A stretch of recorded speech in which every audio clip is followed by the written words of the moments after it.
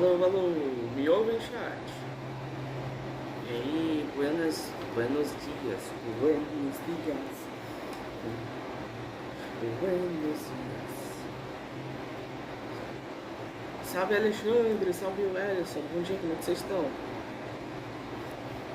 E aí, gente, como é que vocês estão? Estão me ouvindo? Benção? Benção. Então vocês estão me ouvindo, beleza.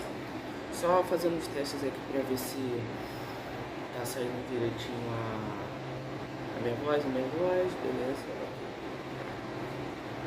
Eu vou esperar o negócio começar, vai estar na contagem ainda, já tá atrasado, hein? Absurdo, é. Deixa eu reiniciar aqui o negócio, mas tá atrasado aqui. Alô, Pokémon.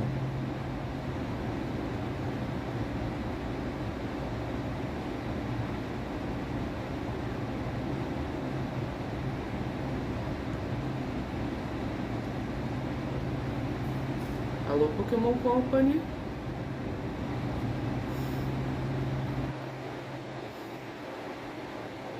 Ué, tá no dia certo. Lindas, eu vou fazer no princípio no Pokémon Platform. Boa sorte. Espero que você consiga. Cara, psíquico no. Cara, a diferença do.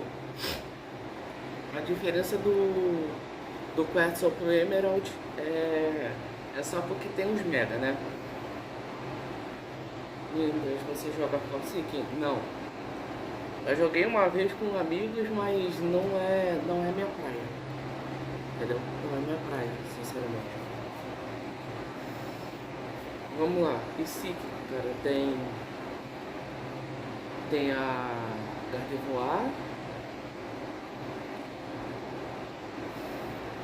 Tá, Gardevoir. Tem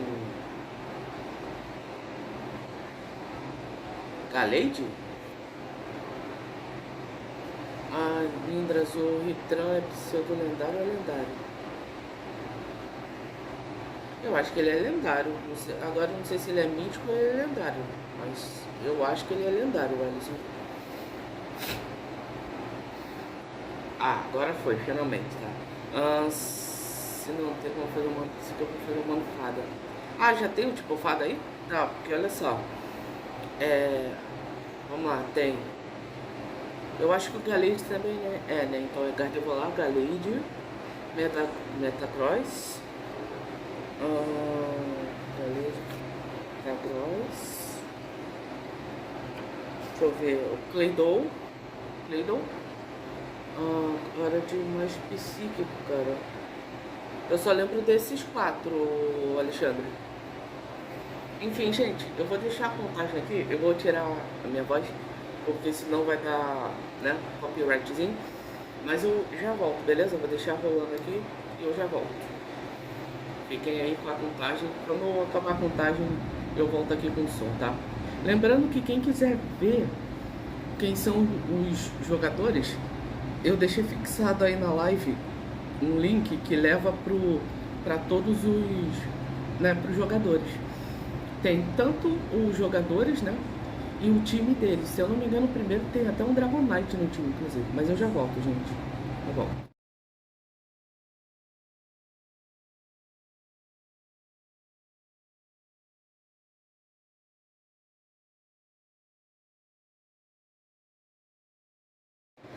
Pera, tem o Espion no. O Abra eu acho que eu não lembrava, mas tem Espion no Emerald? Eu não lembro. Ah, tem, né? Porque tem como passar o do Stadium, né? Não, do Collision, né? Do Collision. Se eu não me engano, tem do Collision.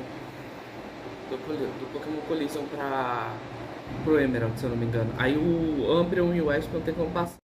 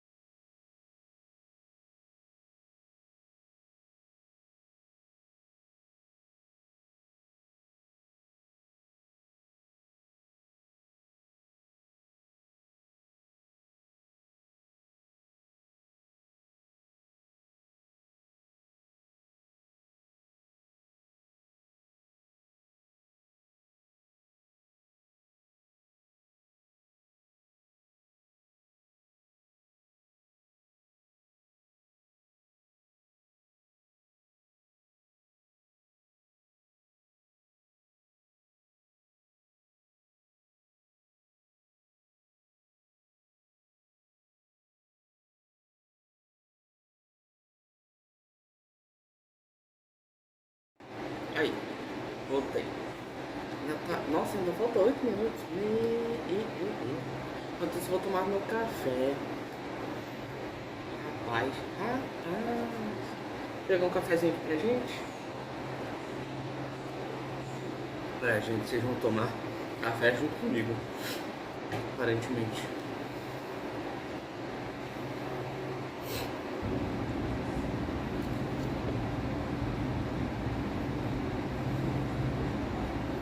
Mindra, se o YouTube. Se o YouTube é seu poder, que você é sem ele? Tu me fez essa pergunta ontem, Alexandre. Eu não lembro o que eu te respondi exatamente. Mas eu acho que eu seria um ser humano comum, você pá?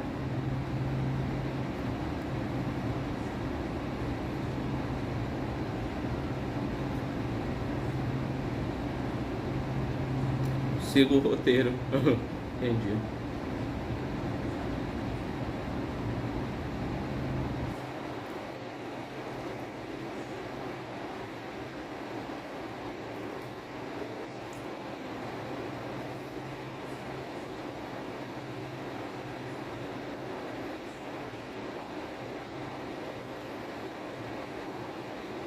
Hoje eu fui dormir 10 para as 5 da manhã e acordei 8. Pô, nem falo.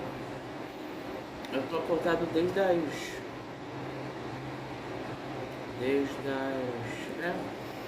desde as 4, basicamente. Fui dormir, era 1 e pouca, acordei 4 e pouca, um susto e não consegui mais dormir. Fiquei com medo de passar da hora, porque eu tinha que ir na rua e abrir a live. Ó, Marlon! Salve, Marlon! Bom dia, como é que você tá? Chat, desde já um ótimo domingo pra vocês, como é que vocês estão?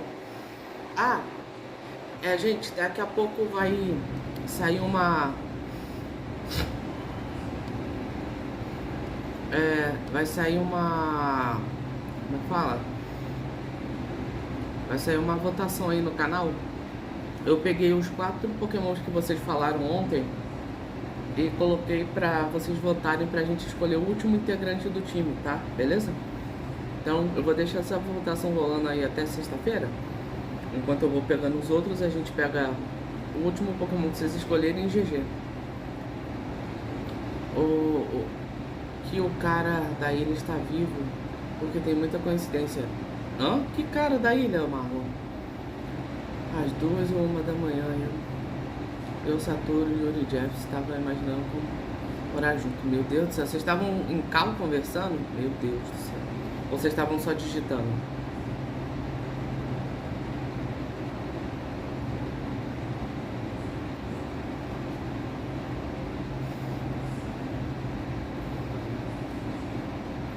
Cara, eu não sei se dá pra falar o nome dele. A gente tava digitando. Marlon, eu não faço a menor ideia de quem você tá falando, tá? Só para início de conversa. Então, vou falar o nome do indivíduo só uma vez. Se você falou que não dá pra falar, então não fala. Não é o cara que pratica canibalismo? É ele? Eu não sei nem se pode falar essa palavra no YouTube.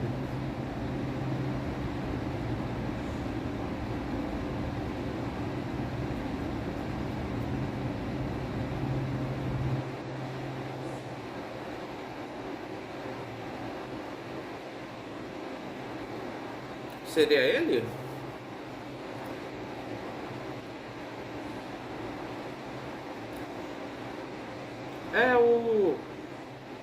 O Simon falou uma vez dele. Agora já pode apagar as mensagens, Marlon. O Simon falou uma vez desse cara. Ele ainda tá vivo? Esse cara não tava morto?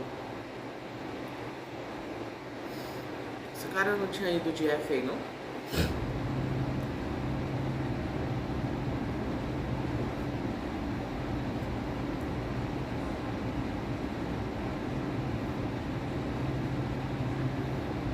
Hum,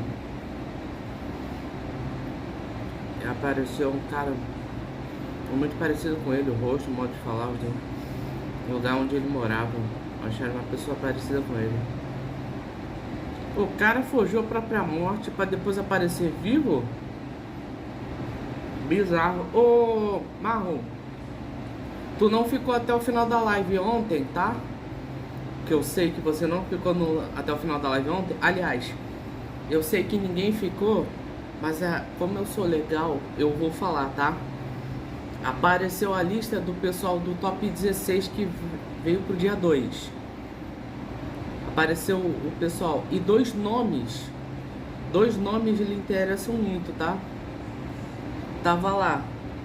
Eu olhei assim, quando eu olhei eu falei, ih, olha só, fulano e fulano tá aqui, Marlon.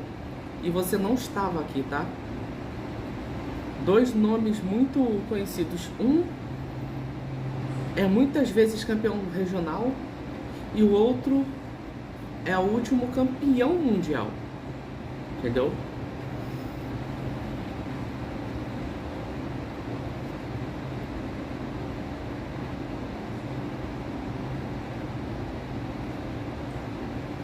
O que eu falei desse jogo, na moral. Exatamente, Marlon. Tava o nome dos dois ali. Eu falei, ih, o Wolf passou pro dia 2. É uma coisa que é rara quando eu vejo. Não, eu falei um é muitas vezes campeão. É o que? 10 vezes campeão regional. E o outro é o atual campeão mundial. Pera. Um é 10 vezes campeão regional e o outro é o atual campeão mundial. É isso, né? Eu acho que é isso. Isso. Aí, viu? Tava tentando lembrar se eu tinha acertado a informação.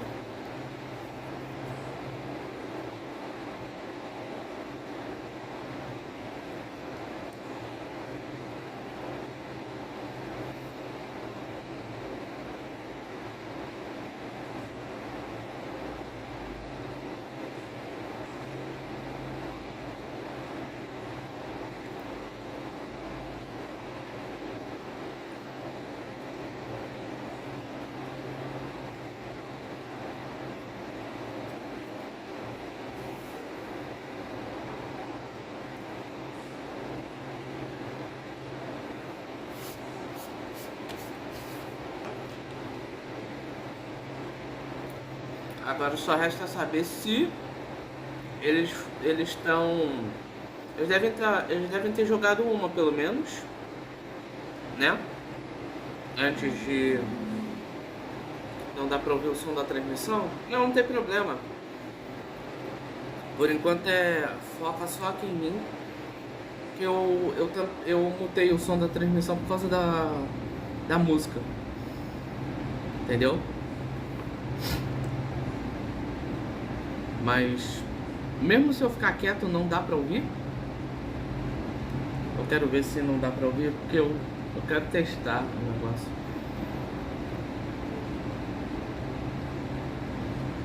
Tá.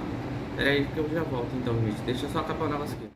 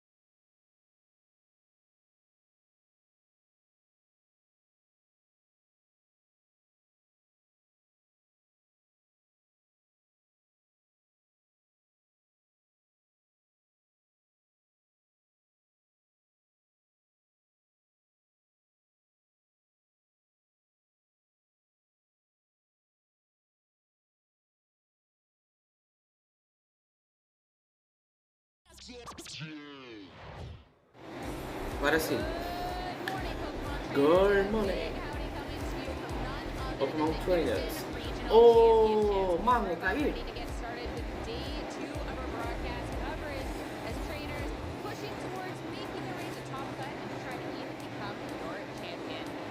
Olha o Aronzeng. Você chegou a falar da... Você chegou a falar que tinha uma mulher participou ontem, né? Hoje ele tá com uma cara mais disposta. Ontem ele tava, pelo amor de Deus, acaba, pelo amor de Deus, acaba. Enfim, voltando. Sabe que eu tô achando que é a moça que participou da partida ontem que você falou? Sabe aquela... Lembra daquela onda do meu amigo Malamar? Que lançou a Mega do Malamar, né? E tinha um regional que tinha uma moça que só falava do Malamar. Que quando o pessoal... Quando os casters, né? Esse pessoal que tá aí na frente fez o palpite de quais os pokémons que iam... quais os pokémons que iriam aparecer. O dela tava os 4 Malamar. Tu lembra dela? Aquele pesadelo? Pois é. Aquilo ali foi insuportável. Cara, eu acho que eu fui uma das poucas pessoas que olhou aquilo ali e falei, mano, que bosta é essa que a Pokémon tá fazendo?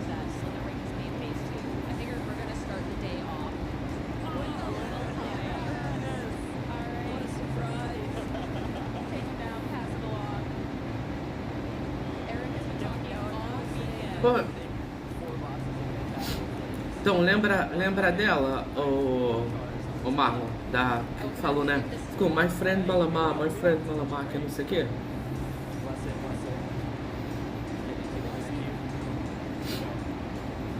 Pô, não é nem... Então, eu acho que é ela, uma das casters daí do Pokémon.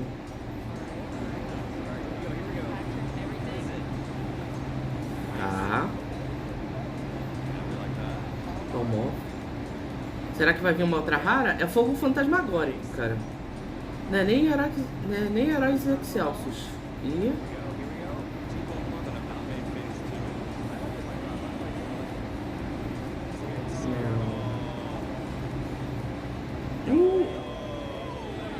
veio ainda? Nem ferrando.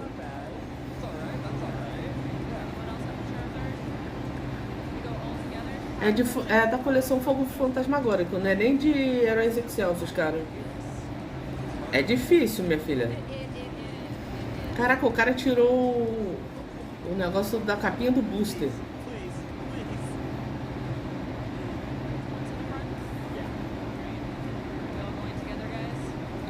E lembrando, tá, gente? Pra quem não entende de pacote assim, é o pacote americano, né? Então é o pacote americano. Ó. O americano vem 10 cartas, tá? O nacional, né? O nosso vem 5 cartas. E o deles vem 10, tá? Num pacotinho desse.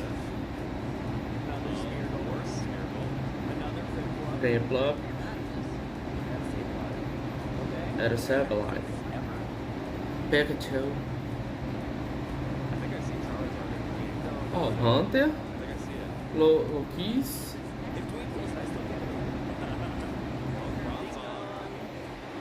Darmanitan. Pô, Luva de Ferro. Genesect. Tirou um Oricório. Boa! Esse Pokémon tá jogando bastante no deck do Charizard. Principalmente, que ele consegue, eu acho que ele consegue resgatar a carta, né? Energia de fogo. E aí o Charizard, como ele bate com energia de fogo, e eu acho que ele bate com 3 energias, ele bate forte pra caramba.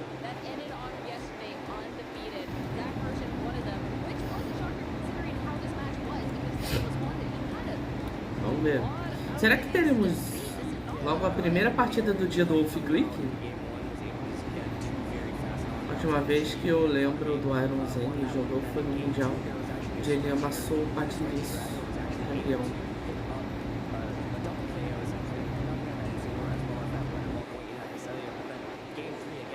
Pera, ele amassou o campeão com o Patiriço ou o Patiriço foi campeão? Juro, velho. Ô, Dragas. Salve, Dragas. Bom dia, como é que você tá? Já um ótimo domingo pra você. Dragas, tu acabou de perder uma coisa bem legal aqui, ó. Eu vou até voltar pra tu ver, ó. Aqui, Dragas. Ah, o Patiriço que foi campeão mundial. Aí, Dragas, ó.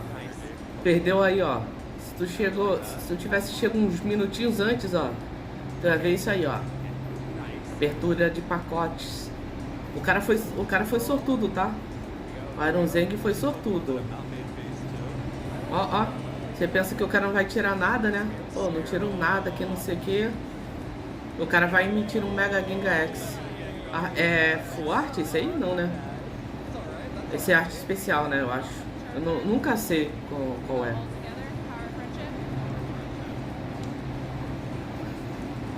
Poder da amizade. Eu sei que tem a sorte infinita. Devia ter sido eu. É regular? Tá, ok. Assim, sinceramente, ó, o Dragas é o nosso meio de TCG aqui. Ó, das cartas mais que estão jogando, quais das raras que apareceu é que tá jogando? Apareceu o Mega Gengar X, esse Miau, é a Full Art, eu acho, né? E aí vai ter mais uma. Eu falei qual que eu acho que é a que mais tá jogando.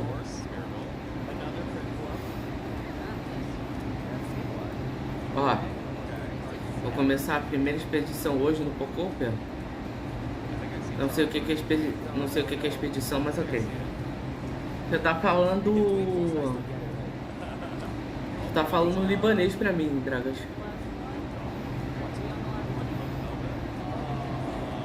Ó, apareceu um Mega Gengar X, um Oricorio e Miau. Qual dessas cartas tá jogando, Dragas, atualmente?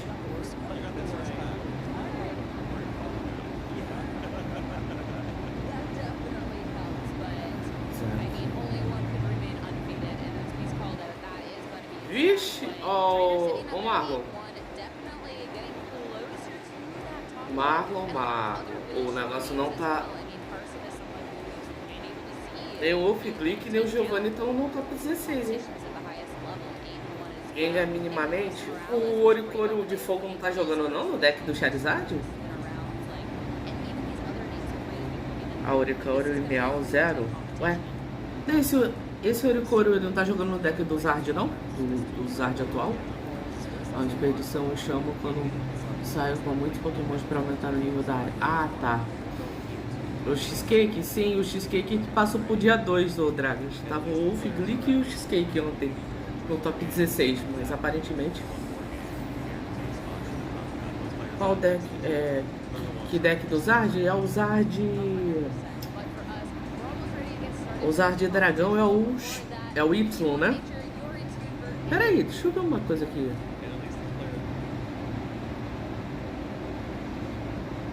Ou eles estão escondidos? Ô, Marlon, essa Luhoshen não é a Caster? Pokémon ama fazer isso? Essa Luhoshen não é a My Friend Malamar, não? Eu acho que é ela. Eu acho que ela passou pro dia 2. Não existe deck do... Dragas, eu tô falando do Zard que vem no Heróis Excelsos, tá? Eu acho que não sei se ele é de fogo fantasmagórico ou Heróis Excelsos. Agora eu não lembro. Ah, em falar em deck, Dragas. Eu não sei se é ela não, tá, Marlon? Mas o Dragas, em falar em deck, ansioso pra equilíbrio perfeito? Ansioso pra nova coleção Equilíbrio Perfeito com o Mega Zygarde? E causa ascendente com o Mega Greninja, que vai lançar em maio, eu acho. Miau, venham. Parece que a carta do Miau vai... É muito boa, né? Ele virou... Eu vi o tio Sam falando dele. Eu vi o tio Sam falando dele. Não sei se tu conhece esse youtuber. Que esse Miau que vai vir, ele faz o que a Tapu Fini fazia e o que o Luminion fazia, né? Que é trazer, eu acho que um apoiador. É, tio Sam. Só que com o Marlon. Esse aqui, ó. Show. Ó. Esse moço aqui, ó. Cadê ele? Ó, esse moço aí, ó. Tá aparecendo na tela, entendeu?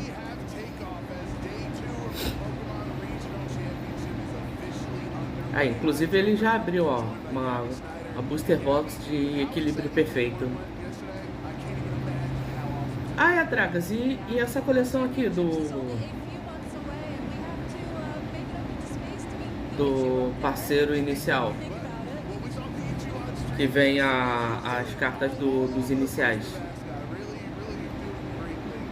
Meu Deus, caiu a qualidade do nada? Oxi. É, ó, vamos ver. Ô, Marlon, vamos descobrir se é ela.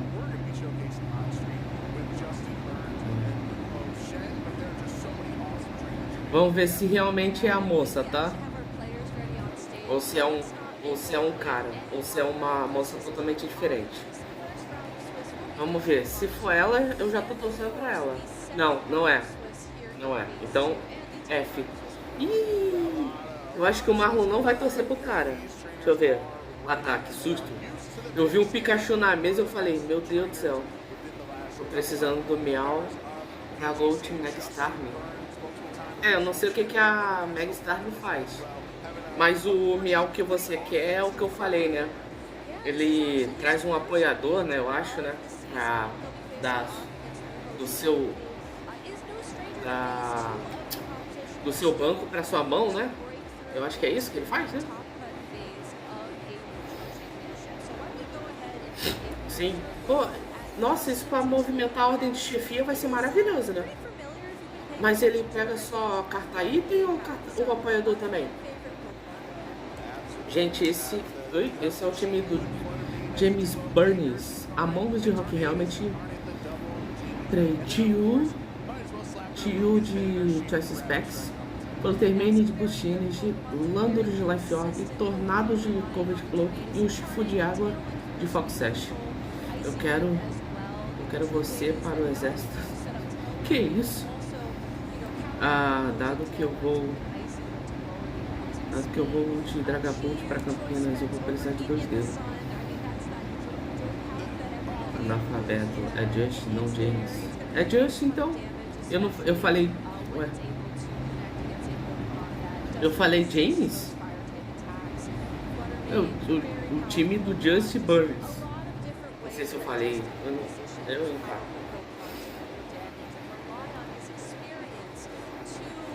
O Dragapult com quem? Falou James? Desculpa.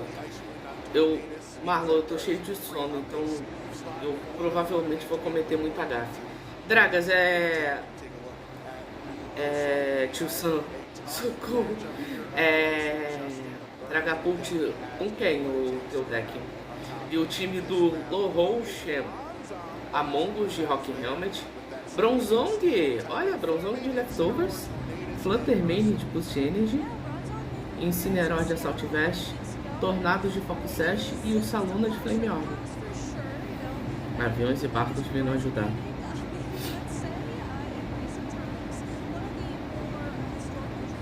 Meu Deus do céu, Marlon, você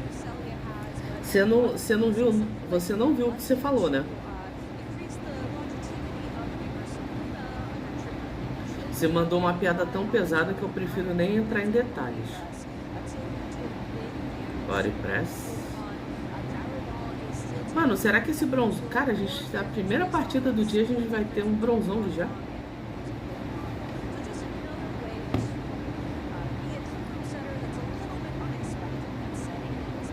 Não essa palavra.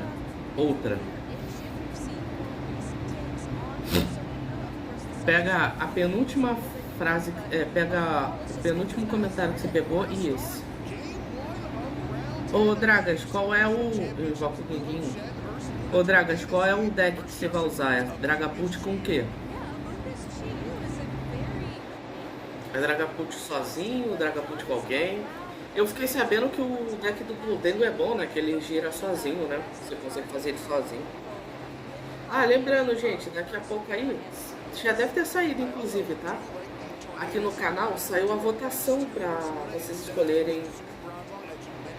escolherem qual dos 4 pokémons aí que eu coloquei pra ser o Pokémon último integrante do time da Batalha da Fronteira, tá? Tô na dúvida se Dragapult Dusknoir ou Terapult. O do Dusknoir é aquele que se você perde teu Pokémon, mas você pega 2 prêmios, é 1 ou 2 prêmios, é isso? Vamos, Camerupt. Oxi.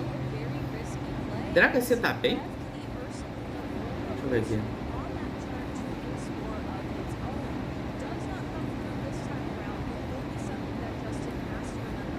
Porque eu não lembro. Tinha uma pira de que se o... Eu não lembro se o Dusknoir for abatido ou se ele se sacrifica, mas ele pega. Ah, eu vou botar no Pokémon favorito. Não, mas não tem o Camerupt ou Dragas. Os Pokémon são Explode, Ludicolo, Glade e Medicham. É um desses 4, entendeu? Tu acha mesmo que eu ia colocar um Camerupt?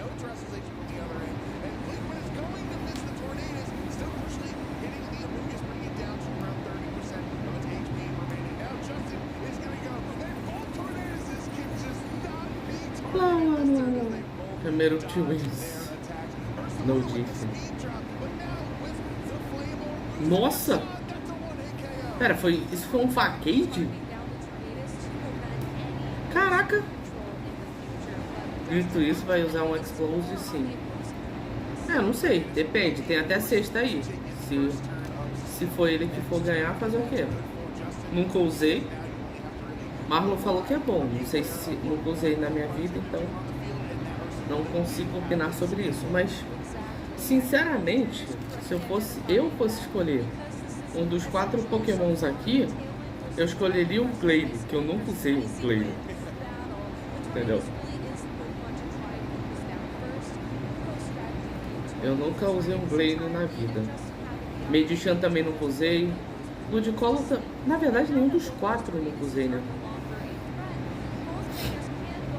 Nenhum dos 4. Vou chamar o tio Sam pra ir na casa do Dragon. Meu Deus, mas ficou com o tio Sam agora no negócio, hein? Dragon será... Meu Deus do céu. Eu não posso citar essa palavra aí que você falou. Ele cai, não?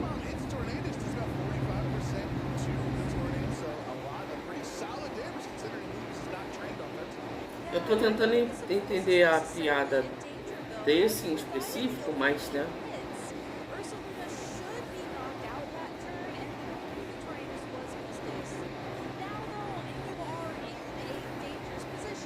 Aí, em falar nisso, foi o Zulin que perguntou sobre o Wilson, né? Eu tenho que lembrar de que... Nunca viu o Pica-Pau, não? Sim, mas eu nunca cheguei a ver... Eu acho que todo. Não lembro. Não lembro. É pouco personagem que eu lembro ali, pô.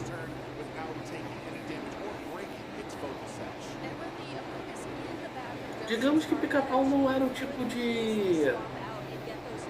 Não era o tipo de humor que me chamava atenção, entendeu? Já cheguei a ver alguns episódios, mas... Entendeu? Não era o tipo de humor, nem o tipo de desenho que me fazia parar pra assistir. Era no Incineroar, será? Terra Ghost? Não, Terra Grass, tá.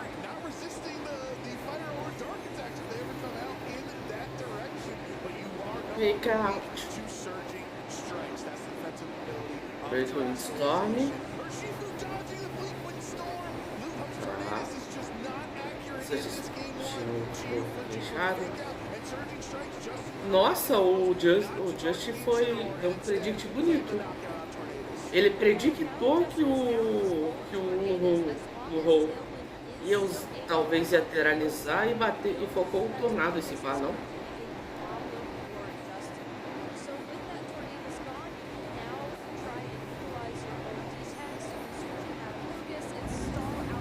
Eu fico pensando, aparentemente deve ser muito fácil achar a Shine da Fluttermane, né?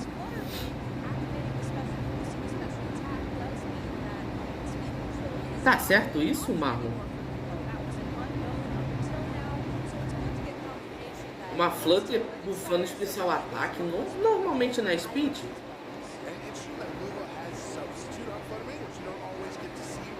Fluttermane bufando especial ataque. Ah, tem alguma coisa, tem um caroço nesse ângulo ali. Me dirigindo para a primeira ilha. Meu Deus, Dragas, até você... Gente, eu vou ter que banir essa palavra para vocês não falarem lá na live, né? Porque não sei se vocês sabem, existem piadas e existem coisas que não é para ser falada. Que, infelizmente, a gente no Brasil normalizou esse tipo de absurdo e transformar em coisa engraçada, né? Infelizmente, a gente transformou esse tipo de... A gente, como diz, né, o ditado, né? A gente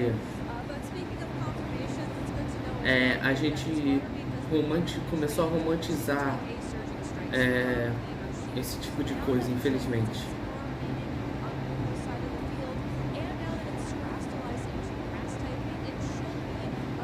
Entendeu? Infelizmente.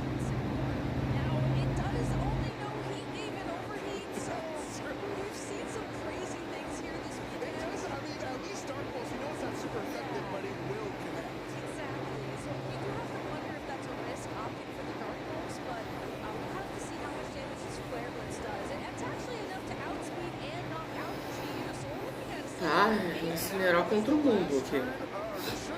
O Search Strike leva, tranquilo aqui. Mesmo que não seja tão efetivo. 2 3. Não pode falar nada desse homem não, pô. É bom evitar, né, Marlon? Até porque, então, entendeu? É o que eu falei, a gente acha graça num negócio que não deveria ser engraçado, entendeu? O brasileiro, ele romantiza muita tragédia, cara. Ele transforma muita tragédia em piada, cara, em humor, entendeu? E isso, sinceramente, é uma coisa que eu sinto tristeza do ser humano fazer, cara. Entendeu?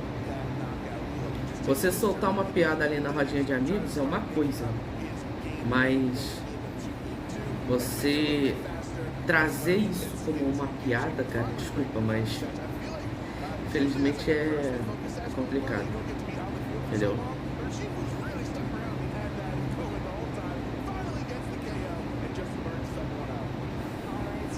Vamos falar um nome pior, Giovanni Cheesecake? Giovanni, eu falei Giovanni. Nossa, Giovanni Cheesecake. Cara, ele passou pro dia 2, vamos ver se a gente vai ver algum jogo dele. Vocês melhor do que eu podem fazer o seguinte: eu deixei um comentário fixado aí com o link da lista dos jogadores. Vê se o Giovanni e o Wolf Glick eles estão no top 16 aí, de repente.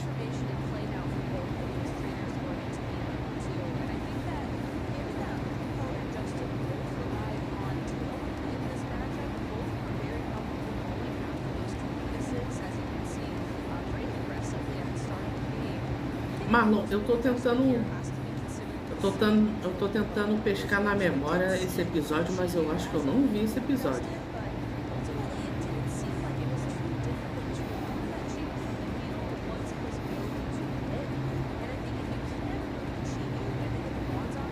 Entendeu? Eu tô tentando lembrar desse episódio, mas eu acho que eu não vi esse episódio. Tô realmente tentando.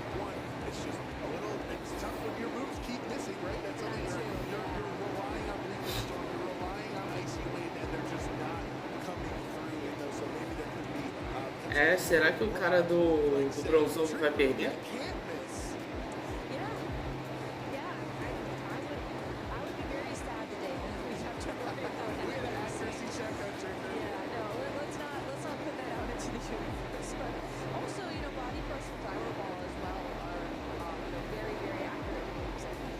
Entendeu? Queria ter entendido. Não sei se eu queria ter entendido.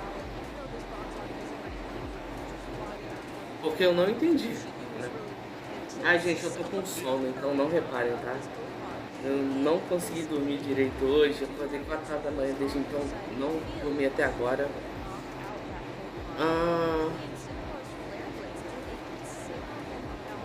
Linda, já ouviu? Yellow Brick Road. Isso é uma música, isso é um jogo. Gente, quanto mais fácil vocês deixarem pra mim o que vocês querem falar hoje, eu agradeço, porque eu tô com tanto sono que eu tô... Eu não tô nem raciocinando direito, tá vendo? Nem as palavras estão saindo direito. Música. Por nome eu não lembro, Dragas.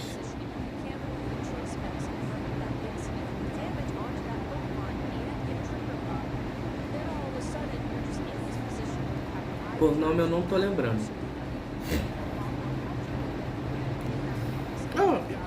Aproveitar que vocês estão aqui, ainda não deixou o like, deixa o like, deixa já muito obrigado, estamos chegando quase a 1 hora de live.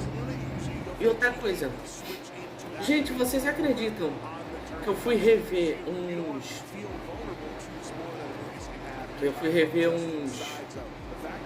uns vídeos do skate, né, do Rayquaza Shine, e cara, depois eu fui ver basicamente o vídeo que eu fiz, né, esse vídeo indo atrás do Fibas.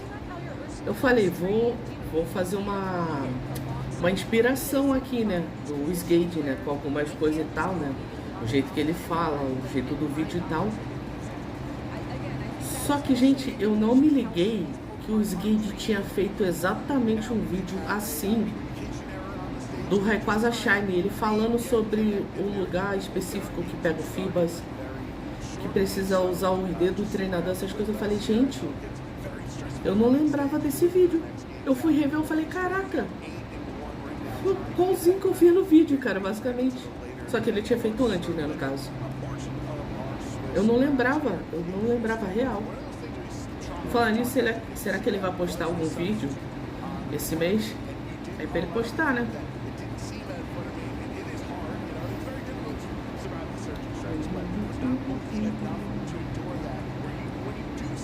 Nossa, o casaco do moleque é de Yokohama.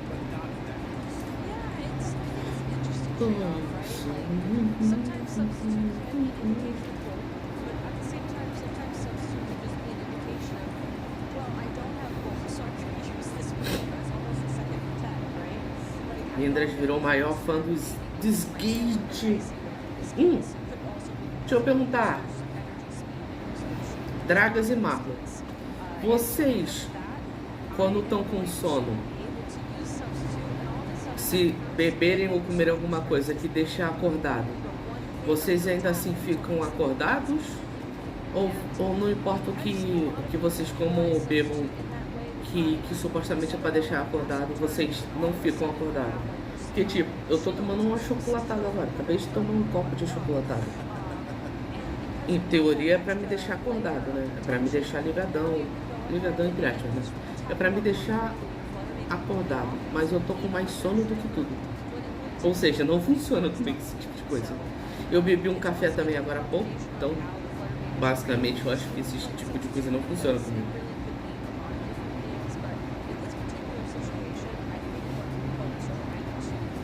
Eu falei de achocolatado, o Marlon me manda logo um doce também, um cheesecake aí, ó. Veremos Giovano. Meu Deus do céu, eu cismei com Giovano, cara. Tem alguém que se chama Giovano, cara? Nem o Giovanni se chama Giovano. Queremos o Giovanni Cheesecake.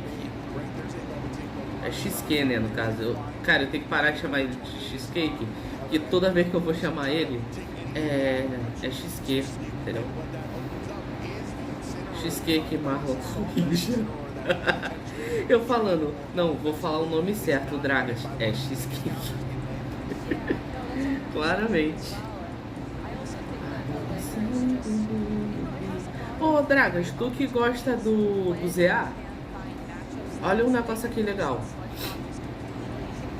O apelido pegou, né, Lindra? Sim, ó, eu já apresentei esse youtuber pra vocês, né? O colecionador Rick, inclusive ele fez ontem Shiny Hunt do como é que é o nome? Do Deoxys, né? Mas ó, olha que legal, Dragas.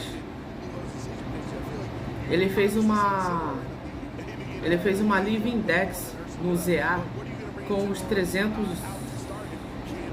com todos os shinies possíveis. E ele fez isso tudo em live, tá? E depois mostrou em vídeo. É claro que tem alguns que não é shiny, você sabe muito bem, né? O cara, você vai falar, ah, mas tem pokémons aí que não são shinies. E aí o que ele fez? Ele pegou a versão normal.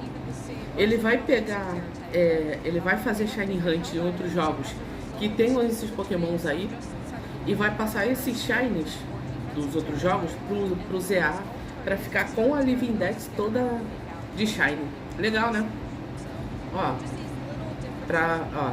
tem todo, ele jogou Pocope, ó, muito Pocope inclusive. Ó, ele tá fazendo, deixa eu ver aqui se eu acho, ó. Cadê, ó? Entendeu, ó? Todos esses aqui, ó, de mega dimensão, ó, são todos que ele... Oh, meu Deus do céu. Não era pra colocar no vídeo, mas enfim. Basicamente ele tem... Oh, aqui. Basicamente ele tem vídeo... Ele tem lives mostrando, né? Todos os...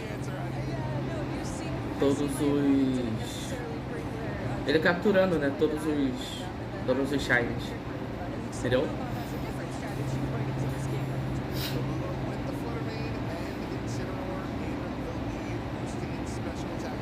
Teve vezes que ele pegou um monte de Onix.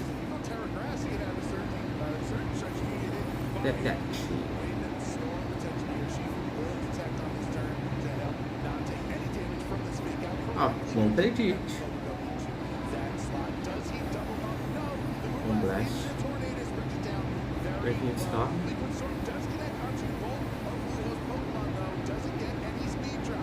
Qual é a chance do Reagindo Storm acertar fora da chuva? É alta?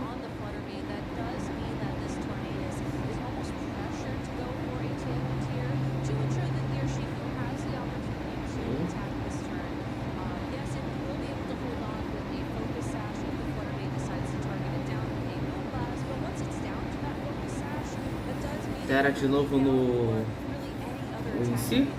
Não, Terra Fada, não, Flutter. Não, Terra Água. Gente, que Fluttermane é diferente. Especial ataque bufado. Terra Água. Tá bom, né?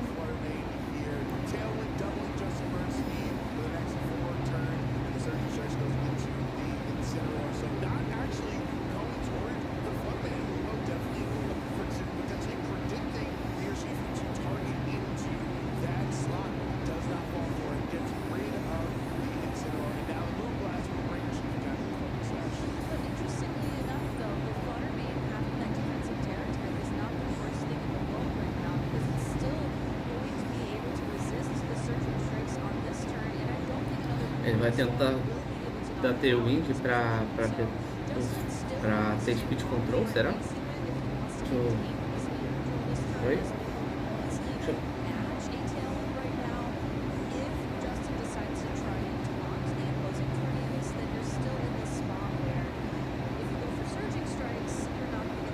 Tá, chat, bebam água, não esqueçam de se hidratar, beleza?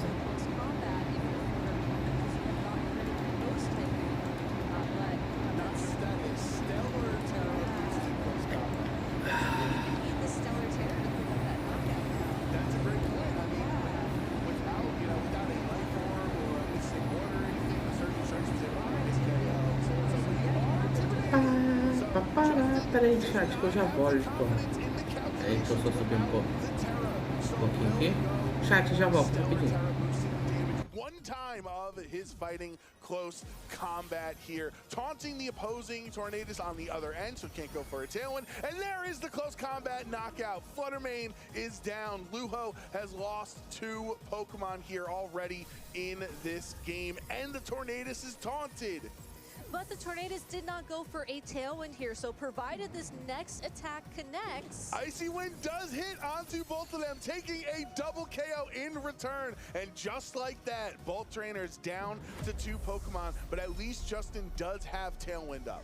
Justin has Tailwind up for now, but Justin did lose his Tornadus, where critically, Luho's own Tornadus is still out on the field.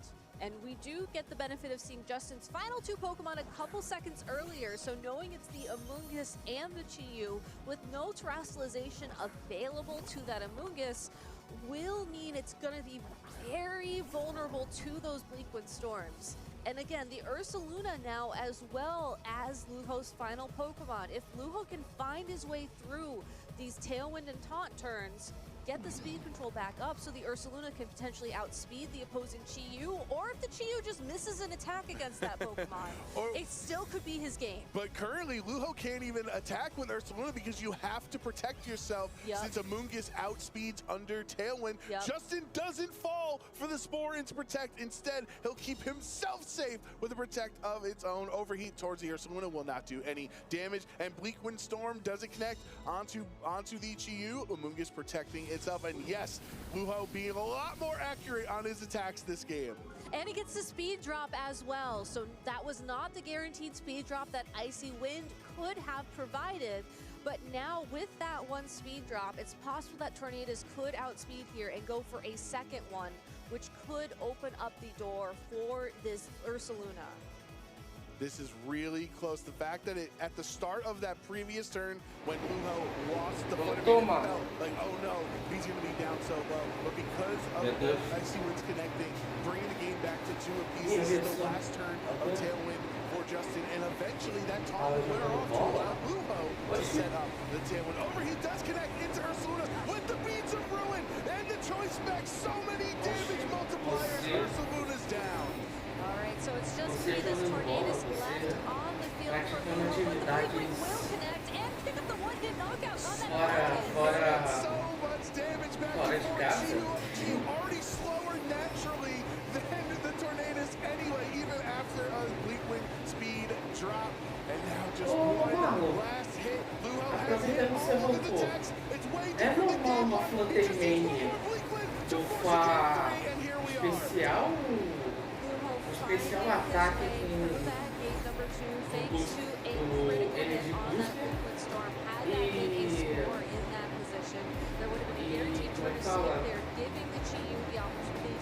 e será o dano imenso desse tio.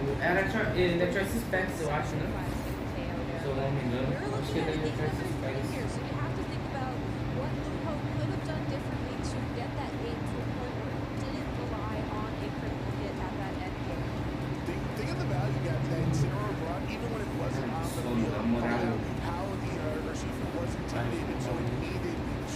Mas normalmente não é mesmo? Porque normalmente até a fada e ela bufa speed, né? Eu falei, ela bufa speed, aí do nada apareceu especial. Eu falei, ué, rapaz, tá certo.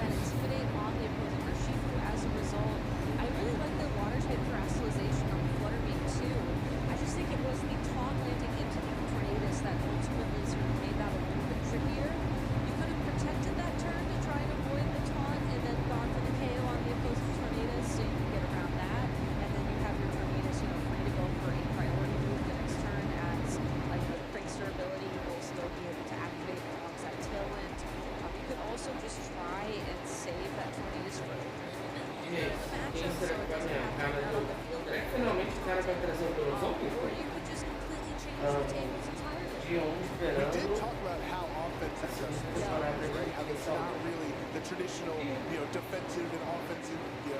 Mas faço o Hunter x Hunter ganhar uma nova temporada do que Chainsaw Man. Tornadus on the other end. It's going to be a tough time. So both trainers breaking the Tornadus out here in Game 3. Flutter Mane for Luho, and then the GU for Justin. So this is a tough spot to be in for both of these trainers, as I don't think we know definitively whose Tornadus is master. Now, one thing that could happen here is that if one of them goes for Tailwind, which we know that's not true anymore, that could be an interesting position where, you know, basically nothing happens, right? So I like how Justin instead is going for the Icy Wave this turn. So if Luho does opt for a Tailwind, you know that you can follow up the next turn, provided your Tornadus is still going to be around, which we know Justin has a way to ensure that now. So then next turn, regardless, because you already have the mindset speed, essentially tie things. And it is kind of a tough spot to go for Tailwind on turn 1, because oftentimes you do want to stagger your Tailwind against your opponent when they also have access to speed control. Terra Steel Tornadus on turn 1 to get out of the or trying to get a resisted Moonblast, but no, Luho correctly calls the Terra and goes for a Shadow Ball, bringing it down very, very low. Icy Wind does hit onto both of Luho's Pokemon, and the Snarl as well takes out Tornadus. No speed control for Luho in Game 3. So both of these Pokemon, both of these Tornadus even went for an offensive attack there, but because Justin's Tornadus was faster, whether that was a speed tie or just naturally trained faster, was able to lower the speed of the opposing Tornadus, and GU able to pick up the KO there thanks to the Snarl. Now, Snarl's not going to be the most effective attack here against the opposing Ursaluna, but a combination attack against that Flutter Mane should be enough to pick up the KO, and Ursaluna has shown that it wants to protect on that first turn to activate the Flame Orb. Now, does it have to protect? We saw him go for Earthquake in game number 1, and with a protect on the Flutter Mane, that Earthquake's looking very tempting. Yeah, Ursaluna doesn't protect here. You got to be on the offensive. Your back is against the wall for Luho. You have to do things that Justin will not anticipate. Snarl hitting into Flutter Mane to protect. It's going to have to beat some ruin into Ursaluna. Doesn't get the knockout. You don't care about a special attack drop, but Earthquake into the Fire type on Chiyu on the other end. There is no Guts boost, and it's a spread attack, but it doesn't matter. The Steel type on Tornadus also solo and HP. That's a double KO. And now with no Tailwind up for either of these two trainers, you may have to switch your Flutter Mane out to regain its natural speed, but overall you have guaranteed that você costuma usar o Chiyu assim? Pokemon that you know of, but we know that Justin has also made a Pokemon adjustment here, and it's not going to be the Amoonguss as that final Pokemon like we've seen in the past 2 games. It's actually going to be his Flutter Mane rounding out the 4. Sometimes you have to make a decision to catch your Já anota aí, ó. now with the booster energy, special attack raised as well, so make sure you see how much these were similar with how their Pokemon were trained, but you know that Urshifu is faster because of Luho's speed drop. Exactly, and because Justin has that natural speed advantage, and because Luho's Pokemon are at such low health, you can see him sort of walk in the dazzling, rely on that spread damage to pick up the KO against what you've seen. You have your Urshifu, Trocou pelo Reagindo, né? that Luho might try and go to. Agora é só And if he Reagindo does de switch in that soberania, final né? Pokemon, taking a dazzling beam plus a potential surging strikes, I mean, that could be a knockout right there. Do give credit to the Ursaluna taking 2 hits with the Beats of Ruin active, still bulky enough to last for this long. Ursaluna finally getting knocked out, but Luho's Flutter Mane does take that dazzling beam and of course these surging strikes into that spot. Luho understood both of these Pokemon were going to get knocked out on this turn. You don't want to switch something in to really take any damage there either, so Luho down to his final Pokemon against 2 of the Titans of VGC in Flutter Mane and Urshifu. And unfortunately, that Cara, a pira de usar o Reagindo é a mesma he does have a couple of do Incineroar, né? A diferença do Incineroar é usada da habilidade e ter uma tipagem que não é muito comum. O Reagindo é por causa da tipagem e golpe de prioridade, né? O seu Thunder Clap, né? Por mais que não deve levar alguns Pokémon, deve deixar na range o suficiente, ainda mais se tiver lateralizado. Urshifu is threatening on Blue here, but with the focus sash, with full HP on these two Pokemon, it might be too much to withstand. There's the Moonblast doing some pretty solid damage into Incineroar, and then Surging Strikes. O Reagindo fica mais é o mais usado, né? Quer dizer, é para ser o mais perigoso, né? E se eu for falar de dois, né? Deixar uma carta especial defesa, né? Ou é mais um? Cadê?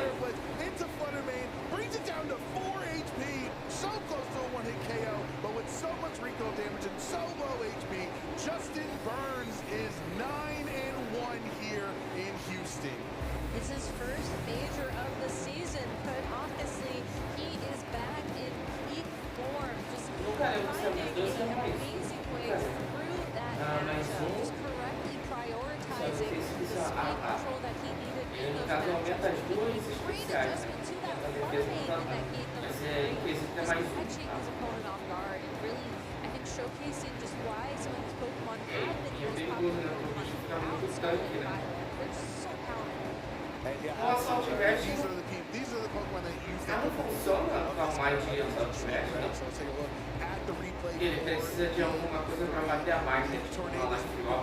It's so scary when you both need the same Pokemon and you both have access to Oh, Tailwind. tem You kind of get playing game of chicken, and then neither of them click Tailwind. Exactly, and you mentioned it earlier in the match, and I want to call it out now. I think that you called it perfectly. Eu falei já bastante provavelmente em regionais, mas eu nunca parei para reparar, tirando o Southwest. So that way you will be able to use him next turn. Unfortunately, though, if you're going for Icy Wind as the attack and you're imposing speed and then you just take an attack and you can't do anything after that, it doesn't even matter at that point. So it's a very tough sort of decision to make whether or not you go for it. But if you, let's say, have a Tornadus that's been trained very heavily in speed and you have high confidence that you can use your Tornadus, all of a sudden using Icy Wind in that position is just a very difficult decision.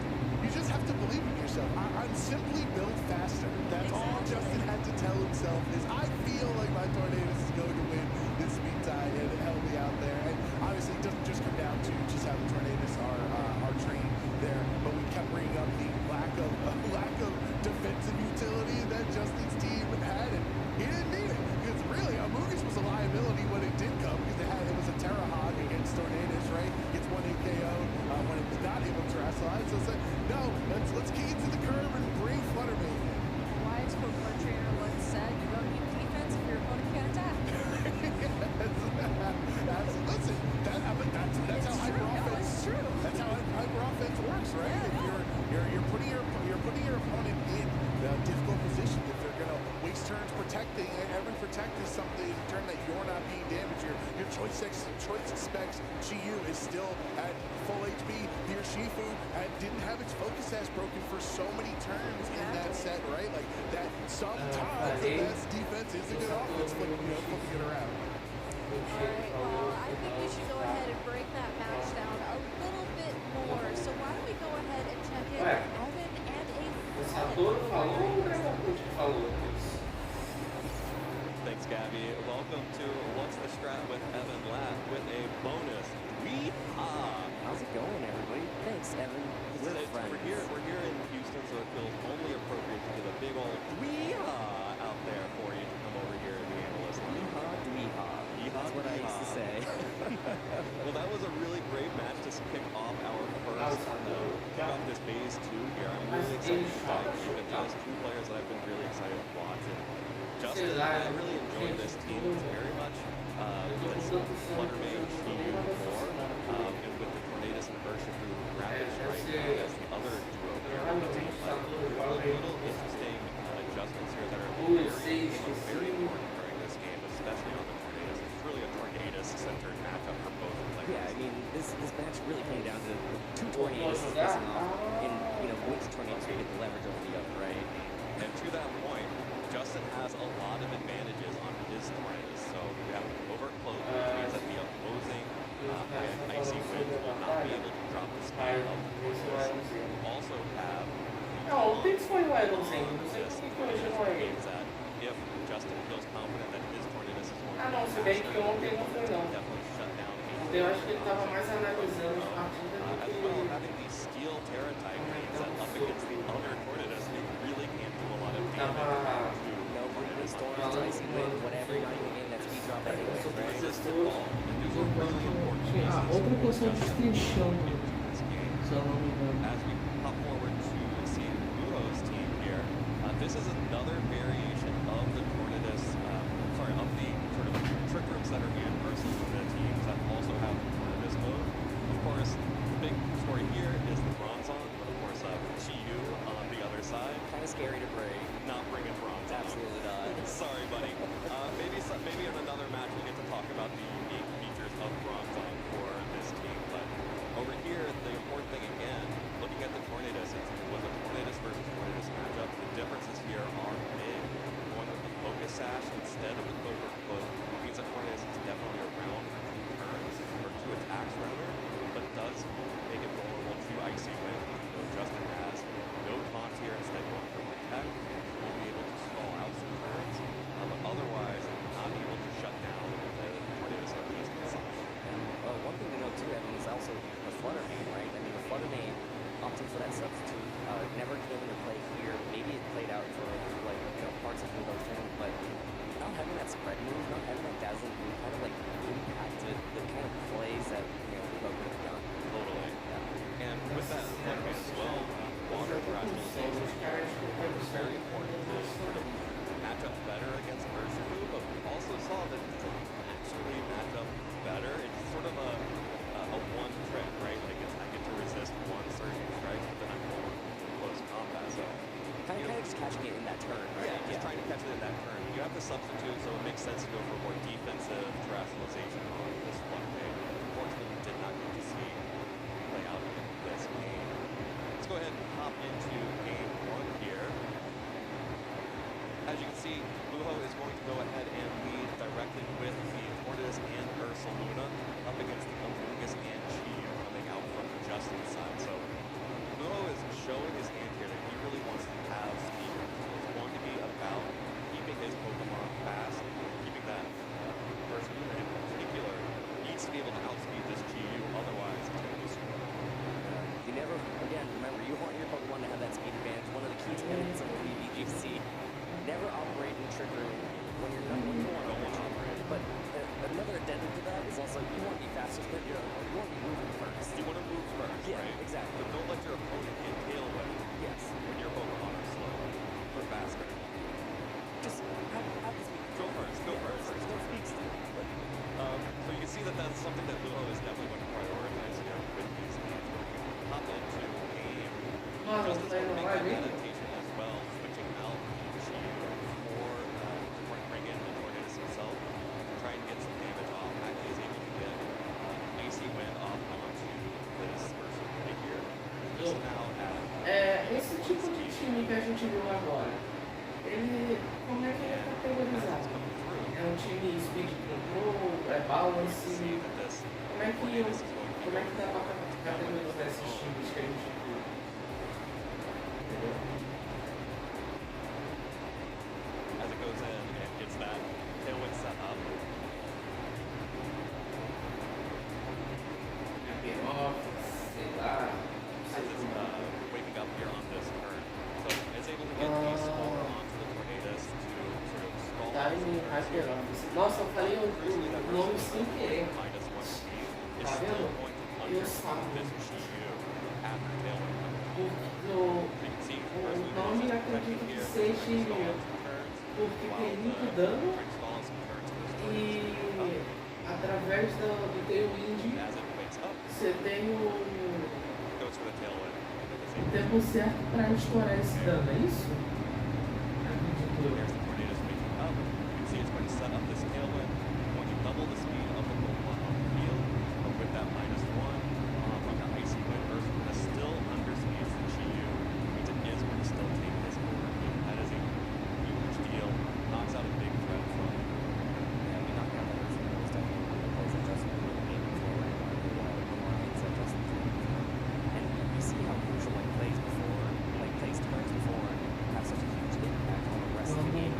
Quando teremos outro grito, pergunta pra eles, eu não faço a menor ideia. tô esperando essa análise deles acabar, cara, isso tá me dando sono, eles vão acabar dormindo aqui um pouco, isso que eu tô falando. Acho que se eu tirar um cochilo, toda vez que esse pessoal abrir a análise, acho que eu recupero meu sono tranquilo. O Felipe falou que não ia jogar mais no internacional e agora no regional. Mas o Marlon, olha a diferença do regional olha a diferença dos dois campeonatos que ele participou. Pelo que eu tô vendo, o campeonato do Texas, esse em Houston, né, no Texas, esse regional que a gente tá vendo hoje, ele é no Texas, aparentemente tem muito texano aí. E é por ser uma área, eu acho que mais country, o pessoal eu acho que não é muito é muito específico o público que vai pra aí, entendeu? Então, de certa forma, é mais seguro pro Wolf ir. E o internacional é o internacional, né? Eles têm que ter segurança absurda, entendeu? Os caras têm que estar com segurança até dentro dos dentes. Então, por isso que ele também foi, né, no internacional. Gostaria que essas foram assim, essas lances que eu jogar. A Pokémon colocou, né? Falou assim, o Iron Zen estava cansado demais ontem, vamos deixar ele descansar. Então o Texas é o lugar do outro. Vou fazer uma fazenda pra lá e morar. É porque é uma cidade tranquila, né, querendo dizer de certa forma.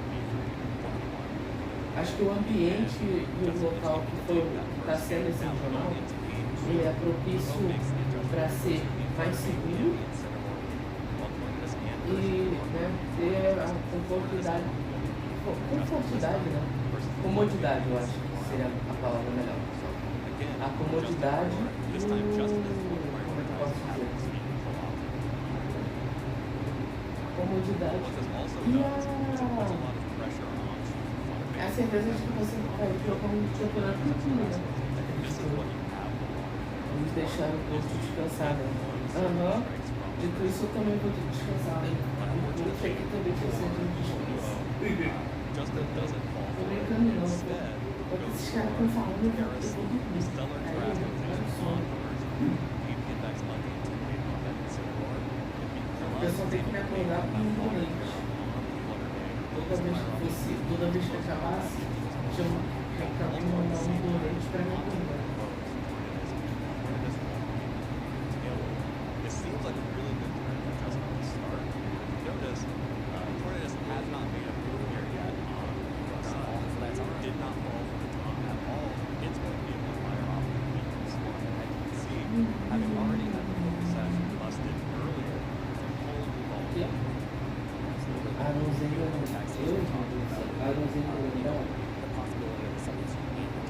Infelizmente eu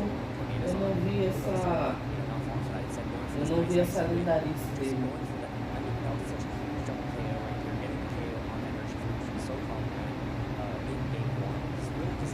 Infelizmente eu não vi essa lindarice dele.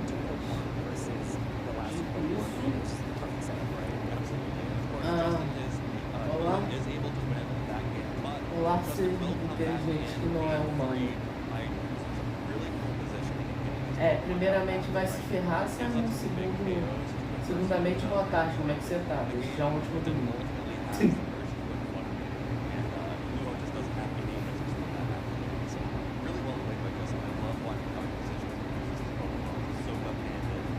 Engraçado, o Simon deve estar assim, ué, ele tá falando, mas não tá mexendo, é porque eu tô, nesse momento, cogitando dormir, porque o pessoal fala tanto que eu acho que o tempo que eles falam dá pra tirar um cochilo. Já graça, né? Eu insisto pelo final É o que? A Copa do Brasil deles? Será? Eu tô ligado que é tem esse campeonato, acho que no FIFA, né? A gente, todo começo de temporada, acho que a gente a gente joga ela? Eu sei que a gente joga em algum momento. Se você vai pra Inglaterra, tem algum momento que você disputa esse campeonato. Eu não estou raciocinando direito hoje, tá certo? Então, não repare se eu cometer alguma dessa. We've always lived by these things that he just came up with for the first time. It's a lifestyle. It's a lifestyle. It certainly is. We are excited for round 11 of the Houston Regional Championship. Zach Emersion, the only undefeated trainer remaining at this point, so he secured his spot in Top Cut here later on today. There's so many other people there. There's so many at 9-1 right now. They want to win this round and get in. Yeah, anybody at 9-1 just has to win one more match to punch their ticket into Top Cut. Anybody at 6-2, you gotta win two. So we're gonna be winning in matches this round and probably featuring another one next round too if I had to wait. That would make that'd be a pretty solid vai jogar? O Fidwick aí, o Giovanni versus Daniel Enru, o Fidwick versus o Massaria.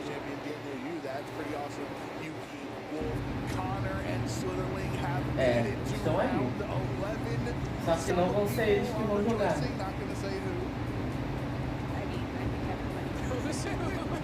It goes without saying who. Connor currently at exit 2, so good luck to everybody out there using Slitherwing in the field and everybody out there who isn't using Slitherwing in the field. There are two types of people competing in this tournament today. Benjamin's in a tough spot. If Benjamin wants Sierra's respect. Yeah. Benjamin's in a tough spot, but we wish both of them well. We wish everybody as we get ready for Dylan and Zoe. We're going to head over to the stage. This should be a pretty fun match. As we were talking about, the winner of this matchup will secure a position in Top Cut Houston. Yeah, Dylan rocking one of those cool hats from back in the VGC days of old. So you got to shout that one out real quick. Dylan also rocking one of those Sizeman teams that have been really dominating. Gostei da blusa do Soyab. Não, é Soyab, né? Soyab.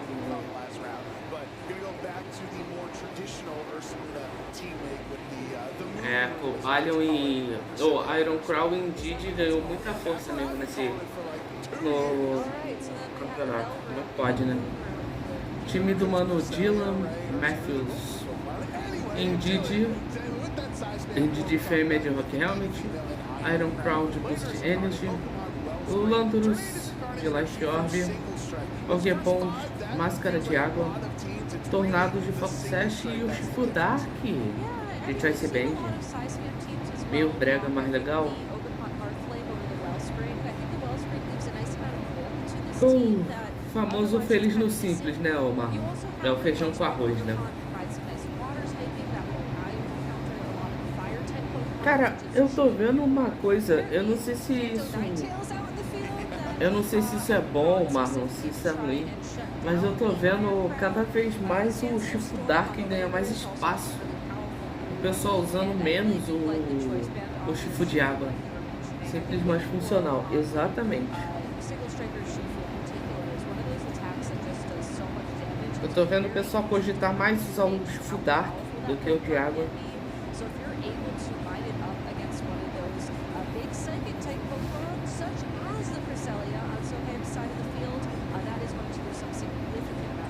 O time do mano Soyab. Só um minuto. Só com o segundo Soyab. Must. Among de Rock Helmet. Cresselia de Safety Goggles. Fluttermane de Choice Specs. Incineron de Assault Vest. O Saluna Flame Orb. E o Shifu de água de Life Orb. O Shifu Dark é melhor nesse meta, por quê?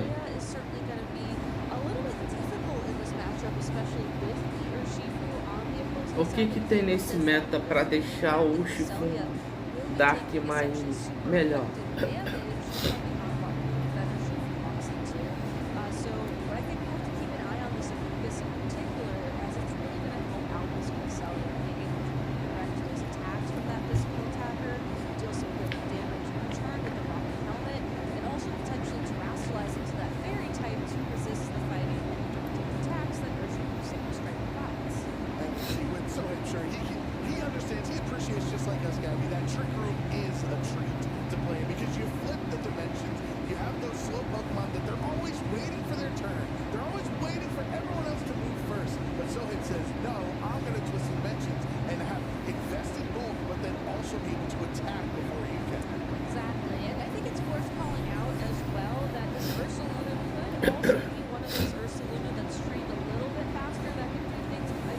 O Shifu fica bem mais confortável contra o Repão de Água, além do golpe Dark da super efetivo no Pokémon Fantasma. Tu diz pelo fato da Flutter estar disponível nesse meta, o Dark é melhor para enfrentar ela? Porque quando você diz Pokémon Fantasma, cara, eu só me vem na cabeça a Flutter e o pessoal teralizando o Fantasma. Ele é imune a golpe psíquico, os Band Force. Ah, tá. Seria o counter da dupla, né? Iron Crown e Indeed, né, no caso.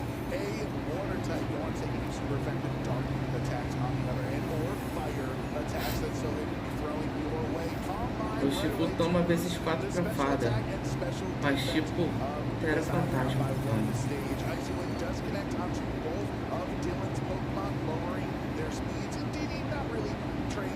E o lutador bate em quem mesmo exatamente? Eu sempre esqueço. O lutador Dark bate em psíquico, é isso?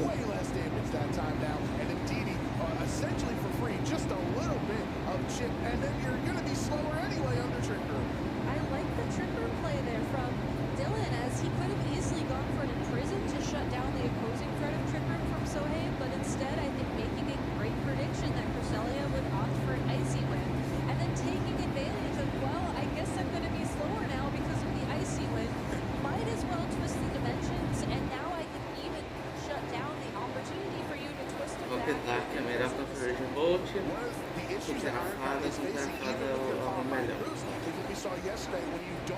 Não, mas o que o Dark bate nesse... o Dark bate em que tipagem mesmo que eu esqueço? Ele tem um golpe de prioridade mais forte que a sua frequente, que tu diz?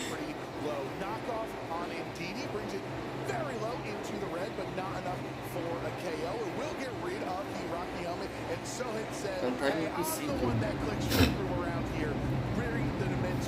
Então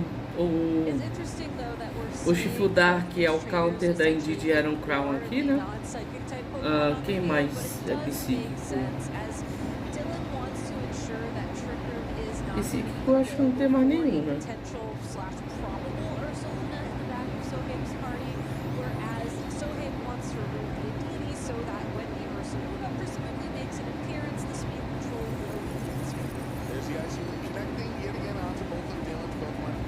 Eu acho que não tem mais nenhum, né?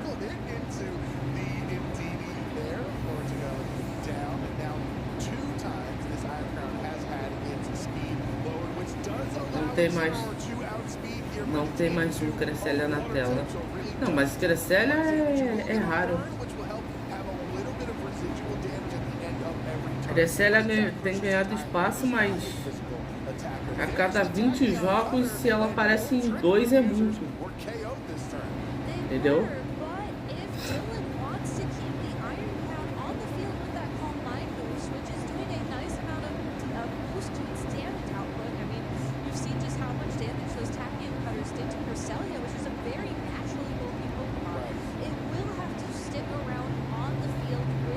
Toda hora excluindo mensagem.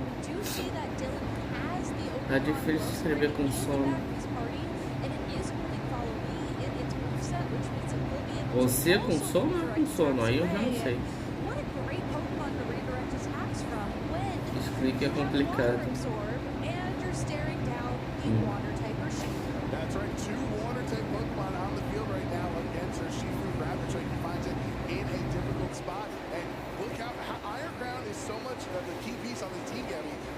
Eu com sono? Então somos dois. Eu tô aqui morrendo de sono, cara. Minha vontade é se deitar e colocar só no top na final só, praticamente.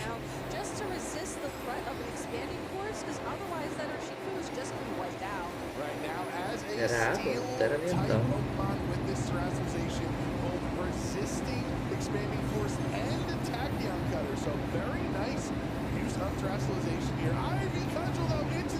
Sei lá, tá 14%. Agora que... Falou, Marco. Obrigadão por ter aparecido aí. Agora que eu vi... Dragapult, eu te dei salve? Se eu não te dei salve, Dragapult. Como é que você tá? desejar um bom dia, é bom dia ainda? Boa tarde e desejar um ótimo domingo. Cara, se eu não te dei se eu não te dei salve aí, desculpa, é porque eu tô com tanto sono, cara, que eu... Só tá o meu corpo aqui, sinceramente, gente. Só tá o meu corpo aqui falando com vocês. Ah, minha alma tá dormindo aqui. É só meu corpo falando aqui, literalmente com vocês. Tipo, meu Deus do céu. Pô, eu tô acordado desde 4 da manhã, gente. Eu não consegui dormir mais depois. Tô quase indo ali pra cama. Dormir, deixar a live rolando e voltar só na final. Que deve ser lá pra 5 horas da noite. Ou 5... Nossa, 5 horas da noite foi ótimo. Parabéns, lindas. Ó, parabéns. 6 horas da tarde, que eu quis dizer. Meu Deus do céu. 5 horas da... Nossa, 5 horas da noite foi de quebrar, gente. Nossa, 5 horas da noite, meu Deus do céu. É, gente, definitivamente eu tô com sono. Tem que ver a partida do Wolf e do Giovanni.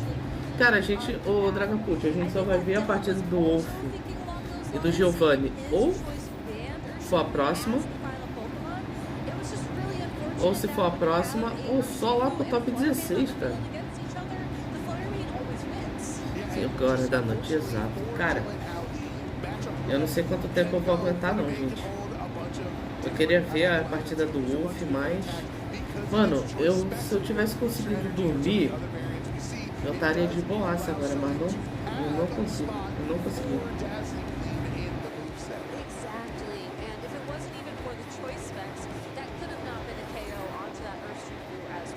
Ô, Zurli! Tu aguenta? Eu confio em você? Eu não confio não, Dragapult. Eu não aguento não. Ó, Zurli! Salve, Zurli! Rapaz, como é que você tá? Desejar um ótimo domingo pra você, cara. Tá bem? Ô, Zurli, tu acabou de esquecendo de me lembrar, mas hoje eu lembrei, tá? Eu tinha visto, sim, qual era o melhor envio do Wilson. E tinha esquecido, né? Eu falei pra você pra me lembrar no final da live de ontem, né? Você acabou não me lembrando e eu lembrei hoje antes da live. O melhor envio do Wilson, do nosso querido, do nosso Gardevoir, é a defesa física, beleza?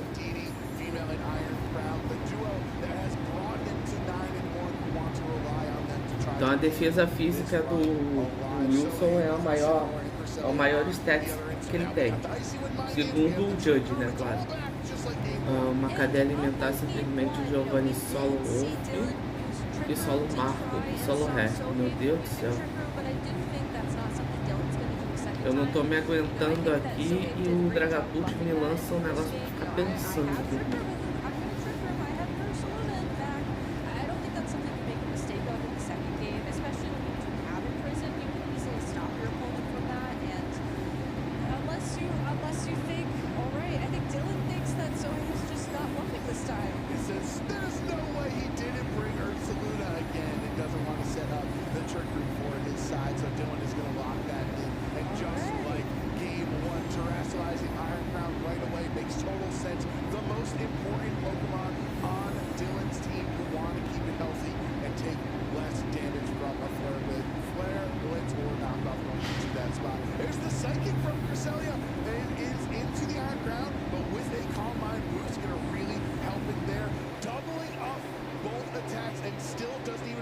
Giovanni deu 2-0 seco no Wolf.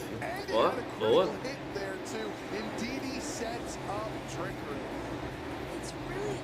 Provavelmente, o Dragapult, essa é a penúltima partida antes da gente fechar o top 16 mesmo, tá?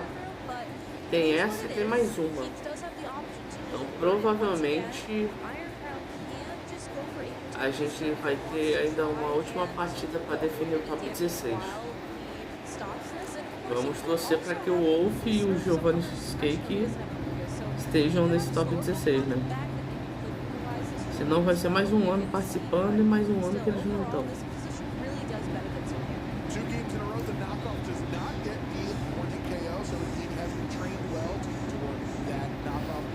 Caraca, como é que eu nunca vi esse Giovanni aí? Ô Zurli, ele ganhou o último mundial de Pokémon, pô. A gente fez até transmissão aqui. O cara literalmente apareceu o tempo todo aqui e acabou ganhando o mundial, pô. É. Ele é o atual campeão mundial, inclusive.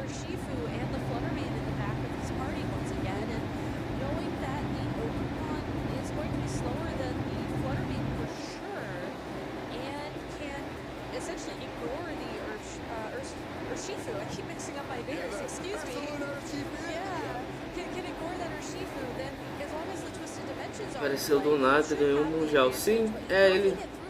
Vocês falaram que ele...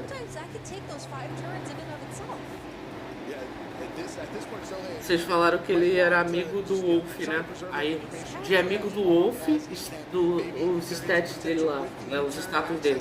Passou de amigo do Wolf Click pra campeão mundial. O Ninda já tá aparecendo um reagueiro de tanto sono. Não entendi a palavra, Zuri, eu tô com sono mesmo. Sabe por que eu tô quase cogitando em fazer, Zuri? Eu tô quase cogitando deixar a live rodando aqui, tirar um cochilo e voltar perto da final. Porque, ó, como, pra ter noção, Zuri, vamos lá. O Dragapult não fala, tá? Mas, Zurli, o quanto você acha que eu tô com sono? De 0 a 10.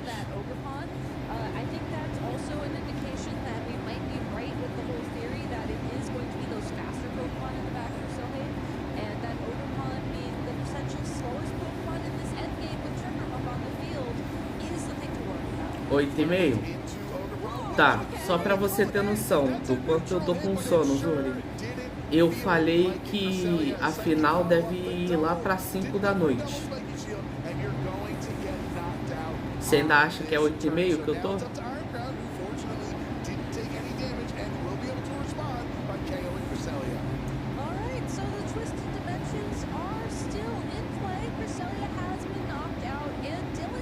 Eu ia falar 6 da tarde, eu falei 5 da noite. Então assim, eu acho que eu tô com um pouquinho de sono, assim, só um pouquinho. 5 da noite, esse horário existe? Pois é. Tô me distraindo com o rastro do teclado celular.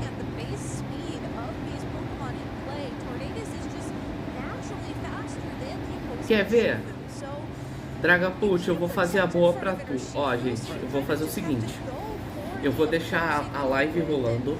Vou tirar um mini cochilo, eu espero conseguir, tá? Porque eu devo ficar preocupado com o horário da live. Mas, ó, guarda essas palavras, Dragapult. Guarda essas palavras, Dragapult. Eu tô falando aqui, ó, tá na partida 11. Eu vou mutar a minha voz, vou deixar o volume da live só. E a próxima rodada é a partida do Wolf. Ou do Wolf ou do Giovanni, tá? Beleza? Só me passe um feedback aqui, vê se dá pra... Se tá dando pra ouvir direitinho a transmissão. Quando eu muto, se tá muito alto, tá muito baixo, tá? Podem me passar o feedback aí, por favor? Eu vou mutar aqui pra ver se tá muito alto ou muito baixo pra vocês, tá? When you're guaranteed to get crit 3 times. All right, well, the Ursaluna honestly did a lot there, though, by allowing the Incineroar to leave the field and come back because... Tá ok? Beleza, então. Tá, eu vou fazer o seguinte, então. Deixa eu só desativar aqui o fone. A live vai cair pro... A live não, a transmissão vai cair um segundinho, tá demais. Beleza? Aí eu volto aqui com vocês. Provided the close combat is going to be enough to pick up E me avisem aí se continuar bom o volume da transmissão. Combats to secure the victory, and Sohaib Mufti has secured his position in top cut of the Houston Regional Championships.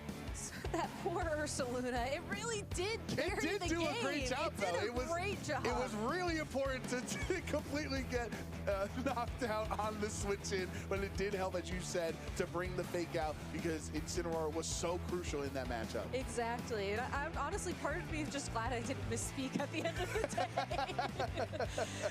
But, you know, it does sometimes work out, though, that your win condition is, unfortunately, just taking one of your Ah, tá funcionando de boas? Ok, então. Fazer o seguinte, gente. Boa live pra vocês aí. E eu já volto, tá? Tomara que a próxima partida seja ou do Giovanni XK que eu dou um Figli e que tenha acertado. Então, até daqui a pouco, gente. Já volto. Fake out, they can't stop me from attacking with the Unseen Fist ability.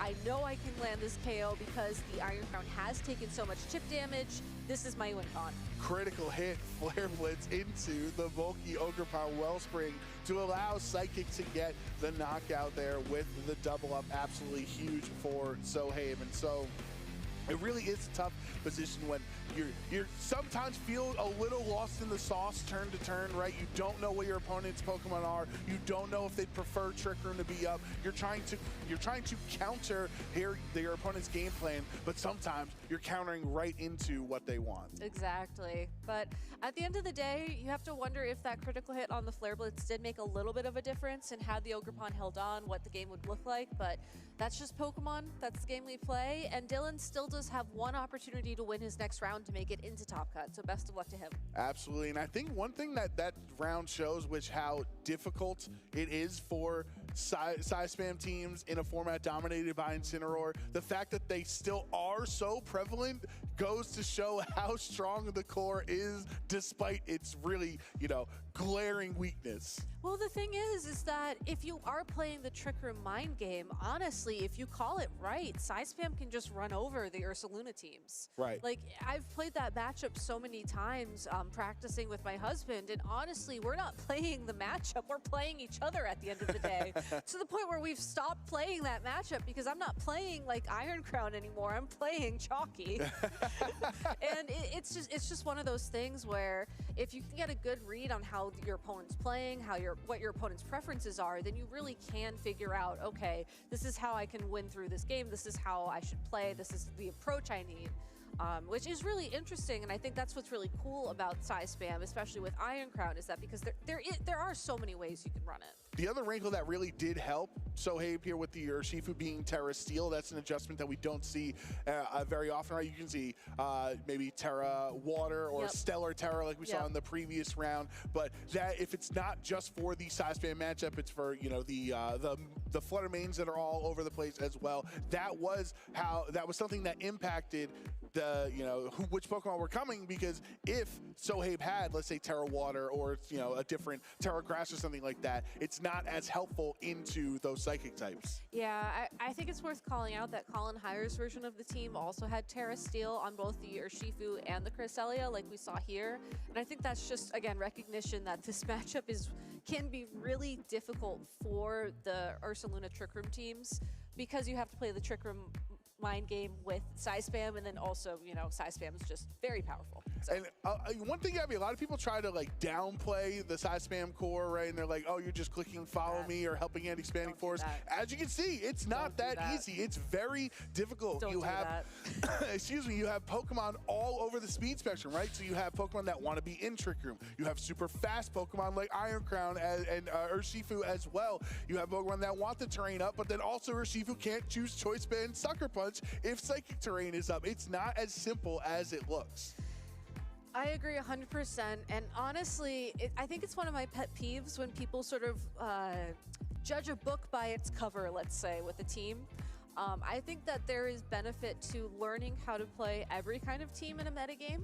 I think that finding the team that works for you is always a good thing, but at the same time, I don't think there's ever like an easy team to learn, because the way that your brain works is different than the way my brain works. Right. And, you know, maybe Galarian Moltres is a great Pokemon for your brain, does not work in this brain. So someone who just naturally is drawn to a Psy Spam team just looks at the world differently compared to how I look at the world, and it might be really easy to them, and maybe they make it look easy, and that's why, you know, it maybe has a certain reputation. But at the end of the day, you're absolutely right. There are a lot of moving parts there. It's very difficult to operate, and it's a very, you're absolutely right that it's a very difficult team to sort of get into those positions. You know, I do. If I'm checking my notes here, I do think that is another famous Dweeism of don't judge a VGC book by its cover. I know nice. Dwee's been saying that for a very, very long time, and we are ready to have some fun times with Sohaib.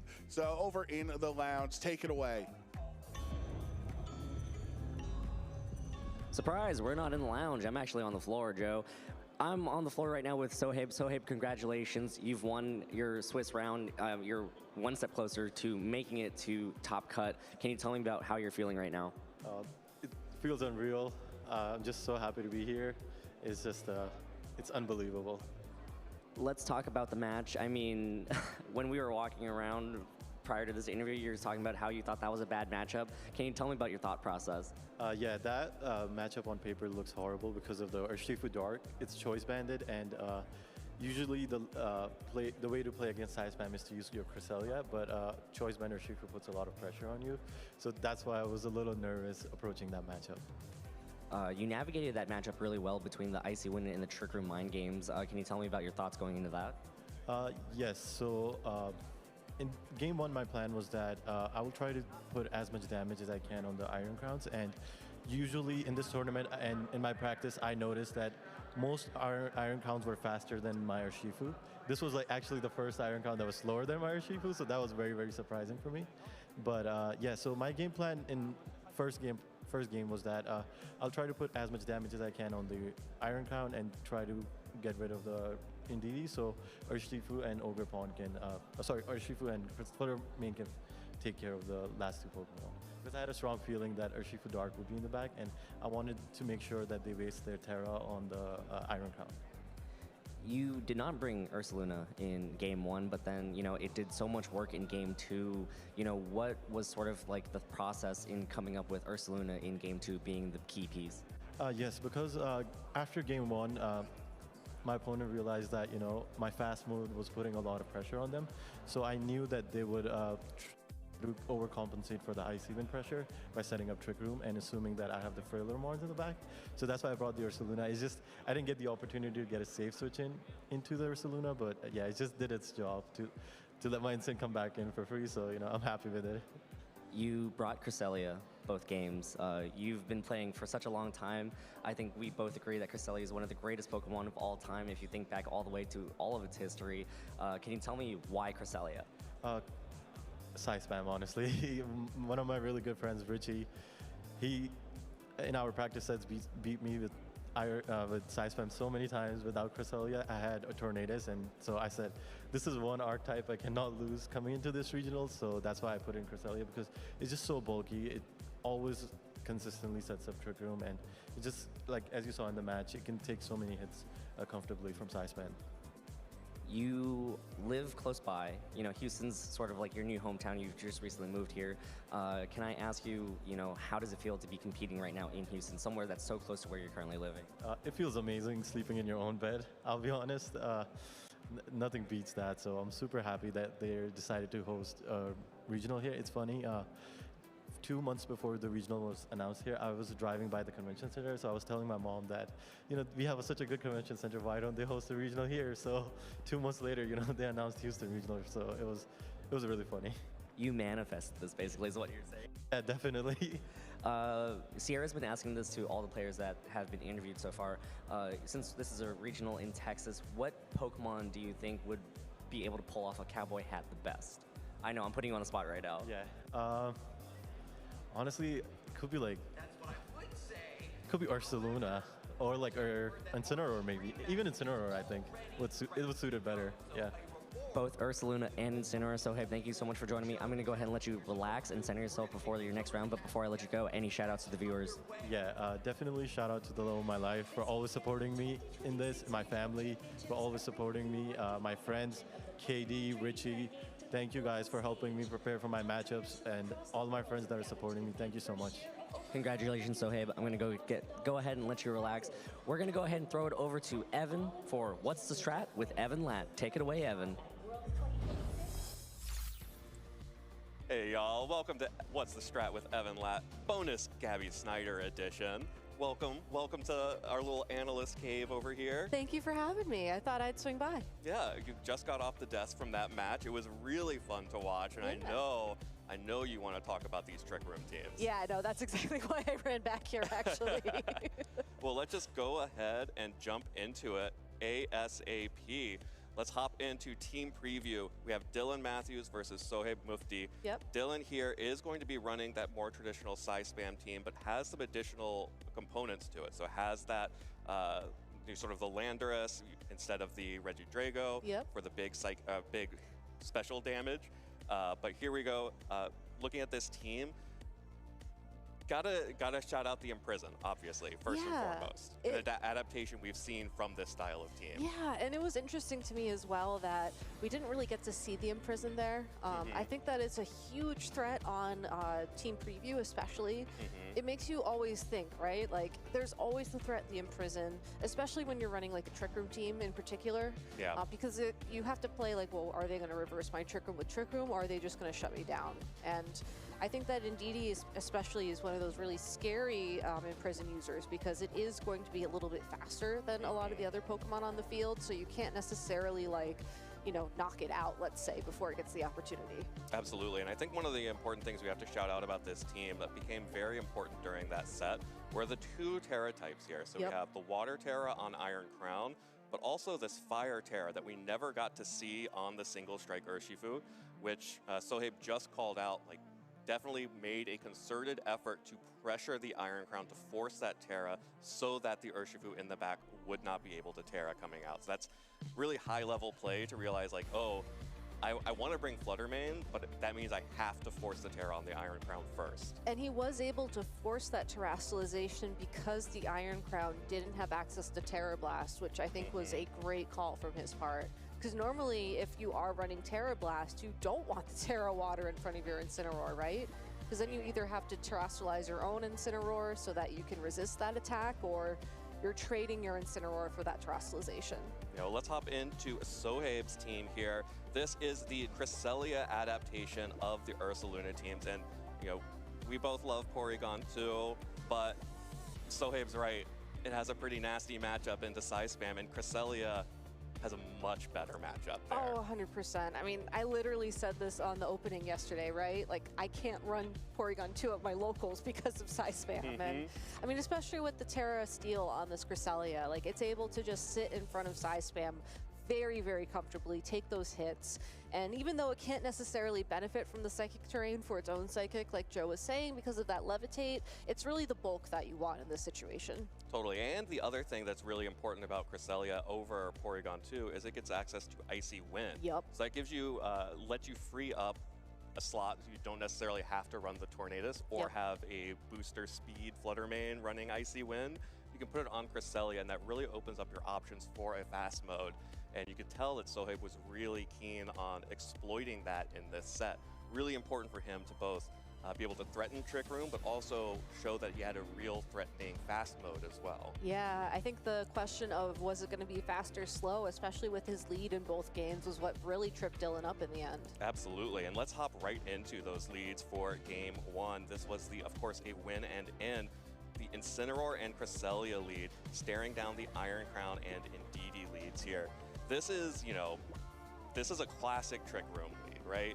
If you have your Trick Room setter in Cresselia, you have the Incineroar that usually is able to threaten Fake Out Pressure, but in this case is just able to threaten big damage onto either of these Pokemon, right? So a knockoff or Flare Blitz into the Iron Crown, or a knockoff into the Indeedee, able to threaten big damage here, keeps that Cresselia safe. Seems like a perfect opportunity to set up Trick Room for yourself, right? Oh, 100%. you're exerting so much pressure here, but actually Sohaib decides that he does not want to set up Trick Room. Instead, goes for the Icy Wind from this Cresselia, forces out the Terra on the Iron Crown, like Sohaib mentioned, was going to be a key component of his strat. The Iron Crown is able to start getting the Calm Minds going, which has been very important for these Pokemon to actually deal enough damage. But like, this I think was a really crucial moment here. It really was. Like, and I want to ask you, Evan, because I think everybody would sort of read this lead differently. Like, what would be your instinct to do here if you were the Spam player? Like, would you try and go for Trick Room? Would you try and go for Imprison? I think I am almost certainly not going for... I am assuming they're going to try to set up Trick Room. So I am probably setting Imprison here. Yeah, me too. Yeah, if I don't want Trick Room to go up, I would be using Imprison here. But I think what's really interesting here is that clearly these two players have played this matchup before. 100%. Because what this shows me, when Icy Wind comes out from the Cresselia, shows me that Sohaib is going the fast mode.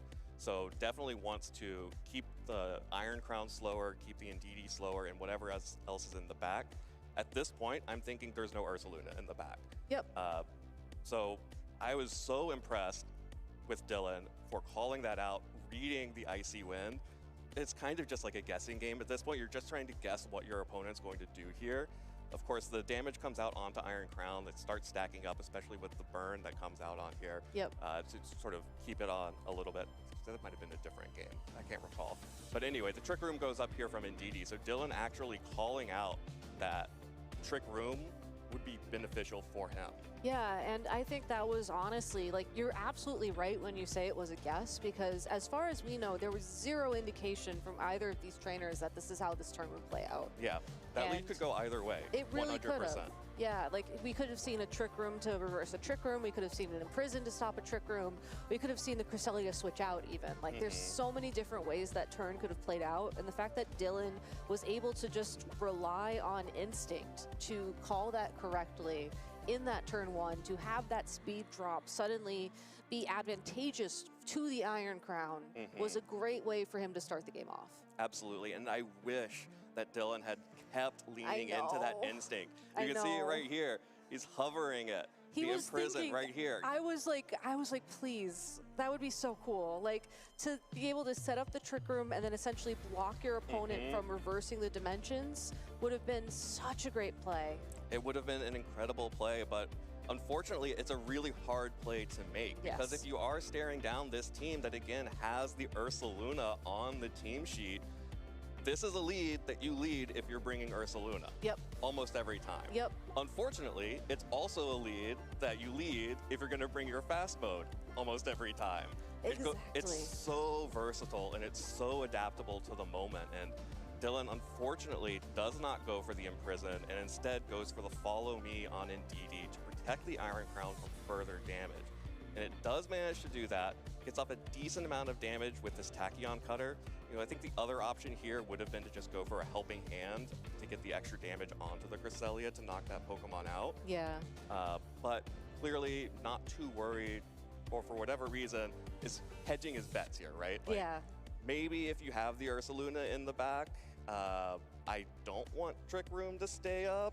Or if you do, I just want to stall it out, or... Well, it also depends on how the Ursaluna's been trained, which we also have zero indication of at this point in time. I mean, some of these Ursaluna on these Icy Wind Cresselia teams have weird speeds. Absolutely. Like, I mean, weird complementary, by the way. Like, people have gone down rabbit holes to do the math, so that after 2 Icy Winds, I outspeed this, but also in Trick Room, I underspeed this. And I have so much... love for the people who do that math that I can then shamelessly copy on my homework. Yeah, it's so helpful to, I know, right? to have someone else do the math for you and Shout get the out speed to tiers. Jake, by the way. Jake's my guy.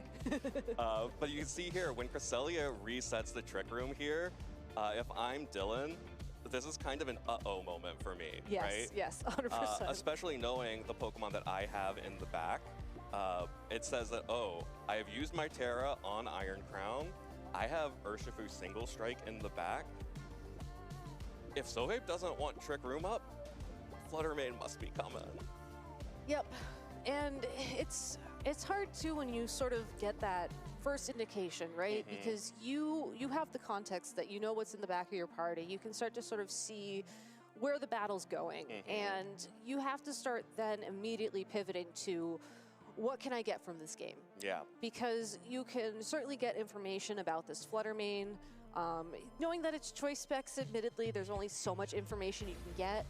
You can maybe try and stall out the psychic terrain, so like a sucker punch damage calc could be helpful here, but there just ultimately wasn't really enough time for Dylan to salvage much. Yeah. And in the end, the final Pokemon do come out, and it will be the Urshifu single strike. Sohaib is able to get damage off onto the Iron Crown, take it out using the Terra Steel Urshifu, and of course the Flutter Mane with the choice specs here. Ogerpon can't even protect the Urshifu with Follow Me because of the Dazzling Gleam. So just unfortunate checkmate here from Sohaib for Dylan, and just incredibly well played to be able to set up that trap. Like, it really was a trap that Sohaib set up for Dylan, and Dylan walked halfway into, or dodged it halfway, and then decided to go all the way into it. Felt like something I do sometimes when you know you're walking and you dodge like the crack in the road, but then you trip on something else immediately afterwards. Not that I've done that, let's be real. Who amongst us? But no, I thought that he had the right idea though, that you were able to sort of identify, okay, well, with this lead, these were the possibilities. And I think going into game number 2, he had the same sort of gut instinct with the lead, right? It's just unfortunate that Sohaib was able to sort of make the same bluff, but just have a different outcome, which is exactly what you want to do with a team like this. You know, you want to be able to sort of put out the same front, but then have a completely different play style just to catch your opponents off guard. Yeah, and you can see coming into this second game, the exact same leads here. It's going to be the Cresselia and Incineroar and the Indeedee and the Iron Crown for Dylan. And then this is where it gets really scary, because if you thought it was a guessing game in game 1, now it's also a guessing game in game 2, but with more information. So like, all the same things are true that were true in game 1 here. This Incineroar still threatens big damage onto both of these, still is a perfect opportunity to set up Trick Room from the Cresselia, but also a perfect opportunity to sort of get those Calm Minds. If you think there's going to be another Icy Wind, you can go for the Trick Room, and if the fast mode's coming back again, you'll be happy to go along with that. And to Cresselia's benefit as well, I think the nice thing about this lead into size spam is that it's so bulky. Even if Sohaib maybe doesn't make the most optimal play in this situation and Dylan ends up, you know, with the better trade for this turn, you have more ability to recover from it. Whereas with like Porygon 2 or maybe some other Trick Room setter, like, you just take so much damage in return with a bad call that you're just really on the back foot for the rest of the match. Totally. And heading into turn 1, it's the exact same turn 1 with one important exception.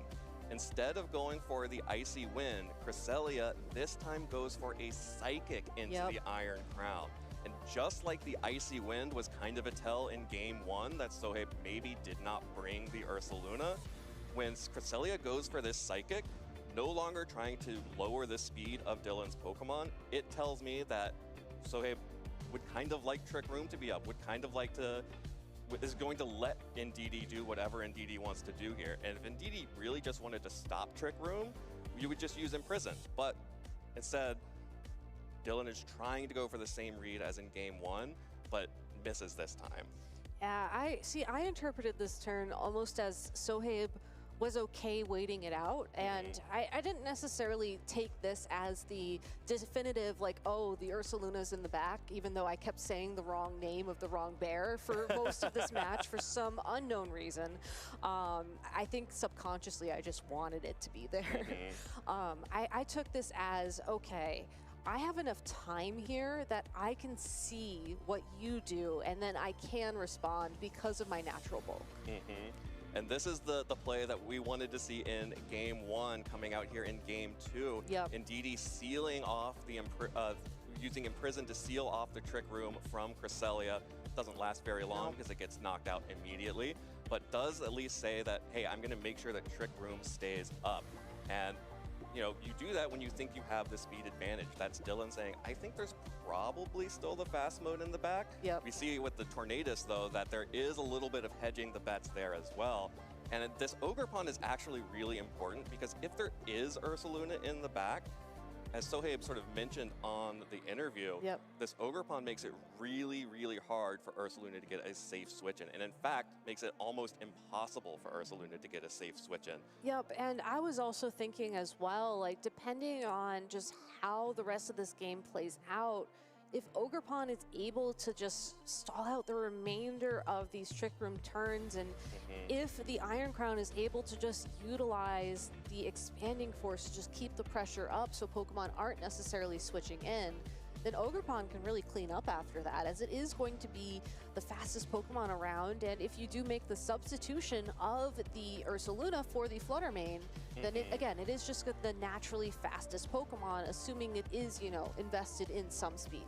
Absolutely, and really interestingly here, Dylan does make an adaptation here, goes for a double protect on the Iron Crown and Ogre Pawn this turn, starts stalling out those turns of Trick Room, and those are going to become really, really important, especially when Dylan loses a turn of Trick Room, a turn of stall here with this critical hit from the Incineroar. Without that critical hit, this Cresselia will not be able to pick up the KO onto the Ogre Pawn, which means there is one more turn of having the Ogre Pawn on the field. The Ogre Pawn could have knocked out that Incineroar with the Ivy Cudgel. And just a whole different game happens here. You would have a double KO here. You would have the Ursaluna forced out and the Urshifu forced out with the final turn of Trick Room coming up. Exactly, and that critical hit was just really unfortunate because of that, but at the same time, it's just, that's Pokemon for you at the end of the day. And it is what it is. I do think that Dylan was able to make a great sort of save here and try and bring it back, you know, being able to one-hit knock out the Ursaluna with the Expanding Force in a moment was really cool, and I think a good indication of what could have happened had we been in a different world. But unfortunately, we were not. And unfortunately, what that means is that, you know, this Incineroar gets to switch out, gets to sacrifice the Ursaluna to stall out the Psychic Terrain with the additional pressure that the Urshifu is able to put on the field here with this Terra Steel, is able to survive an Expanding Force coming out from the Iron Crown and pick up the KO onto the Tornadus, which would have much rather been outside of Trick Room. Could have made something happen if it had been able to stall out just a little bit longer and not be forced out onto the field one turn early here. There's the Expanding Force that knocks out the Urshifu, or the Ursaluna rather. It is very difficult to keep the pairs I'm just saying, they sound very similar, unfortunately, and especially when it's hitting maybe second coffee o'clock in the afternoon, sometimes it just gets a little confusing. And importantly here, Trick Room's about to end, Terrain is ending, and that means that Incineroar gets to switch back in, has fake out pressure, and there's just nothing Iron Crown can do here. You know, as Sohaib mentioned, he's used to Iron Crowns being slower than Urshifu. It was very weird to see that or rather faster than Urshifu, was very surprised that his Urshifu was faster. But it didn't even matter in the end there because was able to get the fake out onto pressure onto Iron Crown and wrap that up and punch his ticket into top cut. And honestly, I'm really excited to see that we get another one of these Cresselia Trick Room teams in top cut this week. I mean, I'm Trick Room biased, obviously, but it does also say a lot that so many Psy-Spam teams have made it this deep into the tournament. I do think that we have a good shot of seeing one in top 8, if not higher. So I'm Iron Crown's very good. It's very good, and I think that this presumably bulkier variant of it seems to be doing very well with Calm Mind to sort of make up the difference in the offense. Absolutely. So we'll see. Let's continue to see what is going to develop here in Houston as we toss it back to our casters for our next round of Swiss here in Houston. Thank you so much, Evan and Gabby. Yeehaw, dweehaw here, behind the desk, joined by Aaron Zhang. Aaron, we're in our last round of Swiss. We are, and we've got a banger to end things. You're foreshadowing again. You're always foreshadowing. I just get too excited, Dewey, when I'm here with you. Me too, Aaron. I appreciate that. I really do appreciate you. Let's go ahead and take a quick look at the Masters Swiss rankings here. Going into the final round of Swiss round 12 right now. Zach Immersion is currently the one and only undefeated.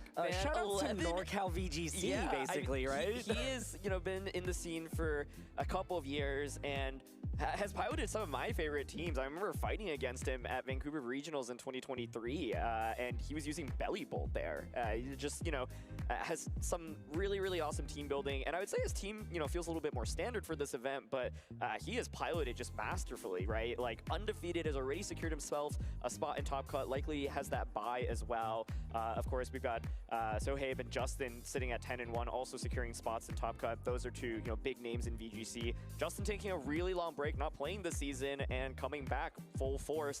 Of course, all of those players at 9-2 right now, fighting for a chance to continue their tournament lives. Yeah, they need one more win in order to secure their spot in the Top Cut. Let's go ahead and take a look at some notable matches here in this final round of Swiss.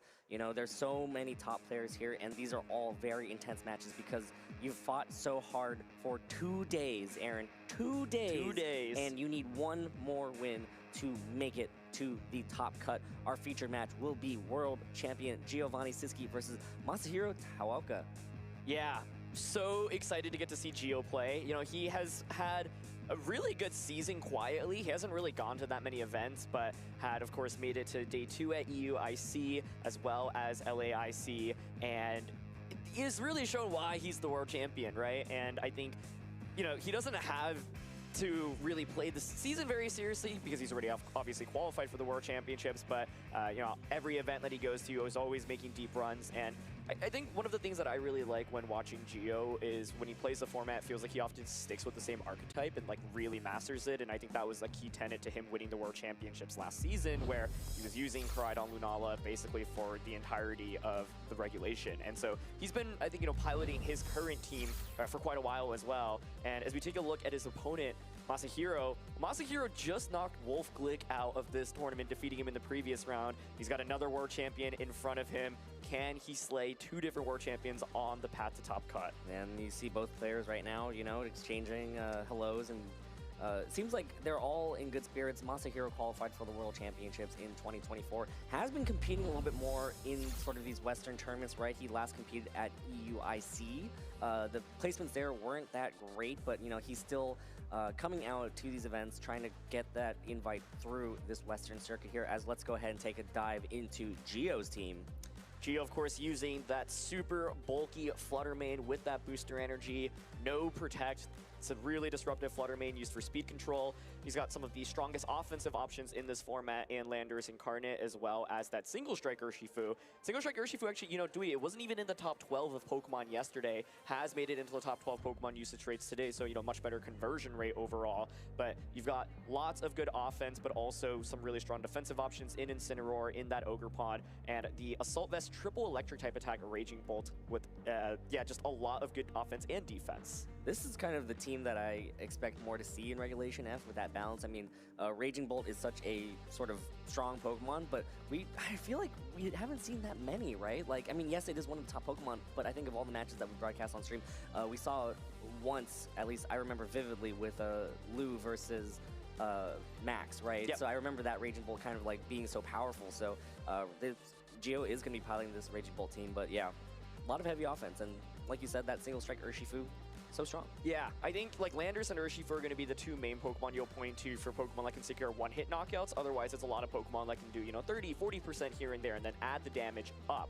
And so Landers, to me, has been just one of the most impressive Pokemon throughout Scarlet and Violet VGC. We've even seen it dominate in restricted formats. And so is a Pokemon that, when positioned properly, can just dish out so much damage. But as we take a look at Masahiro's team, he's got a little bit more aggressive offense, especially when you look at that Chien-Pao Dragonite combination. My eyes are immediately drawn to Dragonite. It's got that inner focus. It's got that normal Terra choice band. And if you look at Gio's team, right, extreme speed with that normal Terra can be really powerful into Pokemon like Raging Bolt, Incineroar, Landorus, Ogerpon, and Urshifu, right? It's only the Flutter main with that Ghost typing that can be immune to it. And so the Dragonite Chien-Pao combination has been really a key duo throughout all of Scarlet and Violet VGC as well. Chien-Pao dropping defenses. Also, notably, this is double Dark-type attack Chien-Pao. There's no Sacred Sword, and so that actually means that its matchup into the Urshifu is a little bit less than you would normally hope for with that Sacred Sword. But overall, Masahiro, I think, also, has a lot of aggressive offense. And the other key tech that I want to call out is the Leer here on the Tornadus. Not a move that you see very frequently.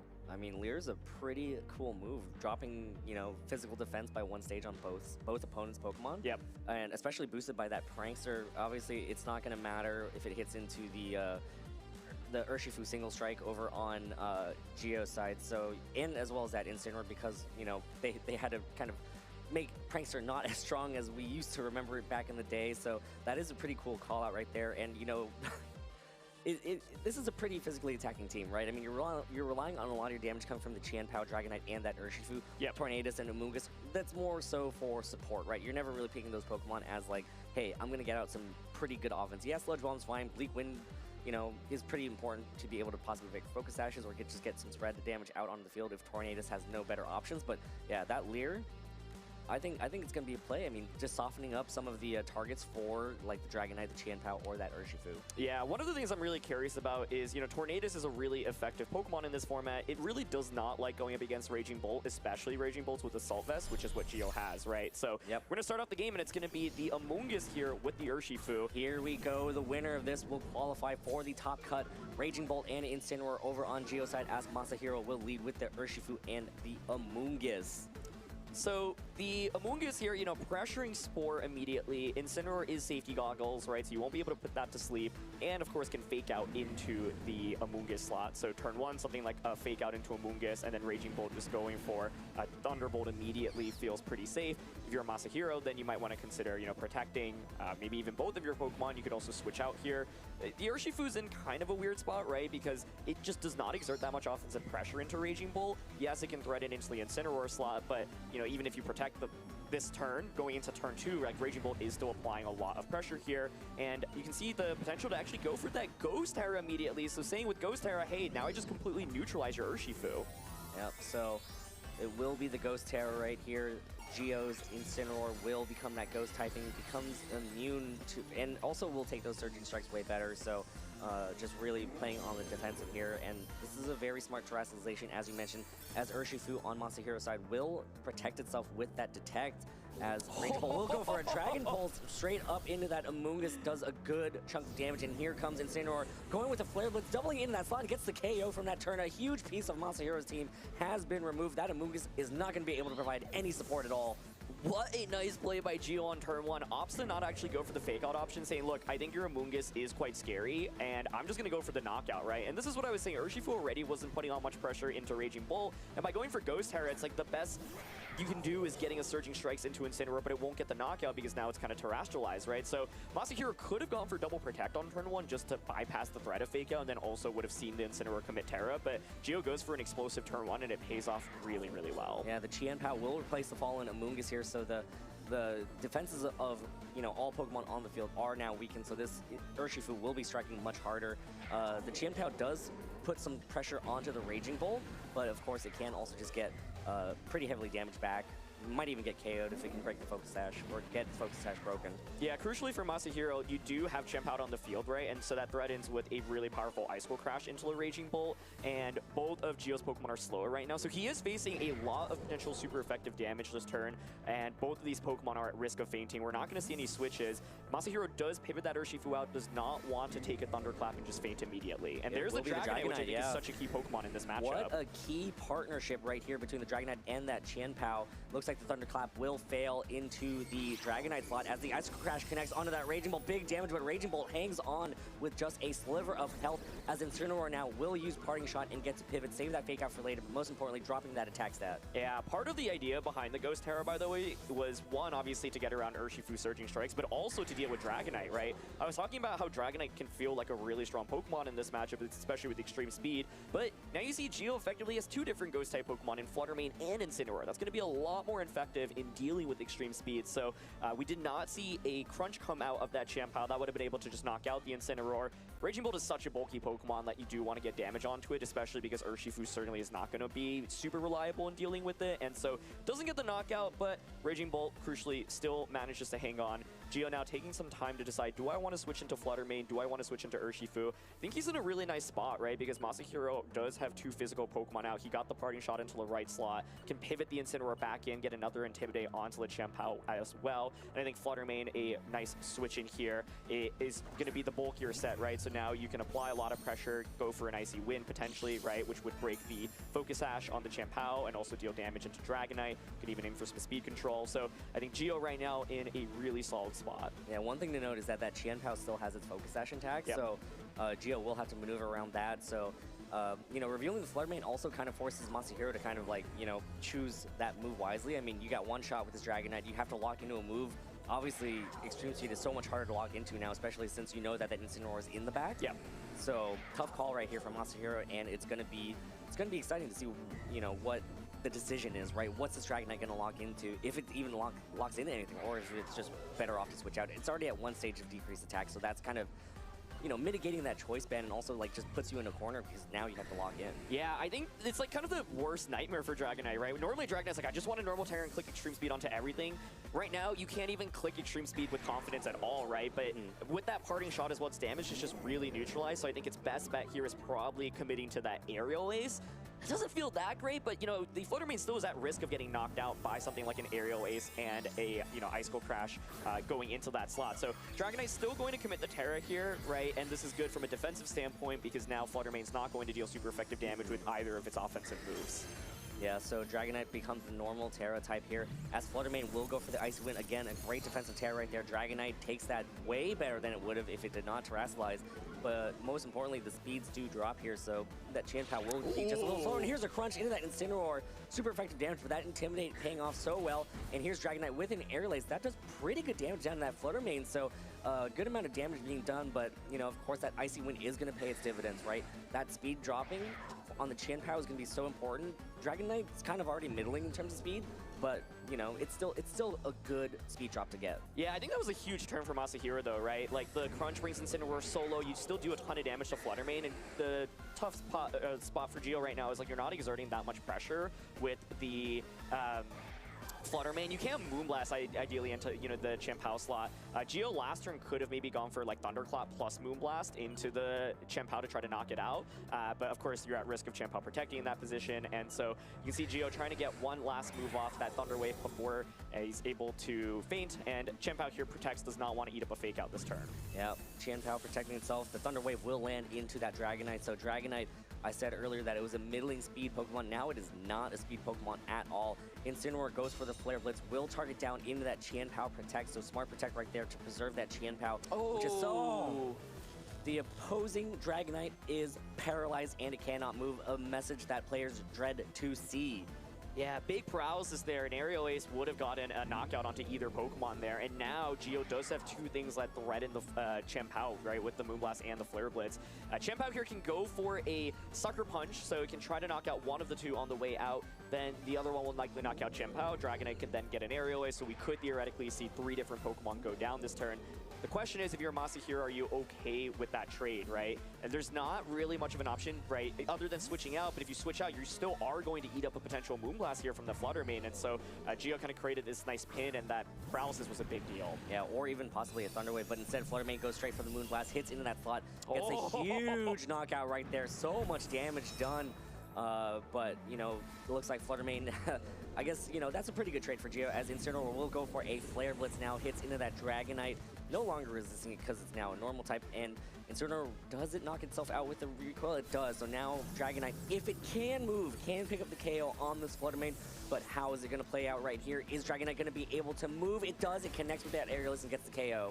Okay, so yeah, Masahiro deciding, look, you know what, I'm going to sacrifice the Urshifu. I think Chien-Pao is better for me in this end game, not knowing what that final Pokemon is. It is going to be the Dark Urshifu, which I think is a very powerful option because right now you can just close combat either slot, and the Dragonite, of course, is locked into Aerial Ace, and so, yeah, I think Gio, yeah, putting himself into a really good position. Masahiro seemed kind of surprised that the Moonblast knocked out Urshifu, so I was wondering if he was expecting Fluttermane to have like no special attack investment. He's running super bulky Urshifu. Either way, though, gets the immediate knockout. So now Urshifu out on the field. It threatens, of course, a Thunderclap into either slot. Chien-Pao here, however, does have Sucker Punch, so you could Sucker Punch into the Raging Bolt, try to knock that out. Urshifu right now could close combat either Pokemon for a KO, and so I think with the Focus Sash intact, Gio should be in a really, really good spot. Yeah, so that Focus Sash is so important. And that Icy Wind, again, breaking that Focus Sash on that Chien-Pao turns earlier, yep. kind of puts the writing on the wall here for Masahiro, right? Like, if that Chien-Pao had that Focus Sash intact, this game could play differently. It would look different, It would look completely different. And here's the Sucker Punch into that Raging Bolt, connects, gets the KO, but again, this Urshifu is going to get off 2 attacks right now. Looks like the Urshifu will be going for a close combat, targeting down into the Chien-Pao, gets the KO from that range. The defense drops happen, but that's not going to matter too much because of that Focus Sash. If Dragonite moves, sure, it'll go for an Aerial Ace, but the game's basically written right here, right? Gio's going to win this one. Dragonite does connect with the Aerial Ace next onto that Urshifu, brings it down to 1 hit point, but the next turn, of course, guess what? That Urshifu is going to come back, whatever move it wants to use to get the knockout. 1 HP is all you need here. So Dragonite, you know, forced into an awkward position in this game, having to lock into Aerial Ace. I mean, the Aerial Ace was actually doing really reasonable damage throughout the course of the game, but I think this game highlights one of the nuisances of Fluttermane and Thunderwave in this format, right? Like, the difference between losing and winning that game was an extra attack, and of course, the Dragonite did get fully paralyzed earlier, and so I think the Fluttermane got into a really nice spot, right? Because it was able to, go for that Icy Wind. Dragonite was caught in a really awkward position where it kind of felt like it needed to, like, Terra defensively. And then, despite it being bulky Fluttermane, like, you can see that it still does apply good offensive pressure because Moonblast into both Chien-Pao and Urshifu is valuable. I think the thing is that, like, Gio started this game off with a huge lead. Amoonguss just went down immediately. I think Masahiro was trying to gamble a little bit on turn 1. If Amoonguss gets a Spore off into the Raging Bolt slot on turn 1, this game also probably starts looking really differently. So Masahiro took a risk. It didn't work out in game 1. I think the Amoonguss can still be a really pivotal piece in dealing with this matchup, though. I think the other thing is Masahiro probably now recognizes, okay, like, it's kind of hard for me to actually just click Extreme Speed into everything, especially because you've got the Ghost Terra on Incineroar as well, and you're willing to lean into that immediately. Yeah, so I mean, turn 1 was pretty large, right? Just that incorrect identification from Masahiro being like, I'm gonna protect Urshifu right now. I think Gio's gonna target down my Urshifu. I must protect it. Instead, that became a huge swing right there. Basically, a free turn.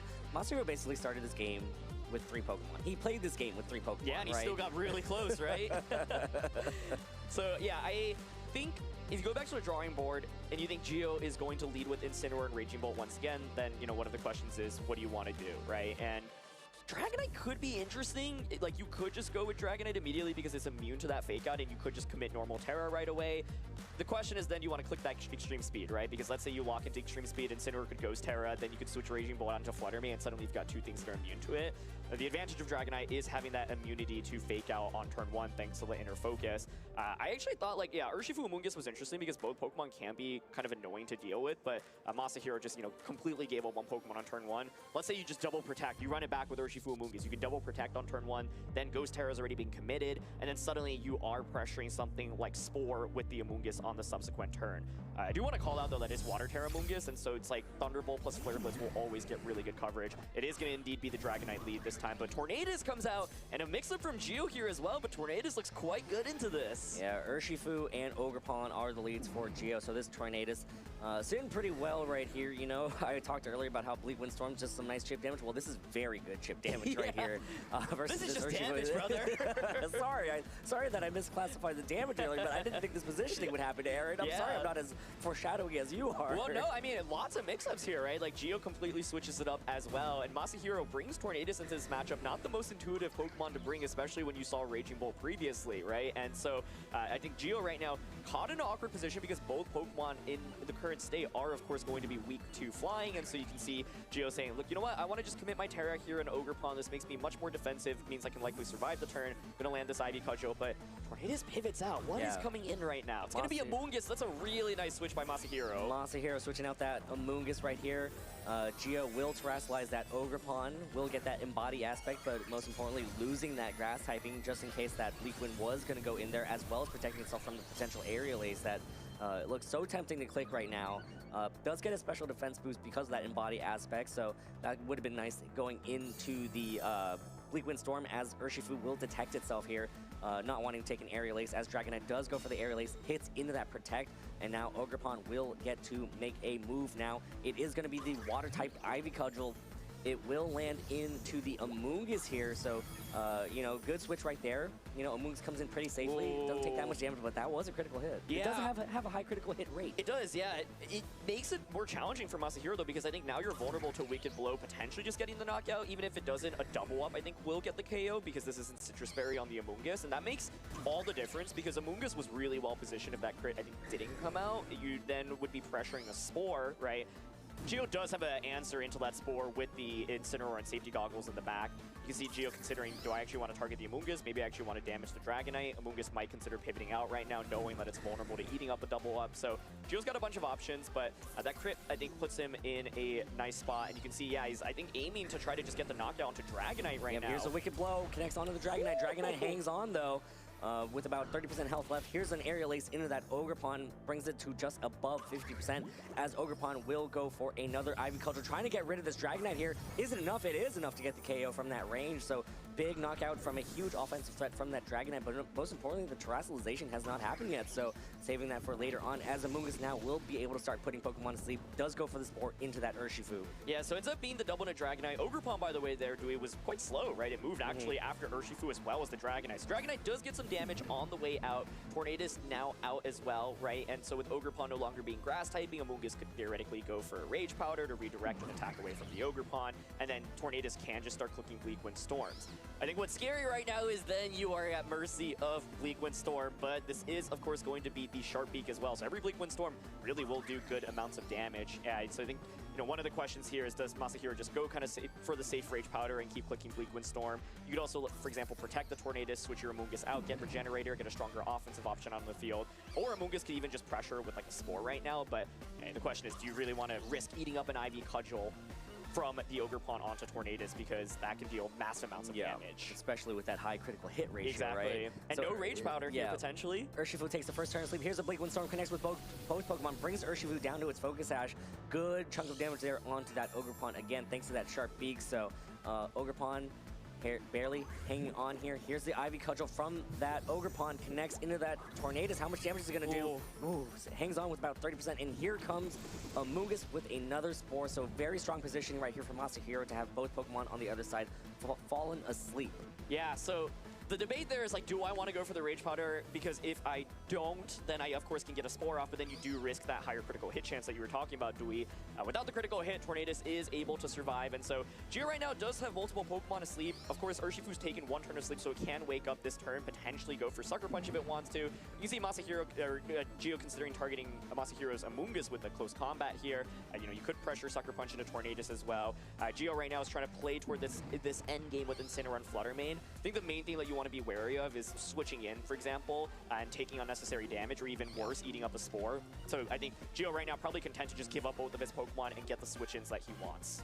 Yeah, and you know, the threat of Sucker Punch could be mitigated by a Rage Powder from the Amoonguss here, just in case that Urshifu does decide to wake up this turn. So Amoonguss does go for the Rage Powder. Urshifu will stay asleep, but it's still a very safe play for Masahiro to do, just to make sure that the Tornadus can get for that Bleak Wind Storm and gets the K on both Pokemon. So now it's going to come down to that Incineroar and that Flutter Mane versus the Tornadus and the Amoonguss with one more hidden Pokemon in the back. So what is going to be Geo's game plan here, and how is Geo going to maneuver? No terrestrialization available, as that Ogrepon has already used it up. So now it's down to the last two Pokemon. But hey, these are two of the greatest Pokemon in all of VGC, Aaron. These are two of the GOATs. Can they pull it off? They are going up against some of the other VGC GOATs in Tornadus and Amoonguss. So yeah, I think right now the Flutter Mane, of course, is applying pressure. It's got that Icy Wind. This is, however, going to be Steel Terra Tornadus, right? So you can actually Steel Terra, despite it being as low as it is, to let it hang around for a little bit longer. Both Pokemon theoretically could go for Protect this turn as well to bypass Fake Out.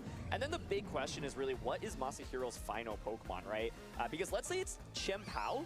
you actually don't have good damage into the Incineroar, right? Incineroar by itself can do really well into Amoonguss, Tornadus, and Chien-Pao.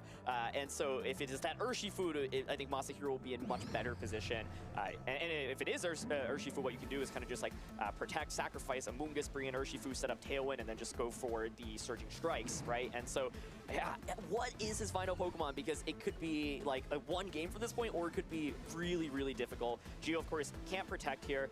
He likes really playing aggressively with this Incineroar, and it is going to be protect from Tornadus. Make sure I don't get flinched by Fake Out this turn. Yep, so no Covert Cloak.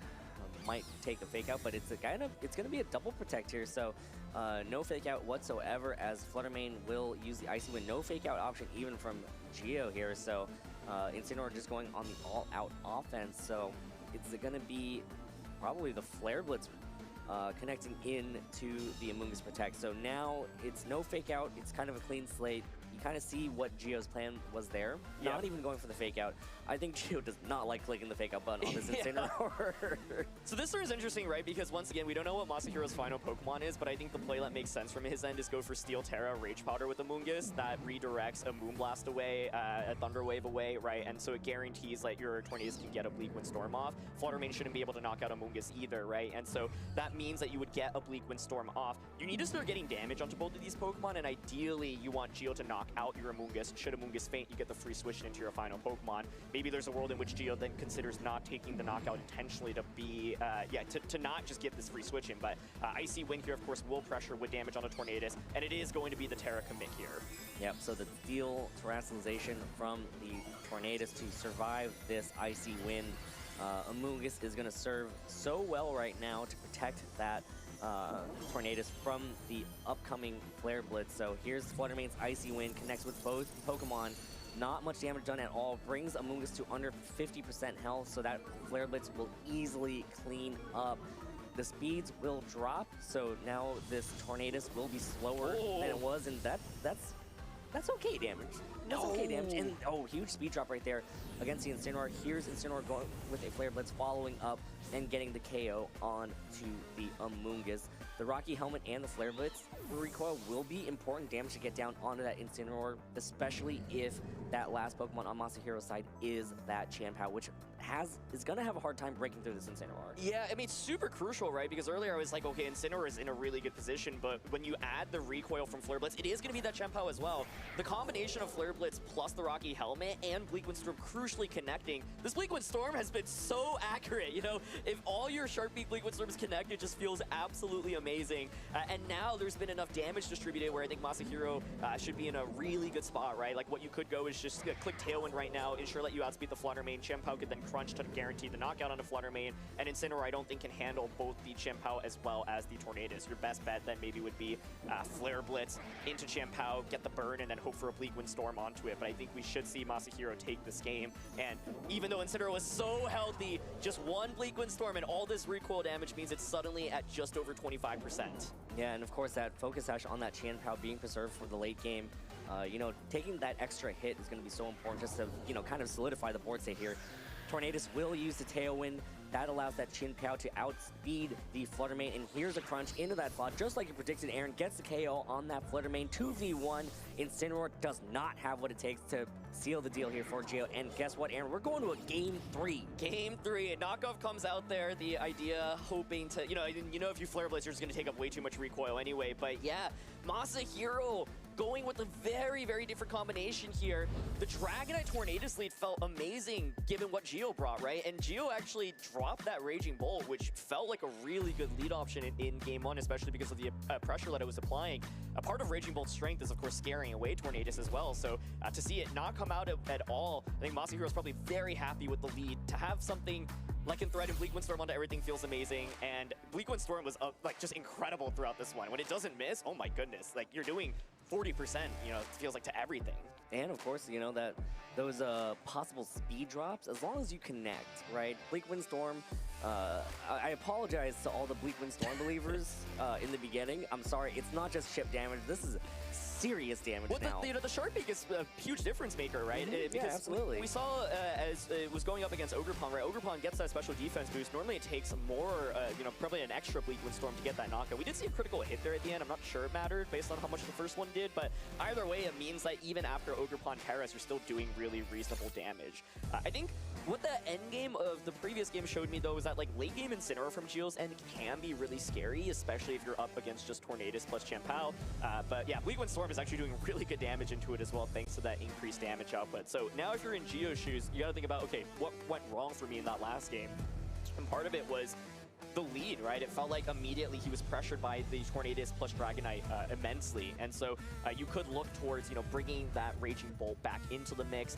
You could potentially lead Fluttermane into that combination as well. I think, maybe what's a little bit scary about Fluttermane is eating up something like a Choice Band Aerial Ace immediately from that Dragonite. But yeah, I think Raging Bolt is potentially one Pokemon to look towards once again for Geo. Yeah, and if you're Masahiro, you must also be wondering, like, if that Raging Bolt comes to this Game 3, what's my best bet to try to knock out that Raging Bolt before it causes so many problems? I also want to say, Geo has not brought Landorus out throughout the course of this set, and a Steel Terra Landorus actually looks like it could be pretty good defensively and offensively here. So, all right, it's a return to Game 1, and there's Landorus, yeah. You predicted it, Aaron. It's the Landorus and the Raging Bolt over on Geo's side. Over on Masahiro's side, it is the Amoonguss and that Urshifu. So, I don't know. The Landorus is sitting all right. Like, it's fine, but the Raging Bolt is... it's kind of problematic. Yeah, so here's the big question. Can Amoonguss get a Spore off in either slot right now, right? Because this is not Draco Meteor offensive Raging Bolt. Your best means of offense into Amoonguss is Dragon Pulse. I think there's a chance that Amoonguss, can be bulky enough to survive both the Earth Power and Dragon Pulse double up. Should that be the case and Amoonguss gets a Spore off, it would be absolutely deadly, right? Of course, you are applying a lot of pressure into both slots, but Urshifu, yeah, you can see Geo's like, I gotta deal with the Amoonguss. It actually just ends up being Rage Powder, so Masahiro's like, you know what? I'm not gonna go for the Spore. I want to guarantee a Surging Strikes into the Landorus slot. Landorus, though, crucially, being faster makes all the difference. Huge damage from that Earth Power connects. The Urshifu will go for a Surging Strikes here. It's gonna be 2 hits. 2 hits. Only 2 hits required to knock out that Landorus from that range, so big offensive threat from Geo's side of the field removed as the Surging Strikes connects. And here's a Dragon Pulse from that Raging Bolt, connects into that Amoonguss and gets the KO, so a trade for a trade, really. Such a bulky Pokemon over on Masahiro's side, knocked out for a very huge offensive threat, knocked out over on Geo's side. Yeah, so in the end, it does end up being enough damage to knock out the Amoonguss. If, Masahiro was confident in the way the Amoonguss was trained, you could consider something like Protect and Spore, but as we see, it is enough. Masahiro also probably hoping that the Urshifu would be faster than Landorus. That ends up not being the case. So pretty aggressive trade on turn 1, but I think if you're Geo, you're probably pretty happy getting rid of Amoonguss, because Amoonguss is quite annoying for the Raging Bolt to deal with. Now you don't have to deal with the pressure of Spore. However, the question is, what did Masahiro bring in the back, right? We have a lot of offensive options in that Dragonite, in that Chien-Pao, and should Dragonite be committed in this game? Well, there's no Fluttermane as we see from Geo's remaining Pokemon, right? So makes the Dragonite that much more threatening. However, the converse is that it is threatened by a close combat from Urshifu. It does end up just being the Chien-Pao to hit the field. Yeah, so that Sword of Ruin is going to be pretty important right now, dropping all the defensive stats. So the Raging Bolt will not have as much staying power. Of course, Chien-Pao will also threaten it with a very deadly Icicle Crash. That Focus Sash is going to be so important because, the Urshifu can't just knock it out almost immediately. How are the Urshifus trained is my question, right? If you are potentially faster with one than the other, it makes all the difference here. And you threaten with so much damage right now. There is a lot of damage pressure coming out, right? We know that the Raging Bolt is bulky enough to survive an Icicle Crash. And I like this. Okay, so it's actually committing to the Incineroar switch, and Incineroar neutralizes the Chien-Pao dramatically, going for that Electric There, Thunderclap. Of course, the Urshifu on Masahiro's end does have a defensive Terra and Steel as well, so that's one way you could get around it. So you could, protect the Urshifu right now. You could also just go for Steel Terra, get a Surging Strikes off. So let's see. You probably don't want to really risk clicking Protect when you're staring down the Urshifu from the opposing side. That's switched out now, but Geo knows that he was applying pressure with it coming into this turn. You never want to click Protect in front of an Urshifu. Yep. It's not fun to get hit through that Protect anyways, as the Raging Bolt will Terrestrialize. Oh, and here's a Raging Clap. A huge turn for Geo. Big Thunderclap here into that Urshifu for the big one-hit knockout. So really more offensive threats being removed over on Masahiro's side. Now the Qianpao will go for an Icicle Crash, but again, Raging Bolt, because it has Terrasilize, does not take super effective damage there, and that is not much damage. Also, compounding that with the Intimidate, wow, that is so little damage. And now Masahiro's down to his final 2 Pokemon, the Qianpao and the unrevealed 4th Pokemon in the back. Is it that Dragonite? Because if so, this is as good of a position as you'll get throughout this entire set with normal Terra Choice Band Extreme Speed. There's no Flutter Mane, Incineroar cannot Ghost Terra. You do have 3 Pokemon in front of you that can click Extreme Speed into. However, the problem, and it is going to be the Dragonite, all right? So I think this is going to be a really interesting end game, right? The Raging Bolt actually went for that Electric Terra. Not sure if it needed to guarantee the knockout there, but, you know, Geo just not knowing how the Urshifu is trained, wanting to make sure I do as much damage as possible. You do, once again, pressure with Fake Out, but we've seen Geo just not click Fake Out really ever into the Dragonite. You could Parting Shot into it to decrease its stat. You could Knock Off to remove its Choice Band, which also drastically decreases its damage output. The Qianpao right now doesn't feel like it can really do that much other than, you know, go for Icicle Crash to deal some damage into the Raging Bolt. But yeah, this is as good of an opportunity as you'll get with the Dragonite to click that Extreme Speed. The question I have is, do you commit to it? Do you protect the Qianpao this turn, right? If Qianpao might be worried about eating up a Fake Out, so let's see, it's going to be the Electro Web coming out here from the Raging Bolt. Terra will be Terra committed here. Yep. So it's going to be the Dragonite that will Terrasilize into that normal type. And again, that Electric Terra was also a very nice defensive Terra too, because it blocks how much damage that Icicle Crash is. So now, how much damage is this Dragonite going to be able to deal out? Extreme Speed is such a strong option right here. It does go for the Extreme Speed. Will target down this Raging Bolt and... Oh, 2 hit points! Icicle Crash from the Qianpao hits into that Incineroar. It's not very effective, but what a huge survival there. Raging Bolt now goes for an Electro Web. Dragonite's not going to care too much because, you know, Extreme Speed is increased priority, as now the Qianpao will slow down just a little bit. So what a huge, huge survival right there from that Raging Bolt, as Incineroar knocks off that Choice Band and Dragonite hangs on, but most importantly loses that Choice Band. So wow, so clutch for Raging Bolt to hang on, and that should just be the game. In my head, I was like, it feels really close, you know, expecting the Raging Bolt to faint, but Raging Bolt just shows why it is such a menace in this format, as so bulky, even with Choice Band, even with normal Terra, even with Sword of Rune, it is not enough. And so now both Pokemon have their speeds lowered. You've still got an Urshifu waiting in the back, and this is where the lack of something like a Sacred Sword on the Qianpao really hurts, right? Because like the Incineroar is just really well positioned, and with Choice Band removed on Dragonite, you are not exerting a ton of pressure. You do have Stomping Tantrum. You could click the Outrage as well, but you probably want to click the Extreme Speed. I mean, you could Sucker Punch Raging Bolt here, I guess, and then lock into, like, click Outrage maybe, but it is just going to be the Sucker Punch to start. Sucker Punch into that Raging Bolt, but again, the writing might be on the wall that Urshifu is hiding in the back, well protected with that Focus Sash, and it looks like Giovanni Siski might be punching his ticket to the top cut here once these 2 Pokemon get knocked out. Here's an Outrage from that Dragonite, hits into that Incineroar. Incineroar hangs on, as Incineroar will go for a knockoff, knocking out that Dragonite on the spot. So now it's going to be Qianpao versus 2 more Pokemon. But again, Giovanni Siski moving on to the top cut here. And I think Gio started this tournament 3-2, if I remember correctly. He had some early losses and has just been on an absolute tear, showing why he is our defending world champion, and mixes it up all 3 games, right? Adjusts his lead every time, bringing Landorus into the mix this time around, and just playing really nicely here. I think the key turn that I have to point to in this game was that Thunderclap call. You got the 1-hit knockout onto Urshifu immediately. Had Urshifu protected there or maybe even switched out, the game would probably look pretty differently. There it but is. Gio really made some incredible calls throughout the course of this one. And your world champion will be moving on to top cut. Gio's won Worlds, but he's not won Regionals. So he's looking to add another championship to his belt, maybe just working backwards. That's, yeah, you know, you love that. What is it? You build up to a regional championship, a national champion, or an IC. Yep, and then you win Worlds. Nah, how about you this? You win Worlds.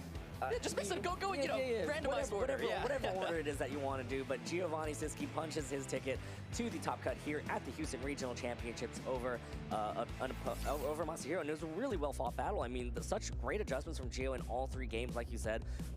Never led the same thing all 3 times. I mean, this Landers, you know, did so much damage to the Moongas, but kind of got knocked out immediately. Instead, that Raging Bolt, though, so important, right? Games 1, Games 2, Raging Bolt played such a pivotal role in making sure that, you know, forcing Masahiro to kind of make moves, right? You got to respect the Thunderclap. You got to respect just how strong and how bulky this Raging Bolt is. Yeah, absolutely. And I mean, the Raging Bolt was just so good, right? It was able to get one-hit knockouts and deal so much damage, but was also surviving every attack thrown its way. And so it's part of the strength of these super bulky Assault Vest Raging Bolts. And you can see Gio with the little cheeky smile there.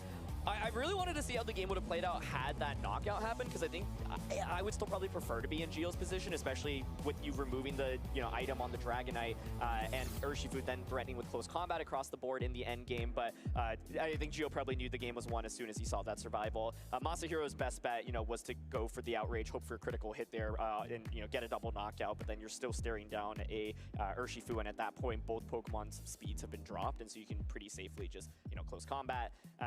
And so, yeah, it was a real nail biter, and it was fun to see how both players were adjusting, because we saw, a lot of the Pokemon really hit the field throughout the course of the set. Yeah, both players were in very good spirits at the end. I mean, both players were very friendly towards each other and stuff like that, and you love to see that, right? I mean, such a high-stakes match, but, you're still both able to enjoy the match that you face off against, and also just have fun, have smiles, have laughs. Yeah. I'm still thinking, man, if that critical hit happened. Are you running the numbers right now? I am. Well, are you then running it's the like numbers? Urshifu's out on the field, so then you do have Sucker Punch and Icicle Crash, and I'm like, well, then, close combat will knock out either slot, so you probably want to close combat the Dragonite slot. But let's say you close combat Dragonite, then your defense is dropped, you eat up an Icicle Crash, then are you in Sucker Punch KO range the next turn? That's what I was thinking in my head, but, There's a lot going on in your mind right now. There's a lot going on in your mind right now. It's okay, Aaron. Guess what? If you want to, we can actually watch that back. Did you know that we can actually watch that back? I didn't. Yeah. Do you know how we can watch that back? Could it be with our good friend, Evan Latt? Yeah, let's go ahead and throw it over to What's the Strat with Evan Latt Welcome back to Watch It Back with Evan Latt, host of What's the Strat with Evan Latt. I am Evan Latt, and let's watch it back. Going right into team preview, we have our defending world champion Giovanni Siski facing down Masahiro Taoka, who has just defeated former world champion Wolf Click in the round before. This is an intense matchup. Gio, of course, has not won a regional championship despite being a world champion, as mentioned previously. So really looking to make his way into top cut. He has just done so and has the ability now to add a regional championship to his title belt. If we look at this team, Gio here has a pretty normal team that we're used to seeing, with a couple of exceptions. This Urshifu single strike has not been extremely common in the past, but has been fairly common here in Houston. The other thing that I'm interested in pointing out here is the Flutter Mane here. This is the really obnoxious booster energy, Icy Wind, Thunder Wave taunt variant of Flutter Mane. Typically, these run extremely defensive sets to be able to survive things like surging strikes from Urshifu, while being able to just sort of spread speed control and paralysis and disrupt the opponent's team quite a bit. But they do lack protect, so it can put them in a kind of an iffy situation when you're up against other Pokemon that can, may want to stall out a turn. And the Moonblast typically isn't as powerful as some of the other Flutter Mane that we see running that move. Again, because you're investing so much in defenses to try and stay on the field to Thunder Wave and Icy Wind, it's pretty common when you see this Pokemon on an open team sheet to consider that, okay, they're probably not going to be hitting very hard, but they are going to be very difficult to remove.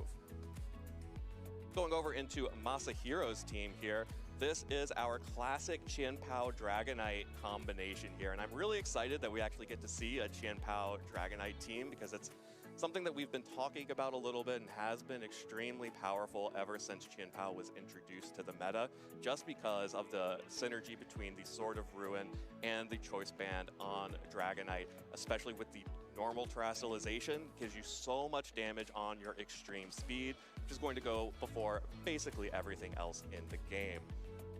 Crucially here, Chien-Pao is running Crunch instead of Sacred Sword, which our casters called out a number of times.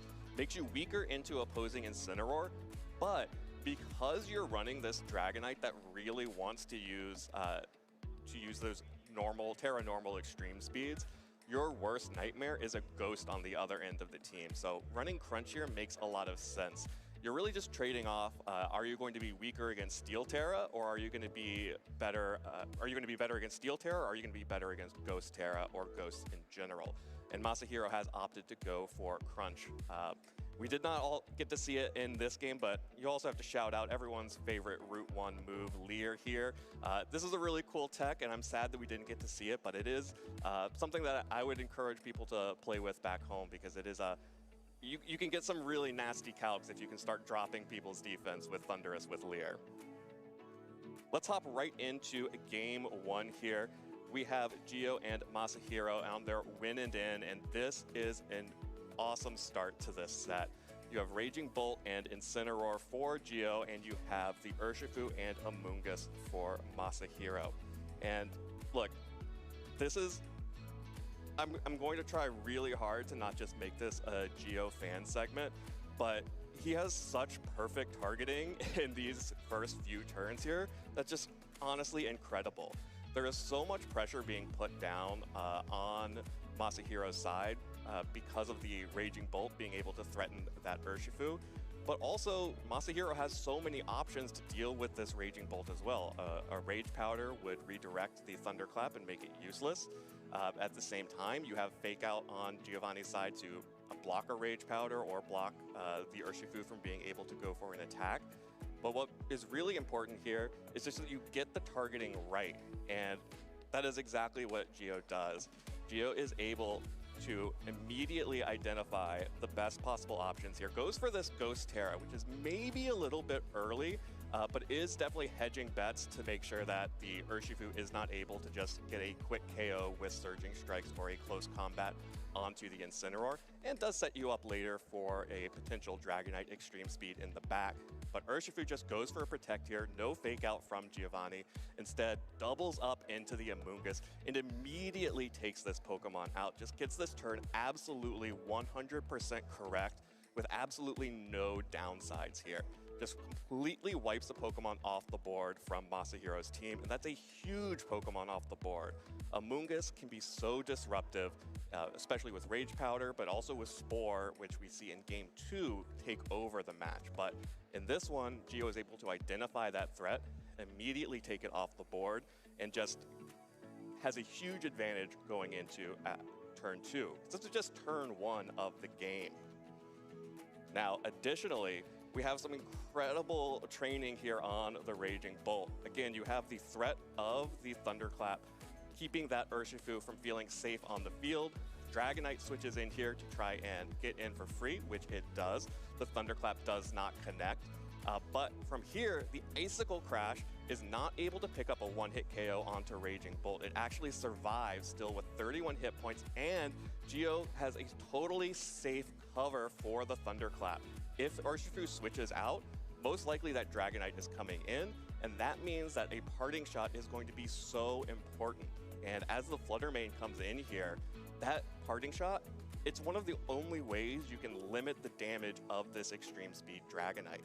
You can't intimidate it, but you can lower its attack via other means, like the Parting Shot. This allows Giovanni to get the Flutter Mane in, which is going to have the booster speed and booster energy boosting its speed, which allows it to outspeed everything on the field, is immune to the extreme speed, so immediately makes Masahiro not feel comfortable about being able to just sort of start spamming extreme speed immediately. And as you can see, I love this about Gio. One of the things that I'm glad that we get to see on his side, you can see that he takes his full time on every turn, basically, just to think through all of the different options. And there are so many different options to think through in this game. Now, from here, Masahiro actually makes a pretty incredible call here. The Raging Bolt is actually going to switch out for the Incineroar here as the Dragonite goes for a Terrassalization. When the Raging Bolt switches out, it's actually super safe for Masahiro to go for the Crunch in that spot no matter what. If Raging Bolt stays in, Crunch is still going to catch it. If Incineroar switches in, it's still going to catch it for super effective damage, but it's not enough damage to actually pick up the KO after the Intimidate. And there you see the power of the Parting Shot as well, keeping that Flutter Mane so healthy relatively. A little bit more damage. If you did not have the Intimidate, you might consider being able to, might be a roll, might be something else going on there for the damage on the Flutter Mane. But this is the turn where it really all turns around and just becomes Gio's game. This Fluttermane just wants to do something, realizes it's on its last legs, an Aerial Ace is going to pick it up. There's really no way it can stop it except for Thunder Wave. And this is what's so terrifying about this Fluttermane. And this is what, if you've ever played 2011 through, 2013 of Pokemon VGC, you know that Thunder Wave and Paralysis is so terrifying because this is exactly what happens to you. A faster Pokemon paralyzes yours, and then you actually just don't get to play the game.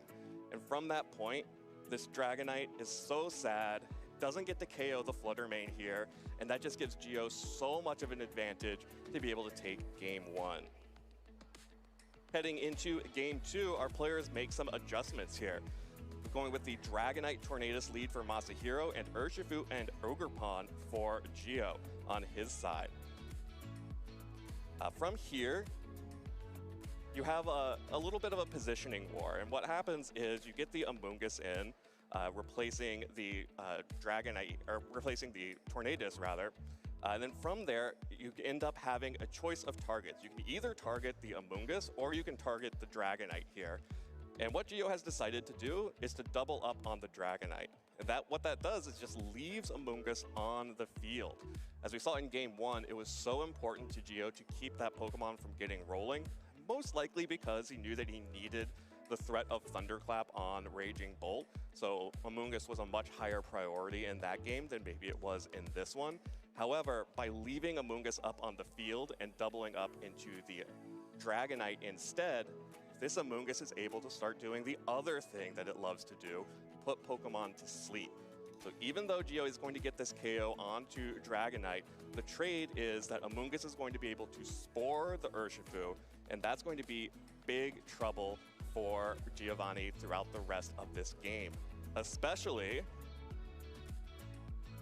when your Tornadus with a sharp beak hits all of your Bleak Wind Storms.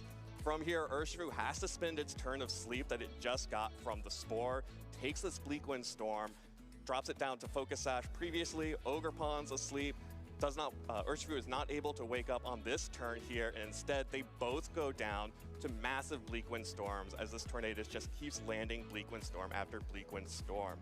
At this point, when you had the Urshifu and you have the Tornadus, or you have the Tornadus staring down the Urshifu and the Ogerpon, with the Amoonguss alongside, there is just no safe switch in. Like, no matter what, you're going to take big damage from that Bleak Wind Storm, or you're going to be potentially taking a status effect from the Spore from the Amoonguss. And so it's really hard to actually switch out or try to maneuver around, so Geo just kind of has to give up those Pokemon and maybe hope that that Urshifu is going to be able to wake up on that turn and then go ahead and survives that turn. Now, the Tornadus is going to be able to survive an Icy Wind here, and still outspeed the Incineroar for even more Bleak Wind Storm damage. And then Checkmate comes out when Chien Pao switches in and gives Masahiro the tied up. Now, we could go into Game 3 as well, but I think we would all rather see more Top Cut matches. So let's go ahead and toss it to the lounge and let's get ready for Top Cut. Evan, I appreciate you wanting to send it over here, but I was really enjoying the What's the Strat with Evan Lat, so I wouldn't be opposed to running that segment for like the next hour. We could watch it back. Watch it back with a hat. There's a lot of things going on. With Evan Lat. Yeah. And a cat. A cat. Yeah, we can. Incineroar's in every round. That is true. That is true. Though maybe that's the cat that people don't want to be hanging around. But we had to leave Evan behind for a reason. We are almost ready with the Top Cut here at the Houston Regional Championships. So I want to take this opportunity to talk about some of the players as well, because we've seen a lot of really accomplished trainers be able to run through the competition and try and be able to keep on fighting to maybe find themselves in the grand finals. Yeah, I believe we have 13 players who've made it through to Top Cut. If someone wants to jump in your ear and confirm that, that would be cool. The suspense. They said 13 is what they know. Oh, beautiful. I love it. I love these call-ins to production. Thank you so much.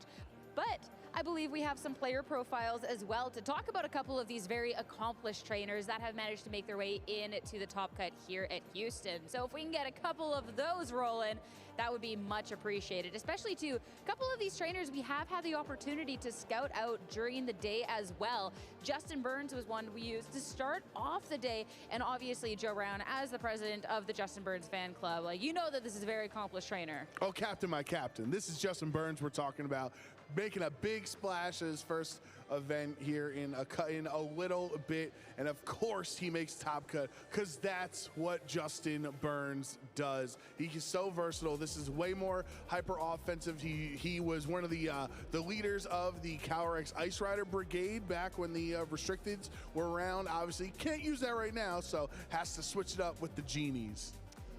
But we saw him use that Chi-Yu incredibly well earlier on in today. I believe that was the Choice Specs variant Chi-Yu that we saw just do damage after damage. And you can see why he's in a top cut. He was playing incredibly aggressively with this team, but that's just how you have to play right now in Regulation F. That pace was set really well in Seattle, and I think it's been kept up throughout this weekend. And we've seen some trainers attempt to slow it down with strategies like the Alolan Ninetales and Aurora Veil, and of course the giant fish in the room with Dondozo, but ultimately it does seem like hyper offense is winning out. There has been so much hyper offense, and I mean, good reason too. It's one of those things that you kind of lead wrong into, and all of a sudden you just get completely rolled. So looking forward to see what type of run Justin Burns has ahead of him. But when we're talking about accomplished players and players who have played at the highest level, of course, we have to talk about our current world champion, Gio Siski, who we just saw take the win over on broadcast for his winning in. And I mean, this as well is a really aggressive team, and that how you lead and being able to put that pressure was something that Evan broke down really well in his segment, where that first game, Gio just had all of that pressure that was maybe, you know, not quite there in game 2, but then you re-see it in game 3, and such a great match for such a great player. Exactly. I will admit, I do have to watch back Evan's commentary on the match because I was unable to hear it, but I do absolutely agree with your summary of Evan's commentary, where he was able to use that Raging Bolt in particular, I think, very well to put the pressure exactly where it needed to be. You know, the Thunderclap in particular in that game number 3, I think was really just a defining moment, which is something I heard Aaron say, and I'm sure Evan also would have confirmed that had he gotten to game 3 in his analysis, which I don't think happened. But still, you know, you can see why Giovanni is the current world champion, and I find it a little bit surprising he hasn't won anything other than Worlds just yet, but I feel like it's only a matter of time based on how he's playing today. I mean, his 2025 season was a ramp up. It was insane. Yeah, where it was going from his friends and people who have played against him going, yo, Gio's actually really good, why isn't he getting more praise, to then becoming undeniable, getting those top cuts, into becoming your world champion. Such a calculating player as well. And of course, being a Texas local, for him to be able to make this run and even try and take the title here in Houston, he has spoken about how meaningful that would be, and it would be one step closer to trying to get the Triple Crown there for VGC. Someone else, though, we're really familiar with over on the broadcast team, it is none other than Yuki. Sometimes he has to give y'all a chance, come behind the caster desk instead. This time he is an unleashed in Houston. I just want to say real quick, Yuki, you have not come back here to say hi yet, and I'm assuming it's because you're doing so well, so maybe don't come back here and say hi until you've won, question mark? I'm emotionally torn here, Sierra. I think you can probably understand why. I'm very happy for our good friend Yuki, but some of the sprites on the screen are making me. I'm happy he's succeeding, but I wish he was succeeding with other Pokemon. I will also say I don't think the slide is quite up to date, as he did make top cut in San Juan a couple weeks, if not last week, with the same exact team. So he has a lot of recent accomplishments with this core, you know, the Dondozo and Tatsugiri alongside of the Fluttermane and the Chi-Yu, and of course the Weezing kind of adds an additional wrench into this I don't even know what to call this. I want to say it's a 2-2-2, but it's like a 2-2-1-1 almost. And it's a really difficult team to play, as we've seen a very similar variant of this yesterday in day one played by someone else. You know, you have to worry about so many different things. You have to worry about the Dondozo and Tatsugiri, but then you also have the incredible pressure from the Chi-Yu and the Flutter Mane. And then on top of all that, you have Weezing essentially able to shut down and punish a lot of your counters to those Pokemon. So overall, in the right hands, this is a very scary team to face up against. I mean, we've seen more and more Dondozo popping up in Houston than I feel like we've seen in a moment. Maybe it's because more of the success, but it has been undeniable so far. What else is undeniable is the success coming out from Zach Immersion. This has been an incredible run that he's managed to string together. We saw him, yes. I love his profile. That's really good. I love that. Let's have more goofy player pictures, y'all. But I mean, this is a team that has a lot of power behind it. We've managed to see him make runs before, but it's been a minute, but he's back. But I mean, we love the photo, but that Solgaleo really is iconically attached to Zach Immersion when he burst onto the scene in Vancouver 2022 as the regional finalist. He was using Solgaleo in that double restricted format where it was not a common Pokemon. He had a really interesting team and had to fight his way, to show that he could do and had what it took to make it here in VGC. And now, all these years later, every time we see him, it's always a delight on stream because he always has some fun tech, some interesting wrinkle added to his team here, like you see with the Torkoal on the with the Chi-Yu, Fluttermane, and Farigiraf. So I'm always a big fan of watching Zach when he does attend tournaments because he always comes up with fun teams. Especially, too, we've seen a lot more of this Regidrago on something with the Tornadus or something that can help it speed up a little bit, but instead this different take on it I'm a really, really big fan of. There's a couple of other players here that have made their way into Top Cut, but we're going to reveal the bracket instead and have an opportunity to talk about all of them as we have this secured. It looks like we got 3 buys into our top 8. Congratulations, Sohaib, Dylan, and for Zach. Looking at the other matches, beat Zach last round for the #1 seed. Which is crazy. These matches, though, Carson versus Yuki is amazing. Gio and Kian are really good friends, so playing up against each other for the round of 16 is a tough one. Yeah, I believe I also see Lucy Fleming versus Stephen Morioka, Brandon Davis versus Benjamin Harlan, and Nicholas Morales versus Justin Burns. That's a good one, too. That's a regional champion showdown right there. Yeah, no, this is going to be a tough buy-in round to get into that top 8. Are you sure we can't stream all of these? Please, we got to get the side TVs back. Like, we got to get all these people on a TV and then all y'all out there with phones so I can go back and watch them later. Oh, this is going to be a brutal top 16. And the way that some of these matches can really kind of gear up, I'm really intrigued that whoever is going to be going up against Zach, that is going to be an absolute banger of a match, and I cannot absolutely wait. I think we're almost ready to get gearing up here, but yeah, it's about time to get started with Top Cut. All right, well, I think that we're going to have a great time, so I'm glad we get to at least see all of top 8, right? Like, we can't see all of top 16, but we got all top 8 coming. Yeah, and I think really seeing the bracket like that, seeing that things in life have a way, they tend to work themselves out. We were wondering how the event was going to go at the beginning, what trainers were showing up in Houston. We look at that bracket, it tended to be pretty stacked, so I think we lucked out. I mean, we had a couple of regional winners on there. Do we think we're getting a repeat regional champion, a new regional champion? I actually think we're gonna get a new regional champion. I'm feeling someone brand new today. Who was previously a world champion, or someone who's getting their first title for the first time? I think either of those stories would be great. All right. Well, Justin Burns already won 2, so he's getting his 3rd today, Sierra. Don't jinx it. The fan club over here with the pom-poms ready. The newsletter, I'm going to be in trouble in the newsletter if I send it out and I just jinxed our captain. I think that's a wood table, knock on wood. You got this. That actually does look like wood, so. So perfect, you're set. No jinxing of the players here, but I cannot wait to see what match we have in store, and I cannot wait to get started with the match. So let's not delay any further. Let's send it over to Aaron and Dewey to get started with the Top Cut here in Houston. Thank you so much, Sierra, Dewey Ha, and Aaron Zhang back here again behind the desk. Aaron, it's Top Cut time. It's time. But you know what, Dewey, I always get too excited. I start talking about the matchup immediately. I do the foreshadowing, so I'm gonna let you take it this time. We have an exciting match for you all. A very exciting match for you all. it's, you know, players that are pretty familiar to the stream. How's that for foreshadowing? Yeah, that's pretty good. Yeah, like players that we've seen play on stream before. How's that for foreshadowing? Also very good. All right, cool. Thank you for the notes, Aaron. I really appreciate it. Let's take a quick look at the top 12 Pokemon of the most popular Pokemon here in Phase 2.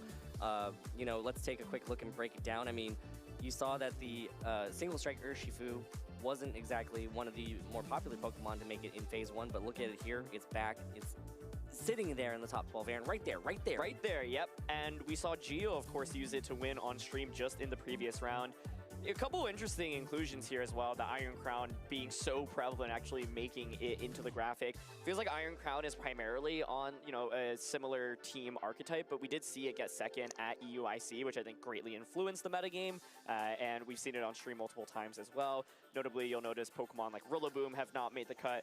Chiyu we've seen on stream a couple times, but also has not made the cutoff here. So the Iron Crown Indeedee, you know, really sneaking up here, and I think, yeah, Dark Urshifu converting incredibly well after not making it into the top 12 yesterday. Yeah, and you know, you said it already, and I'm really surprised by it. But we've seen a lot of Iron Crown on broadcast too, and I'm happy to see that it's finally made it into, you know, the top 12 Pokemon of Phase 2.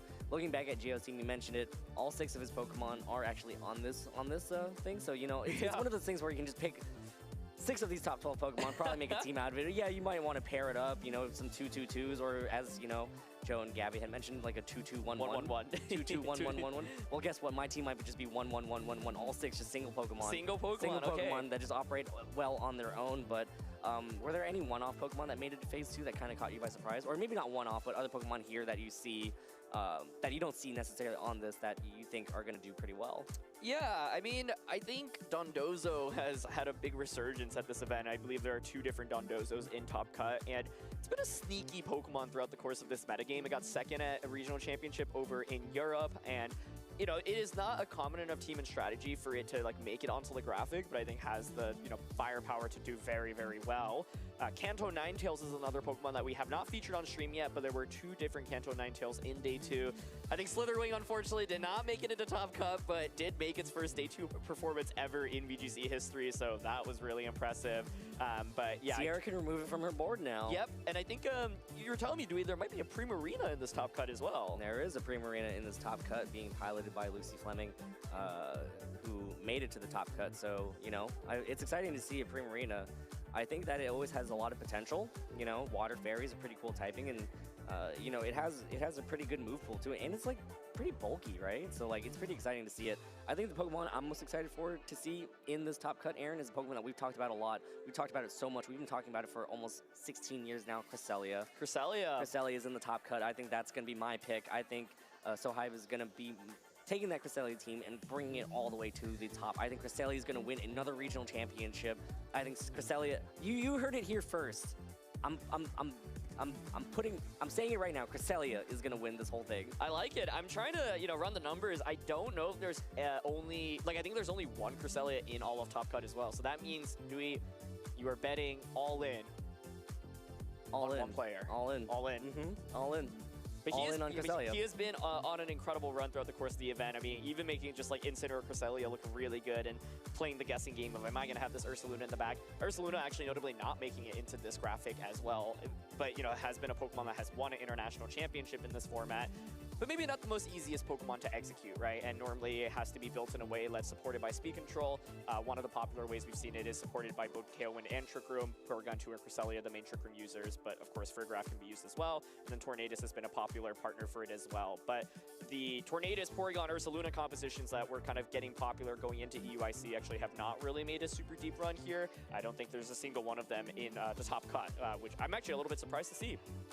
Yeah, Aaron, actually, we haven't actually had a chance to talk about it too, but, you know, one of the Pokemon that you predicted was that Porygon 2 Ursaluna team, but it's not doing too well, right? I guess my team's not there either, but I mean, what does that matter, so right? Dondozo would have been my other pick because I have, you know, used the team that we'll see here from Yuki, the Dondozo one of the premier Dondozo players in North America, piloting this team from EUIC, got top cut at one of the special events just recently as well. He's going to be going up against Carson Confer, who is a longtime VGC veteran, one of the very few players who's won a regional, international, and world championship in this game. His world championship victory was in the seniors division, but of course he top cut Nashville as well in 2018. And he has Kanto Ninetales on his team, although looking at the matchup, I'm not sure it's going to come out in this one. Wow, Aaron, that foreshadowing from earlier when you were talking about that Kanto Ninetales. Wow, you're so good. I need you to teach me the ways of foreshadowing. But yes, we have two very strong players on the stage right now. Carson Confer, no stranger to this stage at all, using that team of Reagindo, the Fluttermane, the Ninetales, the Ogerpon wearing the Cornerstone mask, the Urshifu single strike style, and the Tornadus in its incarnate form. So pretty unique kind of hyper-offensive team here. We have to start off by talking about Ninetales because it is, of course, one of the few Pokemon that can set up the Sun through its ability Drought. Torkoal is normally used as a Sun setter, but the problem with Torkoal is that it is incredibly slow. It only really functions well when Trick Room is set up. What Ninetales allows you to do is have a much faster pace mode, right? Its base speed is actually quite good, so you can lead with something like Ninetales and Fluttermane and still accomplish a ton in terms of damage output. Ghost Terra means that you can be immune to Fake Out immediately, so Ninetales plus Fluttermane, Ghost Terra turn 1 means suddenly, hey, I can just really do explosive damage. I think in this matchup in particular, as we saw Yuki's team earlier, I don't expect Ninetales to be as relevant of a player, specifically because you are up against Dondozo, and this is kind of a nightmare to go up against. For Dozo, the advantage of Ninetales is also maybe being able to offer like a helping hand, but I think Pokemon to point to in this matchup are definitely Tornadus, Urshifu, Ogerpon, and Fluttermane. They just are all really solid damage dealers. And you like dealing damage. We do like dealing damage. That's one of the key tenets to, yeah, that's right. Dewey's tenets. Deal damage, so that way you knock out their Pokemon before they can knock out yours. But yeah, I mean, that Ninetales with the Drought, very much more a fast option for Carson over that Torkoal, as you've already mentioned. Of course, over on the other side, Yuki piloting a Dondozo team.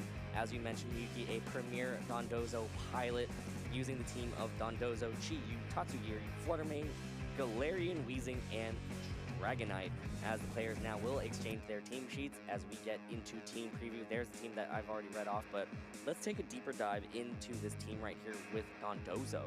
So, Yuki is a player that was, preparing for EUIC. He's, one of the premier players in NAI, in North America, and also is, one of our casters. And when he was preparing for EUIC, he was like, look, I don't have a lot of time. And he was watching Marcus Ko, who had a phenomenal performance over in Europe, getting second at a regional championship. And he was like, wait, okay, I feel like Dondozo is actually really well positioned in the metagame right now. And so he brought it to EUIC. He felt really confident with the team. He felt so confident that I basically ran the exact same team, being friends with Yuki, because I was like, wow, this team does feel really good.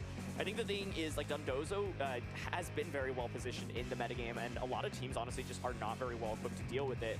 Part of what makes it really challenging to fight against is that there's so many different modes that you can go with, right? You've obviously got Dozo Tatsu, but Weezing is a really common lead with this team. Leading Weezing with Chi-Yu, for example, was a really premier duo. Of course, what the Weezing aims to do is just spread poison. A single toxic spikes can just make it so much easier for Dondozo to blow through the game. Fluttermane allows you to have a fast mode with speed control, right? Fluttermane Chi-Yu being a lead combination on this team as well. And Dragonite is kind of this like missing sixth piece. It doesn't come out as frequently, but can be really valuable in closing out games, and is particularly strong into the balance teams that we see with double fake out from Pokemon like Incineroar as well as Rillaboom. But I think when we look at this matchup, Weezing probably a really pivotal Pokemon in shutting down the abilities. That means no Prankster, no Drought. Weezing Chi-Yu, for example, being a really fire explosive lead. And then I think Dondozo on Yuki's team just looks really good. So let's get into it. Yep, here we go. Yuki will lead with the Dondozo and that Weezing, while it will be the Tornadus and the Ogerpon over on Carson's side. So all abilities are now turned off because of that neutralizing gas. So I think the thing is that Dondozo's Terra here is going to be that Grass Terra. Now, if you Grass Terra, you suddenly become weak to that Bleak Wind Storm, right? And so Carson is exerting a lot of offensive pressure into it immediately. Yuki could go for something like Protect on Dondozo and just Poison Gas, get the poisons down, of course, and start just chipping away at things, and then consider switching out the next turn and then, Grass Terraing anyway. The question then, I have is, like, can Carson get a knockout right now? You could go for something like a Bleak Wind Storm and an ID Cudgel, try to target the Weezing, but Weezing is an incredibly bulky Pokemon's got that Citrus Berry, which normally ensures that he can get a single attack off here. So looks like Carson actually opting for the Tailwind option, saying, look, I want to ensure that if you switch into Tatsugiri, I will still outpace you. It is going to be the immediate switch into Tatsu. Yeah, so the abilities will now turn back on because the Weezing has switched out. It is going to be that Tatsugiri with that Commander will go ahead and combine with that Dondozo and give those boosts that Dondozo loves to see so much. Now it's going to be a 1v2 situation until that Dondozo gets knocked out. So there's the boost. You know, it's always nice to see Dondozo get those boosts. It's basically just now really bulky, really fast, and really heavy hitting.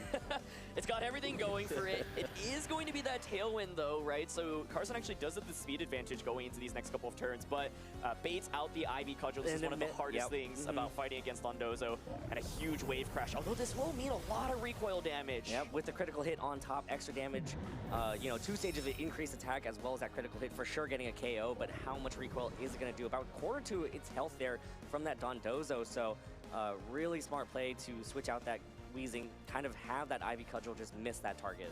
Yeah, so now, however, Tailwind is set up, and you've got Dark Urshifu out, right? This is one of the strongest options you can have against Dondozo because you get that critical hit guaranteed, which of course ignores the boosts.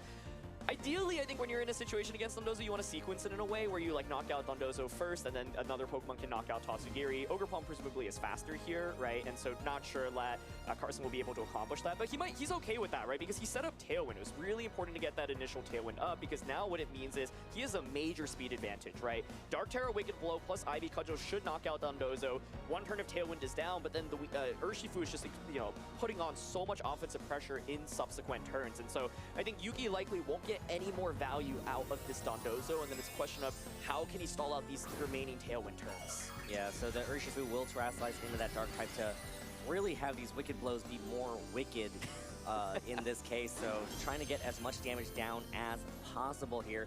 Ogerpon will connect with that Ivy Cudgel into that Dondozo. No critical hit there, but we see how important those boosts are. Here's the Wicked Blow into that Dondozo. Is it going to be enough to get the KO from that range? And it is. Huge knockout right there to knock out that Dondozo. Kind of the cornerstone of Yuki's team right here.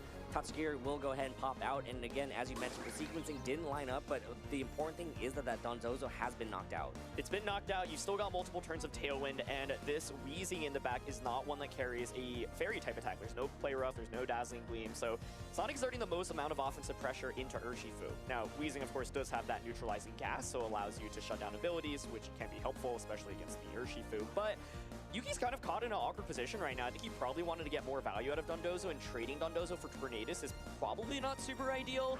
So Yuki is going to bring his defensive option in Weezing out right now. He's looking to try to stall out these remaining couple of turns of Tailwind, but Carson right now in a really strong offensive spot. And of course, we saw his final Pokemon. It's going to be that Fluttermane in the back as well, which is honestly a really scary Pokemon. I think with Dondozo eliminated, Fluttermane is also very well positioned in this end game. So this is kind of the awkward component of using Dozo, right? If the Dozo itself is eliminated, Tatsugiri and Weezing often can feel like they're not applying too much offensive pressure out on the field. Yeah, so the Weezing will allow, you know, Yuki's team to protect in front of this Urshifu, so that's kind of helpful to help stall out these remaining turns of Tailwind, but, you know, it's not the pieces that you really want to see if you're on Yuki's side of the field. Tatsugiri will protect itself here, again, does not want to take too much damage, and, you know, it might be a pretty strong form of offense for later on, as the Ivy Cudgel will connect into that Galarian Weezing, and the Wicked Blow does land into that Tatsugiri Protect. So Sludge Bomb ends up coming out here into the Ogerpon, does decent damage though, does not get a poison, and you can see Carson just confident to launch another Dark Terra Wicked Blow here. I mean, Dark Terra just so powerful on this Urshifu. The Ivy Cudgel did just under 50% to that Weezing, so I wonder what the roll is on it, because if you get a higher roll, then you just get the knockout. It'd be perfect for Carson, right? So, you know, Yuki has one more turn of Tailwind to stall out here. You could go for another Protect, but then the question is, how are you ever dealing enough damage, right? Once again, like, Yuki really wants to ideally get his 4 Pokemon on the field healthy. Should it be that Chi-Yu? Should it be that Fluttermane? Or should it be that Dragonite? But it's really tough, right? Basically, it feels like you can't switch out right now. Should you switch out, you are just going to give up a Pokemon or take way too much damage. Could go for a double Protect with Tatsugiri, but not sure that even really accomplishes very much. And so it is going to attempt the double Protect, but doesn't get it. It's going to go ahead and fail right there, so that Tatsugiri will not be able to protect itself from this Wicked Blow. Ivy Cudgel connects into that Weezing, and Weezing hangs on with just a sliver of health, but it will get to munch away at that Citrus Berry and heal back at least some of its health. might not be out of range of that next Ivy Cudgel, but again, here's that Wicked Blow into that Tatsugiri and gets KO, so now Yuki's down to his final 2 Pokemon, that Galarian Weezing, and still one more unrevealed Pokemon in the back, as Weezing now will go for a Poison Gas, and Ogerpon dodges the attack, so now Urshifu will be poisoned and slowly whittle away. Yeah, this is one of the downsides of using Weezing. Poison Gas is a move that's not fully accurate, right? But I will say Carson already has built up a huge lead, so we'll see how impactful that miss ends up mattering, because the reality is that Weezing at this point can spread poison, it can Sludge Bomb for a little bit of damage. What is Yuki's final Pokemon going to be? It is going to be the Flutter Mane here, which is not a great Pokemon, right? Because like you do face the risk of just eating up Sucker Punch right now. Terra has not been committed on Yuki's end, so he likely will want to click that Fairy Terra with Flutter Mane, increase your damage output of Moonblast while also, you know, having a resistance to Sucker Punch. But you know what the final Pokemon is on Carson's end? It's his own Flutter Mane. That's going to be a really, really powerful option here. He knows he's got Choice Specs just waiting in the back, and I'm thinking maybe Dark Terra Sucker Punch plus, you know, Specs Dazzling Gleam could be enough. The reality is you could just Moonblast as well, because I think you can just ignore the Weezing at this point. It's basically only really spreading poison. So I think Yuki just didn't really have a lot of offense in the end game here. We'll see if he's able to accomplish much here, but I think it's really tough because the Weezing is kind of just, yeah, not doing very much right now. Yeah, it's kind of just sitting there. Yeah, the neutralizing gas is nice, but at the same time, it's like, what is the damage being done? You're not really keeping up with that damage trade with that Dark Terra Urshifu over on the other side. Yuki's Flutter Mane will Terrasilize here. We'll go for that Terra boosted Moonblast now. We'll be able to connect, knock out that Ogerpon from that range, but again, this Urshifu will now be able to strike and get a knockout of its choosing. It will be Urshifu going for that Wicked Blow now.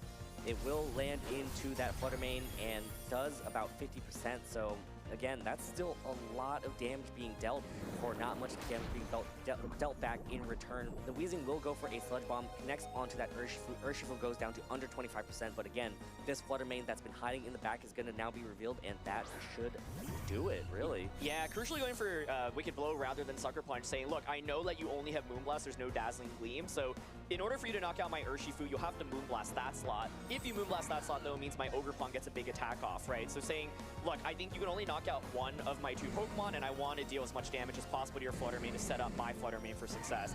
I think Yuki right now is in a position where he likely will want to contemplate going for, if you get a double Protect off with Flutter Mane, then the Urshifu will just faint from the poison, right? So that's one potential line that you can take. Carson, as you can see, you're hovering the Wicked Blow. The question is, yeah, who do you want to target here? Because there's a world in which, like, the Flutter Mane protects, but then the Weezing just attacks here, right? And so he's actually going to launch the target into the Weezing slot and then committing the Shadow Ball here. It is going to protect from Flutter Mane. Is it protect from Weezing as well? And it looks like the Weezing will also follow suit and protect. So just really trying to rack up these poison ticks, right? Like, really just trying to stall out this Urshifu, kind of get into a better position of 2 versus 1 instead of this 2v2. So we'll need another, you know, double protect from both Pokemon in order to kind of come out with this turn and have that Urshifu get knocked out from poison. So it's close, I guess. Like, do you go for it? Do you go for that double protect? You have to. You have to, right? Exactly, yeah. I think both Pokemon here, I wouldn't be surprised to see both of Yuki's Pokemon attempt a double protect right now. So let's see if he's able to get it. Double protects can be so huge, especially for this Dondozo composition, because the poison damage really, really adds up. And here we go. Oh, no it's not protect even at all. Wow. Here's a Shadow Ball from that Flutter Mane on Carson's side. Gets the KO over onto the Flutter Mane on Yuki's side. So no double protects there. Not really, maybe seeing a different line right now, but it looks like that might just do it. The Urshifu will go for a Wicked Blow and connect into that Weezing, and it looks like Carson is going to go ahead and take game 1 here of this first round of Top Cut. So I want to explain the lack of the double protects, because we were talking about that a lot, but I think part of what Yuki was probably thinking is, hey, maybe my Flutter Mane is faster than yours, right? Yuki is running a booster energy set. Normally it's going to be speed booster on these teams, so he's thinking, well, your Choice Specs Flutter Mane, I've seen a lot of the Specs Flutter Manes that, like, don't actually invest a ton in speed because you, like, counteract with bulk, and you've also got Tailwind on your team. So he's thinking, well, you keep clicking Wicked Blow, right? Like, maybe I just outspeed you this turn and I could just, like, get damage off, but ends up not being the case. Carson does manage to get that first hit off and conserving his Flutter Mane really nicely. And I think as we look at game 1, basically the key takeaway is I felt like Yuki just didn't have enough damage outside of Dondozo, and Dondozo went down way too quickly, right? He combined immediately. Turn 1, he could have gone for something like protecting with Dondozo, maybe get that poison gas off to start the game off, then switch in the following turn. So I think Carson, you know, really happy to trade the Tornadus, get the Urshifu in, and Dark Terror Urshifu is just an absolute menace in this matchup. Just so much damage across the board. Yeah, those really powerful Wicked Blows going to be so important to kind of keep up with, especially since that's going to be a huge way for Carson to be able to deal with the Dondozo once it combines with that Tatsugiri, right? Yep. I mean, the Dark type Terra Wicked Blow hit so much, but most importantly bypasses those defense boosts. That's one of the problems with Dondozo. It kind of just sits on the field with those boosts and, you know, kind of just sits there. You can compound that with recovery. You know, you don't really have that option for recovery with Yuki's set, but, you know, you really want to be able to burst down that Dondozo as fast as possible, and Urshifu is definitely proving that point. Yeah, I think I would be surprised to see Carson mix up the 4 Pokemon. He might mix up the order. I think Ninetales and Ferrograph are just not very bringable in this matchup. And from Yuki's end, I think the 4 Pokemon makes sense. I think Chi-Yu could be a reasonable adjustment as a lead with that Weezing, and it is going to be Chi-Yu. Yeah, so Weezing and Chi-Yu for Yuki, and looks like Carson will actually change it up as well with the Tornadus and the Ogerpon. That's the same lead from the last one. Same leads? Yeah, yeah. My memory's not what it used to be, Aaron. It's all right, Dewey. You know, that's what happens. We're getting old here. But, you know, the reality is I think, like, Tornadus Ogerpon just a pretty safe lead here, right? Like, you still exert a ton of offensive pressure here. I think the main thing if you're Yuki is you might be thinking, do I want to protect, right, with the Chi-Yu? And, like, so... You can bait out damage, right, and let Weezing start spreading the poisons. You see Carson thinking, okay, I can just Icy Wind. That would break your Focus Sash on Chi-Yu. That would drop your speed as well. He's looking to just knock it out on turn 1. So should he commit to this play? The big question is, does Yuki go for the safe Protect, right? Because you could pretty easily Protect and go for a Poison Gas right now. And it's no Protect coming out! Just Carson an Icy is so Wind happy here. about that. Carson going for the Icy Wind, going to go ahead and slow down that Chi-Yu and that Galarian Weezing. Very important speed drops right here as Ogerpon will now go for an Ivy Cudgel, hits into that Chi-Yu and gets the big knockout from that range. So what a very crucial Icy Wind that was. So now that Chi-Yu goes down, it was a critical hit, but I'm pretty sure that critical hit was just extra damage on top. Now it looks like it will be Weezing setting up those Toxic Spikes now. So one layer of Toxic Spikes has been set down. So whenever Carson's Pokemon switch in, they will be getting poison. Yeah, just regular poison. Dream turn 1 there, I think, right? Like Yuki was saying, I think the Protect is so obvious. I didn't Protect in game 1 either when I had a Pokemon next to Weezing. Surely you expect me to go for it. I think Carson's like, well, I'm already up a game and I can get a lot of value by getting a knockout here immediately. And so I think Carson off to a really strong start now can get this Tailwind up as well. Having that speed control is such a big difference maker against Dondozo because it means that Dozo often will get like one last attack off. Yuki also crucially went for that Toxic Spikes. The idea behind Toxic Spikes is saying, look, I think I really want to get the poison down, especially onto your Urshifu in this end game, right? But right now, Carson just in a really, really commanding position. Dondozo's going to protect this turn, but we saw what Carson committed to. It's going to be the Tailwind. That's always safe. It's guaranteed. And I think the reality is with Ogerpon here, you can always go for the Ivy Cudgel into Weezing. It's a perfect two-turn start for Carson in this game. Yeah, so the Ivy Cudgel will activate the Citrus Berry over on that Galarian Weezing, but what great sequencing last turn from Carson to be able to go for that Ice Wind, break that Sash, and get the KO. Here, Weezing goes for a Poison Gas now. It will connect with that Tornadus and the Ogerpon, so it will slowly chip away at both of those Pokemon. So this is a little bit of a better position because both Pokemon are poisoned as that Dondozo is still sitting pretty right there. It just feels kind of over to me, though, if Carson hits his moves, right? Because this next turn, you can just go for Power Whip plus Bleak Wind Storm into a Dondozo. Dondozo probably has the Terra to get around the Power Whip, or you don't Terra and you just eat a super effective Power Whip, right? Both of these moves are inaccurate. Yuki probably has to commit switching Weezing out into Tatsugiri right now. The other play you could go for is like double Protect Dozo and get a Sludge Bomb off with Weezing, but that doesn't really advance your game state that much anyway. So I think Yuki is probably hoping for a miss at this point from the slightly inaccurate attacks from Carson's end. And then the main decision you have to make is, do I still commit the Grass Terra, right? By committing Grass Terra means that I become weaker to Bleak Wind Storm, but it means not taking as much damage from Power Whip. And of course, Power Whip is single target while Bleak Wind is going to be spread. So Carson is going to switch. Wouldn't be surprised to see the Terra come out here. Either way, though, the Dozo, as long as the moves connect, will still take a ton of damage, enough where a Dark Terra Wicked Blow likely will finish it off. Yeah, so the Tatsugiri will take the field here. We'll go ahead and combine with that Dondozo. So now, again, the Commander boost will happen. All nice stat boost right there for Dondozo after, you know, getting the snack away at that tasty Tatsugiri. So, yeah, like you said, what is Yuki thinking about here? What is the bigger threat? Tornadus will go for Bleak Wind Storm. Does connect with that Dondozo. You know, a little bit of damage right there, but now here comes the big Power Whip, connects on that Dondozo, and that's so much damage. Brings it down to about 30% of its health. Ogerpon does take damage from that, you know, recoil from the Rocky Helmet, but here is an order up onto that Tornadus, and you know, that's one attack boost, but at the same time, it's like, dude, how much staying power does this Dondozo have? Not much at all. Yeah, I do, you know, think it was important to go for order up there rather than something like a wave crash. Had a knockout happen, then Carson gets the free switch in into Urshifu, and I think then with Tailwind up, it's just, you know, like completely over. Now there's 2 turns of Tailwind left, right? I think like what Yuki ideally wants to position for is to stall out Tailwind. You can protect this turn. You get some poison damage. I mean, it's still really tricky, right? And at this point, Carson's done enough damage where he's like, I don't even have to risk missing Power Whip. I'm just going to go for Ivy Cudgel. And so it is going to be protect, at least stall out 1 turn and get some poison damage off. But then this next turn might just determine the game. Yeah, so here's 1 protect. Bleak Windstorm will just go ahead and hit into the protect and the miss on that Tatsugiri slot. Whatever move the Ogerpon does as well. So now Yuki might have to go for a double protect in order to stall the Trick Room. You don't really want to take that KO because of the fact that, well, I think a double protect is a pretty solid play here. I think it's the play that makes the most sense, where then Tornadus would then feint from poison. You could also hope for like Bleak Wind to miss and Ivy Cudgel to not deal enough damage and then get a knockout that way. So, you know, one thing Carson could theoretically do is switch out the Tornadus to like try to set up another Tailwind if he wants to, but he'd rather just go for the damage. So let's see, does Yuki commit to the double protect, or is he gonna just hope for the potential Bleak Wind miss and try to knock out the Ogerpon and then have Tornadus feint from poison as well? Yeah, but even then, you know, if that Urshifu is in the back, it does have that Focus Sash too, so that's kind of... But it will be broken from the Toxic Spikes. After 1 turn of protect, yep. after 1 turn of protect, so there's a lot that's gonna have to come down to this. Looks like now it will be the Dondozo terrestrializing. It will go into that grass type to take the potential Power Whip better, but you know, you are also taking more super effective damage from a Bleak Wind. So it is going to this one hit? I think if it hits, it's just over. Bleak Wind, does it connect with the Dondozo? Okay, It dodges it. Okay, all right. Yuki hanging on here. Here comes an Ivy Cudgel. Connects in that Dondozo and just hangs on with a sliver of health. Here's an Earthquake.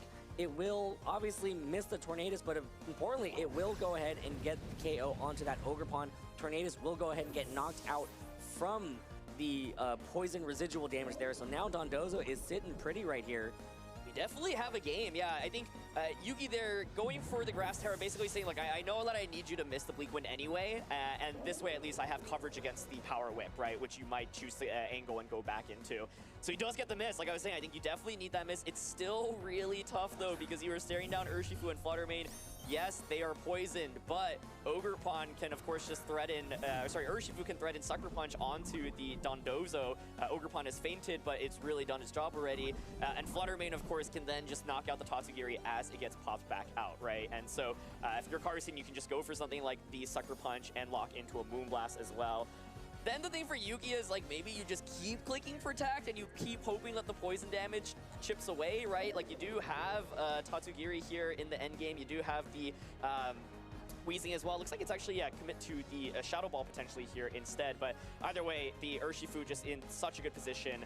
It's actually going to be the commit to the double up here. I think part of the idea is like, okay, the Fluttermane is likely just very, very fast. So knowing, okay, I'll just move first before your Dondozo, get the knockout onto that, and then Urshifu just knocks out, the Tatsu as it gets ejected. Yeah, so Carson will terrestrialize. It will be that Urshifu becoming the dark type Urshifu.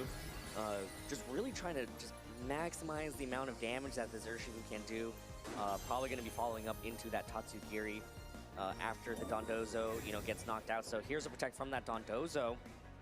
Gonna wait for some poison chip damage to fall upon both this Fluttermane and that Urshifu, as the Shadow Ball will be the move that is locked into for that Fluttermane, as now Urshifu will go for a Wicked Blow. It will connect onto that Dondozo, so it can't protect itself from that. Yep, it can't, and so Dondozo will faint now. Yuki no longer has Terranese, down to the two most kind of defensive options in the Tatsugiri and the Weezing. Now, once again, Tatsugiri can at least protect in front of the Wicked Blow, but of course Weezing has already taken some chip damage from earlier in the battle as well. So with the poison damage adding up, right, if Yuki is able to get the calls correctly, like, is there a chance for him to win this one?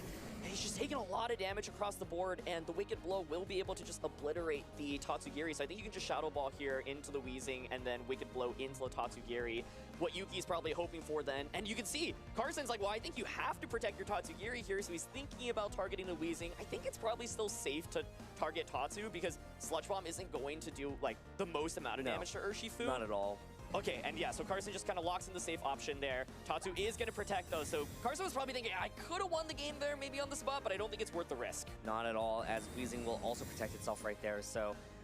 you know, just trying to get as much poison damage down onto the field as possible. Fluttermane will use Shadow Ball into that Galarian Weezing, and then Carson will go ahead and use the Wicked Blow into that Tatsugiri slot. So really trying to knock out that Weezing in order to be able to open up that Protect, or, you know, unleash the Unseen Fist again, right? Yeah.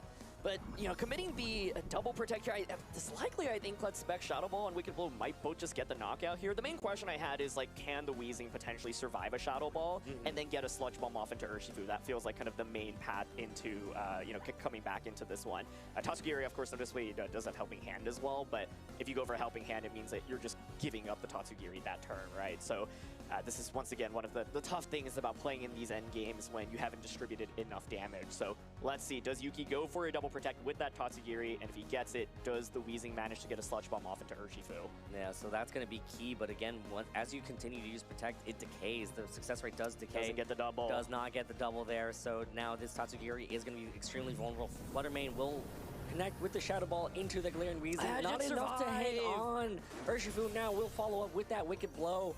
Gonna hit into that Tatsugiri and easily get the one-hit KO from that range. But again, I think you're right, Aaron. I think, you know, playing passive with that double protect made Yuki miss that opportunity to go for the Sludge Bomb that hits into that Urshifu, but I guess it wouldn't have mattered anyways because it wouldn't have gotten the KO barring a critical hit. Yeah, it was quite close here, so I think it was always going to be tricky for Yuki, but by committing to the double protect, it meant the following turn Shadow Ball plus Wicked Blow was quite safe, and even had he gotten the double, he would have likely needed another protect from the Chi-Yu. So yeah. Weezing into protect here, going to stall out with a little bit more poison. You know, with poison and protect, there's always a way, no matter how unlikely it be. But of course, Fluttermane is just one attack away from knocking out this Weezing at this point. You have to play to your outs, and Yuki's identifying the out right now is that Yuki must continue to protect until the poison chips away at that Fluttermane. So it's gonna be like 5 or 6 turns. It's gonna be 5 or 6 more turns of protect. Yuki needs to hit 5 or 6 more protects in a row. The odds of that are really low. Aaron, can you run the numbers for me really fast? I mean, if we need 5, right, it's every subsequent protect is 1 in 3, right? Times 1 in 3, so, you know, 9, 27, 81, and, okay, well, we don't even need to get there because there it is, the failure right there. Thank you for the quick math lesson, though, as Carson connects with the Shadow Ball and will move on to your top 8 here at the Houston Regional Championships. What a battle between these two trainers. I mean, Carson identified what he needed to do to deal with Yuki's Dondozo team.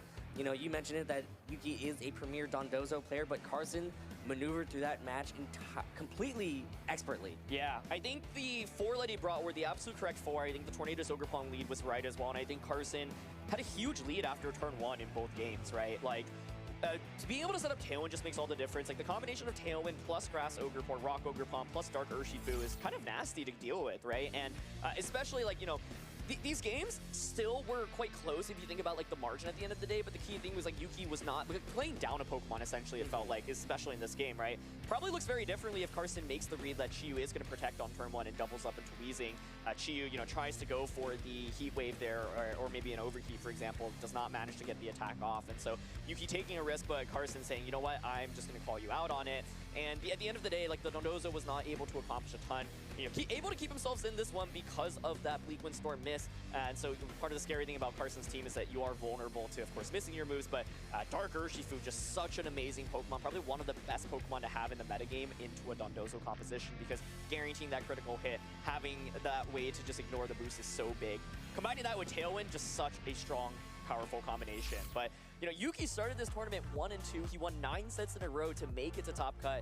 He has now had back-to-back top cuts with this team after getting top 8. I believe it was the San Juan special event quite recently as well. So just a couple weeks ago. Exactly. He's been on an amazing, amazing tear, and you know, should have really solidified his run as he tries to qualify for the World Championship. So you know, amazing job done by him. And I think Carson is, of course, you know, one of the biggest veterans in VGC, as he's won it all, you know, at so many different levels. He won a regionals in the previous season as well, looking to get another regional title under his belt. And yeah, kind of a span, right? I mean, Carson's won since like 2016 all the way till 2025, so that's pretty impressive. Just the longevity of Carson in competing, right? Like, not just not just recent years, but also in the past. And not just in the past, but also in recent years. Exactly. Not like us, Aaron.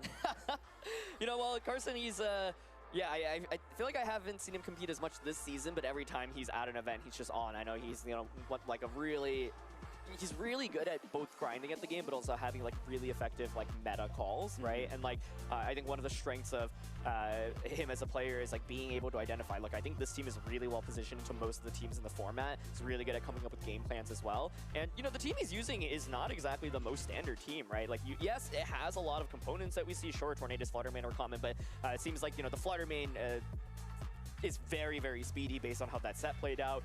He's also got the Ninetales. I wish we got to see it make an appearance. I'm hoping it comes out in some of the other games. And then, of course, he's also got the Imprison for a graph. So it's kind of a new take on Tornadus Tailwind Hyper Offense. And it was really, yeah, just a beauty to watch him play. Yeah, more to come, though. That was only the top 16. We still have the rest of the top 8. But before we go, let's go ahead and do one of my favorite things, co-creation, Aaron. As much as I like co-creating with you, let's go ahead and throw it over to one of my favorite collaborations of all time. Let's go ahead and take it away with What's the Strat with Evan Ladd, crossing over with the Joe Brown Breakdown. It's the crossover event of a century that everyone has been clamoring for. My name is Evan Latt. Welcome to What's the Strat with Evan Latt.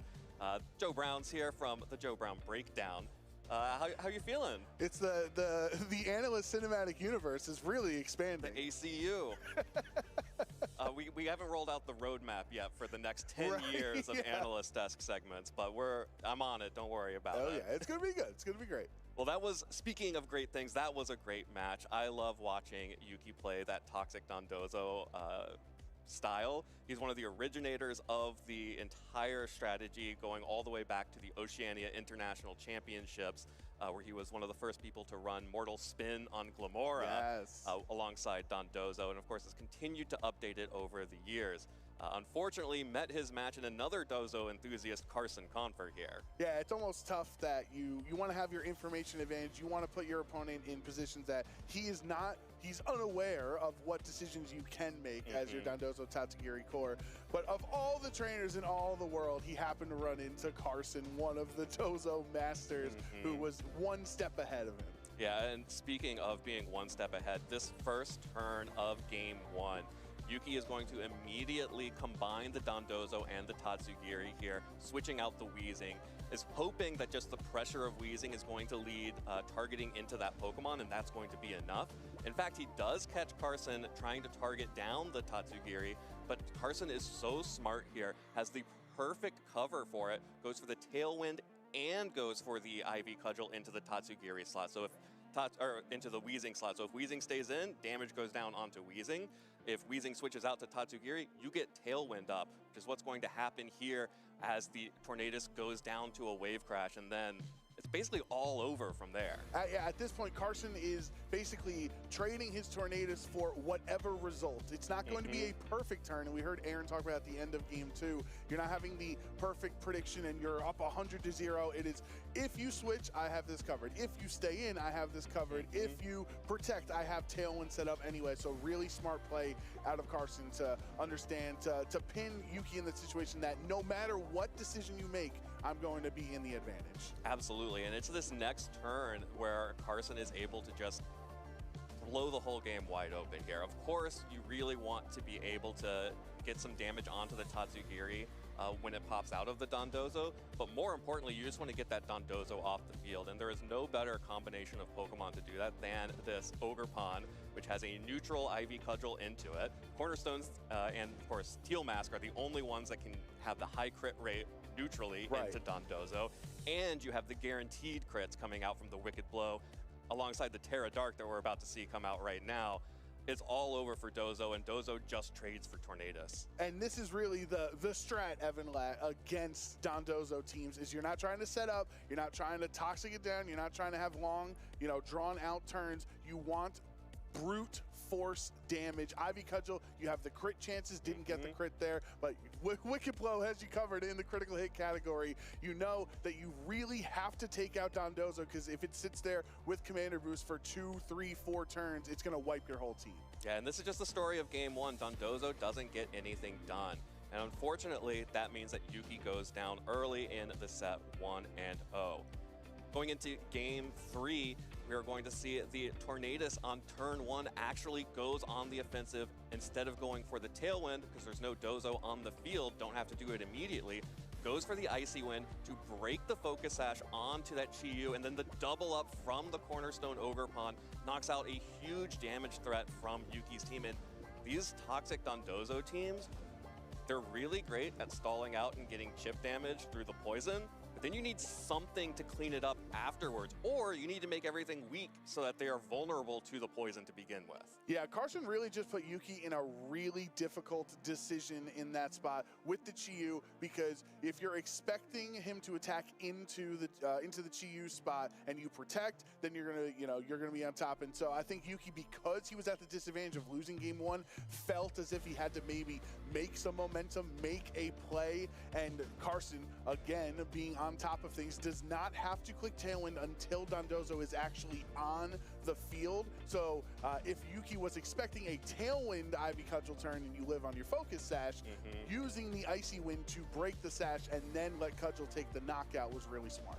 Absolutely, and all Yuki gets out of that is a layer of toxic spikes and then the poison gas on this turn. But Carson is just happy to step on the gas with the Tailwind and let these Pokemon take their damage, take their shots at the Wheezing, and the poison damage will add up over time. But again, there is no other Pokemon. You only have the Dondozo, the Wheezing, and the Tatsugiri remaining to deal damage to these Pokemon. You need something to be able to clean up a little bit more. If that Chi-Yu had been able to get off maybe even one Heat Wave in this game, ignoring the Bleak Wind miss that happened on the Dondozo as well, but like just that a little bit of extra damage pushed over the edge, Yuki may have been able to force a game 3 here. Right, and even maybe preserving your Terra for Chi-Yu later on, right? Switching it out. There's always the crazy play of the double swap into Dondozo Tatsugiri in the back, and I think Wheezing is so frustrating for people to deal with, and that's why a lot of players will over-index into it, because Carson really does have very valuable abilities that are being turned off. Unseen Fist, Beads of Ruin, Prankster, right? These are things that you would think, in theory, Carson would want to deal with the Galarian Wheezing as fast as possible, but he understands, one, with just the natural speed Tornadus and Ogerpon Cornerstone have in general, that they don't necessarily need their abilities turned on right now. I'll deal with the nuisance of Wheezing after Chi-Yu and Dondozo are gone. All right, well, Joe, thank you so much for that appetizer, that taste of the Joe Brown breakdown. It's great to have you here at What's the Strat. Hey, what up with that? You know what I mean? What up with that? What's the strat? Let's go ahead to the lounge where we've got Carson Confer talking with Sierra. Yeah, you two are having too much fun in there. You guys need to chill a little bit, because I have none other than Carson Confer here to talk a little bit more about that match. Top 8 as well. Hello, how are you doing? How are you feeling going to top 8? I'm feeling great. It's been a while since I was in Top Cut, so it feels very nice to be here. I mean, when we do see you make the runs, though, like you go like for the top, and something that was talked about was the meta call, looking at Sacramento and how you kind of have like a read on these tournaments and stuff. Your team seems to be performing really well. Love the Dark Urshifu. Like, what was your preparation and thought process coming into this tournament, specifically around this evolving meta? Yeah, so it's kind of a bit of a long story, but I'll try to go quick. Seattle, I brought a size spam team with like Iron Crown, and I went 5-3. I'd been doing really good online with it, but did poorly in the tournament. And then last weekend, I tried once more with the size spam. I played a online grassroots tournament, and I went 4-3. And so I decided like it's time to just like cut my losses and find a new team for the tournament. So I ended up finding a team that night from a player named Zach Knight, who had went 7-5 at Seattle. And it was a really cool team with like Ninetales and Indeedee Male Sneasler, and it was something I was pretty interested in. I played a bunch of games with it. It felt amazing, but there was just like one matchup that I could not beat, and it was Ursaluna Trick Room. And so I thought I was going to play a lot. I actually haven't played any, or maybe I played one today, but I just like made it my quest to be able to fix this team and like find a way to beat Ursaluna Trick Room. So I ended up putting on an Imprisoned Fergaraf, since the Indeedee Male was mostly there, just this set psychic terrain. It was Choice Scarf Expanding Force, but it died a lot when it switched in, just because it's so frail. And Farig was able to block the priority and stick around a bit longer. And then the last piece that I ended up adding was Cornerstone, I had a bunch of like very specific criteria that I wanted it to meet, and I've just been so happy with my choice of that last Mon. I think it's been my most used this tournament, so just really happy with how quickly the prep came together. I made the initial sketch of this version of the team on Tuesday night, and oh wow, things have really come together quickly. I mean, the confidence with the team, what we got to see on broadcast definitely seems there, because that was a pretty commanding set. We were kind of curious. We've seen a lot of this Dondozo Tatsu gearing with the Weezing specifically at this tournament too. That was the second one that you faced today. You got the back-to-back. Yeah. Do you feel as confident in the matchup as the match looked itself? Because that was really clean. Yeah, I feel like my Dondozo matchup's pretty good. I've got a lot of tools that are good into it. I've got Torn obviously is nice because I can go before the Dondozo, especially since they all are running Jolly now. Cornerstone is nice because it's hard to kill. Like, it always takes 2 hits to kill, and usually it's strong into Dozo's partners like Chi, Flutter, Chin Pao, Dragonite. All of those Pokemon are not great into Cornerstone, so it's really helpful there. And then obviously you got Power Whip for the Dozo. And then Flutter and Dark Ursh are just 2 of like the stereotypical Mons that are good into Dondozo, since Flutter goes first and hits it hard, and Dark Ursh obviously hits through Protect and crits, so can't ask for much more than that. It does just way too much damage.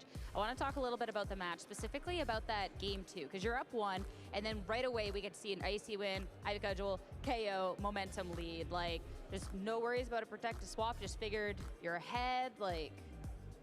Yeah, and I thought if he swapped or like protected and did something with the Weezing, like, it wasn't going to be that impactful compared to how impactful it would be for me positively if I killed the Chi-Yu right away.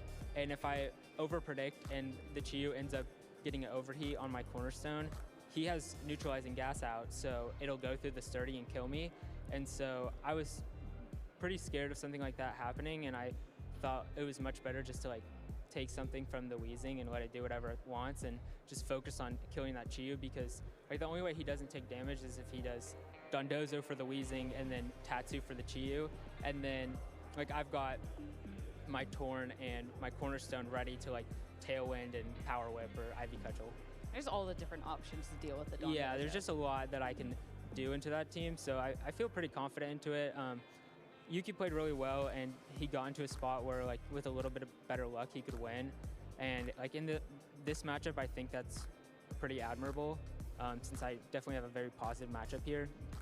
And then my round 12, Joseph Selmer also, he won a game, and he was able to like force a turn 1 50-50 each game, but I ended up winning 2 of those. Okay, and then that's all you need to be able to lock this up. Now you're in top 8. Looking ahead, how are you feeling about the completion of this tournament run? Because it's only a couple rounds away. Yeah, I feel pretty good about this tournament and my ability to do well in my other rounds. But you know, it's a big tournament. There's a lot of good players in this top cut, so we'll see. I mean, just a little bit longer till we get to see your top 8. But before you go and we get started, is there any final shout-outs that you have? Yeah, first and foremost, I want to shout out my wife, Sydney. She's watching at home. She couldn't come this weekend, and my family's also watching, so shout out to them. And then Francesco Piopero, Marcus Dion, Justin Burns, and Zach Knight all helped me prepare for this tournament. None of them ended up using the same team as me, or 2 of them didn't even come, but they all helped me a little bit along the way, so very grateful for their assistance. I mean, the team is awesome. You had some great help. So, Carson, best of luck going on forward. Thank you. Thank you, thank you. As for us, it's time to get started with the top 8 here in Houston. So let's send it back over to your casters to get it started. Thank you very much, Sierra. Congratulations to Carson moving on to top 8 here at the Houston Regional Championships. And Gabby, it's time. There's only 8 trainers remaining. We started with, I think it was roughly 700 trainers yesterday, and we take a look at where we are now.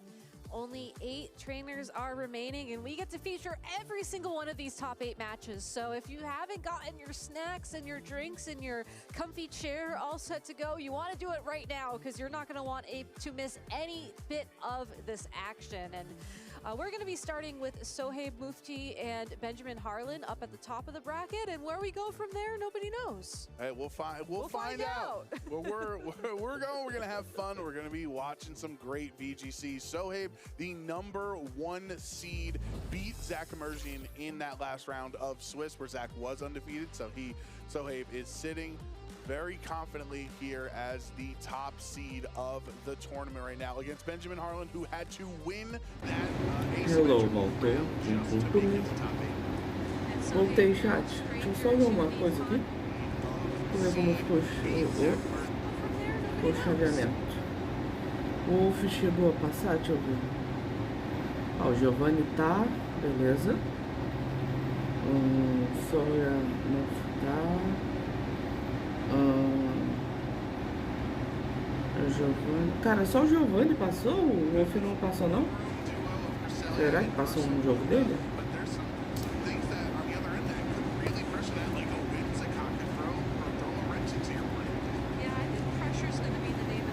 Ó, o time do Sohaib Mufti. Among Us Rock Helmet, Crescera de Safety Goggles, Flutterman Specs, Incinerode, Assault Vest, o Saluna Flame Orb e o Chifre de Água de Life Orb. Pessoal, aí, ó. Acordei, gente, acordei. Eu acho que eu acordei. Ainda tô com um pouco de sono, né? Eu recém acordei, mas eu acho que eu tô bem melhor. Quantas horas de live já foi? 4 horas de live. Nossa, ainda tem mais 4 horas de live. É isso, se bem que são 3, né? É.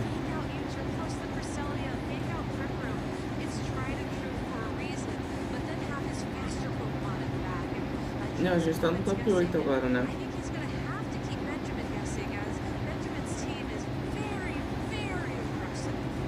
É, a gente tá no top 8 agora.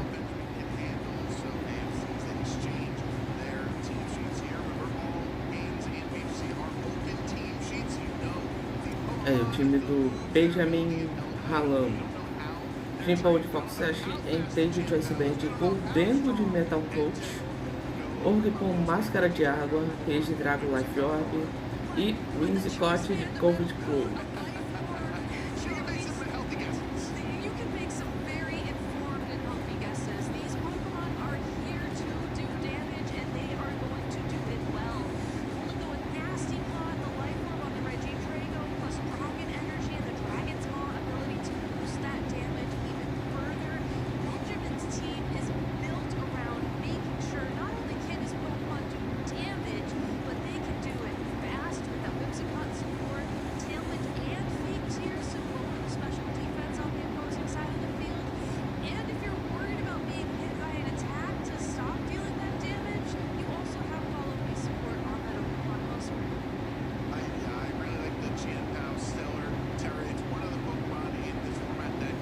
Cada tem um Best Jordan. Beber água, chat, bebam água, não esqueçam de se hidratar.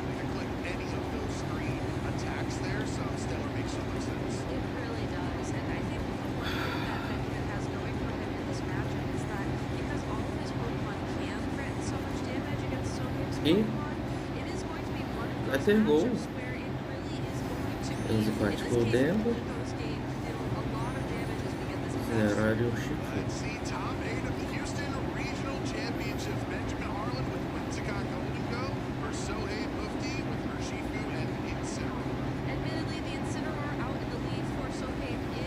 Aqui é Protect.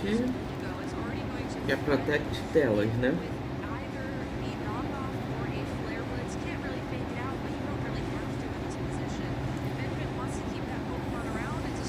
Ah tá, ele tirou o Golden.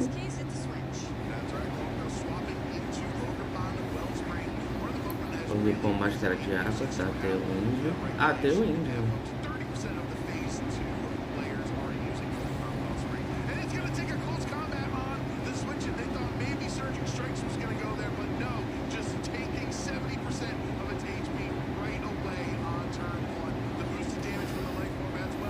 Caraca, sobreviveu ainda.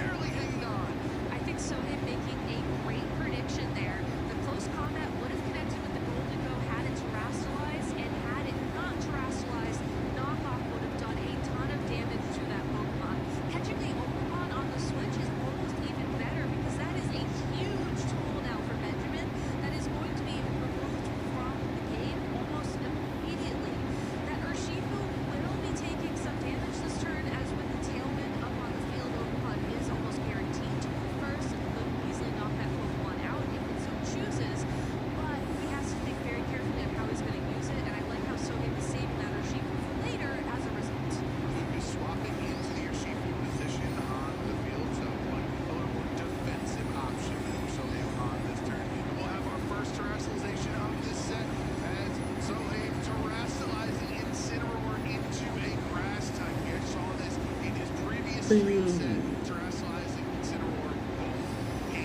blast. Ok.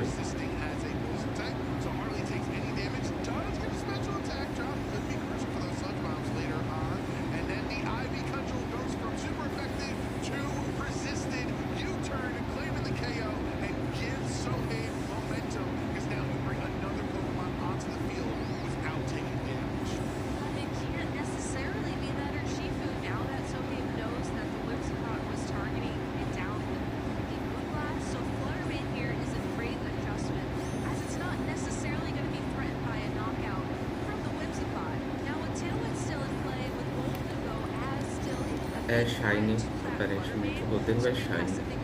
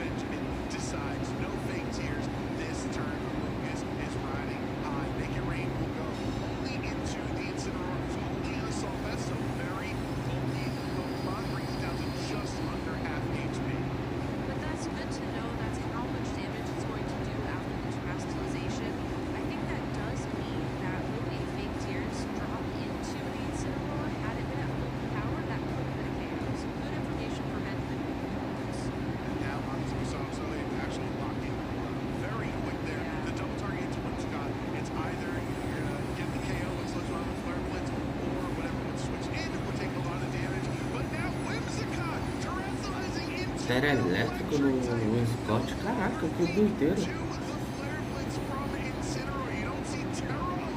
Fake tears.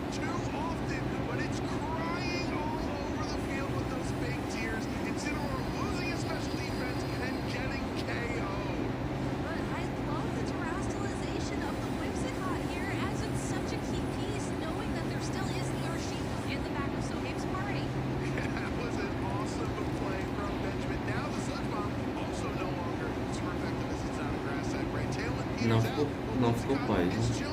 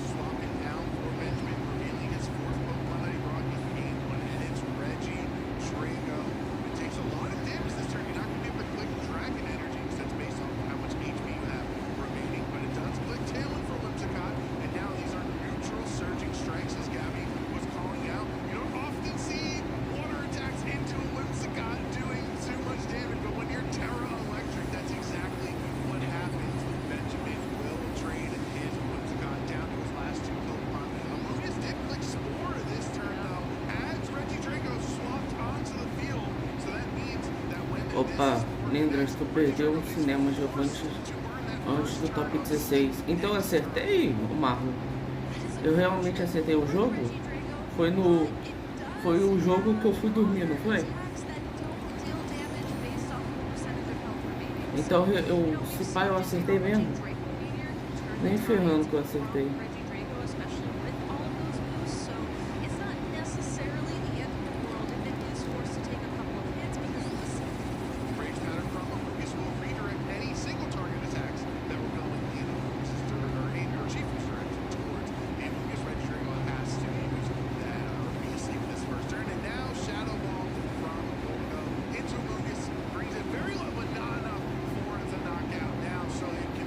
Leva o tempo? Não. O mesmo com a Life Orb, cara. Sim, eu falei pra tu que o Cheesecake ou o Figlick iam jogar quando eu fosse dormir. Pelo que eu vi aqui, ele tá no top 16, né? O Wolf foi eliminado, vixe. É, ele tá no... O Giovanni tá no top 16 aqui, né? Top 8 no caso. Ele é... Acho que ele é a última partida que tá aqui, se eu não me engano.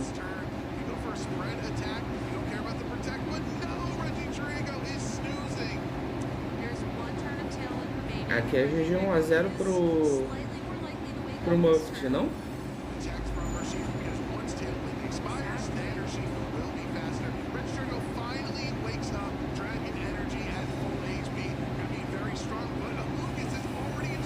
Você falou Wolf e Giovanni, então tá meio...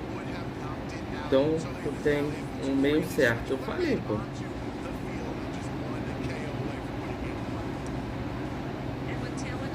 Acabou o Tailwind.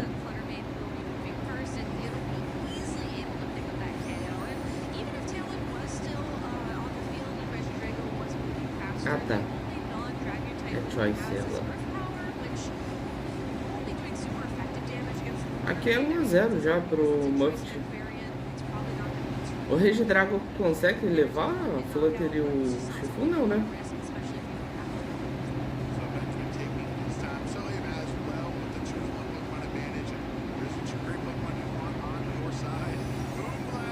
Um Blast. É, não. Tá aí minha resposta. Cara, eu tô achando que esse cara vai ganhar, tá? Ele tá, o time dele tá bem sólido, cara.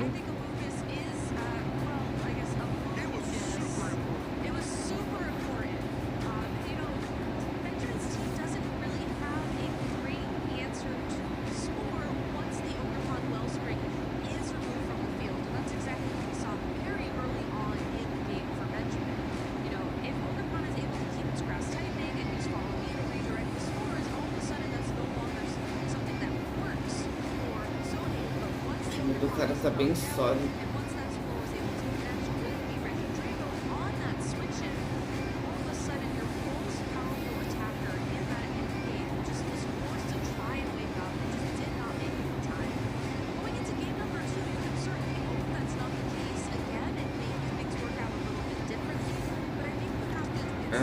Acho que é o Giovanni que ganha. Eu não vi como é que tá o time do Giovanni, então. Mas esse Muffet aí, ele tá bem consistente, cara.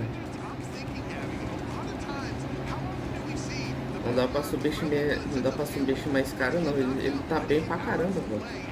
A gente viu 2 jogos dele. Esse é o segundo jogo dele, né? Que decidia.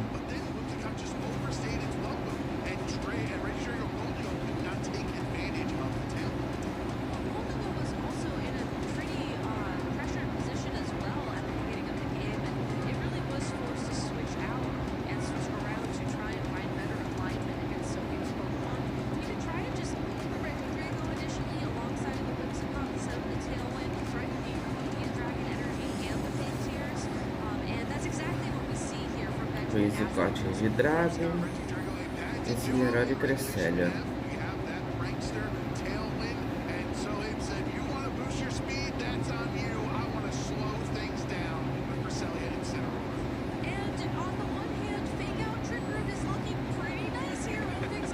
Spoiler. O time do Giovanni é potente. Ok, ó, lembrando aí, deixa eu ver. Pra quem não viu, eu postei na aba comunidade uma votação para vocês escolherem o último integrante do meu time na Batalha da Fronteira, tá? Então durante a live aí, se vocês quiserem votar, ou depois quando acabar a live, votem aí, tá? Eu vou deixar até sexta-feira a votação. E vamos saber qual é o Pokémon do meu time. Olha, vou ser sincero com vocês, tá? Sobre o cochilo. Não tá do jeito que eu queria ter dormido um pouco mais, mas eu fiquei preocupado com a hora da live. E 2, cara, comparado ao que eu tava, eu acho que eu só tô recém-acordado, né? Então eu tô meio zonzo ainda. Mas, pô, comparado ao que eu tava, nossa, eu tô bem demais, cara. Meu Deus.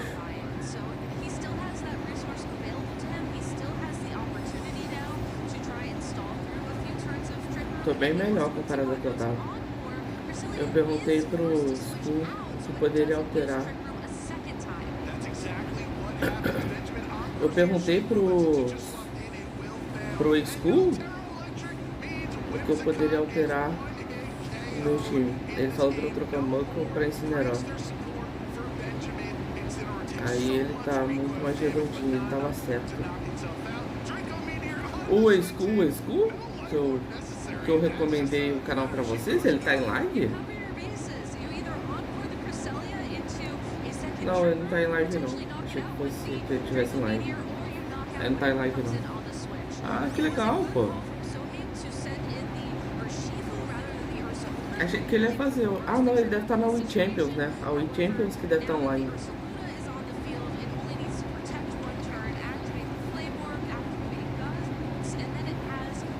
Eu esqueci que ele não posta mais conteúdo de Pokémon no canal principal dele, né? Pelo School.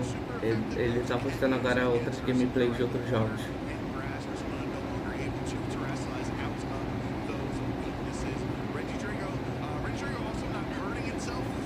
Ele me ajudou muito na minha missão de top 10 no showdown. Ah, legal.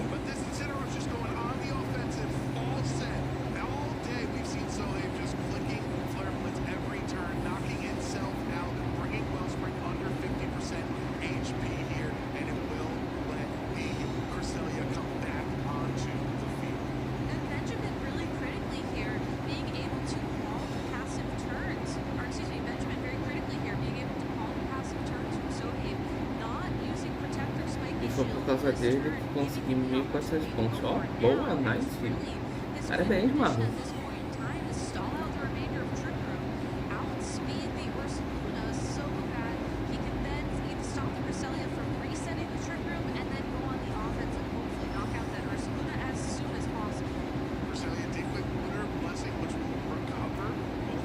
É, 1.400 pontos deve ser ponto pra caramba. Não tenho a menor noção, mas eu acho que deve ser ponto pra caramba.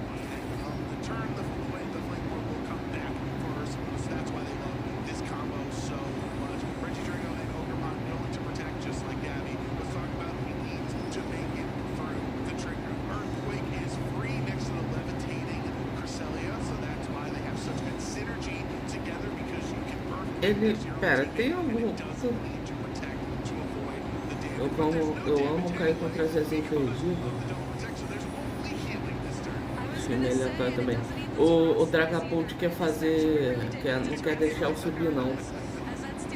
Ele quer ficar me enfrentando no... em low baixo aí, ó. Por isso.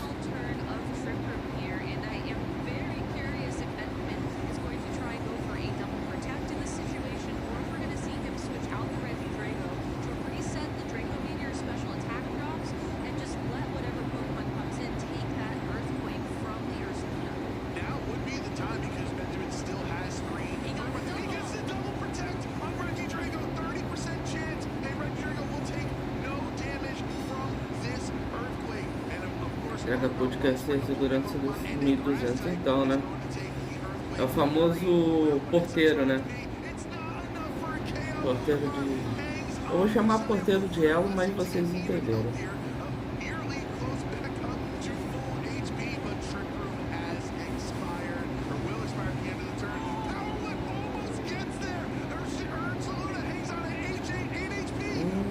Será que leva? Não caiu, ok. Tá, agora não é possível que ele não consiga. E 400, falta 200 para 1. 200 uns quebrados para ele conseguir chegar ao top 500. Caraca, o top 1 tem o quê? Tem 1 bilhão de pontos, pô?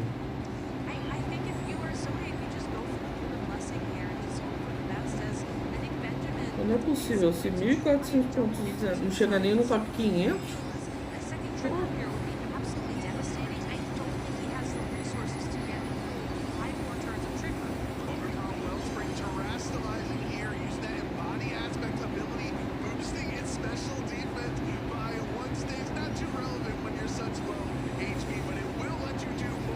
agora que era pra ele atacar, cara.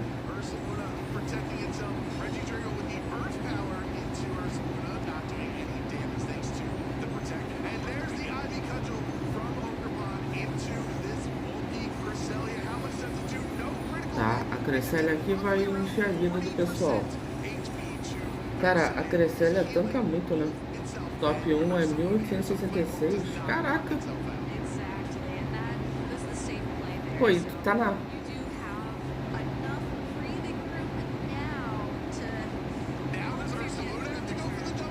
Pô, e tu tá na metade praticamente e tu não tá top 500, cara? Que isso?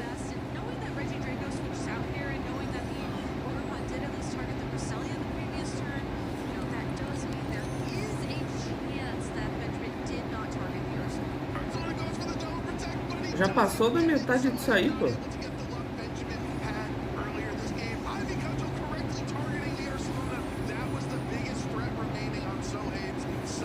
Eu tô falando, sou um prodígio. Bom que você vai poder guardar essa... Você vai poder mostrar isso aí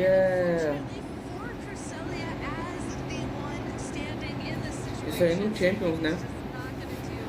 Falar nisso, nada ainda de quando que abril, né, eles vão lançar, né? O pessoal do top 500 nem joga, porque eles têm medo de perder posto. Claro, cara, tu tá lá, tu tá entre os tops do top. Você vai jogar sabendo que você vai perder? Claro que não.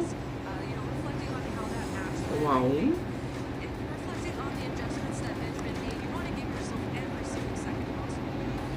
Você não vai jogar, você vai ficar paradinho no lugar. Eu tinha chegado no top 500 de jogos há algum tempo atrás. Agora eu vou recuperar meu título no formato VGC. Legal. Vamos saber. Eu sou maluco e vou jogar mesmo estando no top 10. Seria bom se preservar, né? Seria bom se preservar. Chat, 4 horas e 29 de live. Desde já, muito obrigado a todo mundo. Uma última tarde de domingo para todos nós. E seguimos aqui com, por enquanto, um empate, né? Aqui no primeiro jogo do top 8. Sou guloso, quero top 1. Mas calma lá, né? Tem que garantir seu chão primeiro antes de querer pular, porque não adianta nada você pular alto se você não tiver onde cair, né?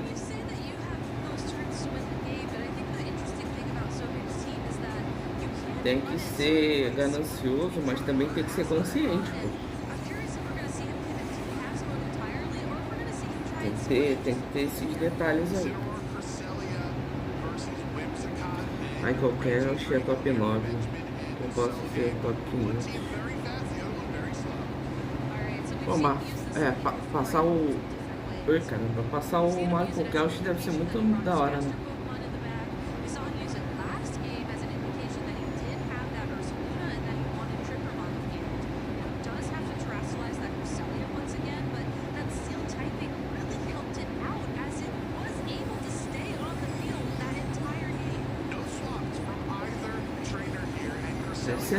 Será metade? Vamos ver o que eu vai fazer.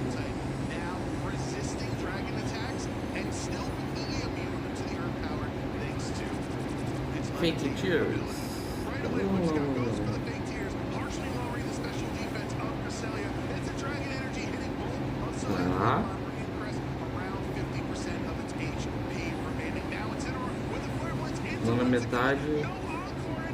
Na metade do caminho para ser top 1.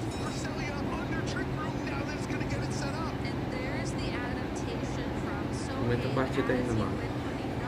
Você tá falando que tá na metade, pô.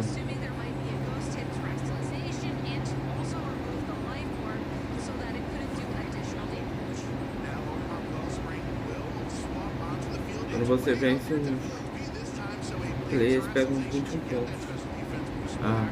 Isso é partida normal, né? Porque eu não sei como é que funciona esse esquema, gente, de pontuação.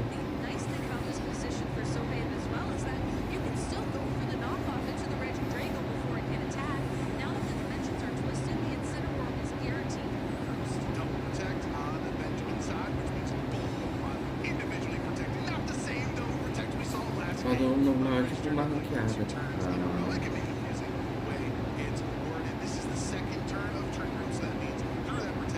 Cara, se eu tenho 200...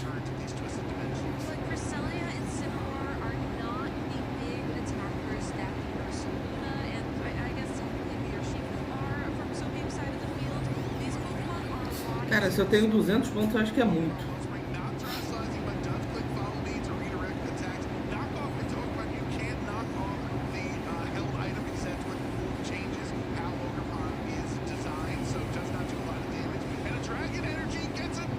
É, aqui se pá, o Muff perdeu. Só porque eu falei que o cara tava jogando bem, o cara vai perder. Ah, mas tá ótimo, o cara pegou top 8, pô.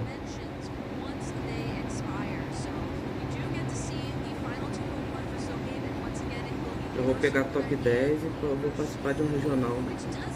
Tá aí a promessa. Tá registrado, hein?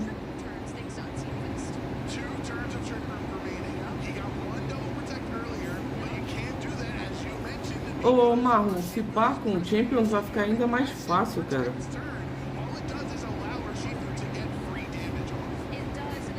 Com o Champions vai ficar ainda mais fácil. Porque como os regionais, todos os jogos vai passar a ser pelo...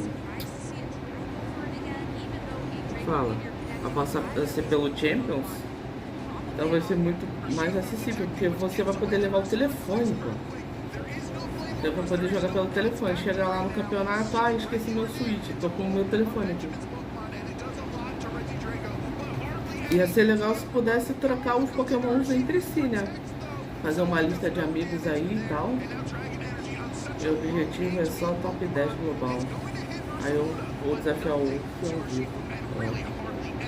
O Wolf tá em que posição nessa brincadeirinha?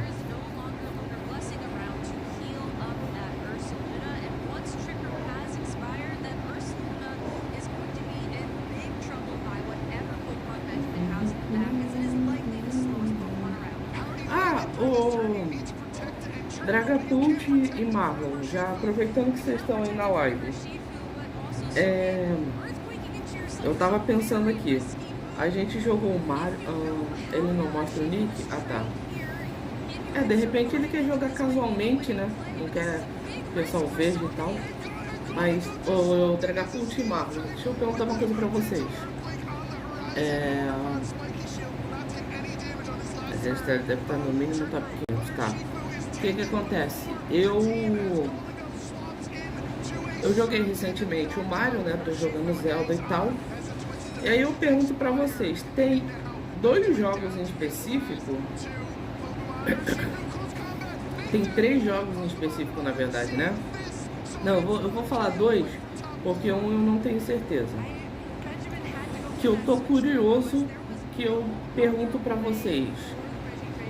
Pokémon Collision e o XD, né? O Gale of Darkness. Vale a pena jogar no Nintendo 64? Vocês achariam legal trazer em live?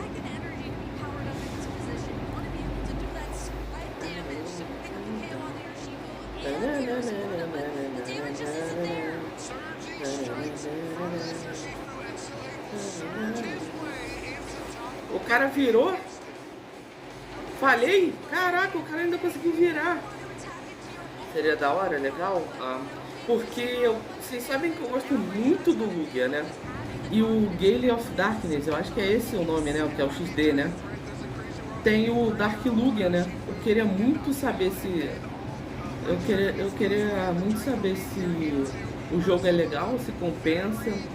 Eu sei que infelizmente não dá pra manter o Dark Lugia se eu quiser passar para algum outro jogo, né? Se eu conseguir, entendeu? Mas só o fato de ter zerado um jogo com que tem um Pokémon que eu gosto, pô.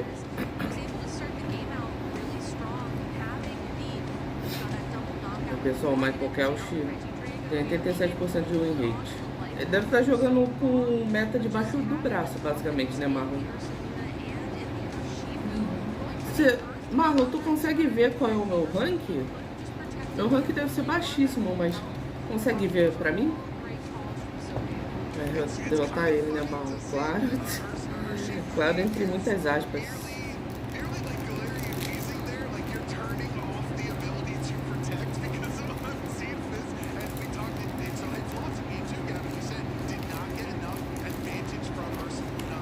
Tá, agora se não tiver gracinhas entre os jogos,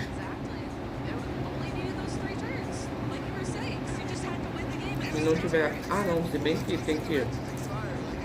Nossa, é F então, acho que...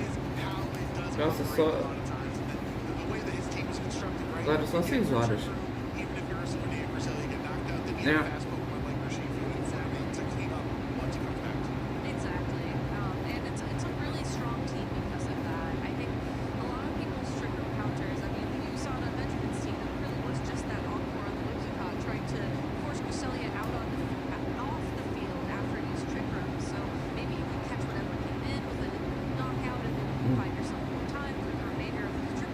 Marlon ou Dragapult, vocês conseguem ver qual é o meu ranking? 1179 pontos, lindos. 1179? Quê? Eu tô com tudo isso de ponto?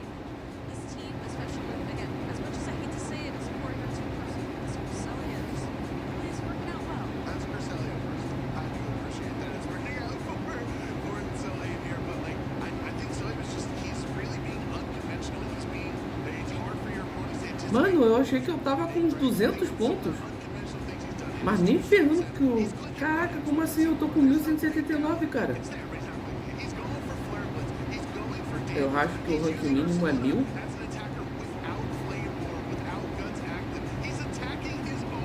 Nossa, mano, eu fiquei surpreso agora, na moral.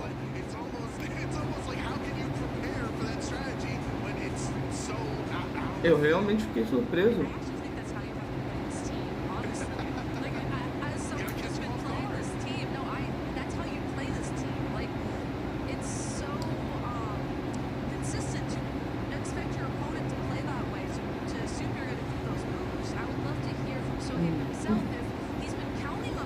Marlon e Dragapult, quanto vocês acham que eu ia estar? Vocês imaginavam que eu tava com esse tanto de ponto aí?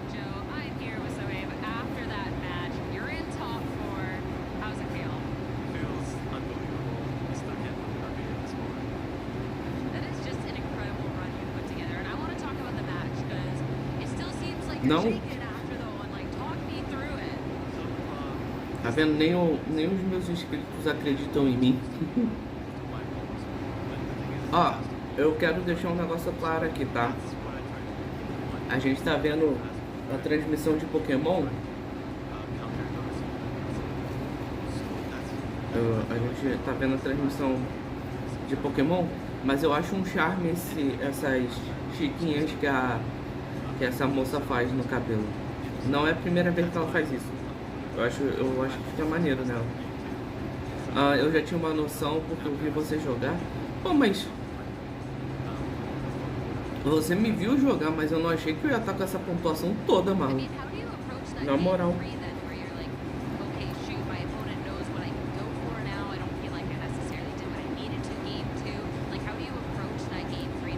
Não, essa moça, ó, acho que é Sierra o nome dela, né?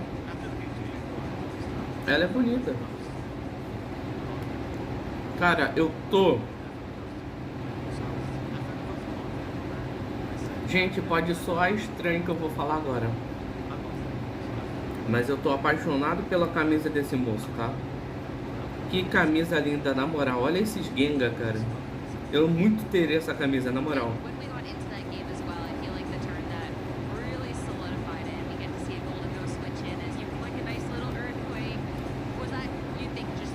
É a Moça Bonita 1 e a Moça Bonita 2. Essa daí pra mim é a 2, né? Porque a Moça Bonita 1 é a Necro, né?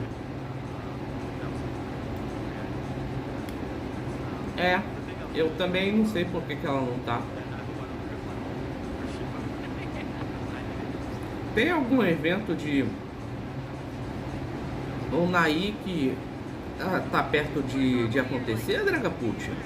Porque normalmente quando não aparece muito do pessoal mais conhecido da transmissão de Pokémon, é que normalmente eles estão guardando esforços para esse lugar em específico. Provavelmente alguma uma transmissão gigante, entendeu? De repente tá para ter o Nike, sei lá. E ela deve estar nele. Não sei como é que tá o esquema.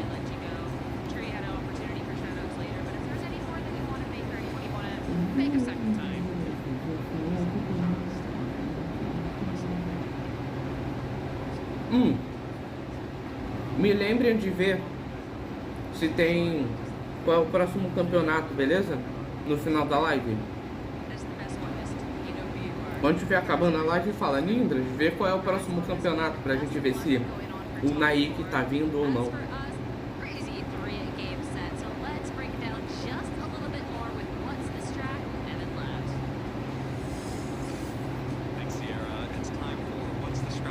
É hora da análise. Chat partiu voltar a dormir, vamos voltar a dormir.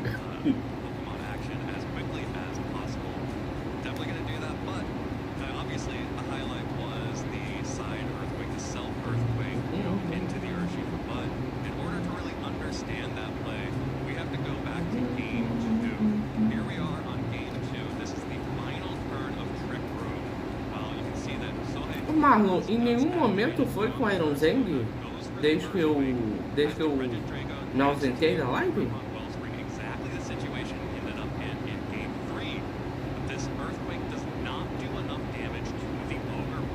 Antes era 2, agora é 1. Até o calvo foi embora de sono.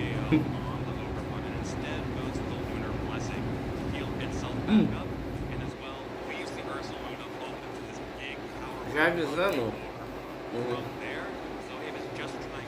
Chat, já avisando, tá?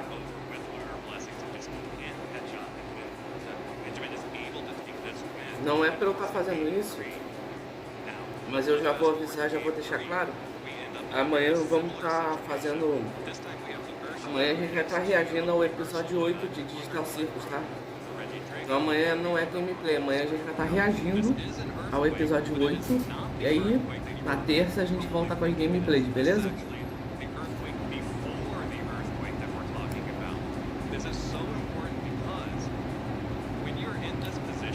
O pessoal tá falando que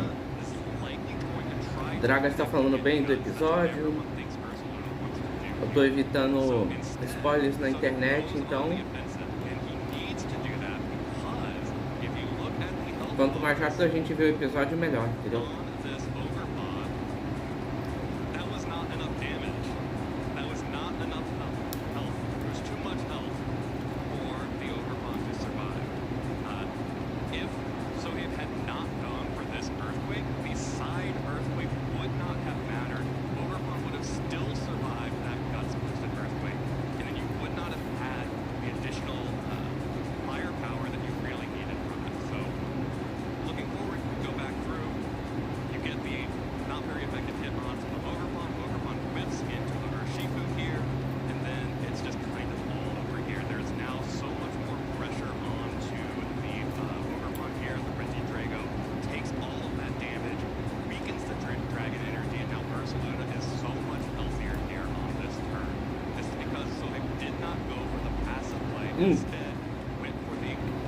Tô comendo um biscoito aqui, tá, gente?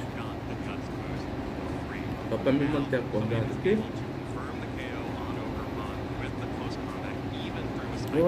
Eu ainda tô com sono, mas comparado ao que eu tava, não tô mais não.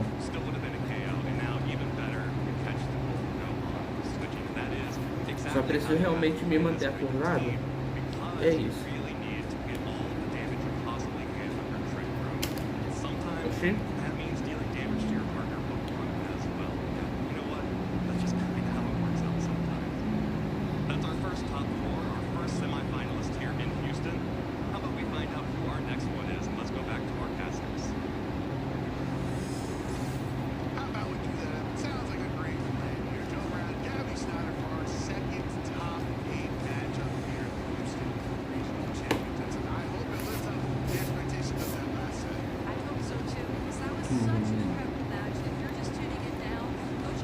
escolheu o Calvo 2. Coitado, pô.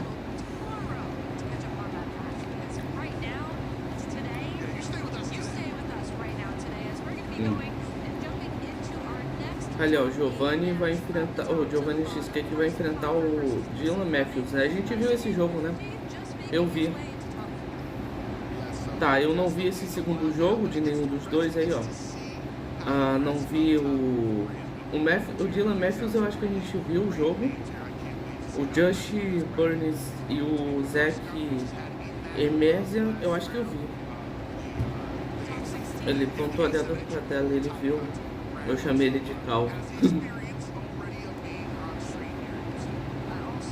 Ó, fiquem atentos a esse Muffet, tá, gente? Eu sei que a torcida de vocês é pro Cheesecake, mas esse Muffet aí, vocês viram que o cara também não tá pra brincadeira.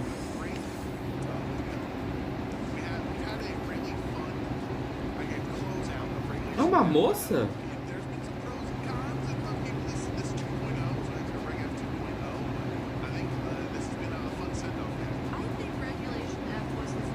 É uma moça, sério? Massa!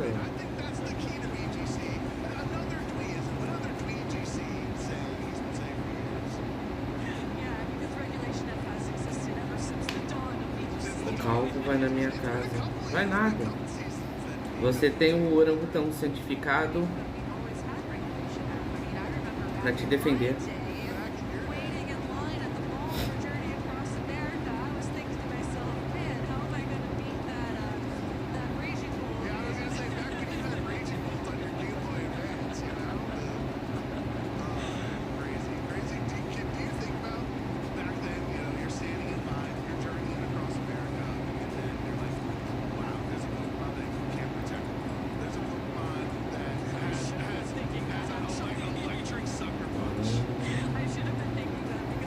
Tem os produtos da... Que isso, pô. Só não falarei o nome porque não estamos sendo patrocinados. É Lucy Fleming. Oh, que legal, é uma moça, cara. Que maneiro. O time dela tá bom, tá?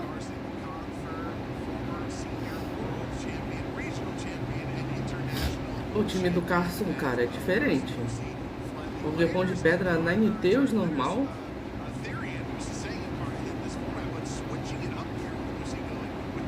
Bom, mas sabe o ruim? O ruim de torcer pra ela é que ela vai jogar contra o Muffet. Se ela passar, ela vai jogar contra o Muffet, cara.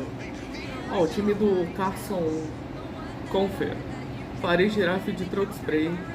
Fluttermane de Choice Specs, Ninetail Life Orb, Ninetail Cantoforme, né?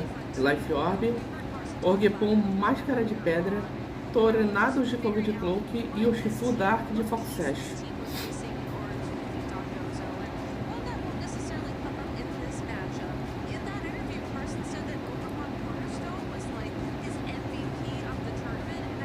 Ninetail normal é um crime ambiental? Como assim? É ruim?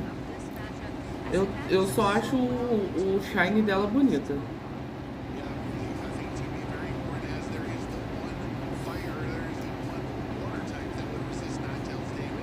Tá, pera aí.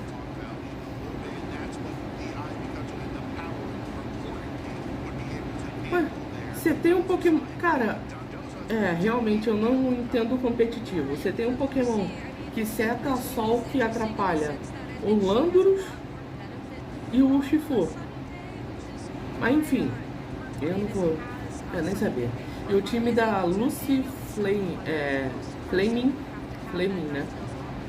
Tiu de Choice Specs, Fire Giraffe de Safety Goggles, Landorus Therian de Choice Band, Primarina de Citrus Berry, Raging Bolt de Assault Vest e Tornado de Fox Sash. Aqui... Olha lá, é outro que tá com Sunny Day. Gente, qual é a pira de usar Sunny Day num Pokémon que precisa de chuva pra bater com Breaking Storm? Tudo bem, aqui tem o Tiu pra você bufar os golpes, mas cara, tu tem o Raging Bolt, Ah, mas o Raging Bolt... Não, o Raging Bolt tá de Thunderbolt, ele não tá de Thunder, né?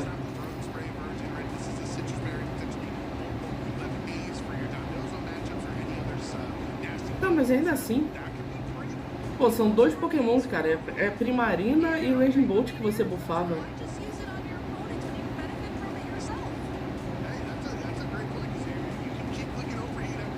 Raging Bolt se beneficia pela habilidade. Não, mas ele vai buffar um dos stats, ele não vai buffar os golpes. Esse que é o negócio. Mas vamos lá. Torçamos pra moça aqui, vai. Tornados e Lândulos, ok. Flutter e Ninetales. Cara, eu fico bobo. Como até hoje eu não consigo... Eu não consigo, né, acreditar que Lândulos e Tornados no mesmo jogo o pessoal não considera lendário restrito. É bizarro. Tudo bem que os caras não são... Os bichos não são lendários de capa, né, mas...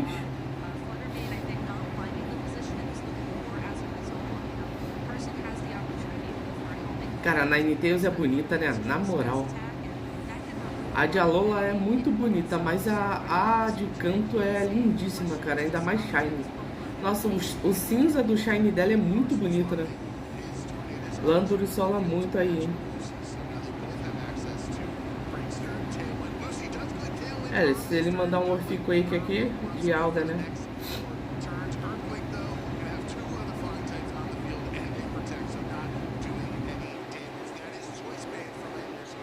Não, o Marlon, eu tô tentando me preparar psicologicamente e tentando maracutar como eu vou pegar esse bicho.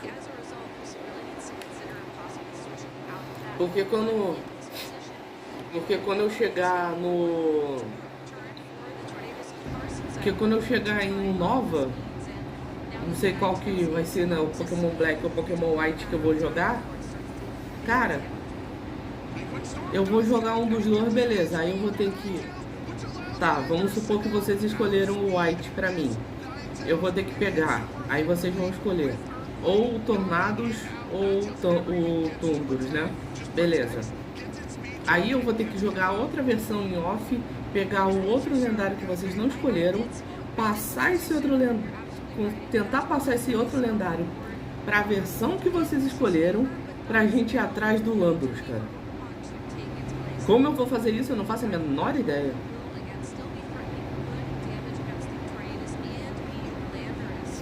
Eu vou ter que ver algum emulador que seja compatível, que ele faça trocas entre eles, igual é o My Boy, entendeu? My Boy, ele tem essa vantagem. Todos os jogos de Pokémon que eu tenho, que eu jogo por ele, eu consigo fazer troca entre eles, entendeu?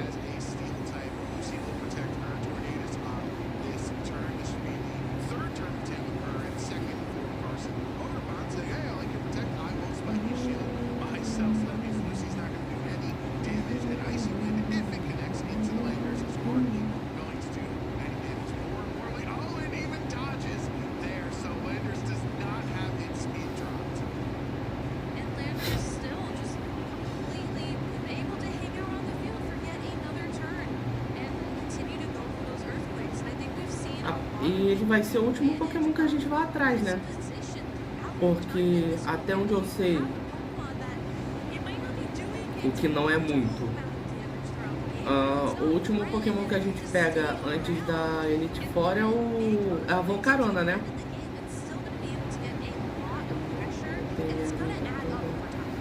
Te passo minha coroa, você é campeã.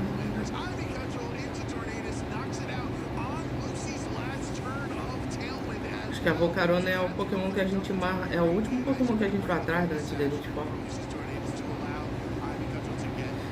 Marlon e Dragapult, os gênios são Shiny Locket no Black and White? Sabem me dizer? Sim.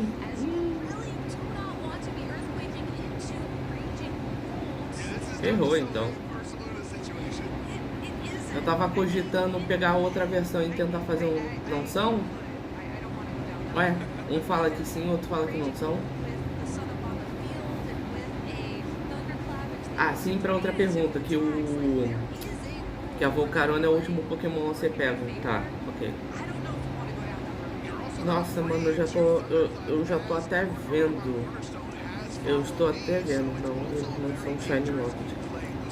Eu já tô até vendo a bagunça que vai ser, cara, jogar Black and White, na moral. Power up.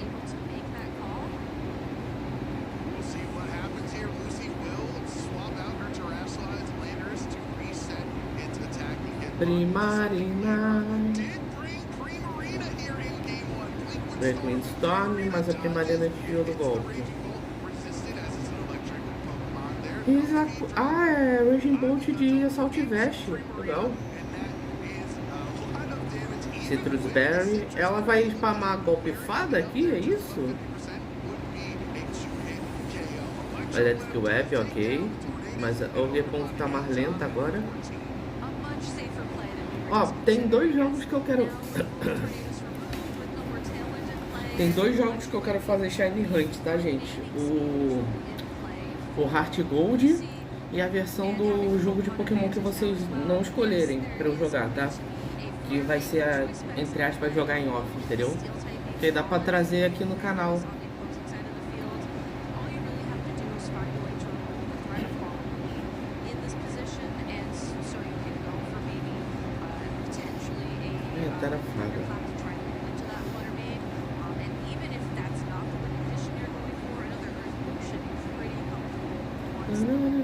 Ele vai teralizar. Será que ela vai teralizar para elétrico?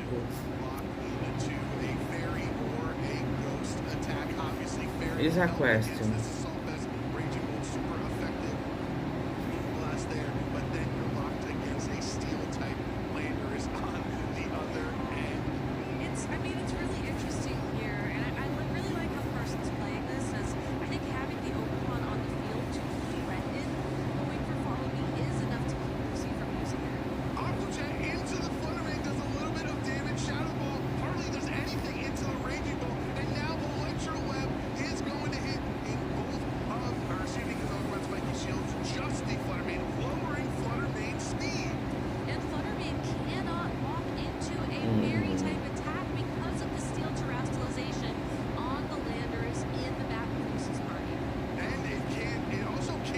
Tá, a moça tá indo bem aqui, não? Se pá?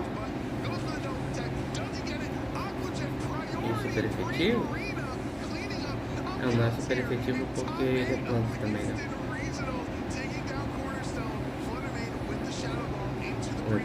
Nossa, a Primarina... Pera. Caraca, a Primarina dela resistiu. Caraca, que massa. Aqui é 1-0 pra moça já? Deixa eu ver.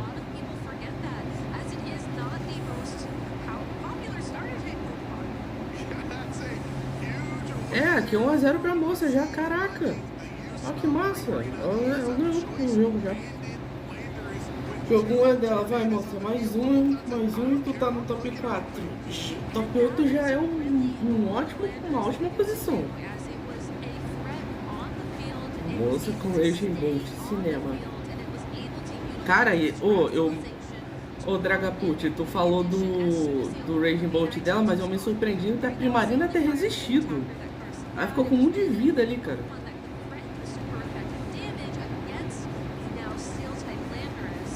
Ó, o fato dela ter tomado esse Shadow Ball e ter sobrevivido, pô.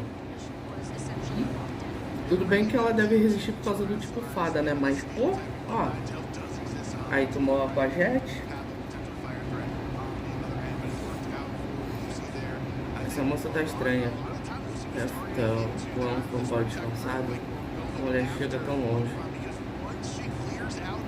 A desconfiança. Oxi, pô.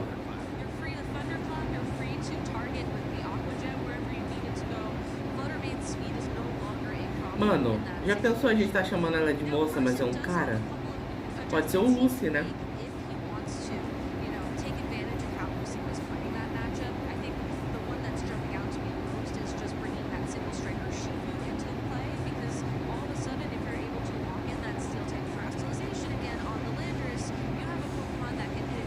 Agora ferrou. Enfim, chat, bebam água, não esqueçam de se hidratar.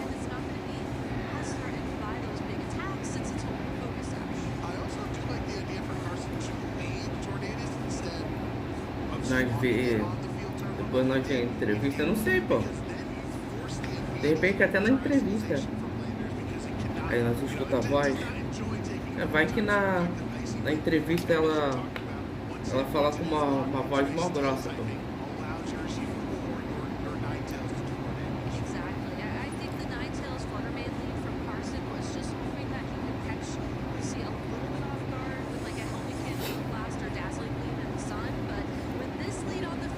O quê? Se eles vão falar I ou X. Ah, tá.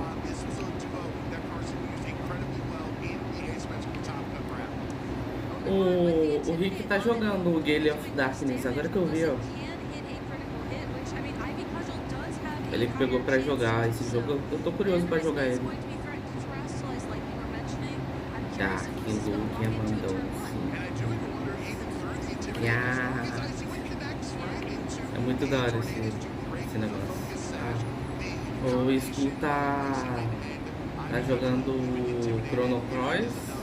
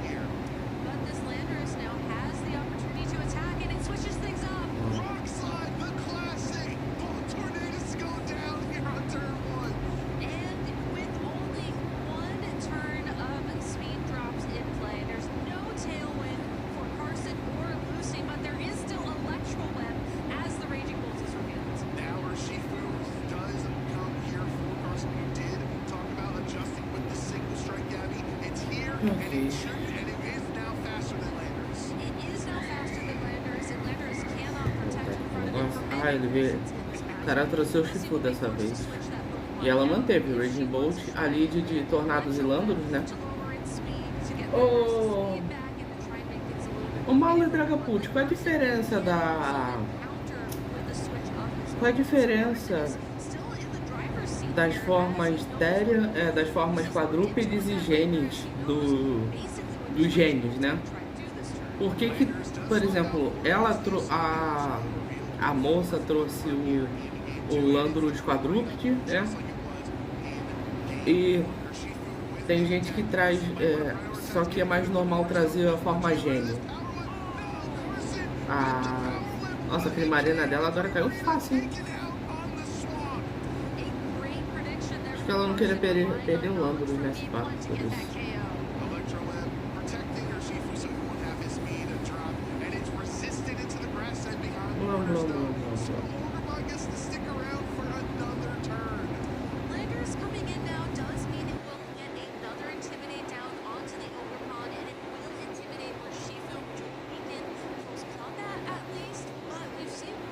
Qual é a principal diferença, né, no caso?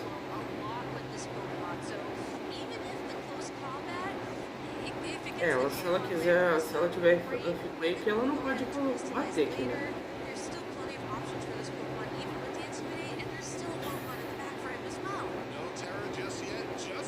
Vou me querer explicar muita coisa.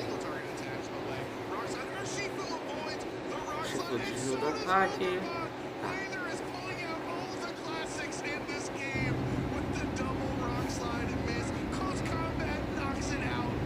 Mas o Marlon e Dragapult, qual é a diferença das formas dos gênios?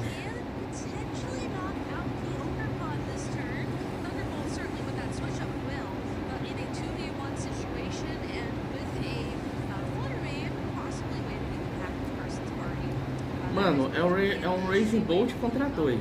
Será que leva?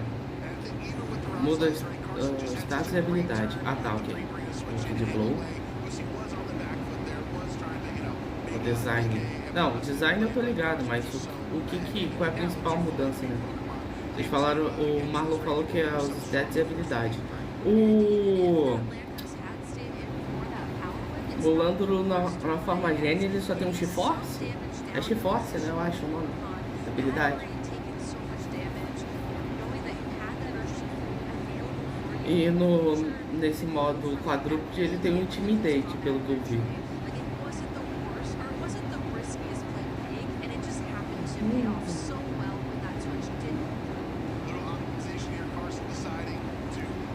Sem force.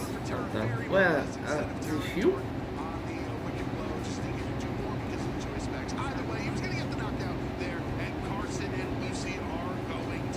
Por que eu cismei que era Shiforce?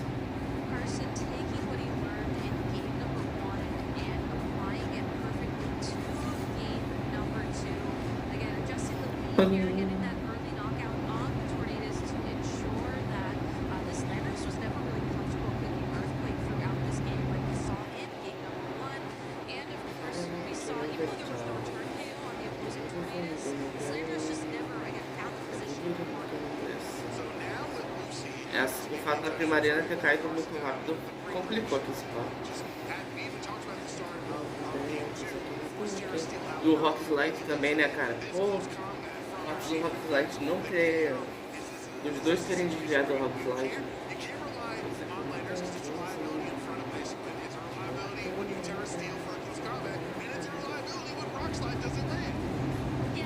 Tô ansioso pra ver se é homem ou mulher. Pra isso tem que ganhar, né?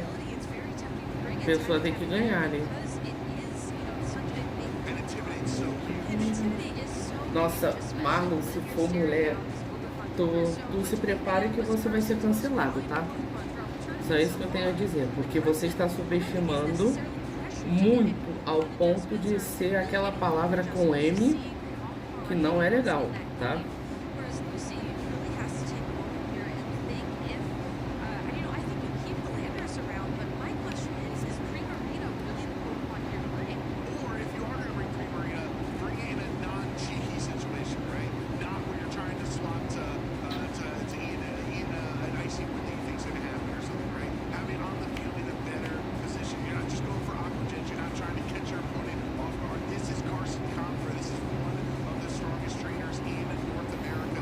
Vai ser cancelado? Pô!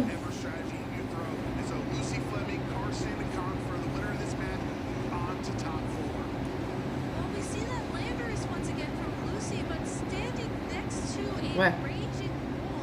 Ah, ativou a habilidade de Reagindo, ok. Blá blá blá blá blá. Blá blá blá blá. Ué. Eu esqueci que o Tornados não fica... Não toma intimidez por causa do corpo de cloak.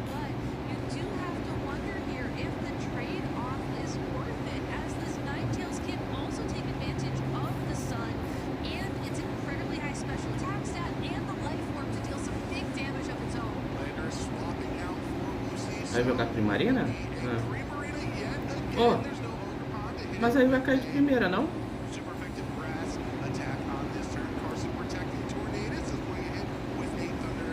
Overhit? Nossa, deu dano.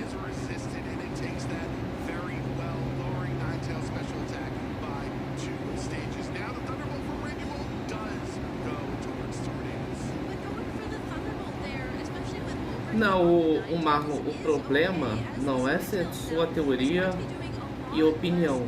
O problema foi o jeito que você falou, entendeu? Você falou que fêmea nenhuma chegaria tão longe, entendeu? Esse foi o problema. Você achar que é homem não tem o menor problema nisso. O problema foi a frase que você usou para justificar o porquê você acha que é homem.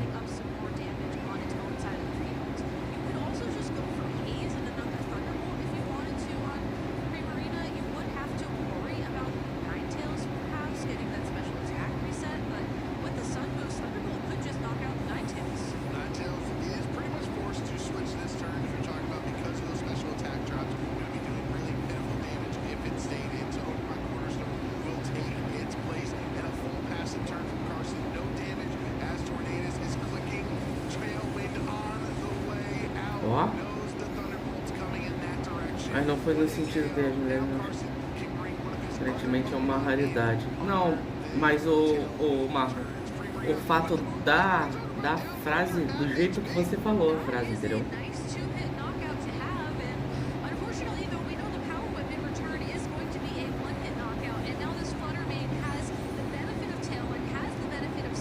Esse foi o negócio.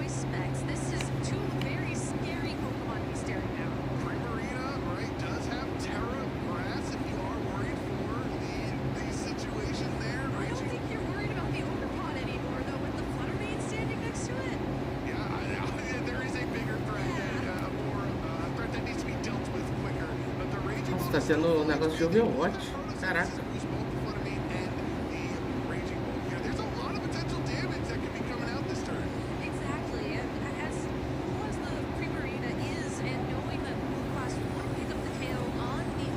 Acaba o jogo pra ver se a teoria tá certa. Lembra que a pessoa tem que ganhar, Marlon. Não adianta nada a pessoa perder e a gente não saber quem é. Deixa eu ver quantas horas de live já. Ô, caramba. 5 horas e 12 de live. Cara, faltam 3 horas, pô. Menos de 3 horas. 2 horas e pouca, né? Mais ou menos. Ela foi esperta. Ela lateralizou pra fada. Ou seja, essa Flutter não bate. Essa Flutter não bate, ó. Vai dar pouquíssimo dano. Deixa eu ver. Não, deu dano pra caramba. Ela dropou especial ataque. Vixe. Tô sendo contra o meu progresso? Não, pô. É porque se a pessoa ganhar, a gente vai saber melhor, né? Mano, a Flutter... É, a Flutter que não recebe tanto dano, né?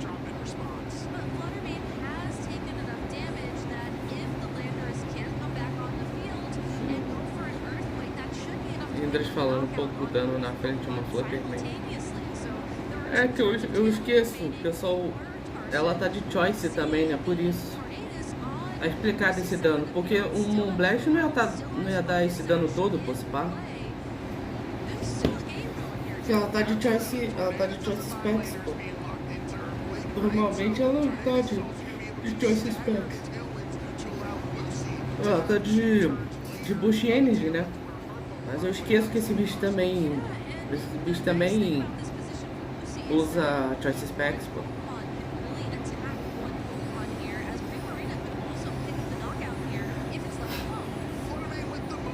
É, aqui acabou. Aqui acabou o chat. Nossa.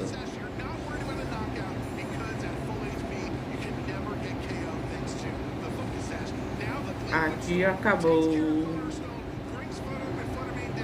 Ele leva o Gepon, mas ele não é mais rápido que a Flutter nem a Ninetales, cara.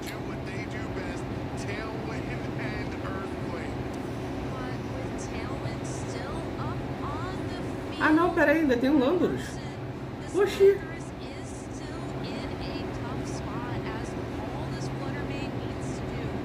Oh, o negócio trollou, tá? O Landorus estava apagado. Oh, não tô ficando maluco não, gente. O Landorus estava apagado. Aqui, ó. Eu vou até voltar, ó. Ó. Cadê? Cadê? O Landorus estava apagado aqui pra mim. Pera aí, vamos ver primeiro como é que tá a batalha no ao vivo. Não ganha. O cara ainda ganhou F.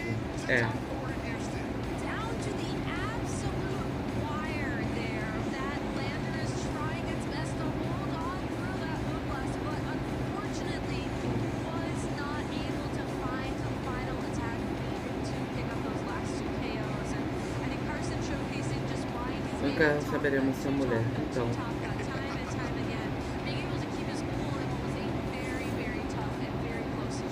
Tá, deixa eu ver uma coisa. Vamos ver como é que caiu. Tá. Pera aí.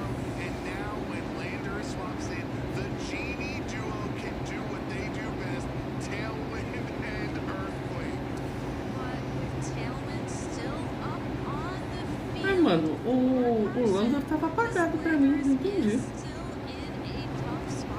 Vamos ver o que essa pessoa fez pra pra ter perdido. A Flor tentava mais rápido, era isso? Eu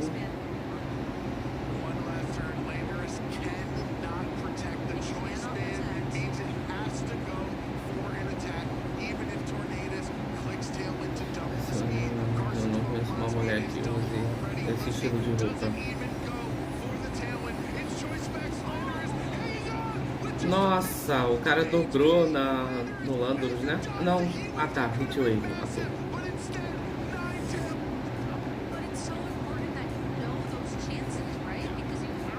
Tá, vamos ver. Ó, vocês que manjam aí, gente.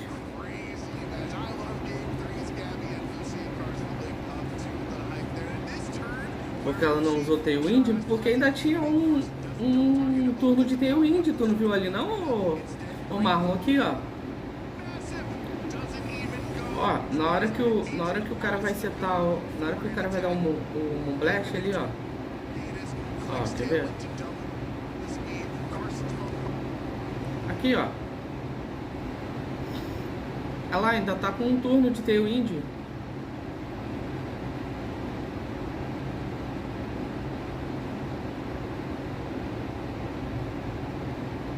Agora, não sei se é da pessoa, dessa pessoa Lúcia aí, mas...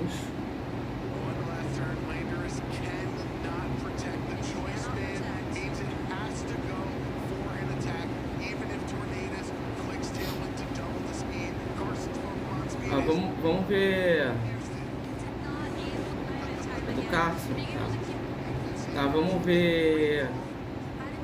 O pessoal dali da bancada falando. Prestem atenção aí e me falem se é ela ou ele, se eles mencionam isso, né?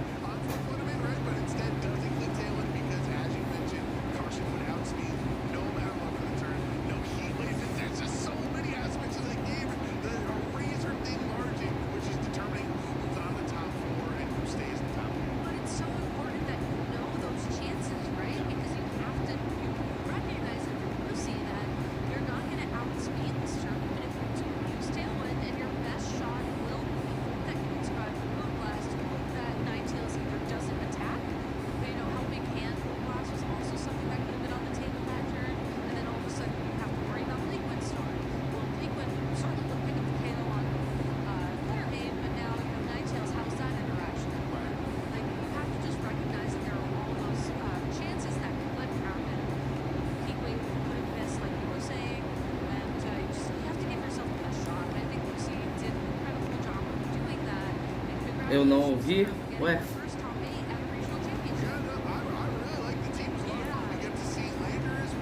Aí é, nunca saberemos então.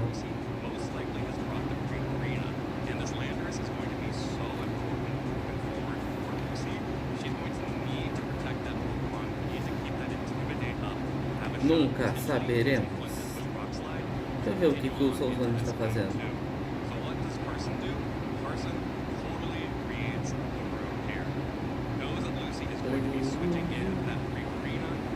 Aí tá jogando Resident Evil.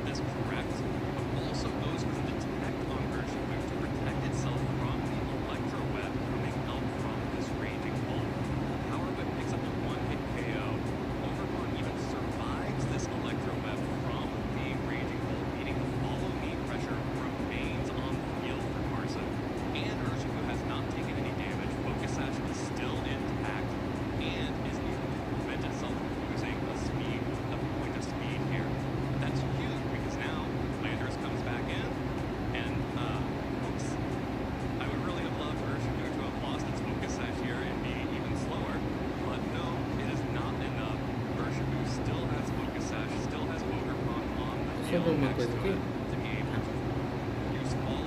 Estamos já em 5 horas e 20 de live, gente. Caraca, muito rápido.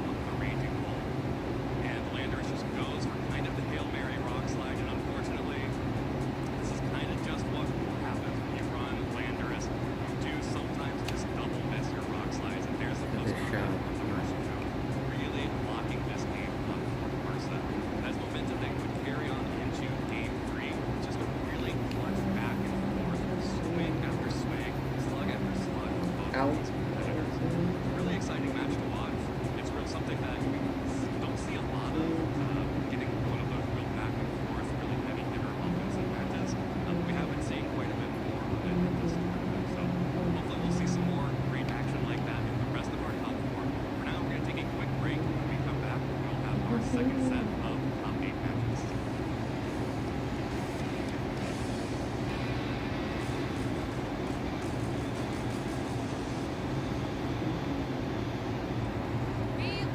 Não falaram nada? Ok. Tá. Ó, o top 8C em 4 minutos. Fazer o seguinte, chat. Eu já volto, tá? Já volto. It's been great, as I am happy he's into tomorrow, so. Not just into tomorrow, you're 8-0. So how are you feeling about that? Feeling really good about that. You know, confident going into tomorrow. It's a great feeling being undefeated in this first phase of the tournament, but got to complete. You know, stay confident, still maintain focus going into day 2, and yeah, just very excited. And now, with Steven being 8-0, you get to watch. Are you more nervous for him, more excited for him, especially as he's so close to top cut? I am excited for him because he's waiting for that long time ago, so he's been going little just below getting into the second day, and now he deserves it, I think. He's been playing so well, so it's definitely deserved. Now, I loved hearing about the travel you two do and competing together. So I want to know, like, what it means to you to be able to travel around with your son and play Pokemon. Oh, it's great. My other son who used to play with us too and travel with us, and we just took family vacations going from East to West Coast to the tournaments, and even traveling twice to Hawaii for the Worlds as a family. That is awesome. And I mean, we talked a little bit too, but I want to talk a little bit more what it means to be able to have your family's support, to be able to do this, because that's not an experience that everyone gets to have at these events. Yeah, it means a lot that we just have the family supporting one another, and we just get to have fun and, you know, turn a lot of these regional or just any of these tournaments into essentially family vacations and road trips and flights and stuff. You know, we got like she just mentioned, we went to Hawaii.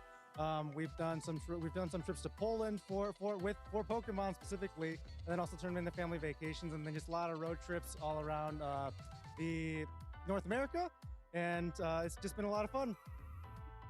And now, last question, and I'm sorry I didn't tell you this one before. Do you get to practice a lot of Pokemon with him? Is he bringing these teams and helping you along with? Are you teaching him? I am not teaching him, he's teaching me, but I usually pick my team and he's getting mad at that because I like to play the Pokemon I like, and I just go for playing for fun, and he helped me to build them good. So, but I usually catch them. The favorite Pokemon are always the best one. I'm with you here, okay? Especially, you know, it's always best to win with your favorites. Now, I'll let you go, be able to relax for the night, but thank you both so much. I love seeing you both compete, and yeah, best of luck tomorrow.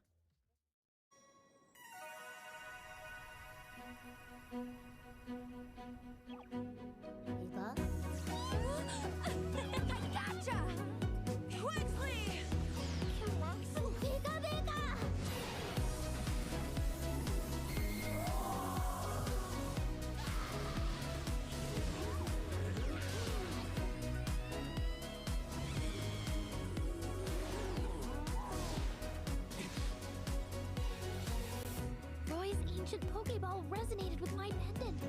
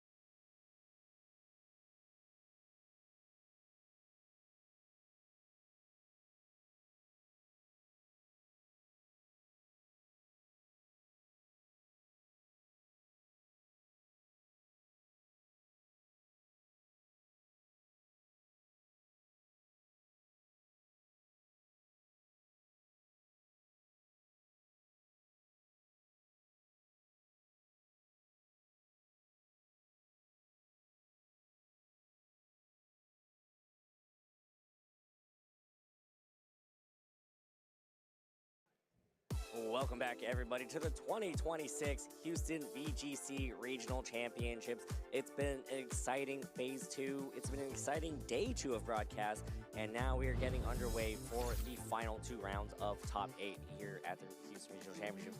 Before we move on, though, I gotta say that Badu way better than I do. Itchy pollen, is that what it is? Feeling a little itchy right now. That is. You are actually a professional at Pokemon trading cards now, aren't you? You know all the cards.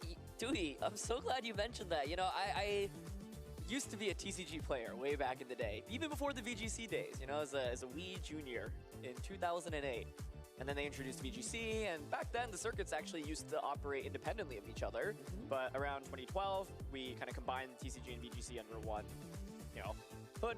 And at regionals and nationals, you'd have to like pick one or the other to play. So then I transitioned over to VGC. But I got back into, you know, opening packs recently, and I've been on the hunt. I could tell that you've been back into this, Aaron. On the hunt, Dewey, for You've asked for Ascended Heroes. We rip-packed on streams before, and I feel like, you know, it's okay.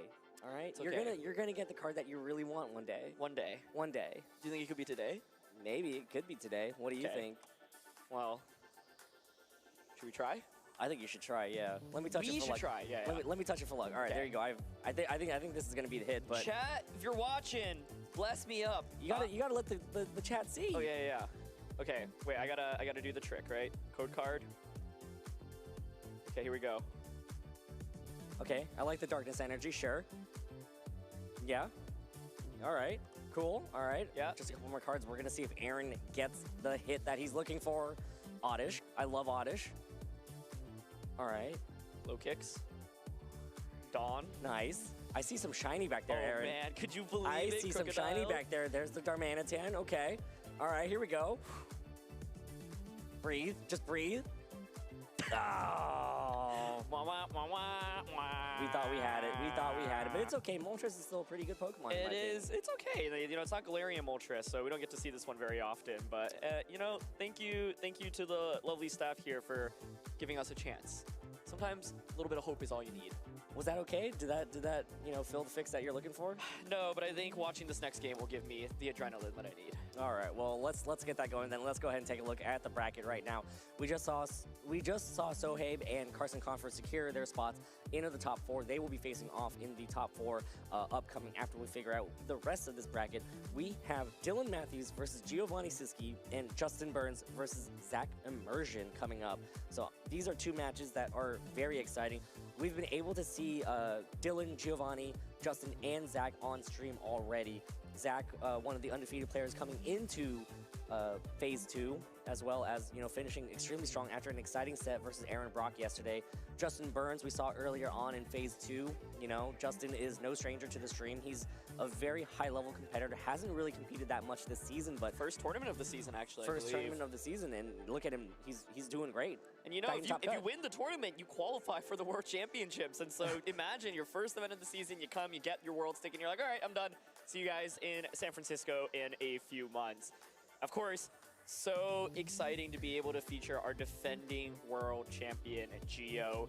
We've seen Gio a bunch throughout the season. He made it to Day 2 at LAIC, made it to Day 2 at EUIC, where he played Wolf Click in the first round in Day 2. And here he is. I believe he started with a couple of early losses in this event and has really put on a phenomenal win streak since. And he's been, once again, rocking this same team of 6 for quite a while throughout this format. Yeah, and we saw him compete in that win and in order to make it here into the top cut. Gio going so strong. We saw Dylan as well in Phase 2. Dylan coming off a couple of very strong finishes, just finishing in the top 4 of the 2026 Pittsburgh Regional Championships, but also still chasing that win. Both these players still chasing their first ever regional championship. As we take a look deeper into their accomplishments, as well as a little sneak peek towards their teams. Yeah, we've got a bunch of similar Pokemon here in the water, Ogerpon and Urshifu. By the way, one fun fact about Gio is that when he top 4 the World Championships this year, that was his first ever medal or trophy placement, right? You get one for finishing top 4. You can see he's come really close at regionals, multiple top 8s before, but Worlds was the first event that he had ever won. What an event to choose to win, of course, in that stadium over in Anaheim. So he's looking for his first regionals medal, and if he wins here, he'll be able to get it. Dylan already has one, like you mentioned from earlier this season, but as you mentioned, their teams We've got some similarities here, but also some pretty big differences. Of course, Dylan is using that Calm Mind Iron Crown. This is a big new meta development coming out of EUIC, and Geo is running this team that has a lot of good defense and offense, using the Landorus and the Dark Urshifu often to carry in terms of damage. The Raging Bolt super clutch from him in his previous match. So we take a quick look at Dylan's team once again. It's Inity, Iron Crown, Landorus, Ogerpon, Wellspring, Tornadus, and that single strike Urshifu with Choice Band. Yeah, I mean, very heavily offensive. You know, you got two genies. They're not usually the genies that we're used to seeing, Aaron, from way back in our day, but it is still two genies in that Landorus as well as that Tornadus. I mean, we've seen Landorus have such a very powerful effect, and Landorus has a lot of great usage in this format, especially pairing up against any Raging Bolts. Exactly, yeah, and Geo, of course, has Electric Terra, Assault Vest, Raging Bolt, so nothing better to deal with that than a Landorus with such powerful ground type attacks. Dylan's team plays it a couple different ways, right? You can just go for early Tailwind with Tornadus and then use Landorus, use Urshifu to just really get knockout after knockout after knockout. You also obviously have the Indy Iron Crown combination where you can, get some Calm Minds up with the Iron Crown, then start clicking Expanding Force. The thing about this kind of Iron Crown set is without Terra Blast, you are a little bit more limited in terms of damage output. Geo's team, of course, does have Incineroar and it has Dark Urshifu. So there are two different Pokemon that will be completely immune to that Expanding Force. So might make it a little bit tougher for Iron Crown to just fully thrive. Of course, Geo's team is really bulky. Raging Bolt, as we saw in his win and in, was able to survive multiple hits while also dishing out massive amounts of damage. Assault Vest on it, just such a good item, but is going to be a little bit weak to the opposing Landorus. This Flutter Mane on Geo's team, one of the kind of top sets from this regulation, being able to just be so disruptive with that Thunder Wave, offers really, really good speed control. We saw in the win and in as well with Geo's Flutter Mane, that Thunder Wave came in so clutch. I mean, yeah, you're slowing down your opponent's team, making sure that, any sort of like Tailwind or other icy winds aren't really going to matter. But of course, there's always that chance of full paralysis as well, right? You're no stranger to that. What full paralysis feels like in a competitive match that determines so much. Absolutely. And yeah, this Flutter Mane, I think, has really taken over the format here. So what will be interesting here is how both players lean into speed control. Geo's team is bulkier. He's got Thunder Wave as well as Electro Web. Dylan does have Tornadus with Tailwind and has Protect, right? So you can kind of protect if you are up against Incineroar's Fake Out and then set up Tailwind immediately afterwards. Choice Band Urshifu as well as the Life Orb Landers will be two of Dylan's most powerful attackers. I think the big question mark I have is he going to lean into Iron Crown, right? Iron Crown can be good, especially if he gets a Calm Mind boost, then it matches up quite nicely into Ogerpon, Landorus, Raging Bolt, but the double Dark and Urshifu and Incineroar can be particularly scary to fight against. And the other thing is, if you normally want to bring Iron Crown, like you pair it with the Indy, but Indy also kind of feels awkward, I could see a world in which Dylan actually still just ends up bringing regular Iron Crown because Tachyon Cutter is so good into Flutter Mane, but it's going to be the Ogerpon, Raging Bolt lead to start. And over on Dylan's side, it will be the Urshifu and the Tornadus, so that Raging Bolt right now exerting a lot of pressure onto the Tornadus on Dylan's side. Tornadus here being able to just set up a Tailwind if it wants. However, the question is, do you really need to, right? And you can see Dylan considering just going for the offensive. We actually saw that Geo's Ogerpon was really slow earlier on stream, and so this might also, kind of factor into the decision-making, saying, look, I don't actually think I need the speed boost right now, and I know I've got Focus Sash, so let me look to just, get as much damage off as possible, maybe even pick up an early knockout. Yeah, so now Dylan trying to decide what to do versus these leads right here. Very bulky leads, especially on the special defensive side with that Assault Vest and that Ogerpon, but that's why Dylan's expecting this Urshifu to be able to just punch some holes right into these two walls really over on Geo's side, as we will now see Terrestrialization from that Ogerpon, gonna get that Embody aspect, so gonna get a special defense boost, but most importantly also shake off that weakness to any potential Bleak Windstorm into that spot right now. So here we go, going into this turn, Tornadus will connect with that Bleak Windstorm, but again, that does such little damage to the Raging Bolt and that Ogerpon because of that Embody aspect. Here comes a Wicked Blow into that Ogerpon, and Ogerpon hangs on! Close, but just a sliver of health. And here comes Ogerpon to retaliate with an Ivy Cudgel. It will slam into that Urshifu, does do a good chunk of damage, and here comes an Electro. Urshifu will hang on, Tornadus will hang on as well, but most importantly, the speeds are dropped over on the Urshifu and that Tornadus. The bulk on Geo's team has just felt so clutch every time we see him play on stream. He's surviving just with a sliver of HP. So Dylan, as you can see, opting not to Tailwind on turn one because the Urshifu actually is indeed faster than the Ogerpon.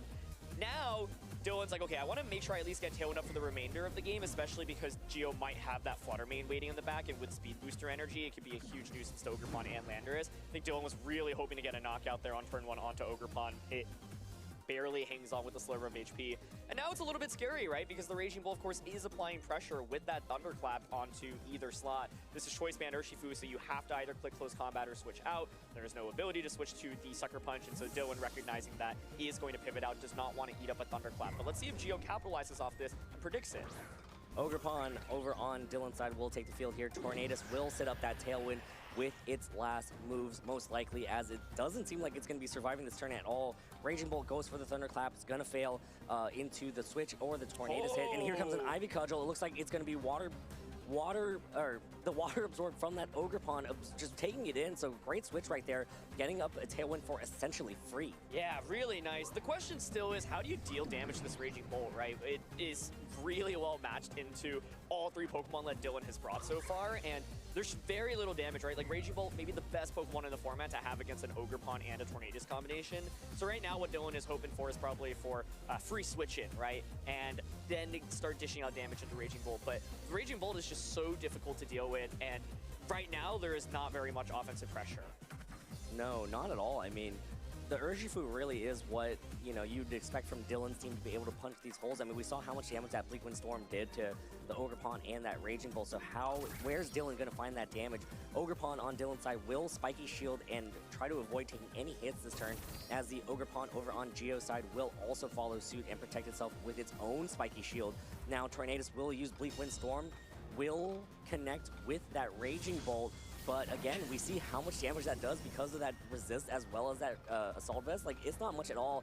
Raging Bolt now will go for a Thunderbolt into that Spiky Shield. So really just a free Bleak Wind Storm. But again, that's not really doing much. Yes, every single chip of damage will probably matter in the end, but at the same time, it's like, you need to start bursting these things down. Yeah, it's subtle, but I think, you know, actually good for Geo to not take a knockout there. If you knock out Tornadus, we know that Dylan has Landorus as that final Pokemon. It gives a free switch in. So now Geo's actually burnt a couple of these Tailwind turns, right? You can see now he's kind of willing to push the go button, get that Landorus in position, and of course can switch it into any of these electric type attacks. That's going to be the most important Pokemon in dealing with Raging Bolts. So that's partially why Dylan was prioritizing knocking out Ogerpon so much on turn 1, because Ogerpon's quite annoying for Landorus. But Landorus finally hits the field. Yeah, so Landorus will take the field here. Ogerpon over on Dylan's side will go for the Ivy Cudgel. Does get the KO on the Ogerpon on Geo's side, so the Terastallization is spent. But most importantly, that will allow Landorus to safely switch in there. So now this Raging Bolt will be able to take its move. It will go for a Thunderbolt. So Ogerpon takes it pretty well with the critical hit, and it hangs on with about 25% of its hit points remaining. So huge damage thanks to that critical hit, but most importantly, you know, it hangs on. Does hang on. Landorus now has gotten into a fairly solid position. Geo, of course, could have Flutter Mane potentially in the back, which could Icy Wind the Landorus.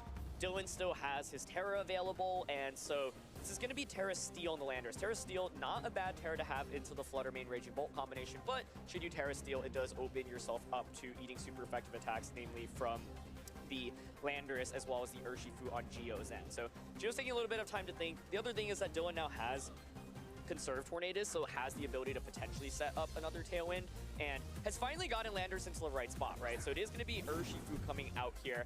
The Ogerpon actually offering some really good redirection with that Follow Me. Yes, they ate that critical hit, but being able to even redirect one attack away, I think is a really, really big deal. So you can see, yeah, Dylan considering just going for Earth Power. It's also tempting to click Bleak Wind Storm in this position, but, or not the Bleak Wind Storm, the Sandsear Storm, yeah. But of course it could miss, right? And that would feel really, really bad, and it's also going to do less damage into Raging Bolt. And so it looks like Dylan is considering going for the switch, knowing that the Follow Me is so obvious.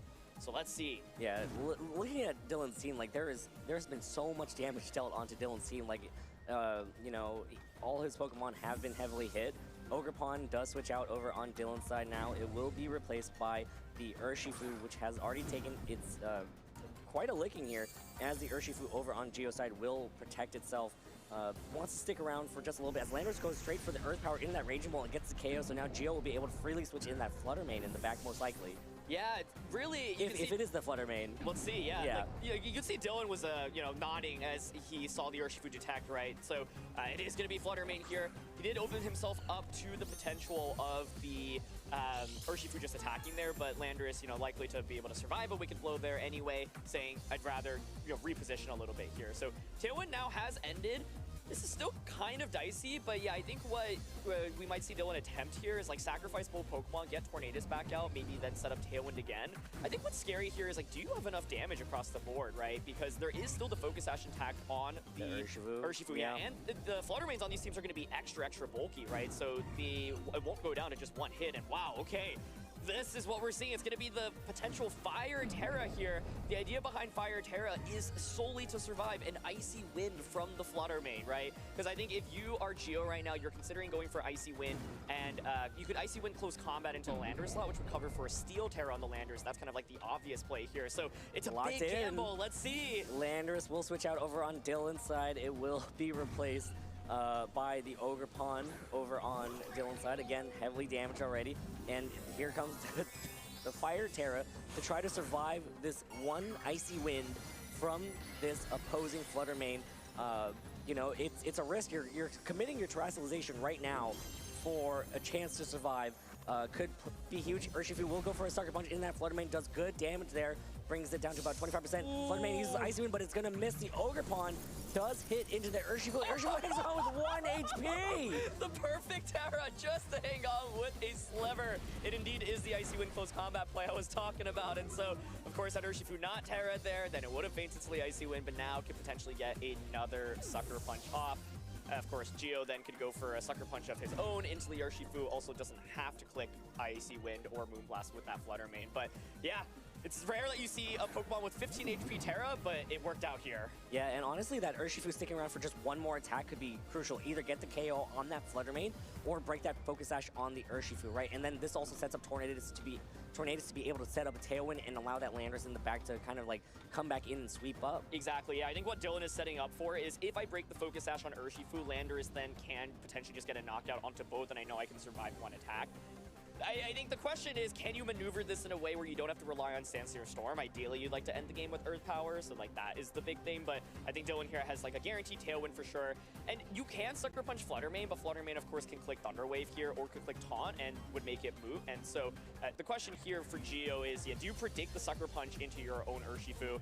His Urshifu could just Sucker Punch as well, but of course with the Tailwind now, his Urshifu will once again regain the speed advantage. There's the Tailwind from that Tornadus. Urshifu on Dylan's side will go for the Sucker Punch, break that Focus Sash over on Geo's Urshifu, as the Urshifu over on Geo's side will go ahead and Sucker Punch, but fail, as now Flutter main will go for an Icy Wind, will connect on both the Urshifu and the Tornadus. Tornadus does hang on as well, so Urshifu has served its job, dealt out a lot of damage on that Flutter main, as well as breaking that Focus Sash over on the Urshifu on Geo's side. So now it's going to be Tornadus and Landorus versus this Flutter main and this Urshifu. Landorus, such a strong Pokemon here in this endgame. I mean, I think you can just Earth Power into the Flutter main here instead of, risking a miss, right? Like, that's the ideal endgame where you don't have to rely on that Sanseer Storm. The Flutter main can protect. You know you have the speed advantage. Sure, Urshifu could Sucker Punch or Wicked Blow into Landorus, but neither will get a knockout. And of course, Bleak Windstorm could just knock out the Urshifu. So really, really crucial for Dylan to have been able to break that Focus Sash on the previous turn. And yeah, the Tailwind plus Sucker Punch, a perfect play. Like, really, really nice maneuvering by Dylan in this one, both from the Fire Terra find as well as the subsequent turn. So, well, the question is, what can Geo really do at this point, right? I mean, even if you crit Sucker Punch onto Landorus, maybe, like, you crit Sucker Punch, Bleakwood misses, and then you, like, Sucker Punch Landorus again, and Bleakwood continues to miss. Maybe, like, that's the only out here, but I think Dylan going for what is the most straightforward play. Yep, so there it is. Dylan will use Earth Power onto that Flutter main, does not want to risk any sort of Sanseer Storm miss right there.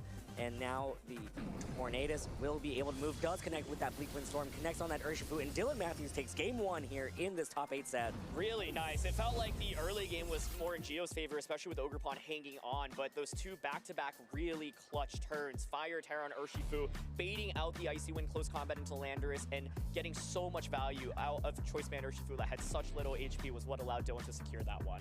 Yeah, so really just, sticking in there, right? Like, it seemed like Geo was very well positioned. I mean, the damage output from Dylan's side of the field just wasn't really there at the start. But then, you know, again, these small ticks of damage just kept adding up, and most importantly, getting that Landers in at the right time with the correct, you know, partner Pokemon with it, right? Really just opened up the door for Dylan. Yeah, I think the question, if you're Geo then, is were the 4 Pokemon brains right? And I think they were okay, right? Like, Raging Bolt is very good into anything that's not named the Landers, and I think Dylan had to work really hard to find the positioning to get Landers out.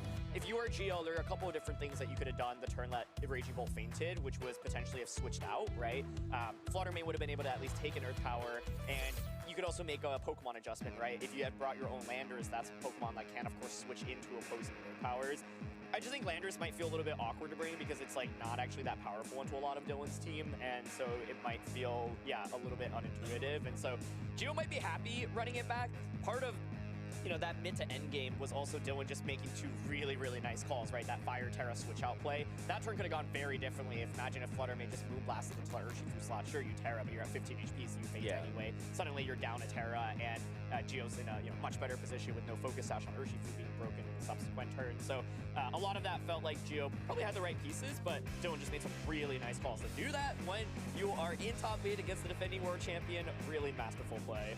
Yeah, I mean, you saw that angle to just Terra Fire to save it from the Icy Wind. So, you know, what happens if that wasn't, right? Like, yeah. I mean, you said it. What if it's a Moonblast instead? The Ogerpon on the other side would survive, though. So you do have to remember, like, you know, you have to think about that other moving piece, too. Like, what is Ogerpon going to do if it survives that Icy Wind? Yeah. What's it going to land into? It also could have easily just gone for a hit into the Urshifu as well to try to break that Focus Sash. But here we go. Jumping into Game 2 now. It's going to be the Raging Bolt and Ogerpon leads for Geo as the Tornadus and the Urshifu leads for Dylan. So part of why Dylan's willing to lean into this lead duel so much, I think, is because he's like, look, I just want to get rid of the Ogerpon as quickly as possible. Once Ogerpon faints, that opens the door for my Landers to be much more effective, right? If Ogerpon is out, it can continuously go for Follow Me's, which then redirects the Earth Powers away from the Landers that we know is likely in the back. And so Dylan is like, look, I've got Urshifu, it's got Choice Band, you can't protect in front of it, I am just going to look to do as much damage as possible. And even if I don't knock you out, that's okay, right? Because it gets you close enough where then one more attack will get the knockout. And it also kind of forces the Terra out from Ogerpon, right? If Ogerpon doesn't Terra, well then you just probably faint to bleed, but you will faint to bleed win and close combat / Wicked Blow. Yep, so Geo's Ogerpon will Terrasilize again, wants to be able to absorb these Bleak Wind Storms. The Embody aspect with that special defense boost also helps with taking those Bleak Wind Storms, but that Choice Banded Urshifu is going to be such a menace for this Ogerpon. Tornadus goes for a Bleak Wind Storm. It misses the Raging Bolt, but connects with that Ogerpon to get down some pretty decent damage there, as now here comes Urshifu with the Wicked Blow. Hits the Ogerpon, gets the KO! Oh my goodness! That Embody aspect didn't matter for that at all, and like, wow, what a huge knockout right there, and that might open up the door for that Landers to take the field so much easier. Electro Web lands into the Tornadus and that Urshifu, gonna slow things down just a little bit, but wow, what a huge loss on Geo's side. Ogerpon being knocked out on turn 1 and having committed the Terra, right? So turn 1 in game 1, we saw Ogerpon survive that double up, so, you know, likely a damage roll, but Dylan in an even better position than he was previously. It felt like the mid-game of game 1 was really tense, though. That could go either way, and so even though Geo is down his Ogerpon, he still got good damage off there on turn 1 and drop both Tornadus and Urshifu speed, right? So this opens the door for him to bring out something like that Fluttermane, which then would apply a lot of offensive pressure with Moonblast, for example. Of course, you also could bring out another offensive option like your own Urshifu. The thing, though, is that Dylan does get that Tailwind guaranteed with his Tornadus, and I think that makes the speeds kind of tricky, especially for that Fluttermane in the back. One thing Dylan could also consider doing, should Fluttermane come out right now, is switch that Urshifu out, set up Tailwind, and then get Urshifu back in, so then it can start clicking Wicked Blow into everything, because now you can't defensively Terra Fluttermane. Yes, but what are you gonna, you know, try to switch that Urshifu out for, right? Like, what do you have in the back that can maybe come in safely? If you're expecting maybe a Thunder Wave or something like that, I mean, maybe that Landers is a great choice, but of course, on the other end of the hand, what if it's an Icy Wind and then you switch your Landers and take so much damage right there? So it might be an option to switch, but you have to be very careful as to what you select to switch in. Yeah, exactly. And I think Ogerpon is probably the safer option here. Landers is tempting, right? But if you bring it out, and like you said, it eats up an Icy Wind, it's just so much damage and the speed is dropped. And so, yeah, Dylan is going for what I was kind of telegraphing, which was sacrifice Tornadus, bring out Ogerpon, get Tailwind up, then get Urshifu out next to Ogerpon, then start clicking Wicked Blow. And so I think the question then I have is, does Geo maybe, you know, not intentionally knock out Tornadus for a little bit just to prevent the free switch in back in immediately? Because kind of the worst nightmare is Tailwind, all turns of Tailwind still remaining, and then a choice band Urshifu being able to operate. Voltei. Ó, a partida do Giovanni XKK, gente.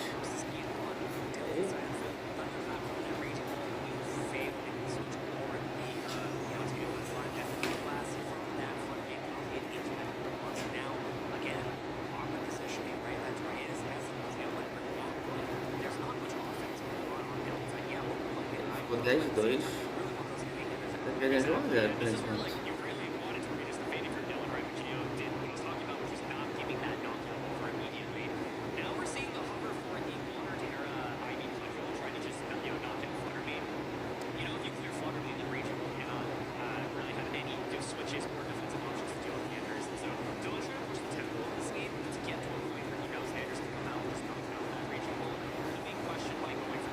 Caraca, é o mesmo time que a gente tá vendo basicamente nos jogos. Cluster, Reagindo, Pokémon.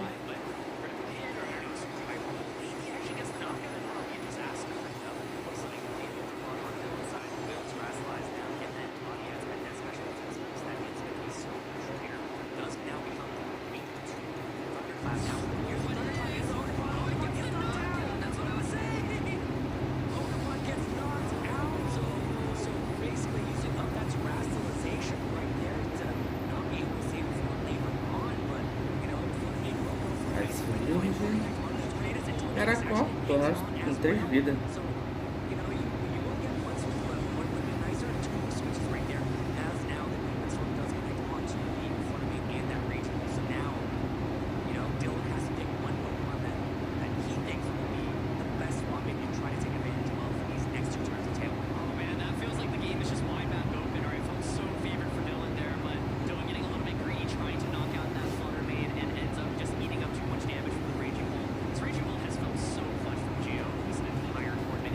Esse é o penúltimo jogo, né? Aí tem o top 4 ainda.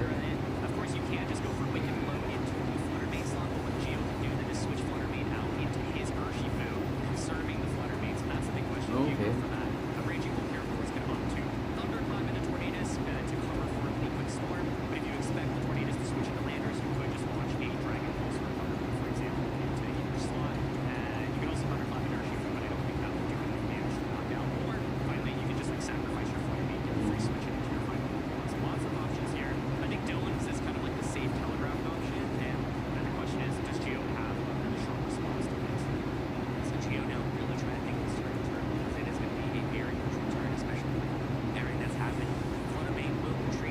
Tirou a Flutter, não vai precisar da Flutter.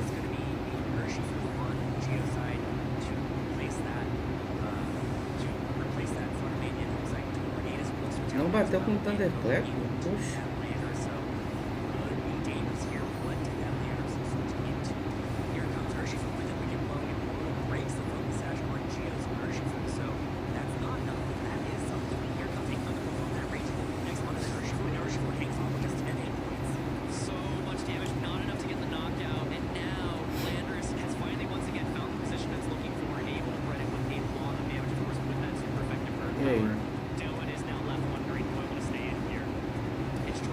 Eu acho que o Giovanni empata aqui, mas vamos ver.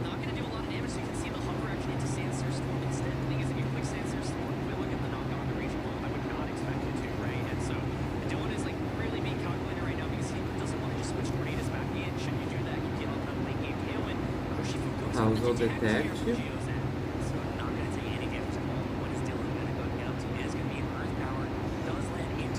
Não perde, ele perde o Reagindo? Essa faixa. Nossa, o Reagindo desviou. Nossa, mano. O Reagindo ter desviado muito doido isso aqui, tá?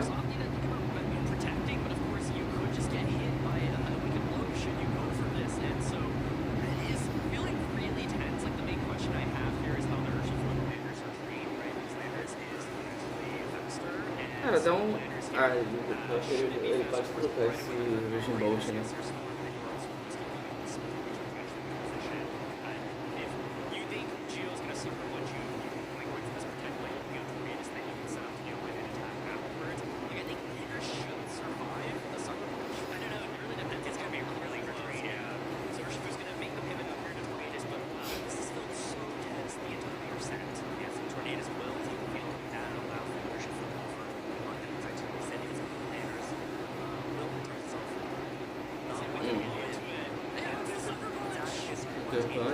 Falhou.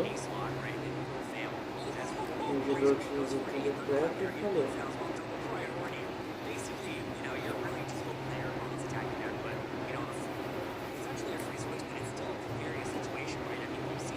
Ele não... Pera...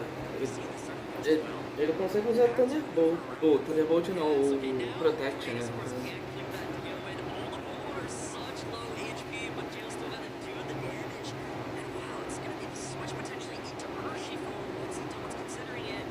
Eu não vai conseguir, porque não consegue dar double protect.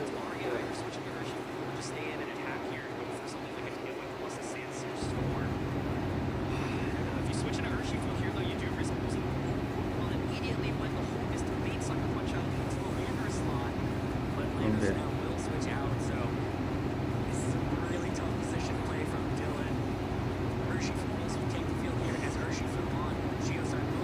Tá, falhou.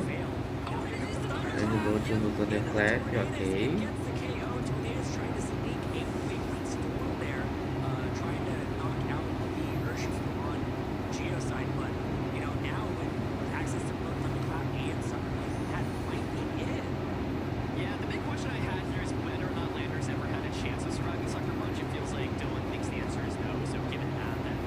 E aí?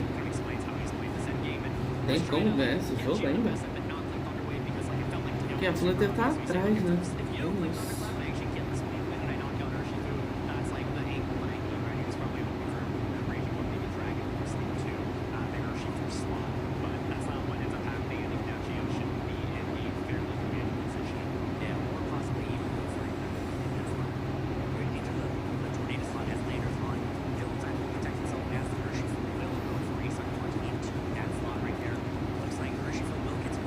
Tá.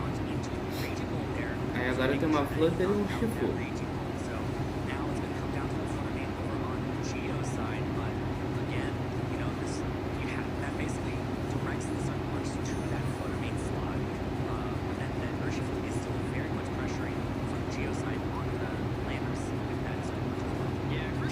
E aí?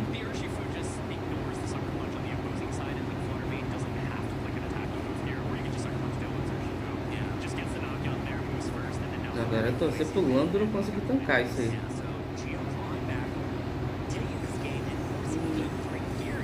É. Eu achei que conseguiu empatar.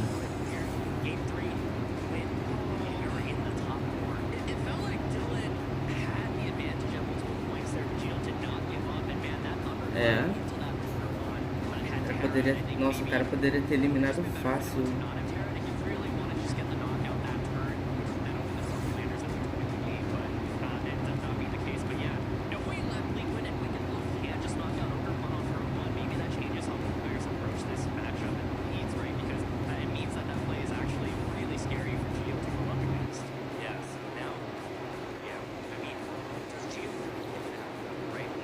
Se o Reagindo Bolt não acertar esse Thunderclap, era GG pro Dylan.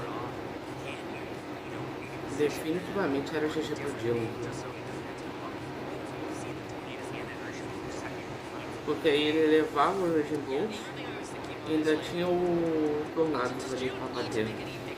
Ele perdeu o Tornados pra Flutter, mas tinha o Shifu e o Shifu e o Lando ainda.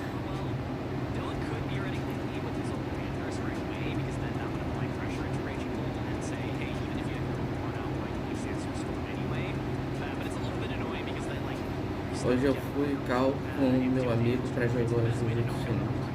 Hoje eu e ele fui ver 7 que tinha e eu achei do Ash Grenojo. Ok, salve Alexandre, bem-vindo de volta. Nome curioso, eu diria. Ash Grenojo. Beleza.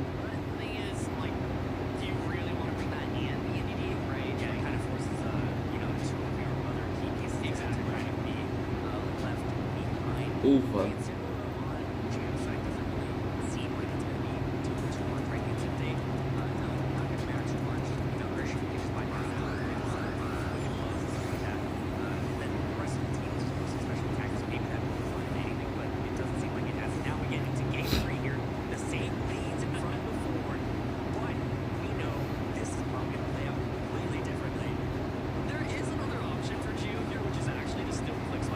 Não, aqui não sou crepante não, ó. Voltei, tava vendo o Dragapult jogar.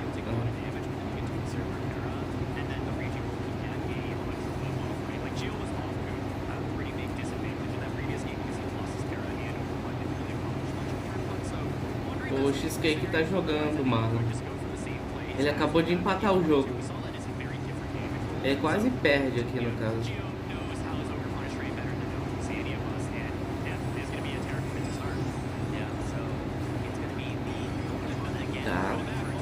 Com máscara de água.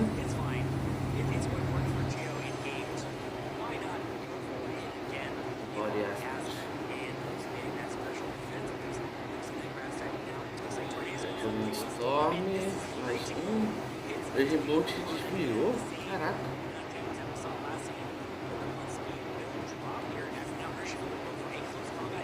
Ok.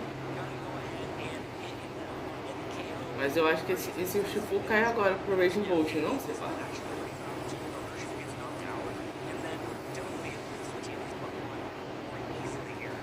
Ele vai dar só um... Ah, ó. Não caiu.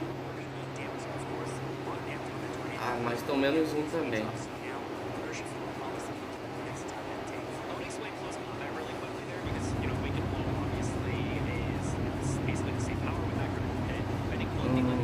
Agora... Vamos ver.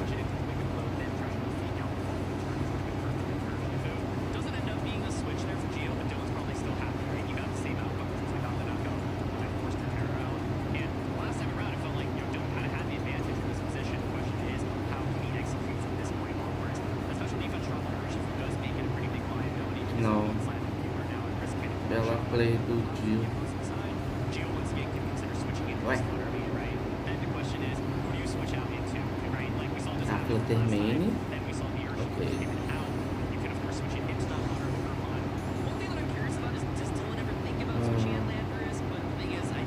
Tá. Speed.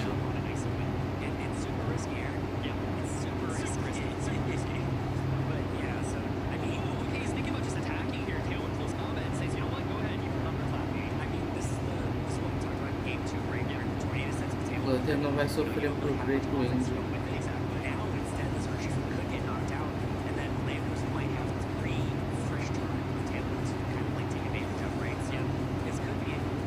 Não seria melhor ele tentar um Sucker Punch aqui, não? Porque assim, o Shifu aqui já cai, porque ele tá menos um de defesa, cara. Mais um Electric Web ou Thunderclap do Raging Bolt e acabou pro Shifu aqui. Vai ser o Indy? Não. É. Então. Aí, ó, Thunderclap mata o Shifu já. Mas quem caiu foi o Landro. Ok.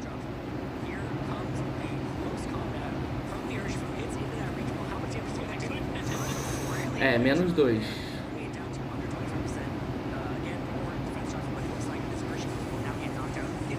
Pô, mas deixou esse Raging Bolt aqui sofrendo, hein? Se ele veio com, ó, Orgepon de água e o Lando. Caraca. Ele pode teralizar aqui no Lando com Terra Metal, né? E é isso.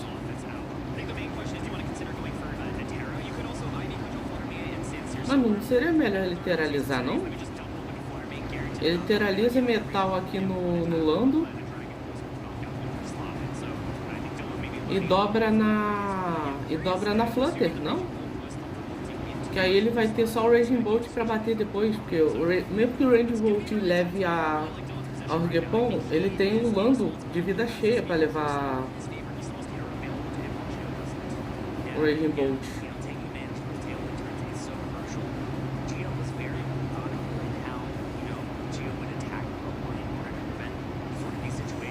Ivy Cut, vamos ver. Caraca, doeu, hein? É.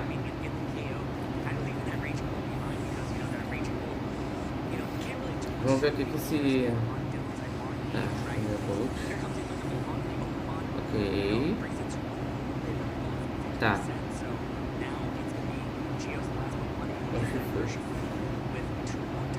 É, aqui é dobrar na...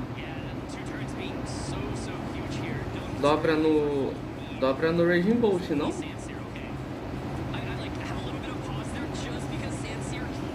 Aqui tem que dobrar no Raging Bolt se ele quiser ganhar, você pá. Então, o Shifu vai ter que usar o Shifu vai ter que usar o Kick Blow aqui, se pá. Cara, ele não teraliza isso aqui não, gente. Ele não teralizou.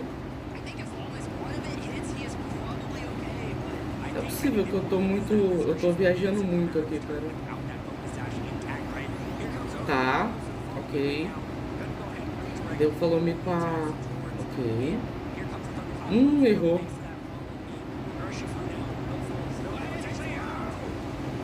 Nossa, GG.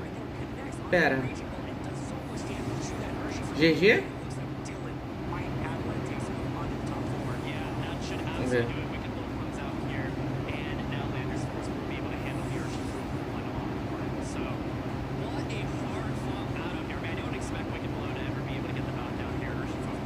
É verdade. Tá. É, GG. É, Marlon, infelizmente o Cheesecake foi eliminado. Caraca, o cara desbancou um campeão mundial. Meu amigo, parabéns, você tá top 4, hein? Caraca, mano. Que doideira, na moral. É. Não, ô Marlon, eu vi quando o cara fez 1 a 0 no segundo jogo é porque ele deu mole. No segundo jogo, esse Dylan, ele deu mole porque era pra ele ter ganho. Ele ganhava do Giovanni tranquilo de 2-0, cara. Mas é isso. Temos quase o top 4 definido já. Gente, eu já volto, né? Rapidinho. There's the icy wind onto that Tornadus. It is a critical hit there. Yeah, I think we had seen, what, an Icy Wind the turn before as well? It was an Electro Whip. Electro Whip, that's right, yeah.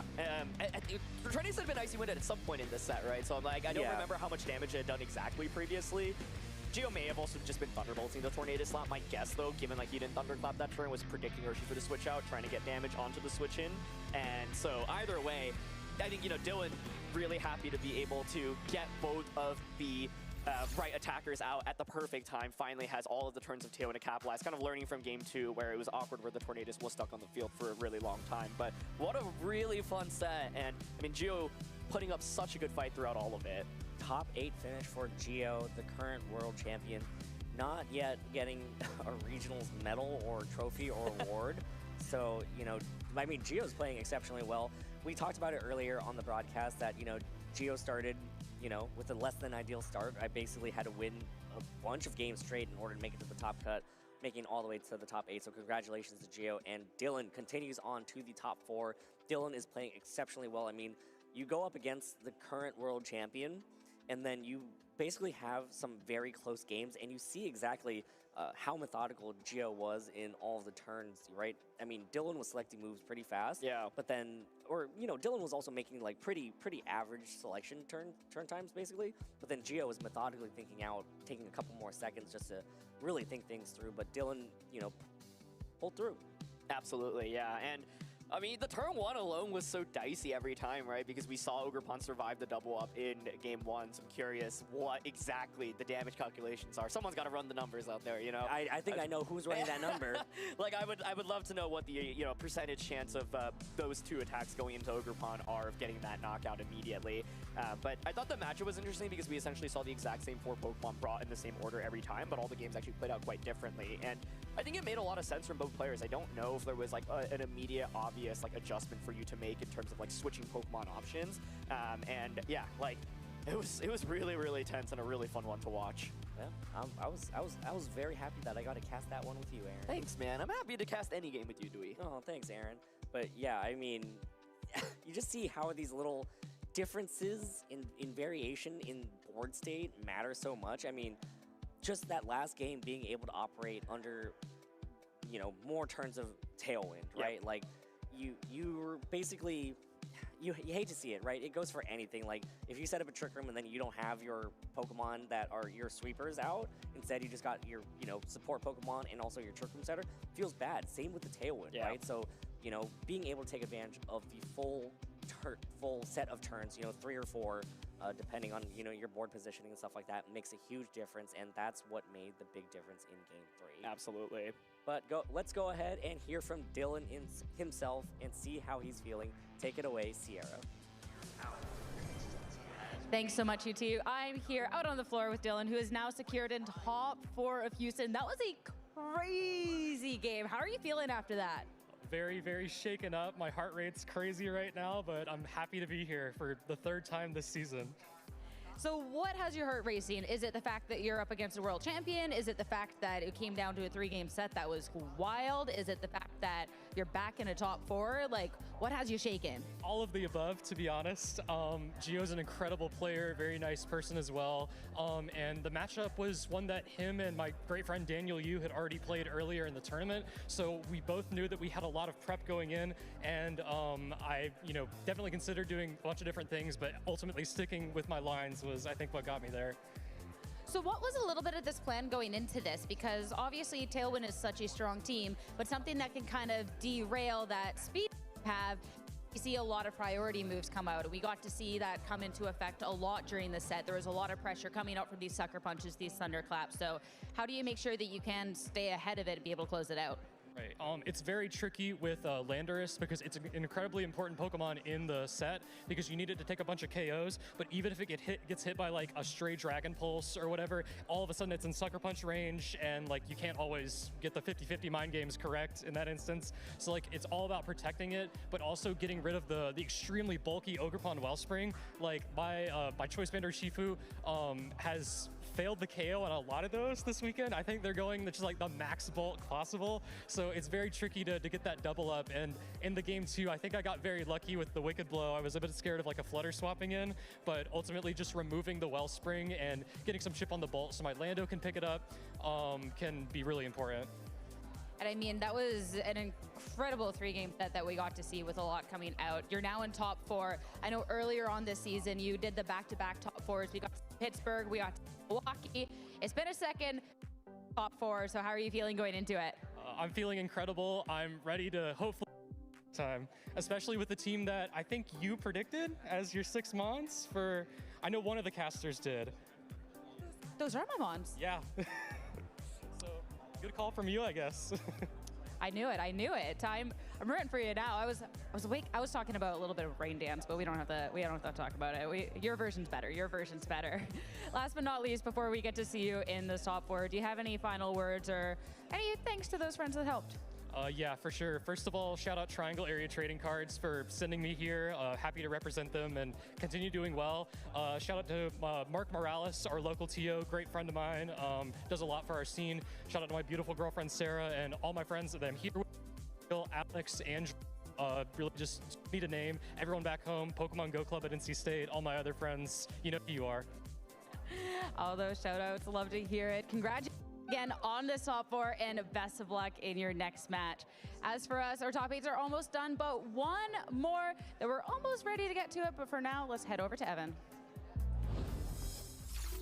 Friendship is ended with Slitherwing, and now Dylan is my best friend and the Iron Crown in DD team that he has just piloted into the top 4. Congratulations. And I think if there's only one moment that we're all going to remember from this set, it was perhaps the gutsiest terrestrialization I have seen in a long time. Let's take a look at it once more. You have this situation where you have the Landorus out and the not Ursaluna, the Urshifu single strike next to it. It's at 15 health. This Urshifu has 15 health, but Dylan really needs some additional turns of damage. Just needs one more hit onto these Pokemon to really start breaking through this Focus Sash and this very healthy, full health Flutter Mane. All of Dylan's Pokemon, there may be 4 of them here, but they're all in red health. They are all extremely damaged. So what do you do in that situation? You don't terrestrialize for damage. You don't go for, you know, an immunity for a terrestrialization. Instead, you go for the resistance on your 15 hit point Urshifu single strike. You go for the Terrifier, staring down the Icy Wind coming out from this Flutter Mane. And in the end, it will pay off because you'll get this Sucker Punch off onto Flutter Mane, bringing it down to orange, and then the Icy Wind will connect onto the Urshifu, and you go from 15 to 1 hit point. That gives you 1 extra turn to go for another attack in this next turn coming up. And that is huge because this Urshifu still has Focus Sash, the Flutter Mane is still the fastest thing on the field, and you are going to be able to actually take home this win so close that Landorus needs to stay healthy. All of the other Pokemon would go down in a stiff breeze. And Dylan correctly identifies the play to go for that Terrifier, and I wouldn't have seen it. I would have thought that was a lost cause, so congratulations to Dylan. And that's, of course, why he's in the top 4, and I'm here in our analyst cave. But we have one more top 4 competitor to uncover and find out who that will be. So Aaron, Dwee, tell me who it's gonna be. He's too good! Evan's too good with these puns, folks. Give him a round of applause in chat. Seriously, Evan, hold on. Well, Aaron, you love saying what the matchup is. Go ahead. Why don't you tell the people who the next matchup is? I can't wait for this one. We've got Justin Burns, the return of, against Zach Immersion, to determine who our final semi-finalist will be. Justin Burns, I believe, once again, this is his first event in the entire season, but he is one of the few players in North American VGC history that's won multiple regional championships. Of course, also got second at the North American International Championships many years ago. And for Zach, he has come really close to winning regionals. In fact, he has come as close as possible, finishing second place many years ago. He's gotten, top 8, top 16 at regionals as well. So he's got another top cut to add to his belt, but I know he's hungry for that victory, right? He's really gotten close throughout so many different years, as you can see, and this is his first appearance in top cut after a couple of years. We actually ran into him on the floor. We saw him, we said hi. Voltei. Deixa eu só conferir uma coisa. Aí. Tá. Por um momento achei que eles tinham adiantado a partida, mas não. Trouxeram a partida realmente ficou na ordem certa.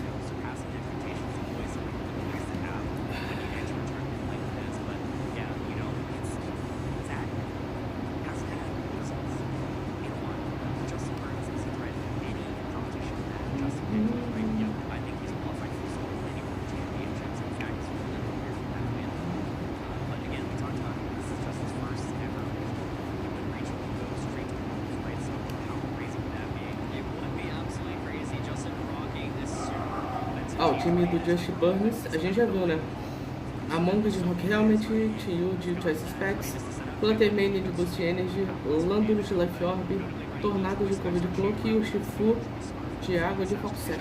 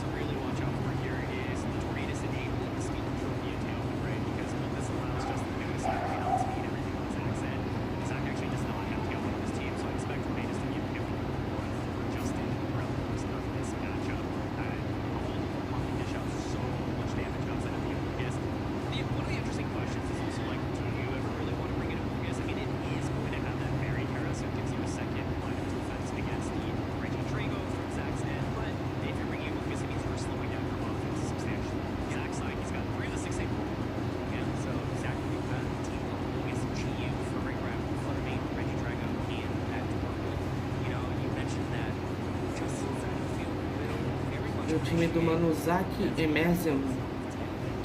Among Us de Citrus Berry, tinha o de Choice Scarf, Paris Giraffe de Throat Spray, Fluttermane de Fox Ash, Red Dragon de Dragon Fang e Turtle de Charcoal. Olha um Turtle, que legal.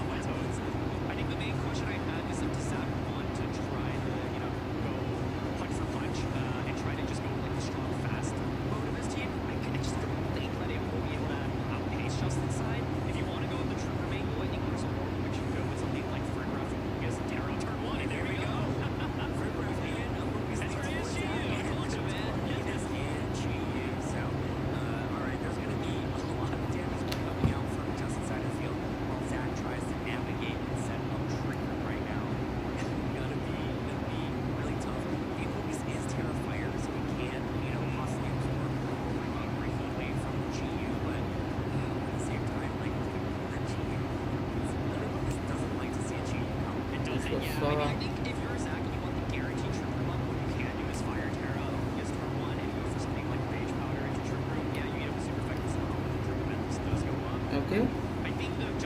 Dragapult é um trator. Ele já tá nos 1200. Só me aparece jogador capenga. Oxi.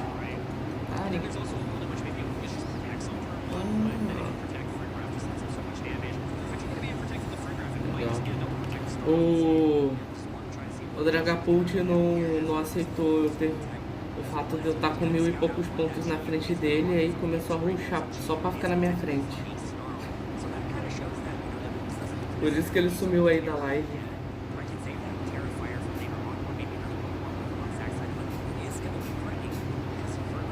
Deixa eu ver aqui.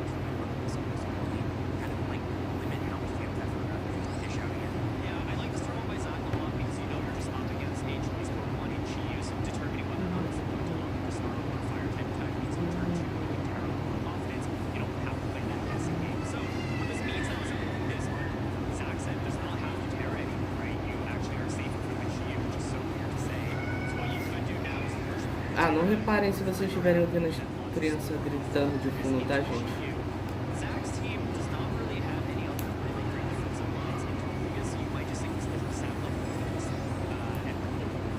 Último jogo do top 8, vamos ver, né? Vamos ver se esse aqui vai ser mais rápido que os outros. Deixa eu pegar... Oi? Deixa eu pegar água lá na... Pegar água na cozinha e já volto, gente. Já vou. That's some pretty good damages. Frigoroth will just go on the offensive here. Will go ahead and Hyper Voice and consume that Throat Spray to kind of like allow itself to do more damage in the upcoming turns. As the Amoonguss over on Justin's side will go for a Spore, will go ahead and put that Frigoroth to sleep. Will have to take its first turn of sleep next turn, as the Amoonguss over on Zach's side will also follow suit with a Spore of its own and put the Chi-Yu to sleep. This game is kind of hilarious, I think, because both players' defense against Amoonguss is their own Amoonguss. There's no other like safety goggles, you know, grass-type Pokemon to switch into, and so there's no way to like kind of get around this Spore, right? So now it gets interesting because it's a question of, are you able to wake up quicker than your opponent? Frigoroth being able to dodge that Snarl is quite a big deal, though, right? Because it, first of all, prevents the special attack, or it does not deny that special attack boost. So should Frigoroth wake up sooner than later, we'll be able to dish out massive amounts of damage. Like Zach at this point is probably thinking, well, if I can knock out this Amoonguss and then set up Trick Room, I probably just win the game. But that's easier said than done, because first of all, you have to wake up with Frigoroth, and second of all, you know, Amoonguss could obviously just switch out, prevent itself from getting KO'd. But the game state is kind of awkward for both players right now because you don't really want to switch out your Pokemon. If you do, and the Voltei, chat.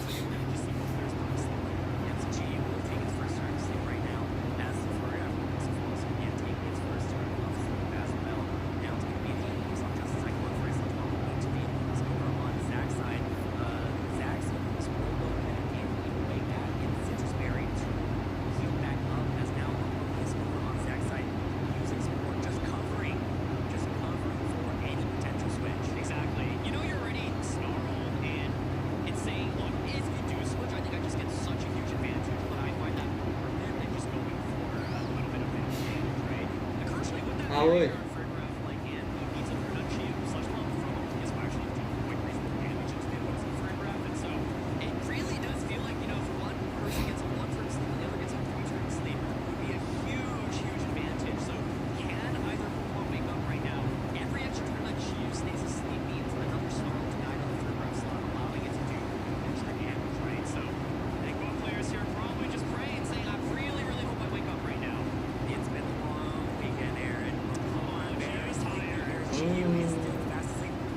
Esse tio dormindo aí complica um pouco, hein?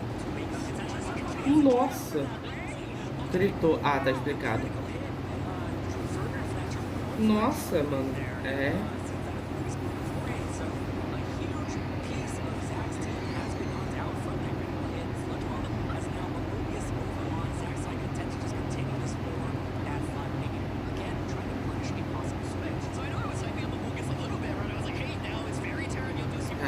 Dano do mundo, hein? Porra.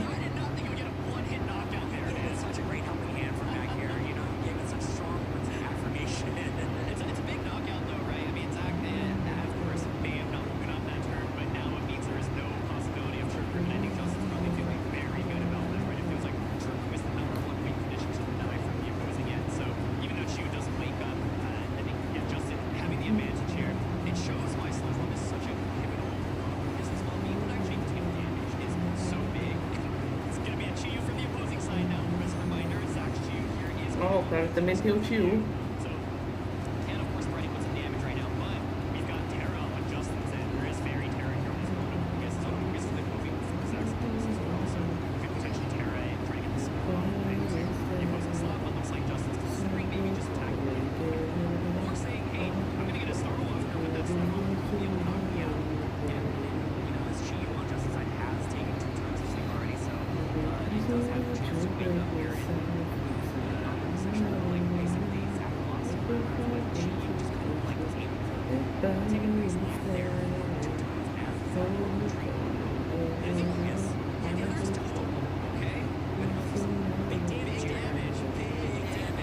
Oh, mas isso aqui é uma faca de 2 gumes, tá? É. Caraca, ok. Isso aqui foi definitivamente isso aqui foi uma faca de 2 gumes. Deixa eu ver.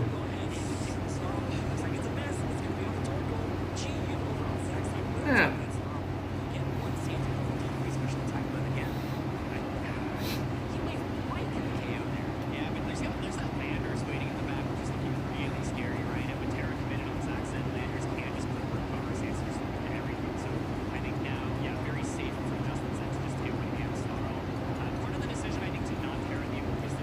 O que ele quer fazer?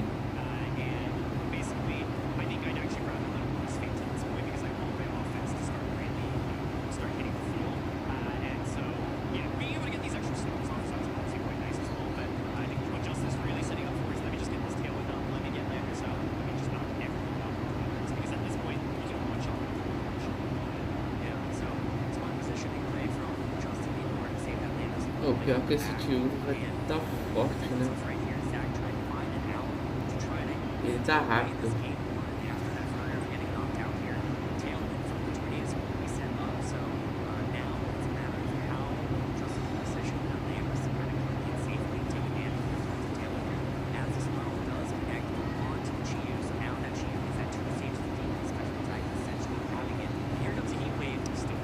É, não tá tão o negócio.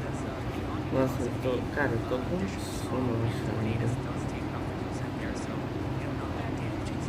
Deixa eu beber água. Chat, bebam água, não esqueçam de se hidratar.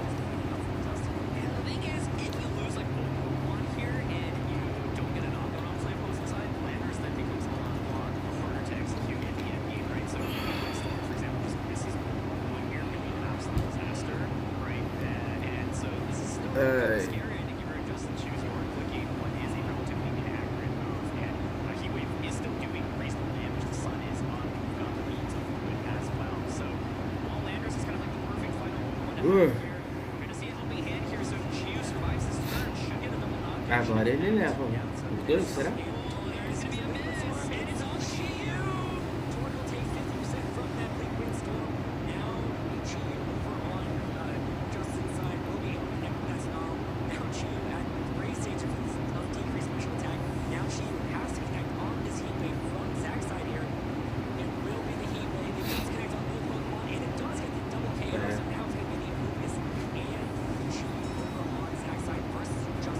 Caraca, esse tio tá forte, hein? Pô. Yeah, so I think, Justin should theoretically still have the advantage here, right? Like, a Lucas should not be able to do enough damage into the Landers really ever, and the Chiyu here cannot protect, so the tailwind is up, so it's looking quite good. The main thing here is if you block into, or if you click the Sanseer Storm, you could miss on Chiyu. I mean, the other thing is the Chiyu on the opposing side. Mano, o nome desse Among Us do cara aqui, Shuns, na moral.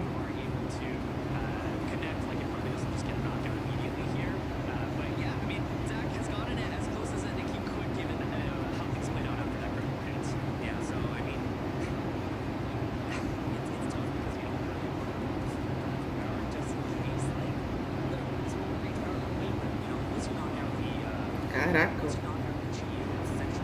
Pô, meio sujo o nome desse Among Us, cara, na moral.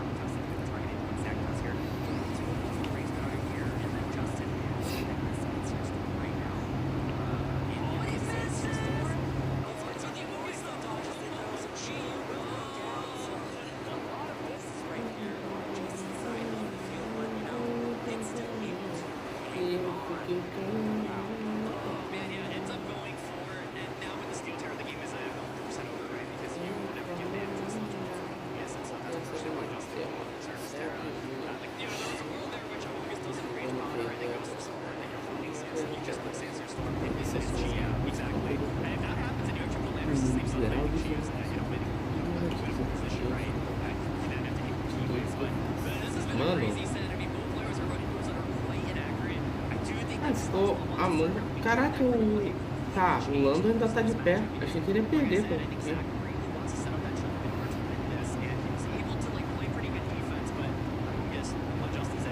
Ai, mano.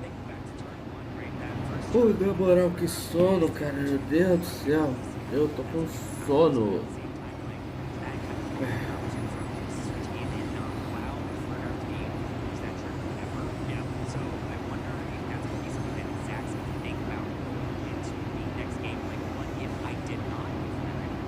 Tá.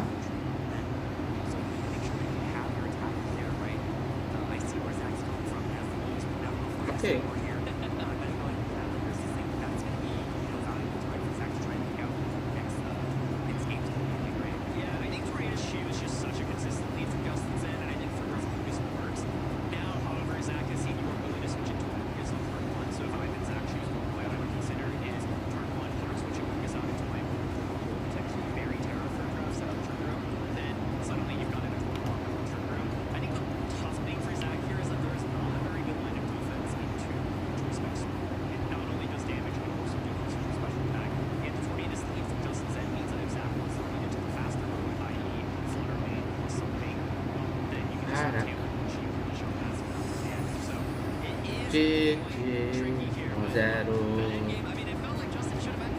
Zero pro Dusty Burns.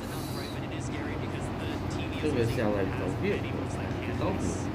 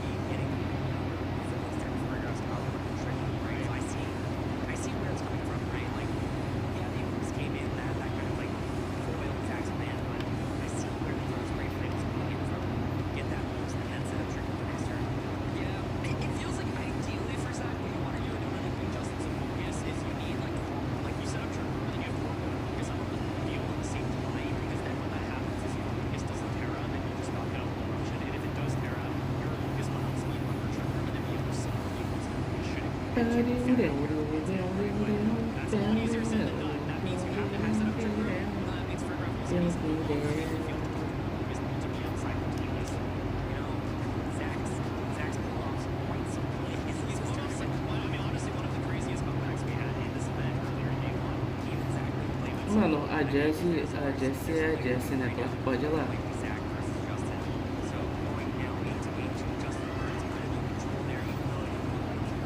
É muito doido isso aqui, cara.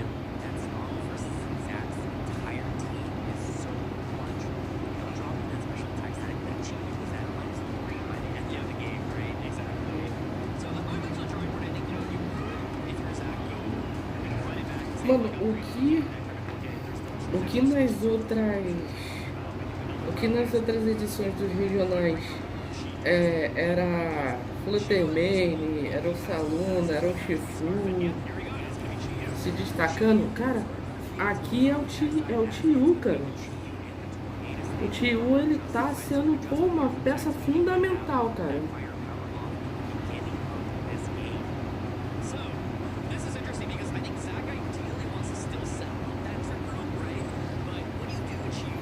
Aqui o Tio tá sendo uma peça fundamental, cara, na moral.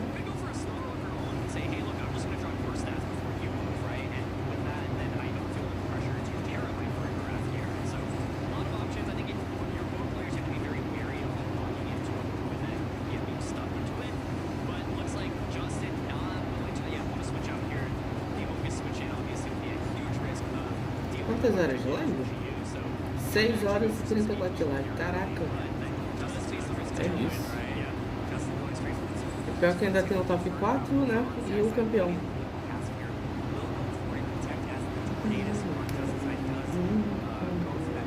Acima dos 4, onde estarão os mais fortes treinadores da história. Cada região, um campeão. Ai, que sono, cara, na moral.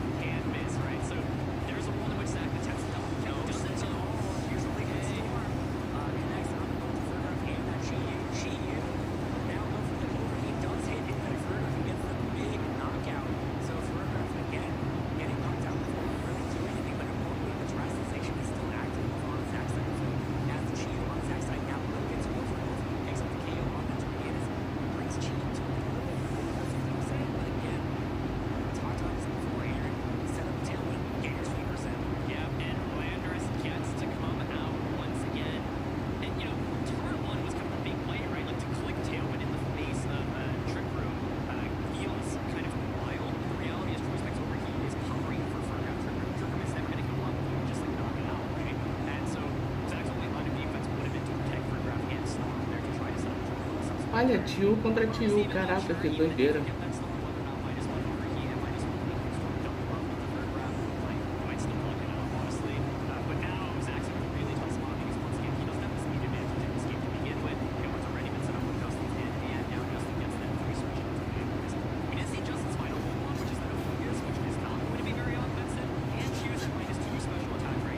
Olha isso, mano. Mano, olha que SUS a descrição desse Among Us, cara.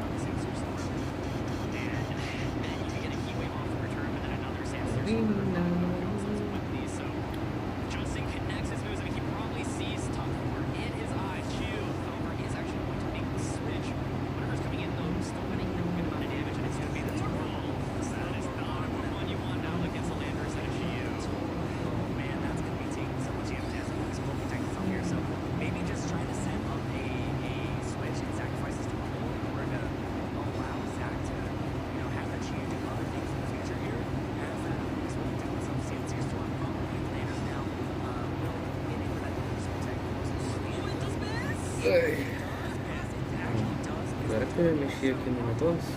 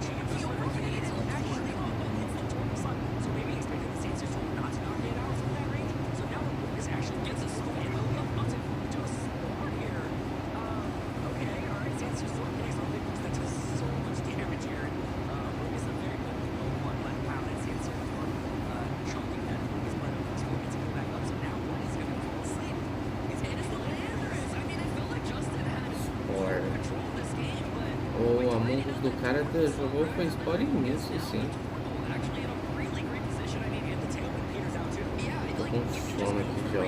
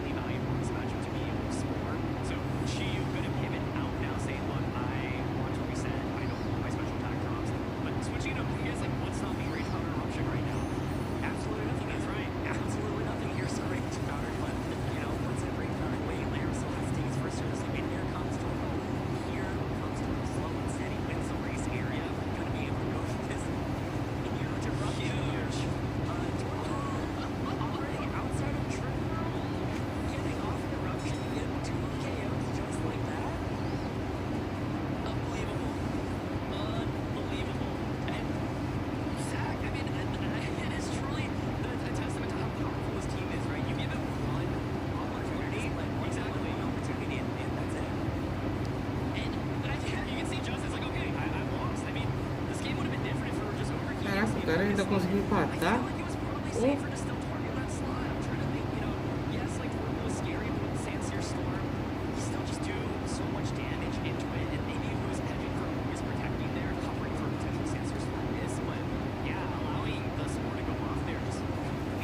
Ai, mano, que sono, cara. Não tô conseguindo ver nada, na moral.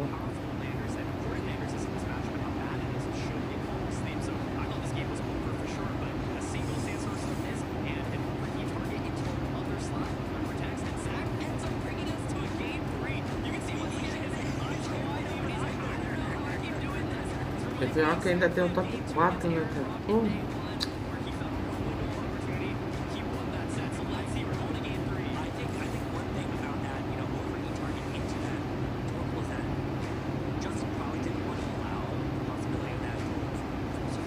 Oi, me chamaram? Entras, acorda? Eu tô, quer dizer, eu tô tentando ficar acordado, né, mas está difícil. Eu tô com sono ainda. Esqueci pra... Não, o problema é que eu ia falar, vou pegar um café, mas o café não vai adiantar, pô.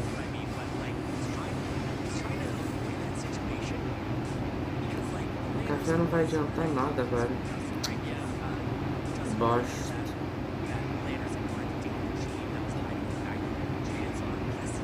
Plano?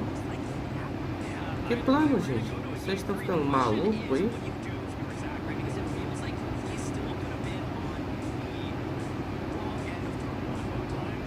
Oxe, meu chat enlouqueceu de vez, não é possível.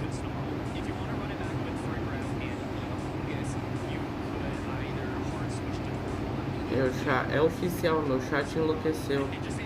Você não tava vendo o chat? Ah, de repente as mensagens estavam passando. Só que eu tô com tanto sono que eu nem reparei, tá?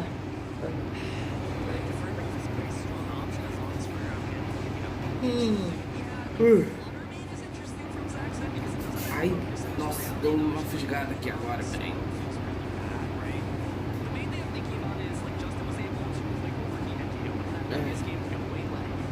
Eu vou pegar um café aqui, peraí, gente. Não sei se vai adiantar porcaria nenhuma, mas eu vou pegar um café aqui, peraí, já volto. Justin's end. The question now is, if you are Zach, do you want to mix it up this time and instead of going for that heat wave, commit to protect and snarl instead? This is a tough decision, Aaron. This is a tough decision. I mean, just running it back with the same leads in game 3 after sort of like being in a position where you don't expect to win. Yeah, like after turn 2, I was like, oh, this is just so good for Justin, right? And Justin probably recognizes that and is like, you know what, I can just make the same plays here again, right? Like, you can't always tailwind and overheat here, and like I said, I'm not even confident at -1 special attack, even with both of these being at -1 special attack, let Furgraf survives the subsequent turn. If I'm in Zach's shoes, though, I probably go for Protect Snarl here, and there it starts. So there's a Furgraf going for Protect. Doesn't want to just automatically get knocked out this time. Tornadus will follow suit with a Tailwind here. So will the Snarl from the Chi-Yu on Zach's side hit? So Chi-Yu here over on Justin's side goes for that overheat into that Protect. What does the Chi-Yu on Zach's side do? It's going to be a Snarl, and it connects with both. All right. So that's huge. That's huge there. This is completely different. A critical hit on that Chi-Yu, doing just a little bit more damage, but oh boy, Aaron, is that going to be enough for it to survive? Yeah, and actually, it is the Covert Cloak on Tornadus, right? So it doesn't even eat up the special attack drop. So -1 overheat plus a Bleak Wind Storm. The first question is, do both of these moves connect? If you miss a single one, then Furgraf can get that Trick Room up. And if Trick Room goes up, a Torkoal under Trick Room is just so deadly here, right? So let's see. I'm thinking Furgraf probably still faints here to this double up. But of course, overheat is not 100% accurate. Yep. Neither is Bleak Wind Storm, so here we go. If you are Zach, by the way, you could also switch Furgraf out, say into your Amoonguss, sacrifice it just to get the Chi-Yu down to -2 special attack, then get Furgraf back in. And it is. It actually is the withdrawal. It could be Torkoal as well, by the way, but Torkoal will be a pretty safe switch, but then it won't be able to do much. Like, it can take these, but at the same time, it's not going to be able to dish out any damage. But most importantly, it is sort of like that bait, right? Tornadus does use Bleak Wind Storm. Chi-Yu dodges the attack, though. Torkoal takes so much damage from that. So now Torkoal will also take in this overheat here. The sun boosting it, and Torkoal will be sacrificed, but most importantly, the special attack does drop.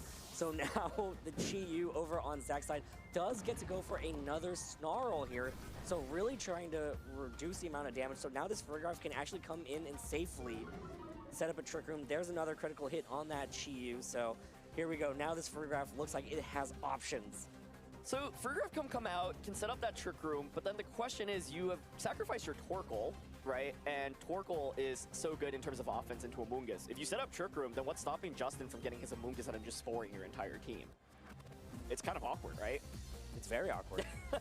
So I think you're saying Zach like taking some time to think about this because he's like, okay, well, I gave up Torkoal. Like, I think that's why I was saying maybe like you just give up the Amoonguss there because Amoonguss like is it's not the offensive powerhouse. You want your sweepers in, right? Yeah, exactly. Because the thing is, it's awkward because should you set up that Trick Room, you don't have a ton of damage into Amoonguss, and Amoonguss on Justin's end becomes the fastest Pokemon under Trick Room. So Furgraf is going to come back out.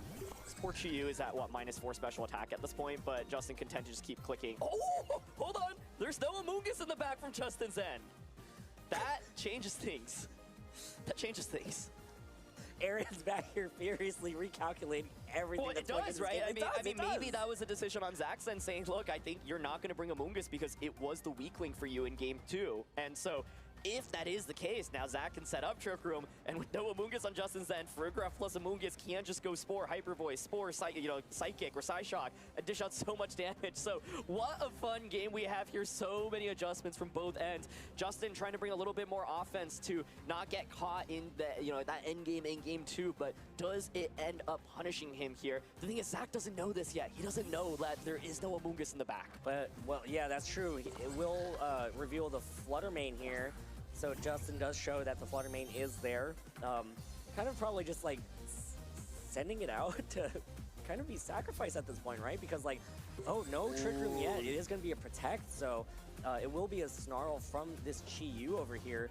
Tornadus will go for a Bleak Windstorm, hits into that Farigiraf Protect, as now it does connect onto that Chi-Yu, chipping away at it, dealing about 40% of health to that Chi-Yu. Gets a big speed drop there as the Chi-Yu can tend to go for a Snarl, hits and knocks out that Tornadus. So, ooh, that's okay. All right, no Trick Room being set up yet. That's a little tough to see because like now that Chi-Yu can easily just come right back in and then just be able to threaten exactly what it was. Yeah, no Trick Room from Zach's end there because I think he was saying, well, Justin, you've been switching into Amoonguss so many times. I think now you're going to go for it again. But now, perfect position for Justin. Tailwind still set up. You've got your two strongest attackers. Yeah, you can see commit to just going for Fairy, Terra, Dazzling Gleam. Let me just do as much damage off as possible. So just honestly could be the turn that propels Justin into the top 4. And this would probably be a different ball game should we have seen Trick Room come out from Farigiraf last turn, but it would have been a really tough call to make knowing that Justin has been bringing Amoonguss consistently throughout the set. I love the decision for him to not bring it here. It means that he has a stronger offensive option in Fluttermane, and he is so well positioned right now. Yeah, so Justin right now looks like Justin is inching ever so close to that top 4 now. No Trick Room from that Farigiraf. Still one or two more turns of Tailwind, if I recall correctly here. Farigiraf is going to be forced to retreat here. It is going to be the Amoonguss that takes out, that is going to be replacing that Farigiraf. And here we go. It is time for Terrestrialization. It is going to be the Fluttermane over on Justin's side of the field. Will Terrestrialize into that Fairy type and take those Snarls so much better. Take it better, and of course, increase that damage output of that Fairy type damage. So Fairy, Terra, Dazzling Gleam. It's at -1, but Beads of Ruin still active on the field. Does not get the knockout onto Chi-Yu, but Heat Wave comes out and it's a double hit. You can see Justin fist pumps. He knows that is it. That's going to propel him into top 4. Yeah, that is a huge Heat Wave right there, knocking out the Chi-Yu over on Zach's side, as well as that Amoonguss, leaving that Farigiraf all alone by itself. And wow, what a decision to just drop Amoonguss here in this final third game, saying I think Zach really, really has to respect that. Zach had the opportunity to potentially set up Trick Room. Had it been Trick Room the turn that it was to protect, this probably would have been a different game. But the thing about Justin's team is you position it, you get the right damage out, and sometimes it's just too much to deal with after one big turn. So now Fluttermane and Chi-Yu, poor Farigiraf, won't be able to do it by itself. Justin now connects with that Moonblast. Chi-Yu will follow suit. Here's the Moonblast from that Fluttermane, does good damage, and Justin Burns is gonna move on to the top 4. Oh, what a set. The fact that we got to that third game, so intense, right? It felt like Justin had won game 2 after the first 2 turns, but Sandstorm missed, and then once again, yeah, the overheat going into the Torkoal slot gives Zach a window of opportunity. An amazing run by Zach, though. I think I've seen him pull some of the most fun comebacks throughout the course of this event, getting one big window of opportunity and completely turning the tides back into his side. And yeah, I think really fun to watch his hyper-offensive team operate. Unfortunately, I think Spec Snarl Chi-Yu is probably one of the worst sets for this team to go up against, and the fact that it was paired with Tailwind and Amoonguss meant that like Justin could always Tailwind safely while also clicking the Snarl, and then still have Amoonguss as a backup answer into the Trick Room stuff. Yeah, and not even that, but just like the Chi-Yu exerting so much pressure with the overheat to start. Yeah. Like there was really no way for Zach to sort of prevent that overheat from coming in, so almost immediately, Zach had to pick Pokemon to send out to kind of just get knocked out immediately in order to sort of set up a position of that Farigiraf being able to set up that Trick Room. But ultimately, that Trick Room was just kind of warded off by that threat of Amoonguss, right? So, wow. Tough play. Tough call. And I think Chi-Yu is an interesting Pokemon because we've seen so many different versions of it, right? We've seen like Choice Guard being used obviously a lot. We've seen Focus Sash being used, but the power of Choice Specs is one that cannot be underestimated. Having something that can get the one-hit knockout onto Pokemon like Farigiraf. I mean, we so much more burst damage on Pokemon that are normally bulky enough to survive big attacks from a lot of the Pokemon in the format. And so I really like the meta decision to opt for Choice Specs here rather than the Focus Sash or the Scarf. And I think it allows Justin to just play so aggressively. The main scary thing is every time you click that overheat, you're probably just like praying a little bit and you're just like, please don't miss, please don't miss. I mean, there were opportunities for that, right? There was the overheat as well as the Bleak Wind Storm. You know, we've seen some of those miss before, and of course the Sandseer Storm as well from that Landorus. I mean, sometimes moves are a little inaccurate for that extra bit of power, but sometimes those are very important for the calculations. Yeah, and I will say, I think like Justin and the way he played it, like often can put himself in positions where even if you miss like one move, it's okay, right? It does feel really bad, but I would not be surprised if he has missed a lot of his moves throughout the course of this event, but at the end, he is still in top 4 because, I mean, in a best of 3, right? Like, more windows of opportunities, and ideally you find the paths where you don't click the moves that are 100%, or sorry, not 100% accurate. A lot of times you do have to click that Sandseer, that Bleak Wind, that Overheat, which is what's stressful, but man, when the moves hit, teams like this can just feel like unstoppable. Yeah, and again, like, congratulations to Zach, top 8 here, exceeding expectations, but unfortunately just fell short in the top 8, but still such a strong finish. Congratulations to Zach, congratulations to Justin. Both very strong players, and remember, this is Justin's first tournament of the season. He's 2 wins away from just automatically qualifying for Worlds. Like, what a crazy way to be. You can't just say that out loud, Aaron. You can't just say that out loud. Close. He's getting close, but you can't say that. 2-time regional champion. How perfect would it be to win your 3rd regional championship and qualify for Worlds immediately off that? I'm just saying, like, there are only 2 people standing in front of his way on that path. Technically 3 people, but two games, but two matches. Yeah. Two matches. All right, I get you. I mean, top 4 at a regional championships, quite an accomplishment, right? It is. I will say, like, the gap from top 8 to top 4, it feels so good to win that quarterfinal match because you then know that you're walking away with the medal. And, like, I feel like walking away with hardware, is like one of the best feelings as a competitor because you're like, I have something that truly, like, showcases, like, I, like, did really well in this event. And so... Are you sure it's the medal that really... makes you more excited, or is it the number of packs that you win? I think everyone gets 3 boxes at top 8. Yeah, all right, cool. I just want to make sure. But maybe the top 4 packs have the Charizard in them, Of course, Aaron, you're dying to open up some more packs. I can already feel it. We didn't get a Charizard in that game, but we got 2 Chiyus, and that is as close as it gets, I feel like, in this format. And also, we were blessed with Charizard in previous regulations, right? And so... that was super, super fun. A lot of fast-paced offense. So excited to hear from Justin as he returns to the VGC scene after taking quite a time off. And so let's throw it down to the interviews.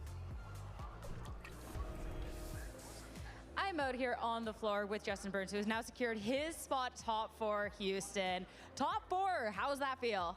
Feels pretty good. It's been a while since I last played an event, so it's nice to come back. And I lost round 1 yesterday, and it was like, oh man, I must be really rusty. But you won round 2, won round 3, and just kind of kept winning. And, here I am in top 4, I guess.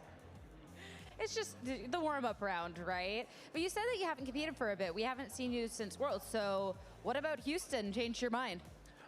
So I was, I guess about 2 weeks ago, my friends were kind of talking about the threshold for Worlds invite.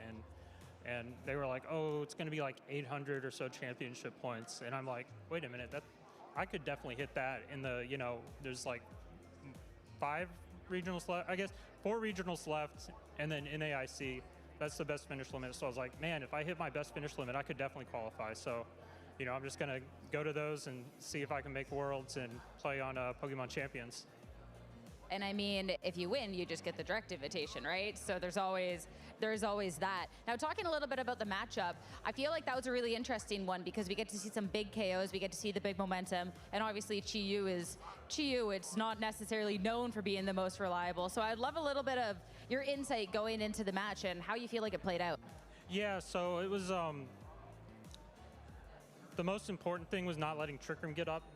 And so Game 1 and Game 2, I had kind of back Amoonguss to kind of help prevent that in case it did go up. And I was really afraid of, what if Scarf Chiyu plus like something else like Regidrago or Fluttermane, I'm kind of like in trouble if I don't lead Tornadus. So I had to lead Tornadus. I felt like I had to have Amoonguss in the back to help with Trick Room. But after Game 2, I realized I can pressure with Overheat to, Oko on the Farigiraf. So I just kind of went all in on the offense with having Fluttermane back, Landorus back, and there's a lot of inaccurate moves on the team, but I try to like click them early, because if you hit one, you're still in a good position. And there was a few times where I was like, okay, if I can hit one Sandseer, the situation's still manageable.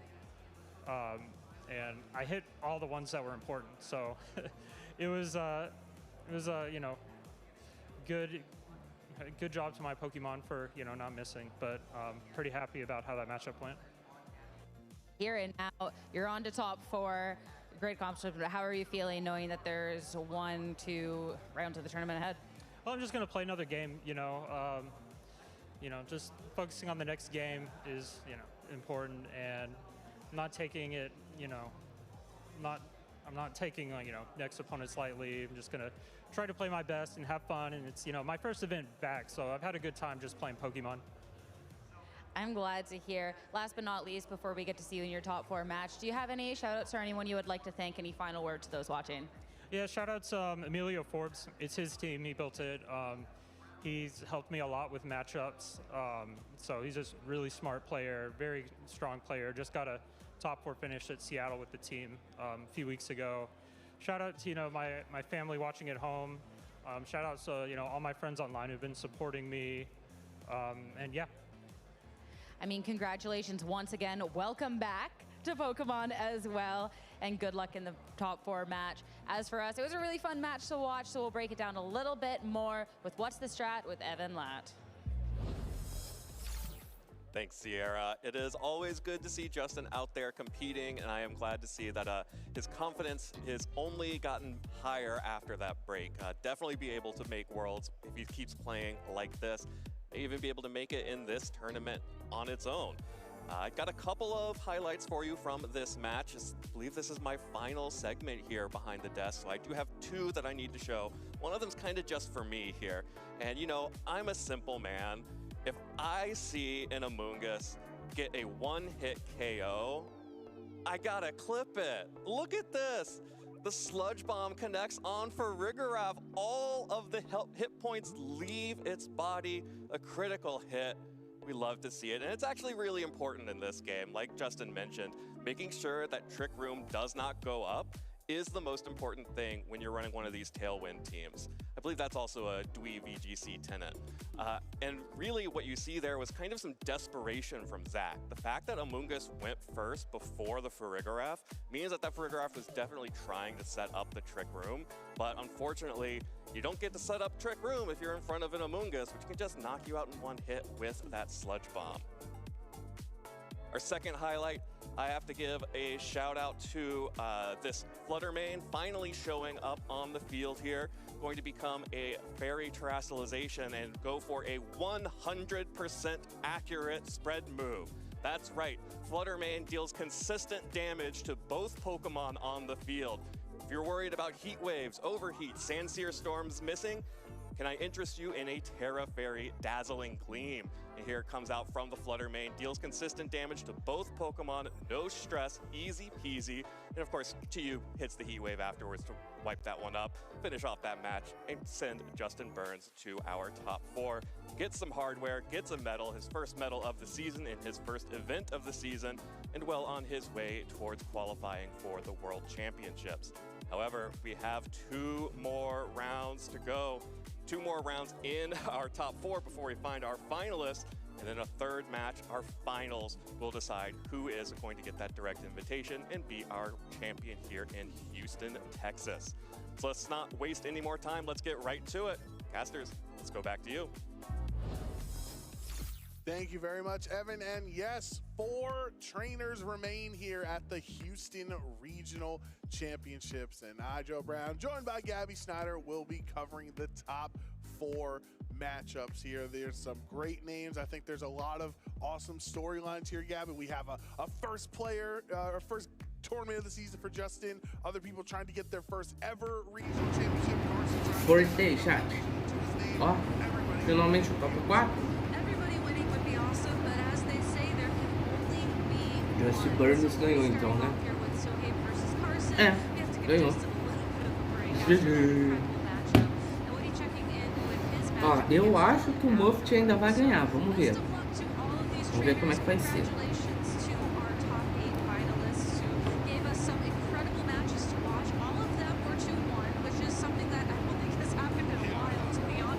Eu demorei, chat, porque eu fui buscar um lanchinho, entendeu? Fui buscar um lanchinho pra comer.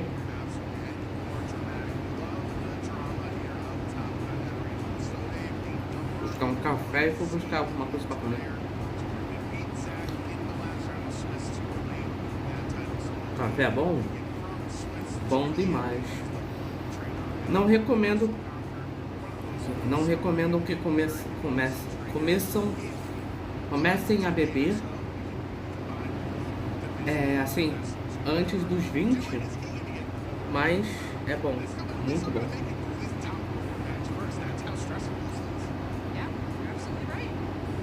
Porque quanto menor de idade você for, pior, né?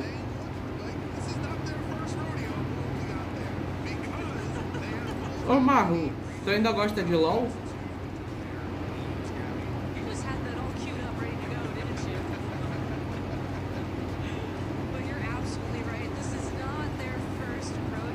Por quê? Porque a cafeína em excesso ela faz mal, né? A criança já consome muito doce, né? Já consome muito açúcar. E quanto mais tardio for o consumo da cafeína para o jovem, é melhor, né? Seria bom se ele não consumisse, mas é inevitável. Gosto. Tu soube das últimas notícias, Marlon? Sobre o LoL aí?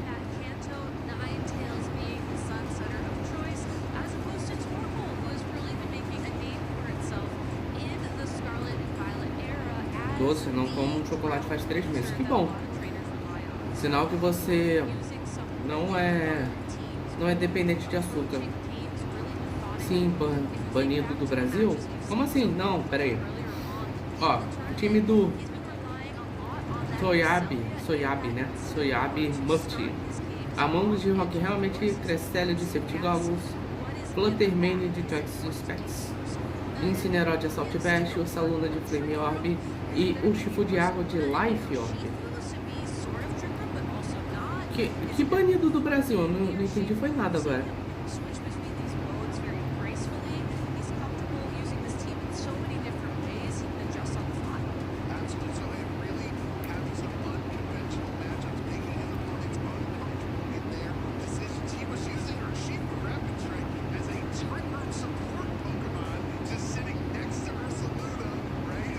Não entendi foi nada agora, Marlon. O que é banido do Brasil?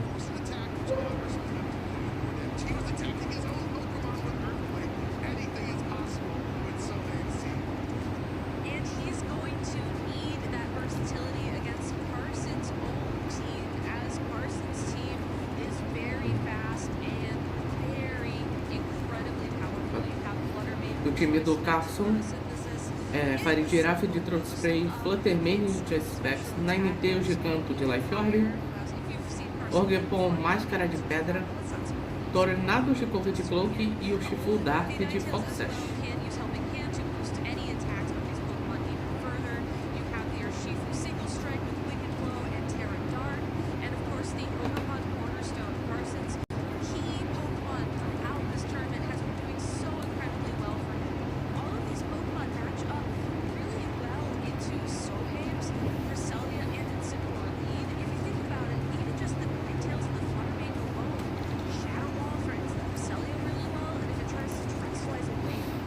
A notícia? Bom, eu tenho uma má notícia e uma boa. A má notícia é que com a lei de...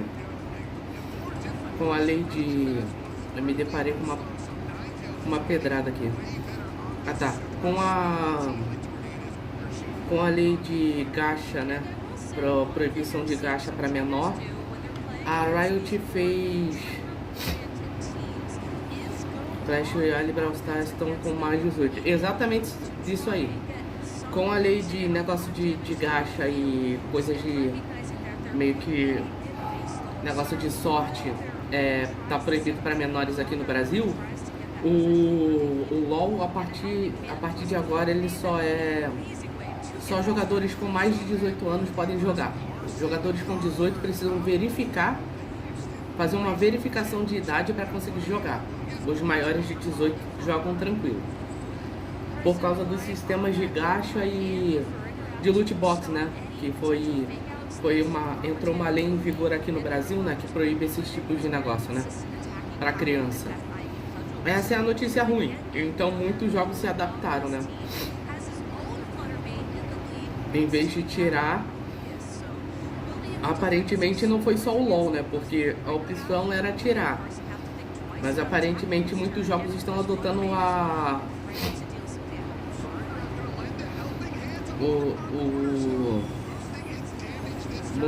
muitos jogos estão adotando a mesma identidade que o LoL fez, né? De aumentar a faixa etária. Usa a cara da minha mãe. Não, Marlon, não é a cara da sua mãe. É os seus dados. Você vai ter que agora meio que passar seus dados. Entendeu? Como você se registrou lá, vai ter que ser exatamente do jeito que você registrou, como tá no teu RG, entendeu?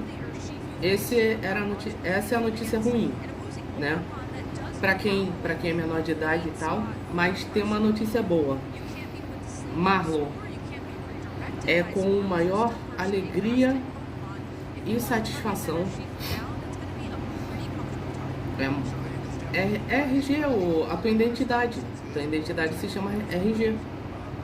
Registro geral, né? Eu acho que é isso, né? O nome. Por isso que é RG, entendeu? A tua identidade. Pronto. Eu vou chamar de identidade pra tu entender qual é. Sim. Mas não fique triste, porque embora até você fazer 18, você não vai poder jogar, a não ser que você tenha 18. Oficialmente, Marlon, hoje, dia 22 de março de 2026, a Riot oficializou que no Mundial desse ano, no Mundial de LoL de 2026, o Brasil não terá uma vaga. O Brasil poderá mandar 2 times para jogar no Mundial. Sim, o Brasil agora tem 2 vagas no Mundial. Felicidade? Tô feliz, mas, né? É aquilo, vai ser vergonha dupla? Vai ser vergonha dupla, mas a gente tá feliz de qualquer jeito. Entendeu? Agora, oficialmente, temos 2 vagas no Mundial, em competição internacional. Ganhamos? Ganhamos. Isso porque a gente bateu de frente com os caras. É, isso aí. E o que importa é competir, já diria um filósofo. Porque eu não sei se tu tá acompanhando os campeonatos ultimamente, Marlon. Tem acompanhado algum campeonato?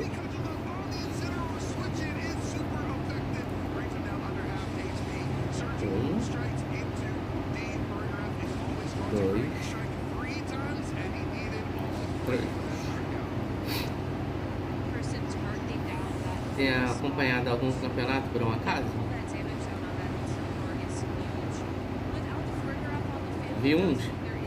Viu um chamado America's Cup? Chegou a ver um chamado America's Cup?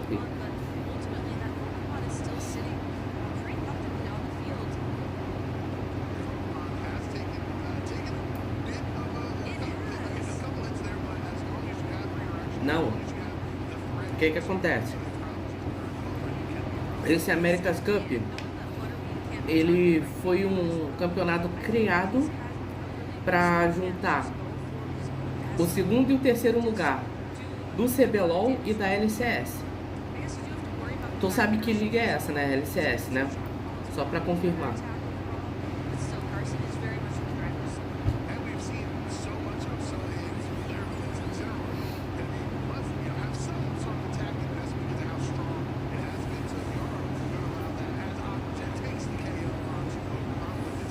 Então, o que acontece? Essa liga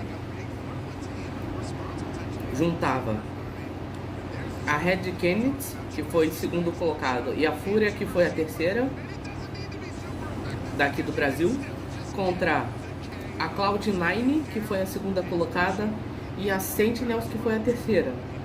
Colocavam eles de frente a frente, né? Eles se enfrentando. E o time vencedor ganhava um bootcamp durante o MSI, né? O campeonato lá de meia temporada. A Red não foi tão bem né? A Red não foi tão bem nesse campeonato, perdeu para a Cloud9, perdeu para a Sentinels e tal. E a Fúria ganhou. A Fúria não perdeu um jogo sequer. Na somatória total, se eu não me engano, foi 8-0 para a Fúria. Entendeu? Acho que foi 8-0, se eu não me engano, na questão dos confrontos. Que a Fúria enfrentou 2 vezes a Cloud9 e uma vez a Sentinels, eu acho. Aí o que acontece? Quando os jogadores da Fúria foram comemorar o título... Peraí. Quando os jogadores da Fúria foram comemorar o título, um deles foi entrevistado, né? E aí, não sei se você soube, mas no começo desse ano, a Riot anunciou que os caras da América do Norte iam ter 3 vagas nos campeonatos e a gente uma só. Aí a comunidade se revoltou completamente, né? Mas enfim. Né? Foi um alvoroço total. Mas aí, um dos jogadores da Fúria, que estava sendo entrevistado, o cara mandou em rede internacional. Ele foi entrevistado tudo direitinho. Aí ele perguntou, posso falar uma coisa? Aí a moça que estava entrevistando ele falou, ué, pode, o microfone tá em você. E ele virou pra câmera e falou pra todos ouvirem. Eu queria entender por que esses caras têm 3 vagas e a gente uma. Pronto. E aí criou-se o caos, né? Porque os caras... O Brasil tá tendo uma evolução em que a gente tá, de certa forma, conseguindo bater de frente, né, com os norte-americanos. E a Riot me vai dar uma vaga a mais pros caras? Nossa, isso aí foi uma loucura. O pessoal ficou indignado com isso. E aí eu acho que em resposta ao desempenho do Brasil e ao grito que a gente estava fazendo, a Riot acabou dando essa segunda vaga pra gente. Ou seja, a gente vai levar 2 times pro Mundial. Vencemos, família. É isso. Ó, que legal. Eu vou ver 2 times agora no Mundial, que maravilha. Aê! Vamos ter vergonha internacional duplamente? Vamos! Mas o que... A gente faz o que, né? Porque, Marlon, pensa comigo. A gente tá tendo uma evolução considerável, de certa forma. Já vai fazer, eu acho que uns 3 anos aí contra a América do Norte. A gente é a 3ª maior liga assistida em questão de números, tá? A gente só perde para Coreia e China em assistido. O CBLOL é o 3º maior campeonato assistido da Riot, entendeu? De LOL. A gente só perde para LCK, que é a da Coreia, e LPL, que é a China, entendeu? Então, assim, alguma coisa a gente tinha que fazer, né? Pelo menos.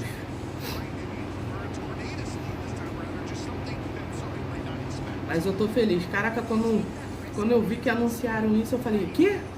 Eu fiquei sem acreditar.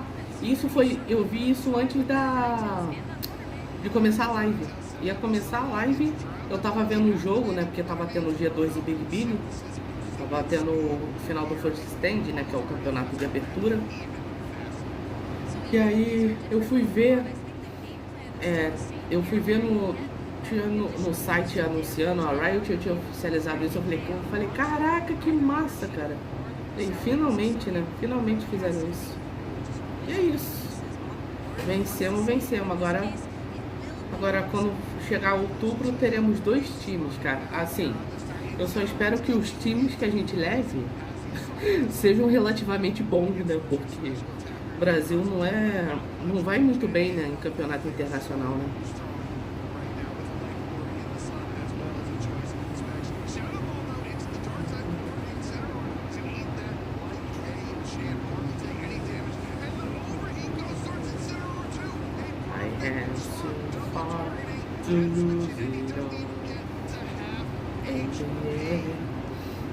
Ô, Marlon, me responde uma pergunta.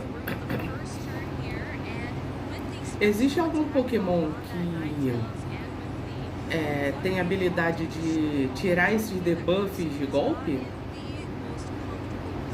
Por exemplo, a Ninetales, ela tá com o que? Overhit aqui? É, a Ninetales usou Overhit e dropou.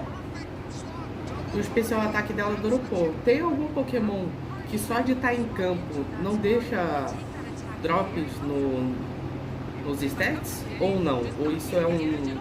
Ou isso é um ataque no caso? Sabe dizer? Não afeta o Sauna? Ó, boa! Overviews.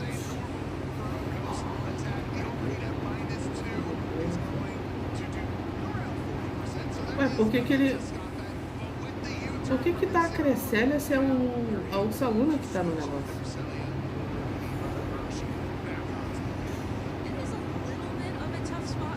Raze volta estatísticas a 0. E compensa ter algum Pokémon com Raze?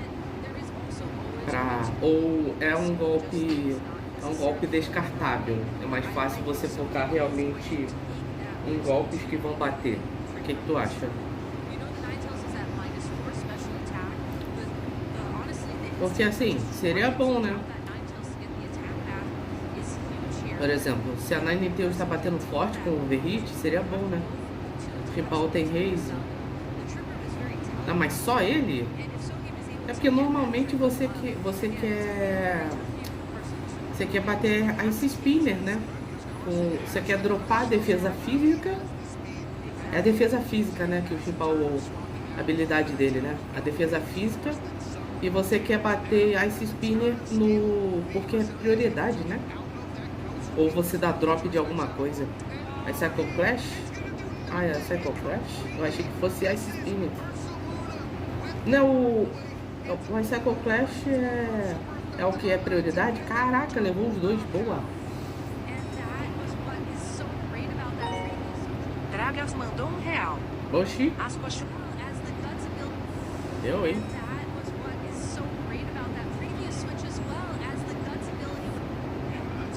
Não? Ah, tá.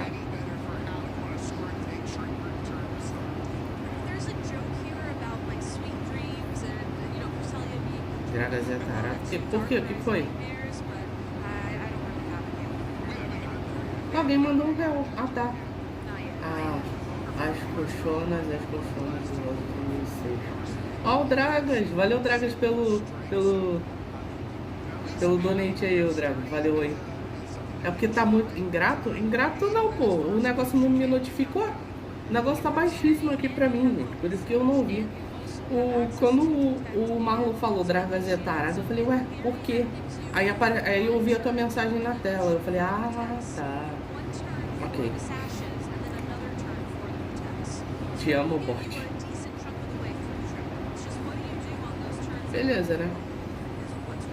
Valeu, Dragas, pelo R$1. Quando eu olhei ali embaixo, eu falei, ué, alguém deu donate.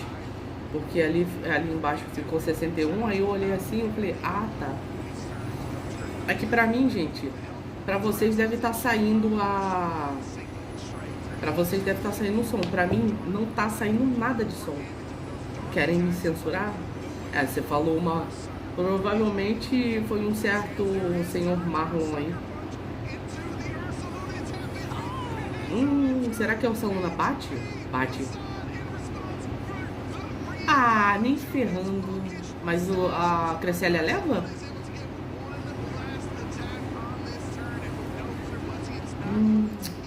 Ué.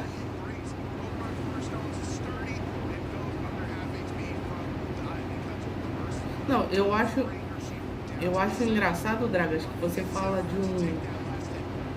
fala de uma parte que é simplesmente uma perna mecânica, mas ok, né? Aquilo não é uma coxa, é uma perna mecânica.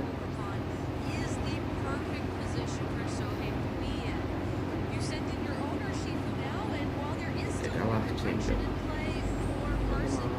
Isso, Champion.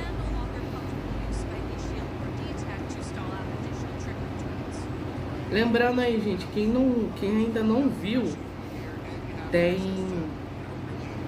uma votação na aba comunidade aí, do último Pokémon para ser escolhido do meu time na Batalha da Fronteira, tá, gente? Então, depois da live ou durante a live aí, ó, quem tiver no PC, abre aí o canal, o último post aí, entendeu?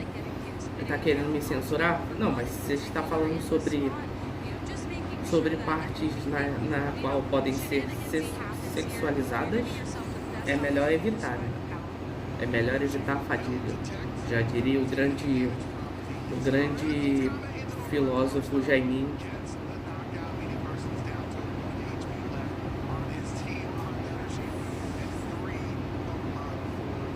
Oh, mas, ô Dragas, na dúvida, desde que você não mande uma coisa SUS, você tem um bot do LivePix pra falar, né? Então, entendeu? Não sendo SUS, tá ótimo.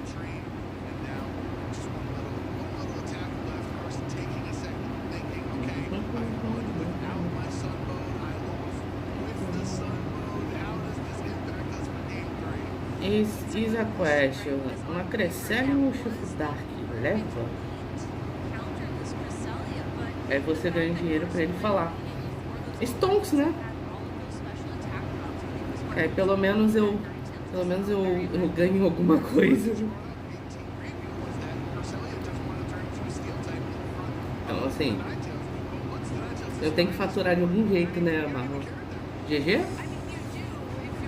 Dito isso, verificação de idade pro LivePix. Nossa. Ele empatou, né? Boa. Ele empatou. Boa. Bora, Mufis. Mano, essa blusa do cara tá muito da hora. Ah, Muft. E o B e o City. Ô Marlon, o Dragas tá muito quieto. Será que ele tá planejando mandar outro LivePix? Não, eu não duvido nada, ô Marlon, deles fazerem isso de verificação de idade no LivePix.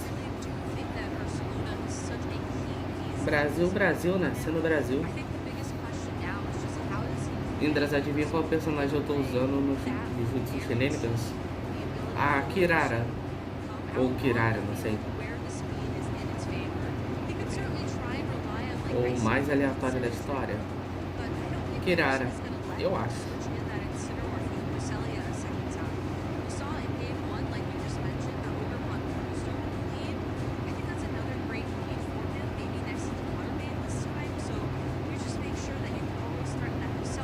É Jujutsu Kaisen, uma pessoa real. Uma pessoa real.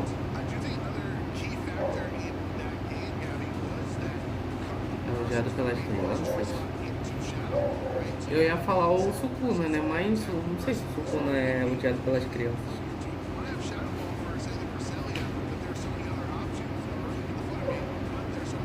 Eu não faço a menor ideia, Marlon. Não faço a menor ideia. Chat, bebam água, não esqueçam de se hidratar. E aí, Anjo? Ah, tá. Tu tá usando. Nem ferrando. Ai. Chat, bebam água, não esqueçam de se hidratar.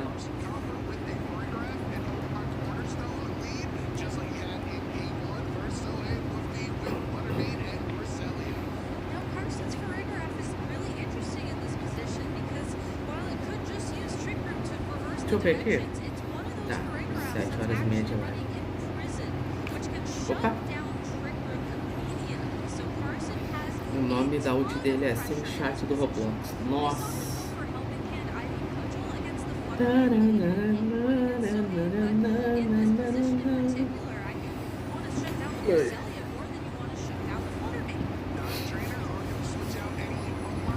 A moça deve ter falado, né? Draga mandou R$1. Eu não cheguei a ver.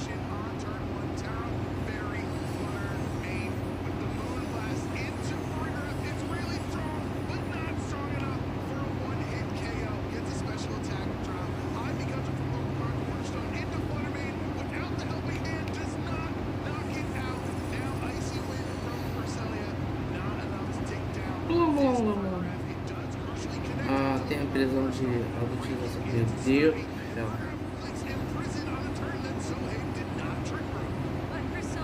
Meu Deus do céu, Marlon, só coisa SUS, hein? Na moral. O que o Imprison faz, ô Marlon? Eu nunca lembro o que o Imprison faz.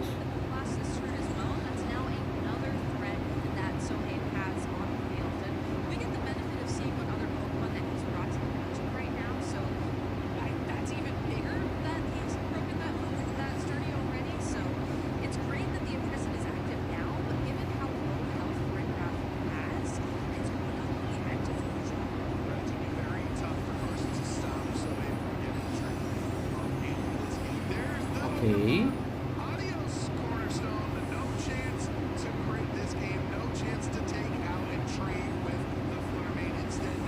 Impede de usar o golpe de Pokémon deu. Pera, impede de usar os golpes que o Pokémon que deu Imprison deu.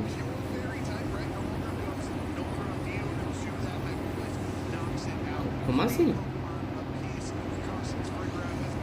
Quando você usa a ult. Ah, tá.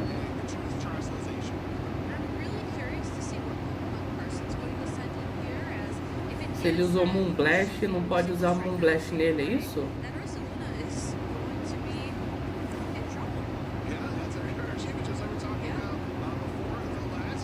Eu não cheguei a entender como é que é o esquema. Aqui eu fiquei que Moonblast, não?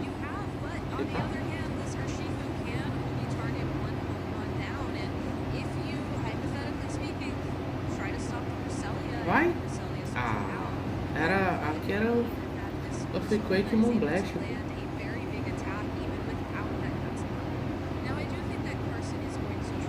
Ah, não pode nem colecionar Moonblast.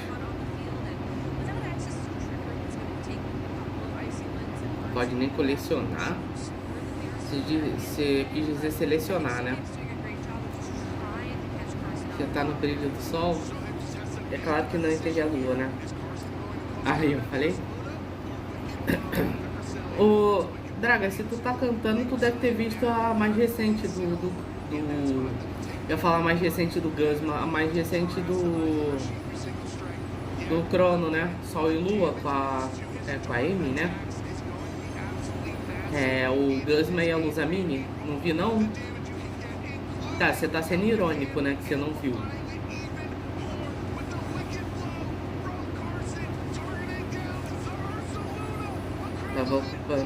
Tava ocupado vendo dentadura manual, né? Dragas, assista Sol e Lua agora, do Crono. Começa um rock mó pesado quando usa a ult do Felk. É sério, eu não vi. Assista agora, depois volta aqui e me fala o que você achou. Procura aí, Sol e Lua Crono. Eu acho que vai ser a tua música favorita. A gente pode reagir a ela amanhã, inclusive, se vocês quiserem. A gente reage ao episódio do 8 de Digital Circus e reage a algumas músicas, entendeu? Se vocês quiserem. Aí eu posso colocar ela pra vocês verem, entendeu? Tá. Nossa, o Muffet caiu top 4, cara. Poxa. Cara, a Cresselia não vai levar eles dois nem ferrando. Oh, que bosta, cara.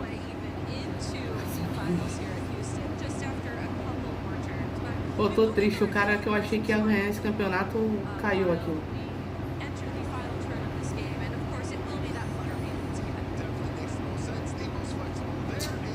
Pô, que bosta, cara. Eu achei que ele fosse ganhar. Ah, tá, fazer o que, né? Sem contato pra ver um mosquito. Meu Deus do céu. O Jujutsu Shenanigan está me assustando agora.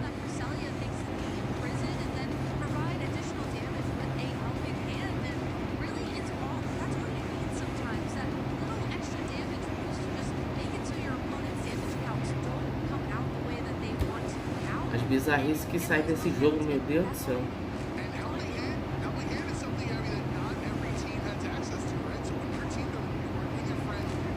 frente ao sol e a lua. Também é o Fel.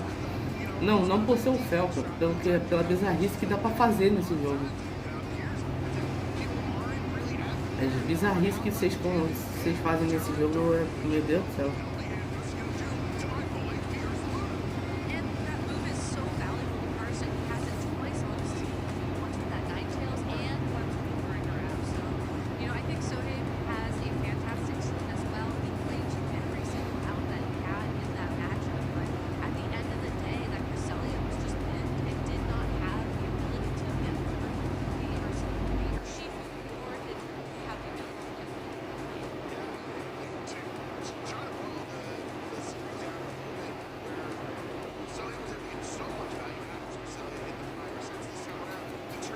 Mano, eu acho que pela hora,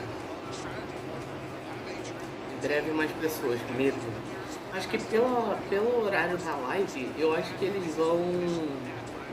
É porque eu comecei um pouco mais cedo, né? Mas eu acredito que eles vão direto. Eles devem fazer a entrevista com a pessoa agora e ir direto pro segundo jogo. Mas o Muffet chegou longe, tá? Ficou top 4, pô, tá ótimo.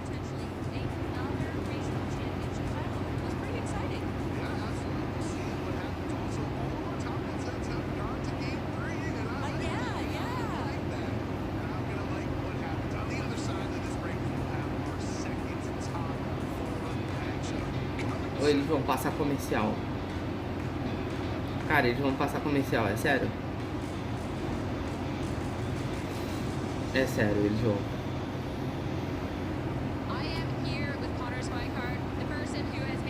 Meu Deus, 5 minutos aí, ó. A onça bonita 2. Isso aí foi ontem, porque ela não tá mais com essa blusa do mil.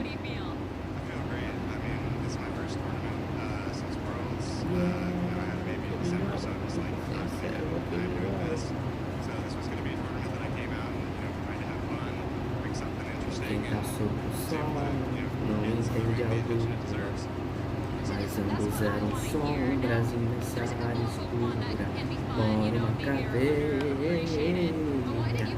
e cedo me terceiro Gasma também pode Gasma também pode tal qual o guri só pode eu te escudo, só prova que desiste. Também pode. Deixa eu ver aqui. Mais cinema. Meu Deus do céu, eu não vou ler mais nada nesse chat, acabou. É oficialmente, eu não vou ler mais nada nesse chat, senão eu vou ficar mais aterrorizado do que eu já tô.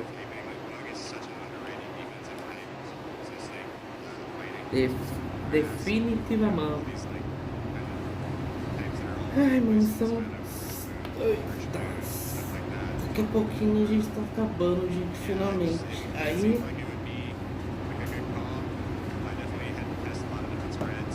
Ó, gente, eu não prometo não, mas eu vou tentar ver se essa semana eu posto o vídeo, tá?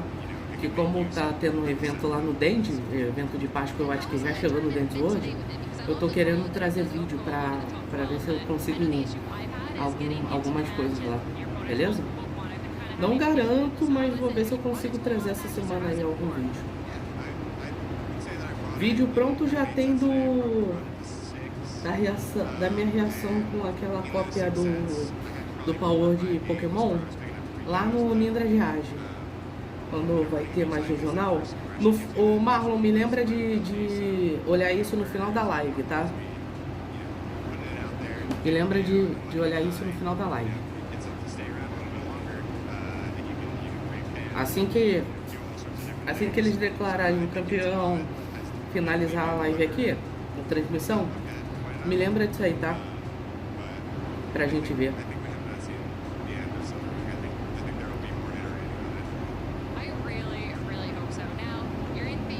Eu acredito que tem, eu acho que agora só em abril, né? Que a gente já tá dia 22. Ah, se bem que ainda tem 8 dias pra acabar o mês, né? Oxi. Eu me pergunto por quê. Marlon, você acabou de ver isso que eu vi?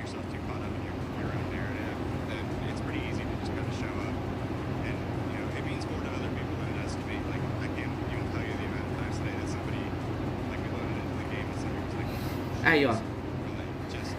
Dragas, eu só tenho a dizer pra você. Quem tá sobre o sol, sol, sol, sol. Cara, doido, né? Então, né? Aqui, mano, que doideira foi essa aqui, cara? Deixa eu ver. Quando que foi? Eu não lembro agora.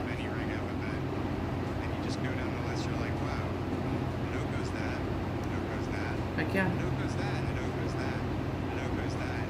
Segundo também pode. Terceiro, que os dois maneiros pode. E quarto, você não tanca a porcaria do gol e só pode. É bom, tá? Essa parte, a parte do... Cara, o Gusman já era bom, o rap do Gusman já era bom. No Vilões Caminhos do Poder também era bom. E agora em Sol e Lua, essa mais recente do Crono é muito boa também. Até a da Luz Mini, cara, ficou legal. Deixa eu ver, passou já? Ah, é.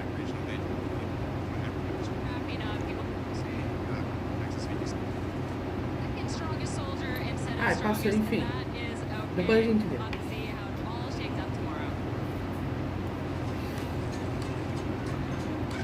Aí eu te pergunto, Dragas, será que eu coloco pro pessoal reagir amanhã?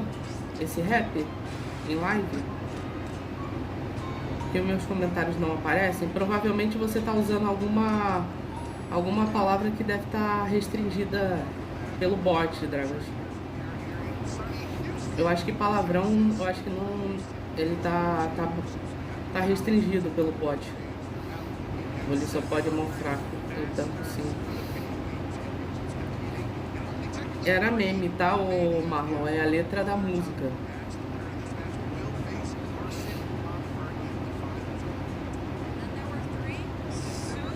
Vamos ver quem vai passar, se é o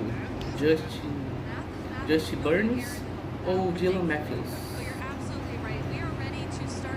Oh, o cara que eu achei que fosse campeão foi longe, tá? Ficou top 4, tá ótimo.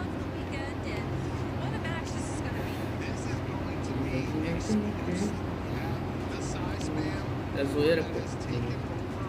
Entendi. Que isso? É a letra. Raging Beta só se for, meu irmão. Que isso? Quem tá sobre o sol, sol. Pronto.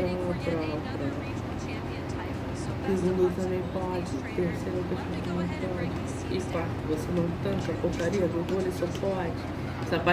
Essa parte muito doida dele. O time do Dylan Matthews é Indie Fêmea e Rock realmente Iron Crowd, Boost Energy, Landorus, Life Orb, Orgepon, Máscara de Água, Tornados de Foco Sash e o Chifu Dark de Choice Band. Lindras, qual é a sua opinião sobre o Raging Beta? É inegável que ele é forte, né? E tanto é que é um bicho muito usado no competitivo. Como nunca usei, eu não tenho muito sobre o que falar.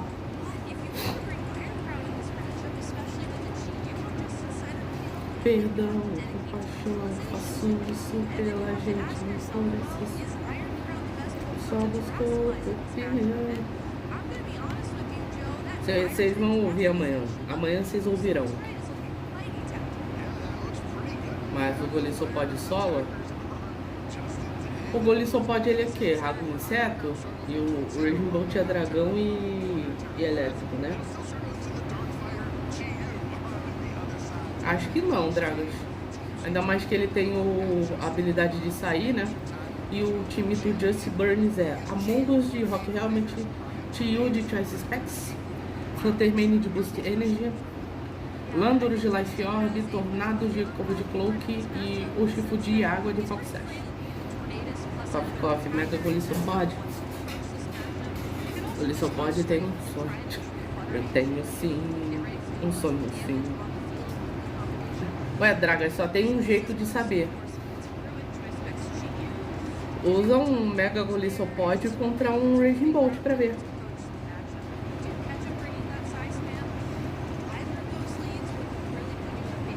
Lembrando que, se eu não me engano, esse tio aí é o tio que tá solando todo mundo, né?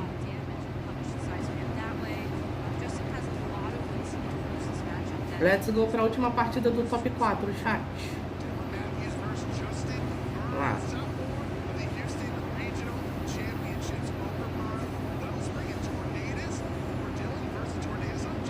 Ele tá com especial ataque?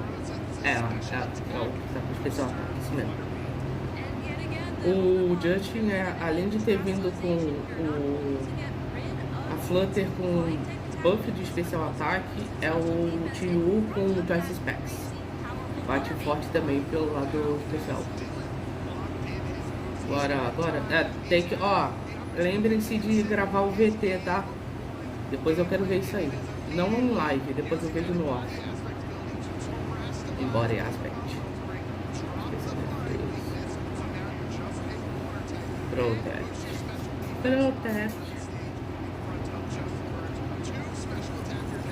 Ice Wind. Blam.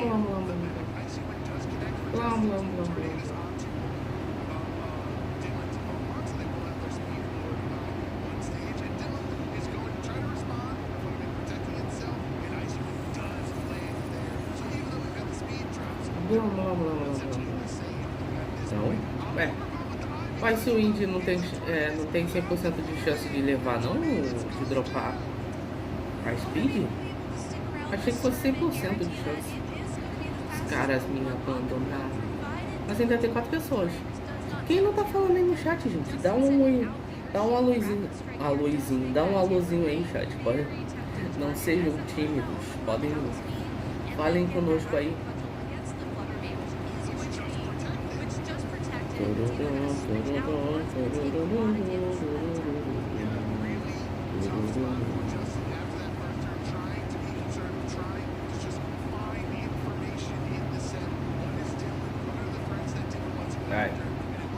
Ai.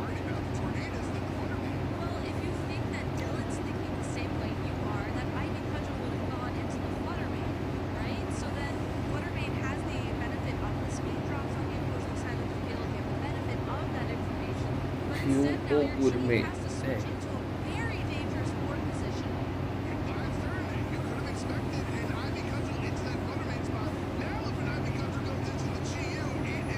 Era a Stella. Uau! Ok.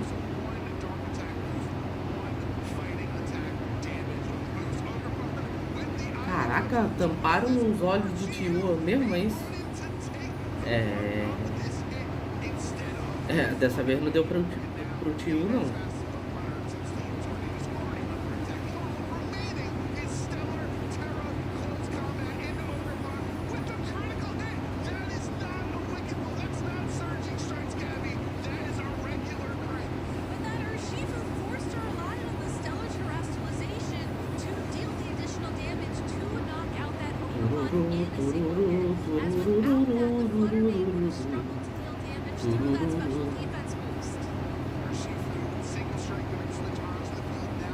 Deixa eu zoar. Chat, bebam água, não esqueçam de se hidratar, beleza?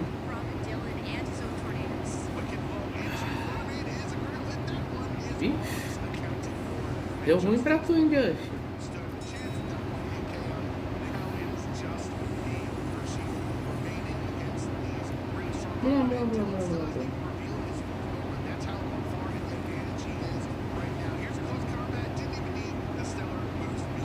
Nossa, mas tá com a defesa, com as 2 defesas baixas agora.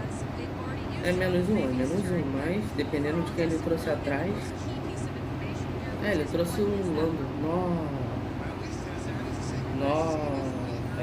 Aqui 1-0 pro Dylan, se pá? Vamos ver.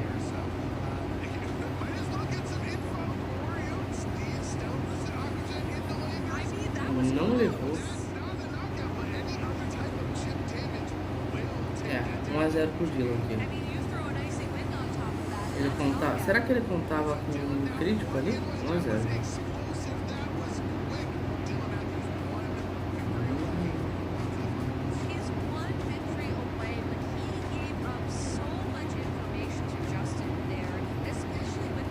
Será esse o fim do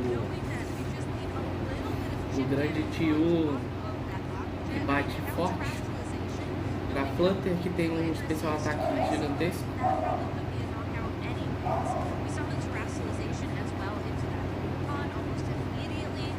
O Marlon vai evaporar a escuridão da existência? Oh, vai ser engraçado se ele perdesse, tá? Se ele perder vai ser engraçado, Dragon Puxa. O tanto que o Dragas vai zoar ele. O tio é forte, pô. Eu sei, mas aparentemente o tio do Justin não deu conta dessa vez. Ele não conseguiu fazer nada.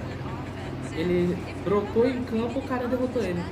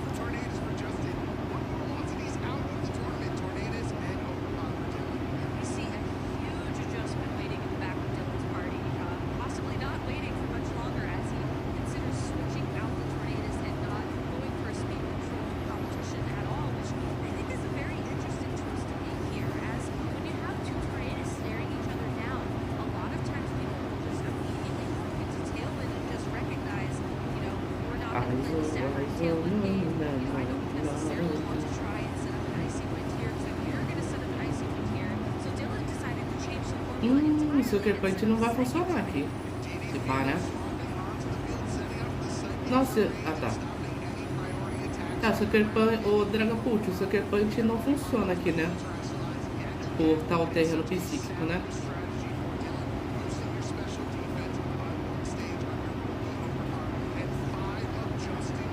Tá. Era um risco a se correr, fazer o quê? Sim, tá.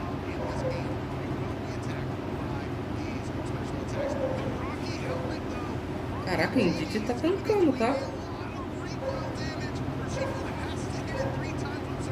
A Indy tancou pra caramba. Achando que esse bicho caía fácil.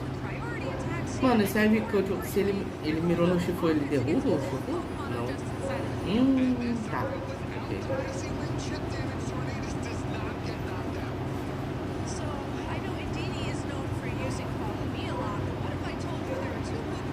O Dragas tá demorando muito. Oxi. Ué, achei que vocês já estavam batalhando, pô. Por que eu fiz isso aí?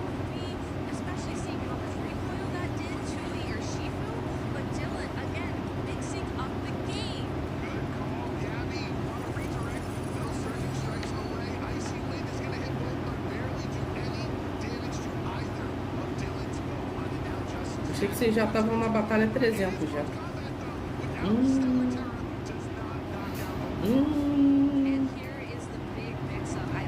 Take 1, ok.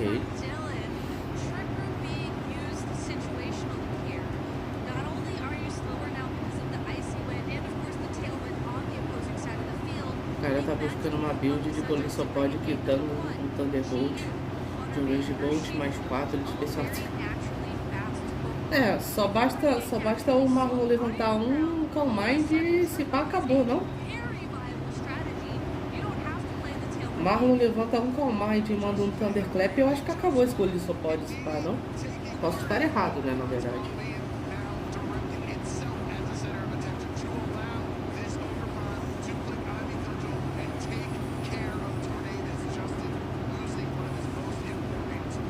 Vamos ver. A Indy fez o trabalho dela, que foi setar o terreno e colocar o como é que fala?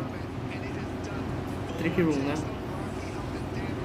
O maluco é humilhar esse punição pode, bicho. Tá, agora com Iron Crown é só spamar Expand Force.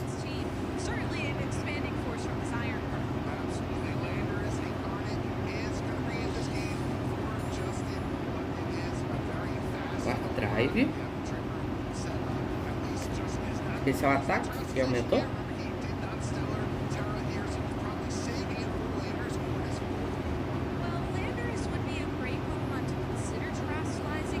Cara, dobra nesse Shifu. Dobra no Shifu. Ele vai fazer Double Protect aqui, esse pá. Não?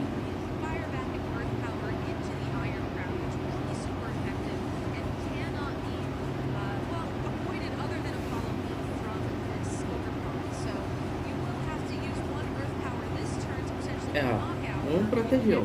Vamos lá.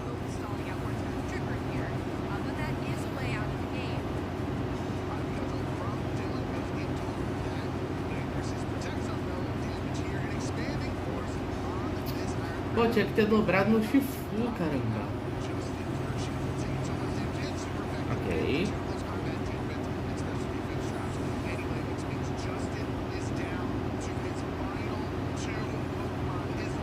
Ah, o teu Indy acabou. Agora o tio entra.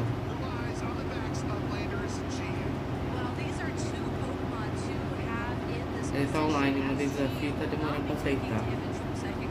Aí. É, aí é Ivy Cudgel no TU. E Expand Force no... Vamos ver.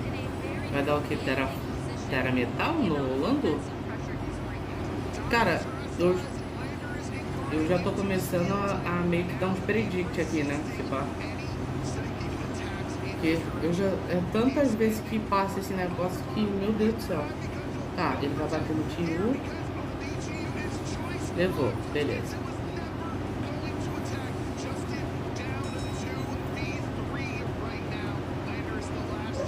Gostou do desafio? Tem força, vamos ver. Tá, GG 2-0 aqui, não? Caraca, levou. Meu amigo. Caraca, o Just conseguiu virar isso aqui. Agora, is a question. Ainda tá no Trick Room. Ah não, tá agora. Ainda tá o Trick Room. O Tornados é mais rápido? É, o último turno do Trick Room. Ué, ele é mais lento que o... Tá. Ele é mais lento que o Lando, porque o Trick Room tava favorecendo ele, ok. Tá, agora ele é mais rápido. Tem que torcer pra bater. Nossa, o Lando... Nossa, tá, ok. Ah, não. Nossa, caraca, o Landros ainda conseguiu. Mano, que jogo foi esse? Caraca, que jogada foi essa, cara? Meu amigo. Caraca, mano, o fato do Landros ter desviado ali, nossa. É, o cara ficou com cara de tacho agora. Tava com a vitória na mão.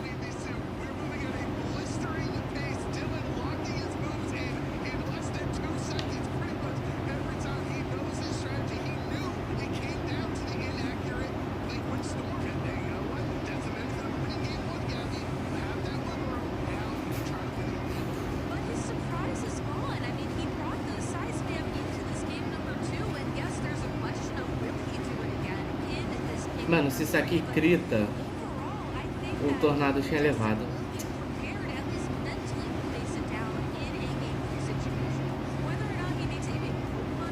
Olha isso, cara. Isso aí também não critou. Nossa, só ajudou. Caraca, mano. Foi só um tapa. O que? Perdeu o Dragas?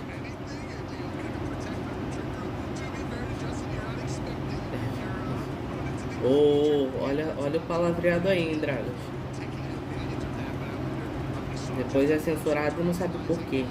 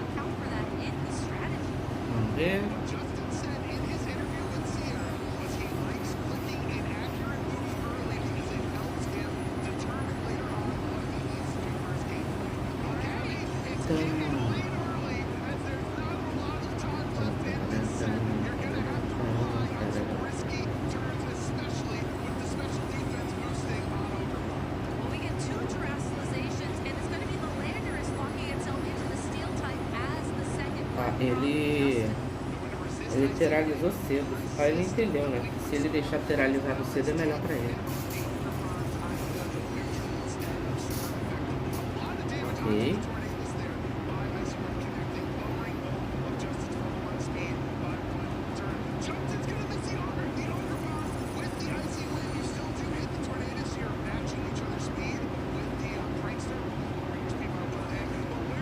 Ele vai bater em quem? No... Ele leva o Tornados? Tá, leva o Tornados, ok. Cara, tem que levar esse Landorus o mais rápido possível, cara.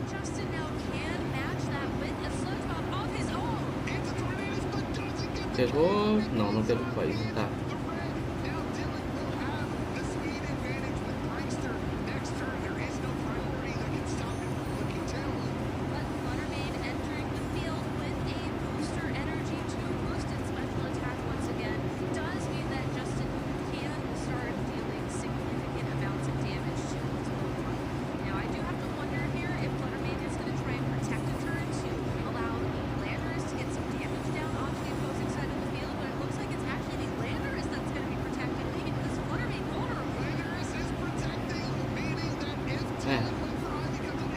Ah não, ele tinha dado Ice Wind, nem reparei.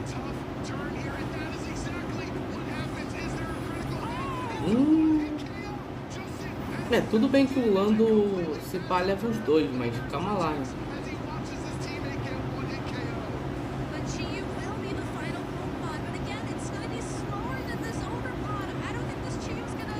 E agora? Ice Wind. Cara, tem que levar esse... tem que levar esse Landorus, cara. Tem que levar o Landorus, pô. É, GG aqui esse pá.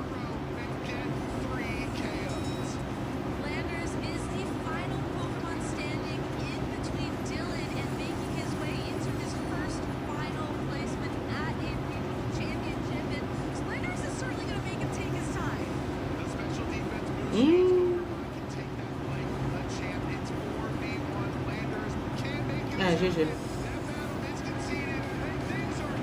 Pô, tomou esse susto pra nada, cara. Pô, é isso, temos a final, chat. Pô.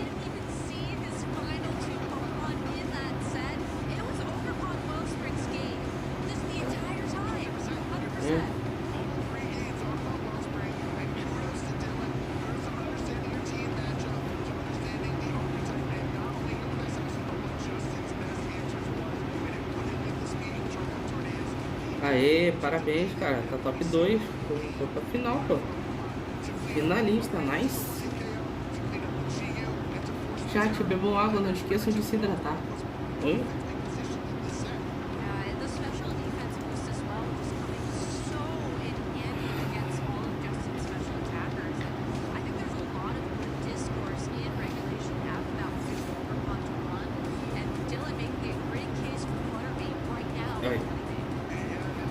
Já Quanto, chat? Rapidinho, já vou... Phase 2 Yeah, it was in very high. Houston, so it is incredibly high. People are starting to understand as we wind down in this format just how valuable Ogerpon Wellspring is, both defensively with the special defense boost from Embody aspect and offensively into all of the big threats. The Ivy Counters, you didn't even need the critical hits because you're just going straight. The extra damage you get from being a water type Ray. The other thing, Gabby, by dropping your grass typing, you're no longer weak to Sludge Bomb. Exactly. No, that Ogerpon was perfectly positioned in every way. It is a little sad though, I will be honest. You know, we'll have to talk about it at the next quarterly meeting of the Justin Burns fan club. We'll have to figure out what went wrong in that set, but it's not really a Justin wrong, it is a pro with Dylan. I was gonna say, I think Justin played that game very, very well. It was just the Ogerpon was, again, positioned perfect, and there just was only so much he could do to try and get around it. Well, we know our finals is set, but before we get there, Sierra caught up with our junior and senior champions this weekend here in Houston, so let's take a look. It's not just about the Masters division at any of these regional events, but we have the juniors and the seniors division going on as well. The junior finals, which are happening right now between Cameron Connor and Zach Thompson. Both very strong players, piloting really aggressive teams. We have the Tornadoes for Cameron, as well as this Whimsicott and Ogerpon Heartflame for Zach. Both of them feeling confident about their team, and Cameron's been undefeated on the day, but the two have prior history, having faced off in top 8 at EUIC, and Zach knocking Cameron out of the tournament with what he described was a worse version of his current team. So now in the finals at Houston, it's time to see if this revised version of the team can take the win and who's going to be your Houston Juniors Regional Champion. I am here with the champion of your juniors division. We have Cameron Connor. How was the match? You've won again. Let's go. I would say it was kind of, it's kind of like a medium difficulty. And it was the team was really hard to play against. But I do practice a lot. I've been preparing for this situation. Reagindo Balistar has been very popular in the juniors VGC division and also Masters. It really has been. And I mean, you went through Swiss and Top Cut. You went undefeated and then taking the championship. So how does that feel? Like, that's a really high level of play. I don't know, feels good. It's just another day winning. What can I say? And you were saying now this is your third competition you won? Like, that is a really impressive run. That's a lot of medals. Yeah, I did. Yeah, so talk to me about that. How do you keep winning? There's a thing called stacking practices. Basically, you stack. It's basically, so you want to know, like in basketball and like other sports, you have to stack practices. That's basically it for Pokemon. Okay. We got bring it in the other sports. I love this mindset. Last but not least, I want to let you be able to go celebrate. Do you have any shout outs or final words? To my parents, my mom and dad. To my brother's Calvin Connor, who's currently knocked out of day 2 right now, but okay. And Mr. 2016, Corey Connor. And also my coach, Marco Silva. And also some friends that helped me during this tournament. Sam, Chalky, Carson. He won the last regional.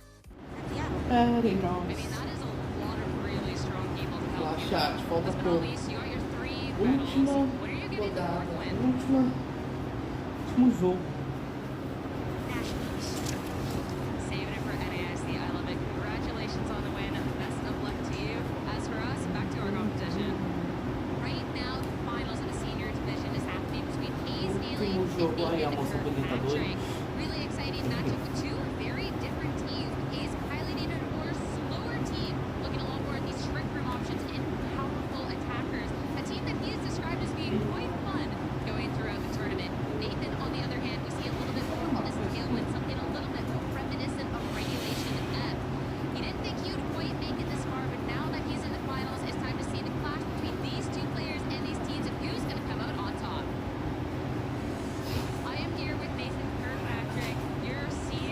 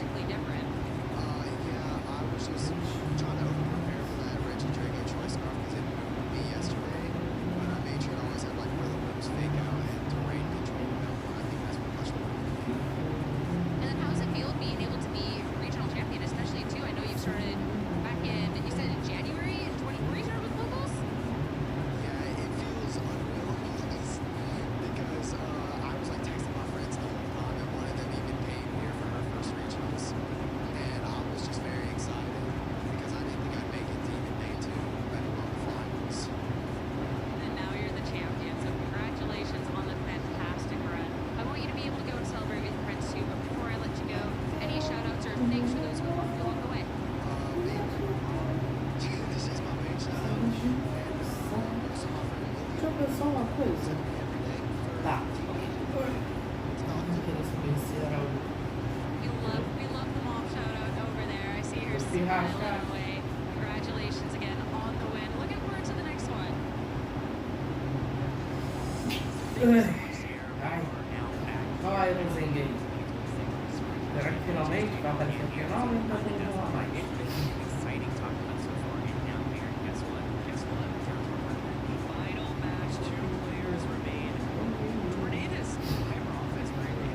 A final é entre Carson Confer e o Dylan Memphis.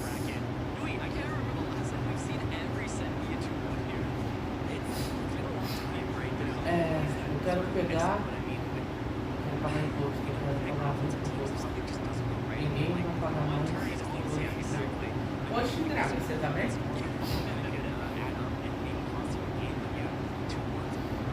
Esqueci de tomar um remédio de novo?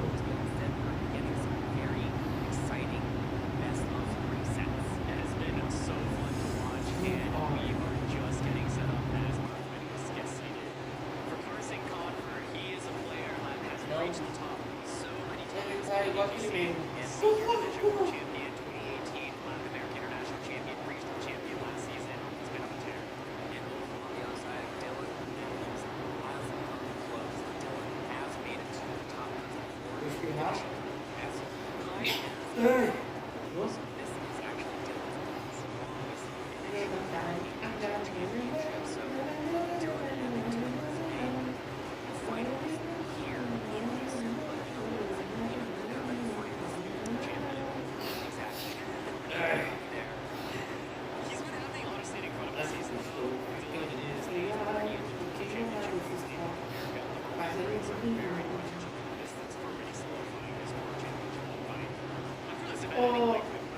Eu ia perguntar, Dragas, qual é o campeonato dessa semana, mas esqueci que você falou que só segunda que eles divulgam, né?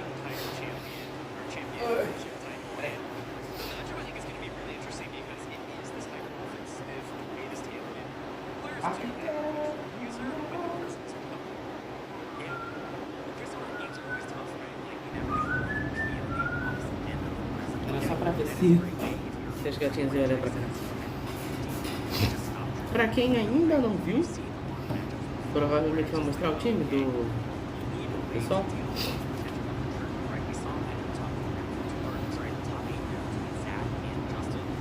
Ah não, eu achei que fosse mostrar. Regional, Rastória.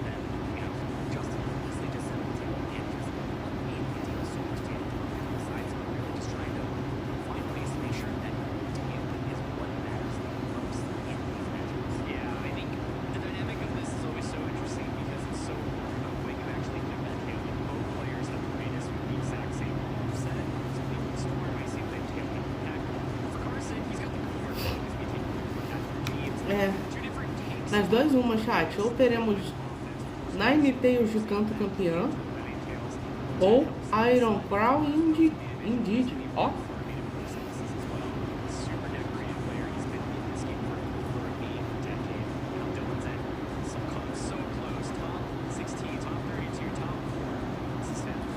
Nindras mandou R$1, notificação de teste.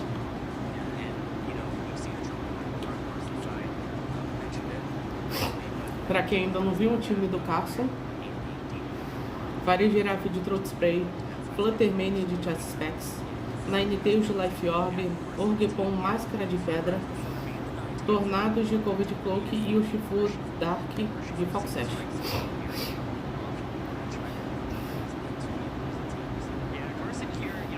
Mas eu poderia ter participado do dessa semana, ele foi adiado pra hoje. Nem ferrando. Sério? Caraca, pô!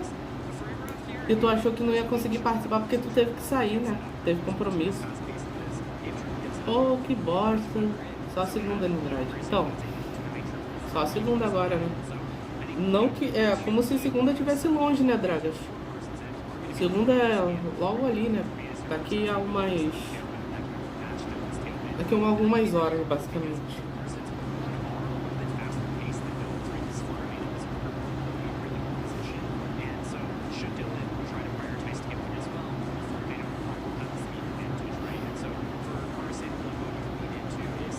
Oxi. Do nada isso, Dragapult? Ah, é pro Marlon aparecer? Ai, Dragas. Eu ia falar que você tem a chance de redimir seu Polissopod, mas eu acho que você não vai poder usar. O time do Dylan Matthews é Indeed FM de Rock, realmente Iron Crown de Boost Energy, Landorus de Life Orb, Ogipon Máscara de Água, Tornado de Foco Sash e o Shifu Dark de Choice Band.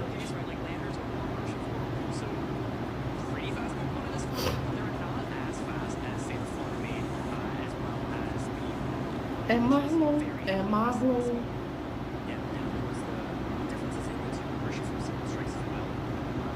E aí, chat, quem vai ganhar? Quem será campeão? Será uma Ninetales de canto ou a dupla Indeed Iron Crown? E aí, quem vai ganhar? Quem vai ganhar?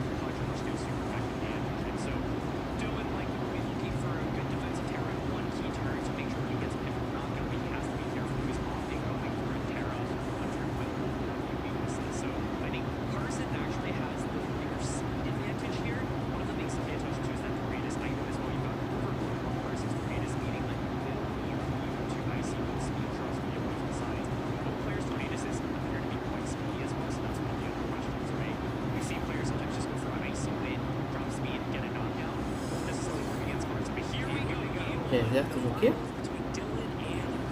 Hã? Ah, você prefere ficar preso numa ilha deserta ou jogar Smogon? Meu Deus, gente. É tão ruim assim jogar Smogon? Não, mas a Smogon não é só o site da lista lá pra fazer?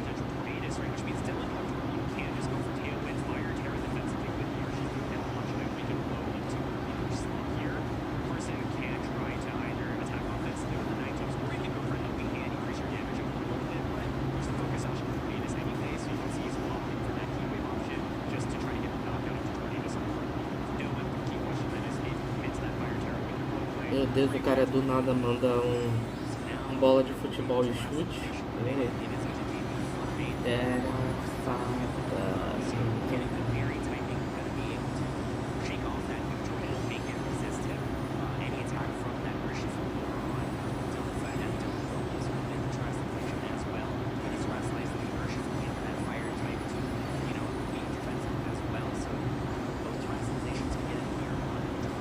Poxa, eu achei que o Marlon ia preferir o beijo.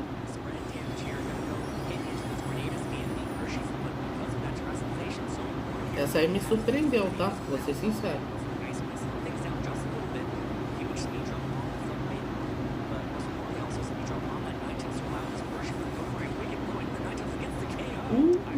Boa!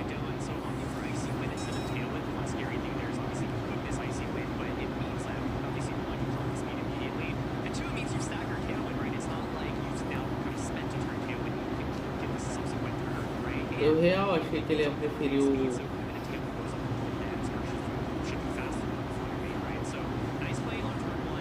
Mas a máquina é mó linda. Que justo, não é mesmo?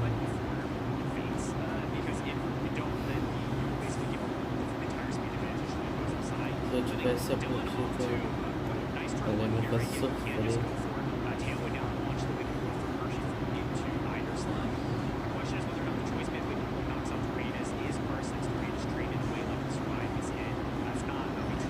Eu não. só um pedacinho de lixo. Nossa, a tua autoestima tá maravilhosa pra tu achar que tu teria que depender da Pochita pra conquistar a Makima, mas ok. Embora, sinceramente, Marlon, eu acho que você não tá perdendo nada, tá? Não queira conquistar aquela mulher, tá? Digamos que não é alguém que você vai querer ter na sua vida.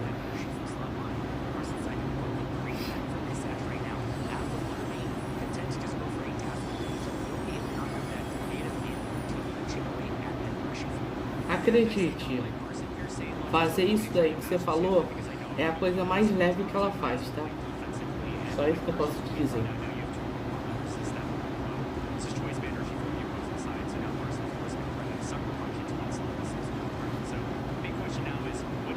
Daí é só coisa leve.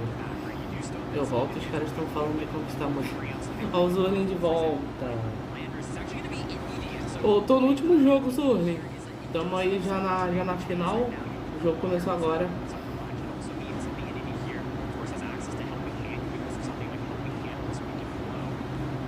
A diferença é que se você ganha na Smogon, você ganha a satisfação e o prazer de ter sido bom, legal e satisfatório, né?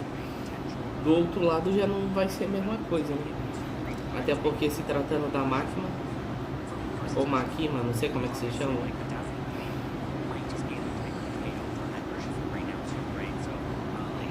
Tá. Só uma, né? Pico de glow. Ganhar torneio de glow, você ganha um dinheiro. Então só isso, né? Se valer dinheiro, você ainda ganha dinheiro, né? Tem isso.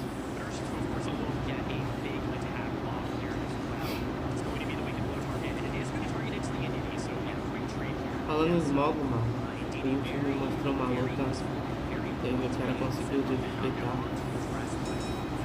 Falando nele, inclusive. Zurlin, tu perdeu a batalha mais épica de todas, tá? O Goli só pode do Dragas versus o Reagindo do Marlon, tá? Só isso que eu tenho pra te dizer. Absolute competitivo.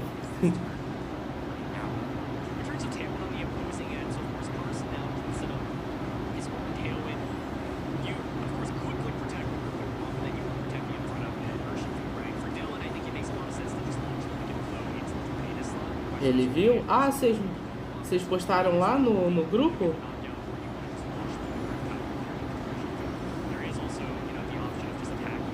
O time... O Dragapult e Marlon, não falem pro Zurlin. Eu vou perguntar. Zurlin, você tem pontos na Smogon ou no Showdown? Quantos pontos você tem no Showdown? Só pra eu saber.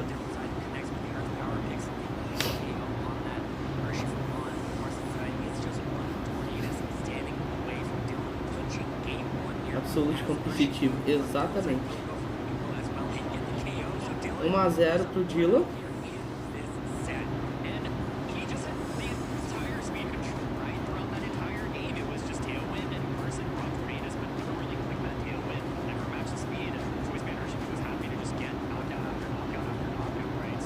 Esse no Showdown eu não jogo, mas eu deixo relacionado a isso aqui.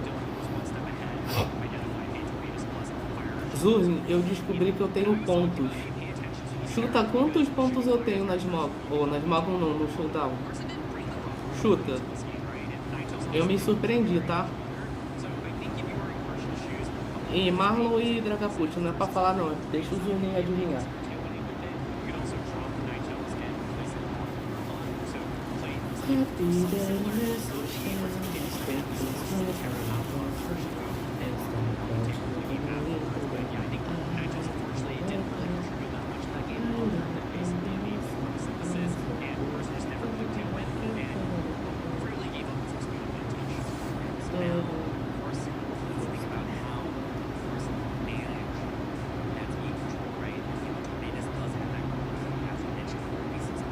Acho que esse pau esse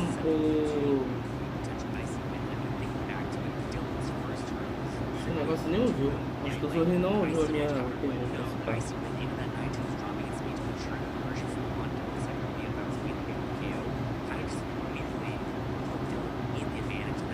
Vai querer tal pra ver quando... É que horas, Simon? Esse daqui é o último jogo. Se o Dylan vencer, acaba bem mais rápido. Então tem que torcer. Em 9 Nacional 10, você tem 1000. Uma horinha, 8h30? Deixa eu ver. Ah, eu acho que dá. Acho que dá tranquilo pra ver então. Acho que eu consigo entrar em calma. Ô Zurlin, chuta quantos pontos eu tenho na Smog. Ou na Smog não, no Showdown. Por incrível que pareça, eu me surpreendi. Quase que eu ia escrever 10.092. Oxi.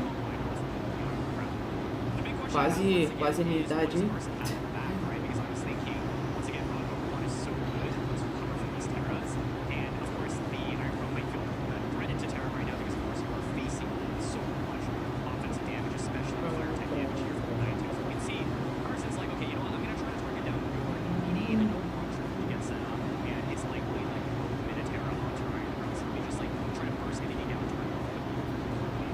Eu chuto 1264. Caraca, tu chutou alto, tá? Por incrível que pareça, tu quase acertou. Eu não sei se 1264 é um número relativamente alto, mas por incrível que pareça, você quase acertou.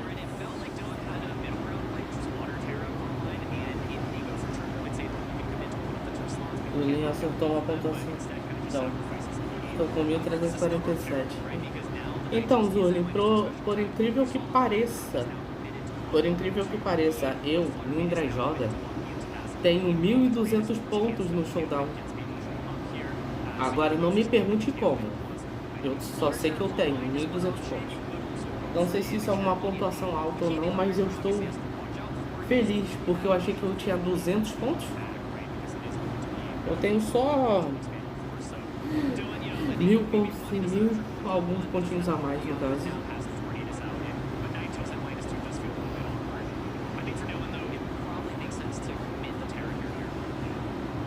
Ia ser o melhor jogador, né? 10. Oh.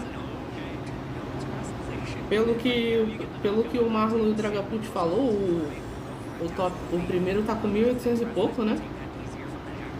É isso, né? 1.800 e pouco. É, cara, esse pai é GG aqui pro Dylan, tá?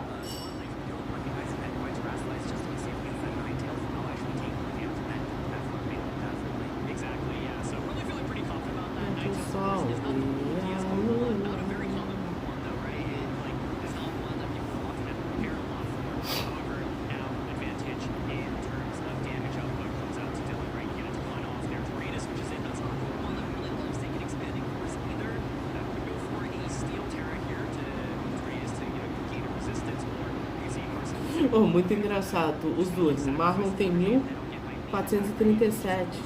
Aí o bot, sim, agora temos um disco.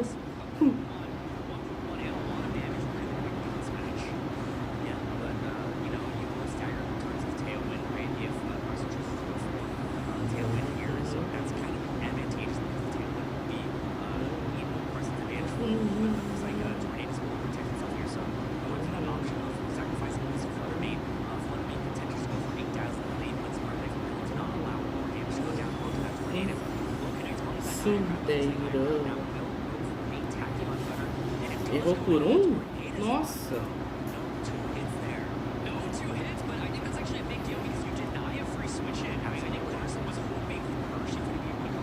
Oh, mangá! O mangá? É.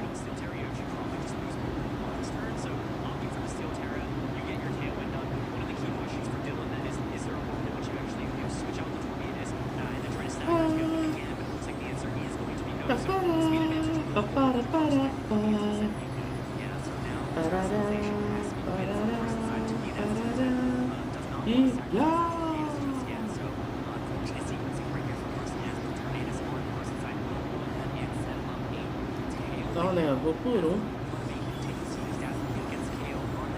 Tornado. Vamos cantar a abertura de Chainsaw Man? Não sei. Tá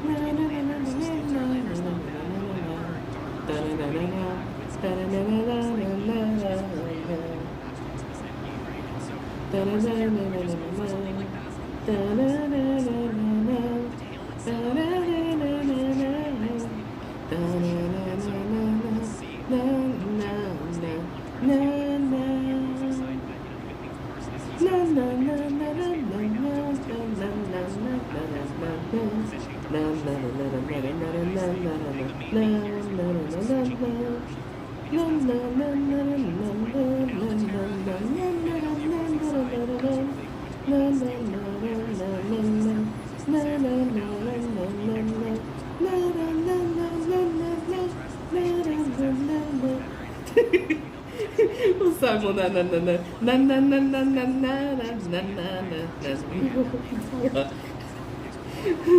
pedindo por Lindrade na Copa.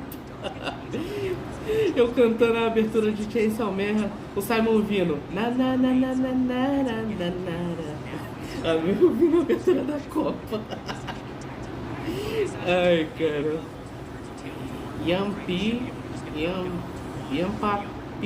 Yampapirura. Chat, bebam água, não esqueçam de se hidratar.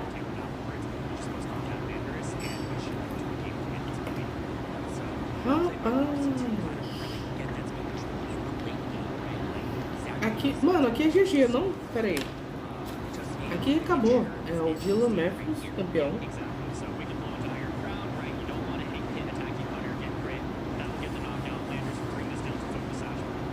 Matthews. O Carson Confer.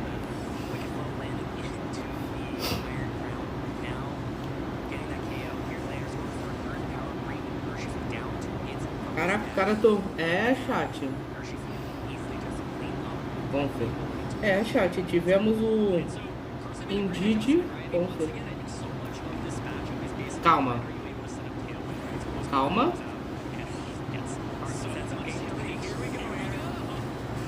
Empate, meu amigo. Neymar não. Neymar não sabe andar em linha reta. Mano, foi empate. Como assim? Tô calmado. Tá. Mano, esse jogo era do Dylan já, cara. Meu Deus do céu. Martelo. Tubarão Marcelo. Empate, e agora? Sinta o peito do Marcelo. É pra acalmar mais? É. O que houve prometeu a mais. Ou acalmar-se. Acalmar-se tá de boa. Não, tem que acalmar mais.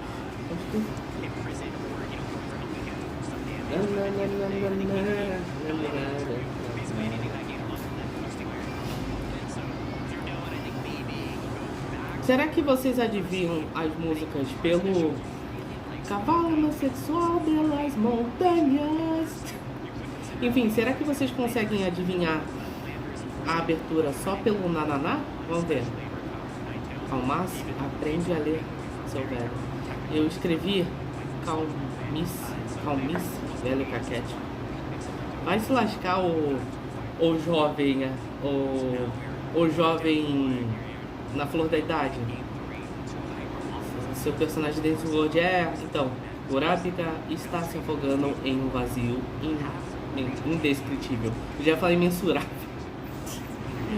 Ai. Tá, deixa eu... Naná, vamos lá.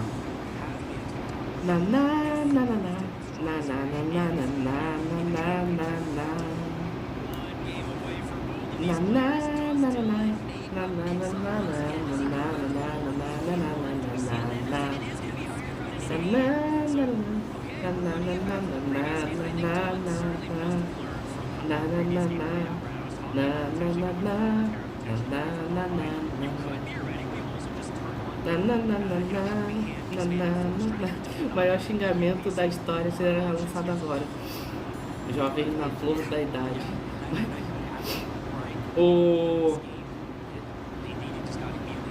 Ô Simon, eu tava com tanto sono que eu soltei uma pérola inesquecível hoje de tarde, tá?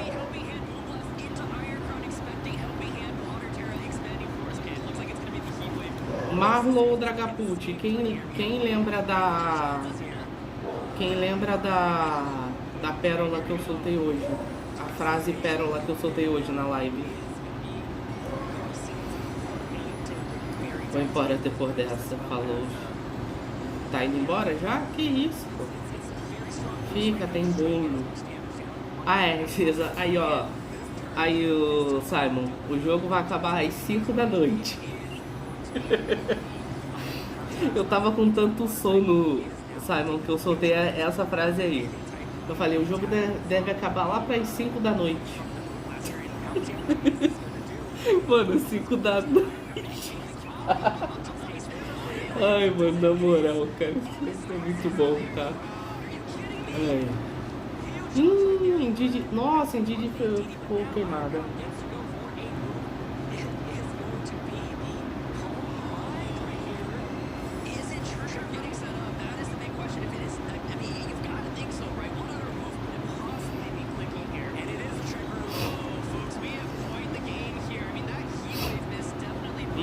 Muita treta, bicho.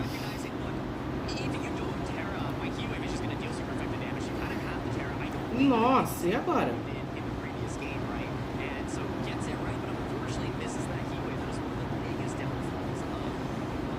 A NT não pode ganhar? Por que não, Marlon?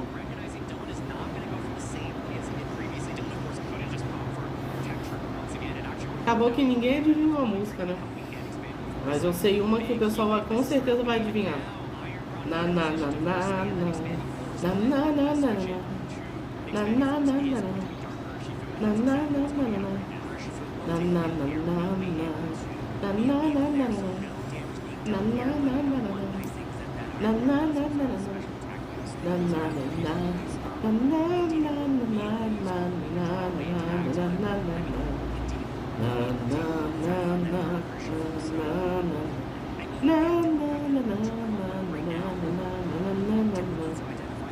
Aê, Jujutsu no Kaisen.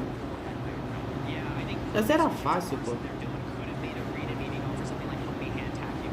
Deixa eu ver. Jujutsu Kaisen. Todo mundo agora fala Jujutsu Kaisen. Deixa eu ver.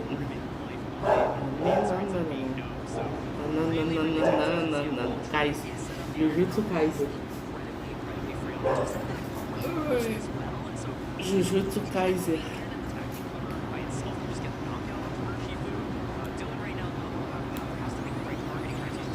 Deixa eu ver.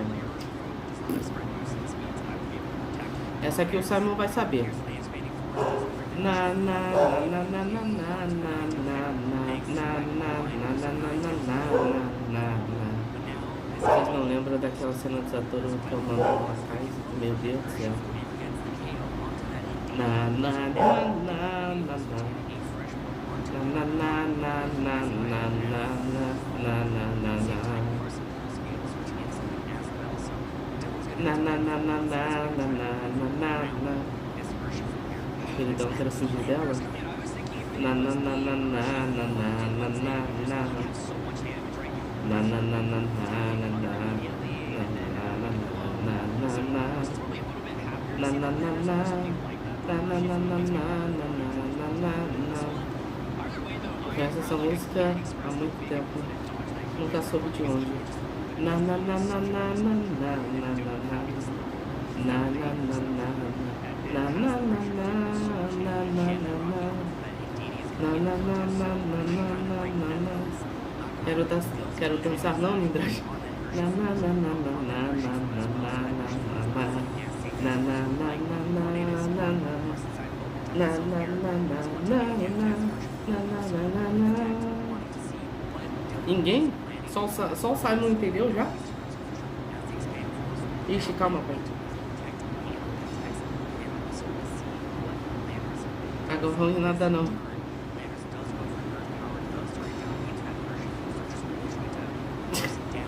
Meu Deus do céu.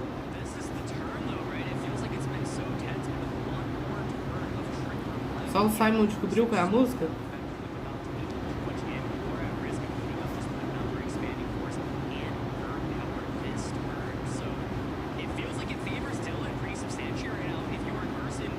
Mano, será que o Dylan vai perder esse jogo? Cara, não é possível.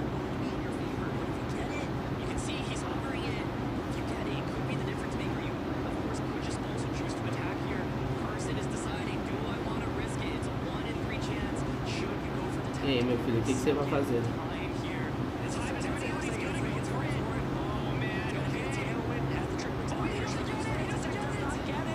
Errou. Usou The Wind. O chifre dele cai? Será? Vamos ver. Nossa, o chifre não afeta. Tá, ok. GG, né? Oh, não é possível que agora não seja GG. Agora sim. Pô. GG. Iron Crown Indeed campeão. Aqui.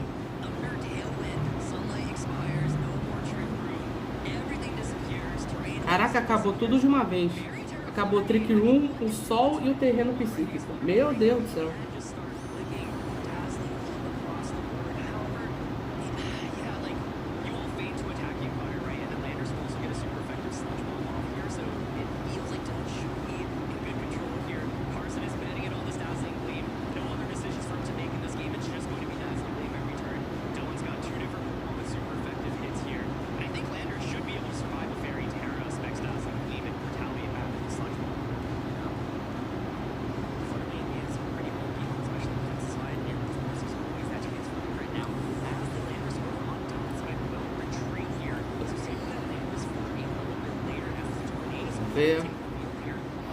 Uma grande pergunta, por que o TCG tá com Pocket mais, tá com mais 18? Não sei. Eu acho que é porque pelo mesmo negócio lá do Marlon que eu falei pelo mesmo negócio lá do sistema de negócio de gacha, entendeu? Eu acho que eles devem considerar o TCG Pocket como um sistema de gacha também. Por isso que aumentou a faixa etária.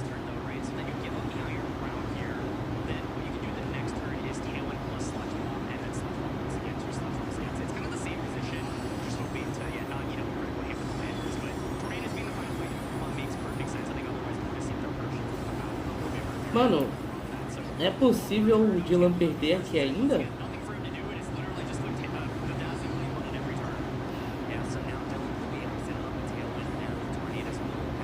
Não, né?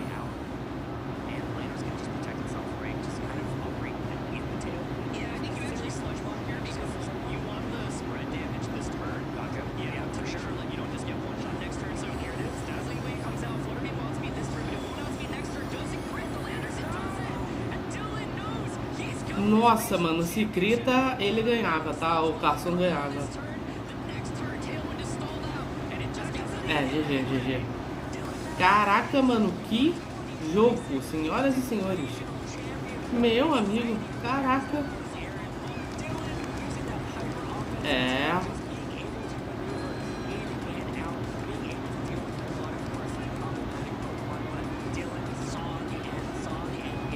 Caraca, mano, que jogão, tá? O Dylan teve ainda quase perdeu isso aí praticamente.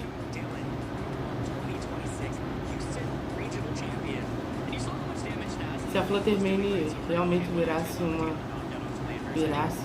eu seria investigado pela polícia. Não, Zurlin, o negócio aqui, ó. O negócio aconteceu aqui, ó. Se a Flutter crita no Landorus, o Carson ganhava, entendeu? Porque eu acho que pro crítico o Landorus caía, entendeu? Caraca, mano, que jogo! Mano, não é a primeira vez que o Dylan quase perdeu, tá? Ele tinha um jogo na mão, mas perdeu. Quase perdeu, né, no caso. Caraca, mano, que bizarro. Nossa, que bizarrice esse jogo, na moral.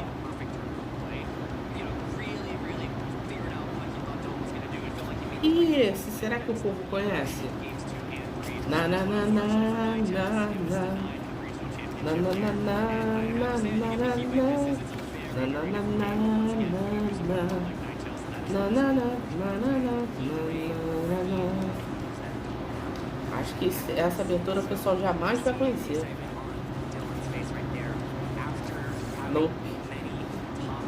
No ar? Itachi. Ó, o Simon já acertou. Roxo. Mano, o Simon reconheceu já. Será que o Simon vai reconhecer essa? Na na na na na na na na na na na na.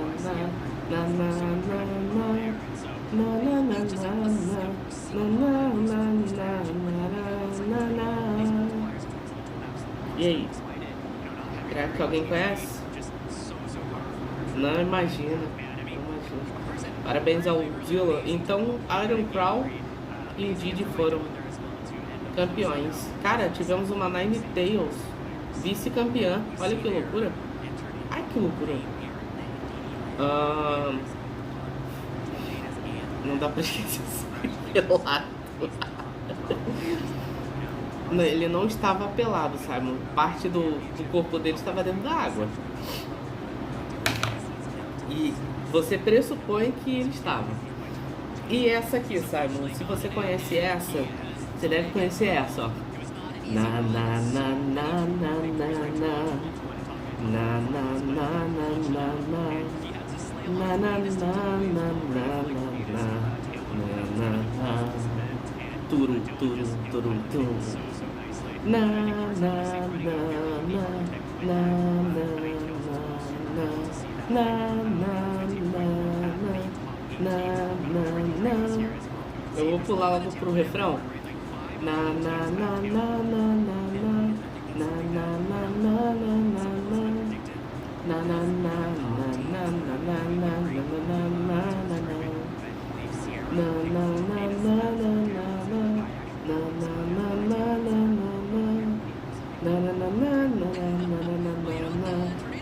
Just Baby.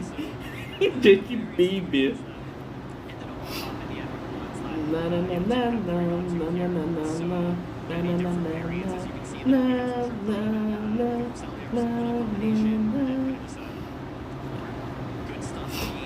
Essa abertura eu acho que se a pessoa não chorou, ela está vascada por dentro. Essa aqui eu acho que ninguém do chat conhece. Na na na na na na na na na na na na na na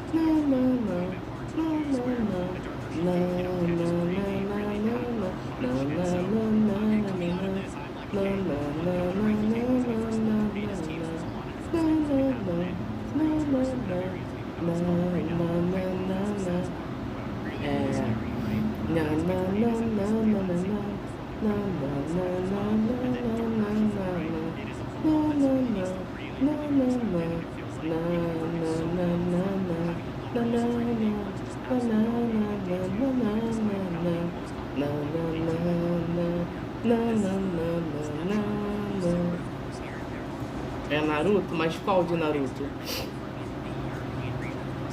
Ó, cadê o Marlon? Aí, Marlon. Temos o Regional de Sevilha aí, ó, dia 28 e 29, semana que vem já. Meu Deus do céu. Já temos, semana que vem já.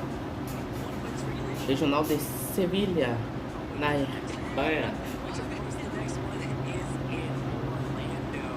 Mas sabe qual é, ô Simon? E dia 3 de abril temos o Orlando Regional Championship. Ó! Dia 3 a 5, né? Que é 4 e 5.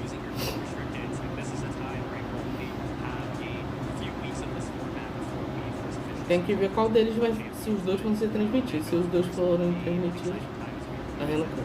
Na Reno. Eu falei na Reno. Naruto correndo em linha reta. Algo cinza. É aquela.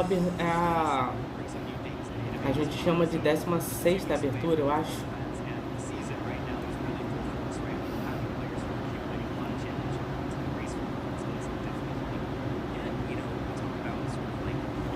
A gente chama de 16ª abertura. Essa ninguém vai saber.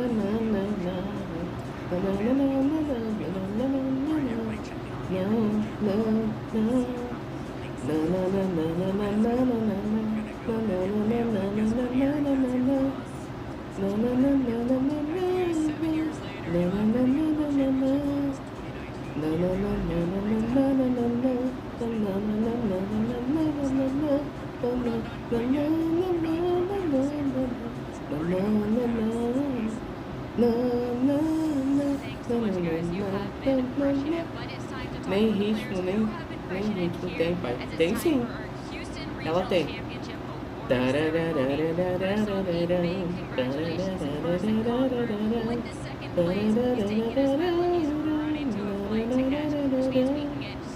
Ela tem ritmo.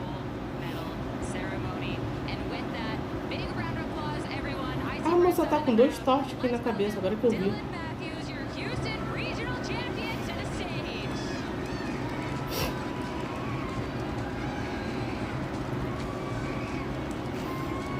Deixa eu ver. Essa aqui, será que alguém vai saber?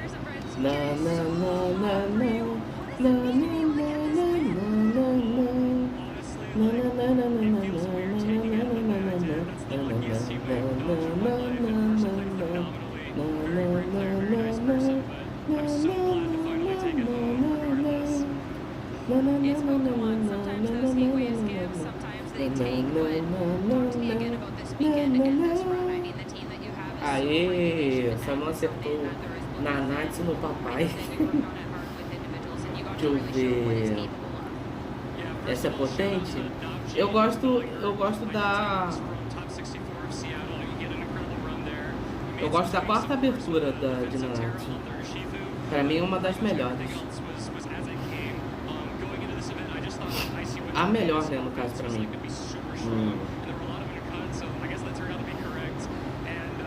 Deixa eu ver. Agora.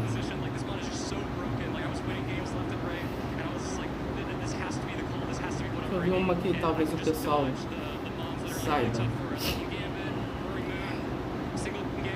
Nossa, eu pensei em uma aqui. Será que o pessoal vai saber?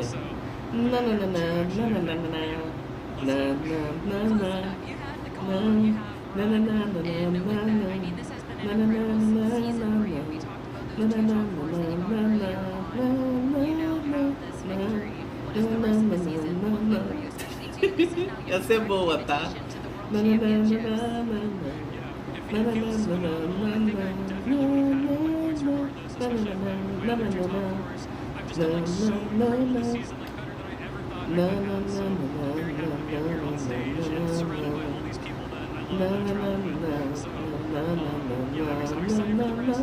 O quê?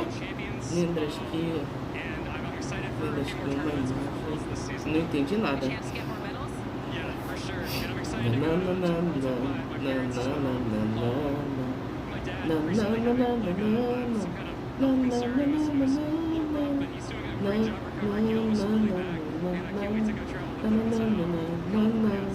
E ninguém adivinhou ainda.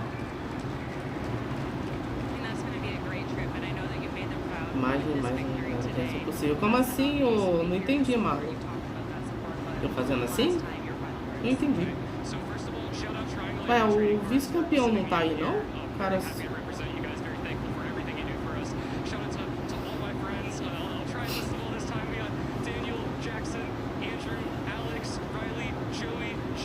Não sou nerd há 6 anos. Simon, eu só tenho uma coisa a dizer. Voa bem alto.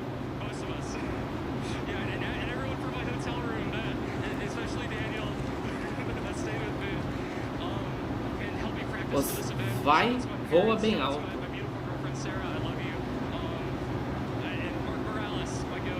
Que vai, voa bem alto. Tá, uma outra dica pra facilitar. Quando dá as mãos. Se tu não souber depois dessa, pô. Mais 18 livros.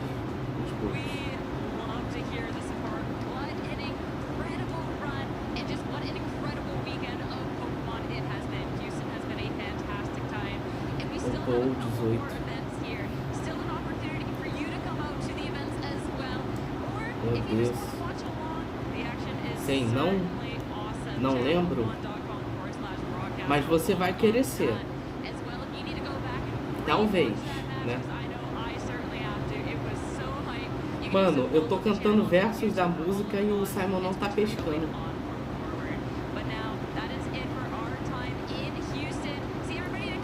É com mais 18. Ah, não. Sim, é sim. Tem até essa aqui também. É... Exatamente. Essa mesmo. Também... Essa eu acho que vocês nunca ouviram, né? Na na na na na na na na na na na na na na na na na na na.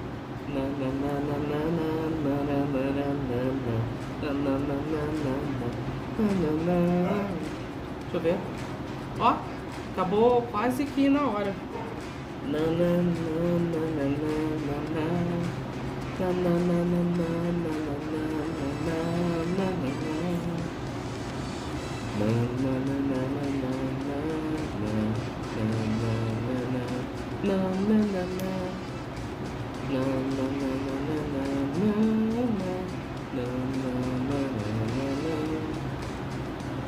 Eu acho que essa aí ninguém vai saber.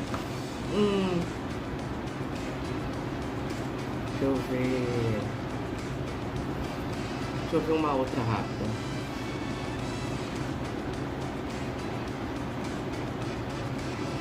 Ah, essa o Simon vai saber. Na na na na na na na na na na na na na na.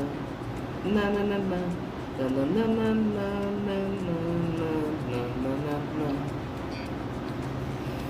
Na na na na na na na na na na na. Para pa pa ta na na na na na na na na na.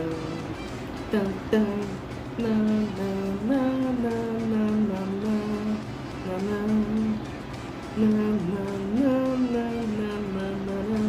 Exatamente essa.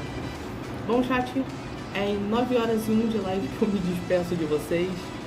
Obrigado a todo mundo que assistiu. Valeu Simon, valeu Dragapult, valeu Marlon, valeu Zurlin, valeu Dragas, valeu Alexandre, todo mundo. Nos vemos amanhã, beleza, gente? Nos vemos amanhã aí a partir das 19h. Lembrando que a gente vai reagir ao episódio de Digital Circus, tá? Sim, 9 horas de live, Zurlin. Foram 9 horas de live. Beleza, gente? Então, brigadão.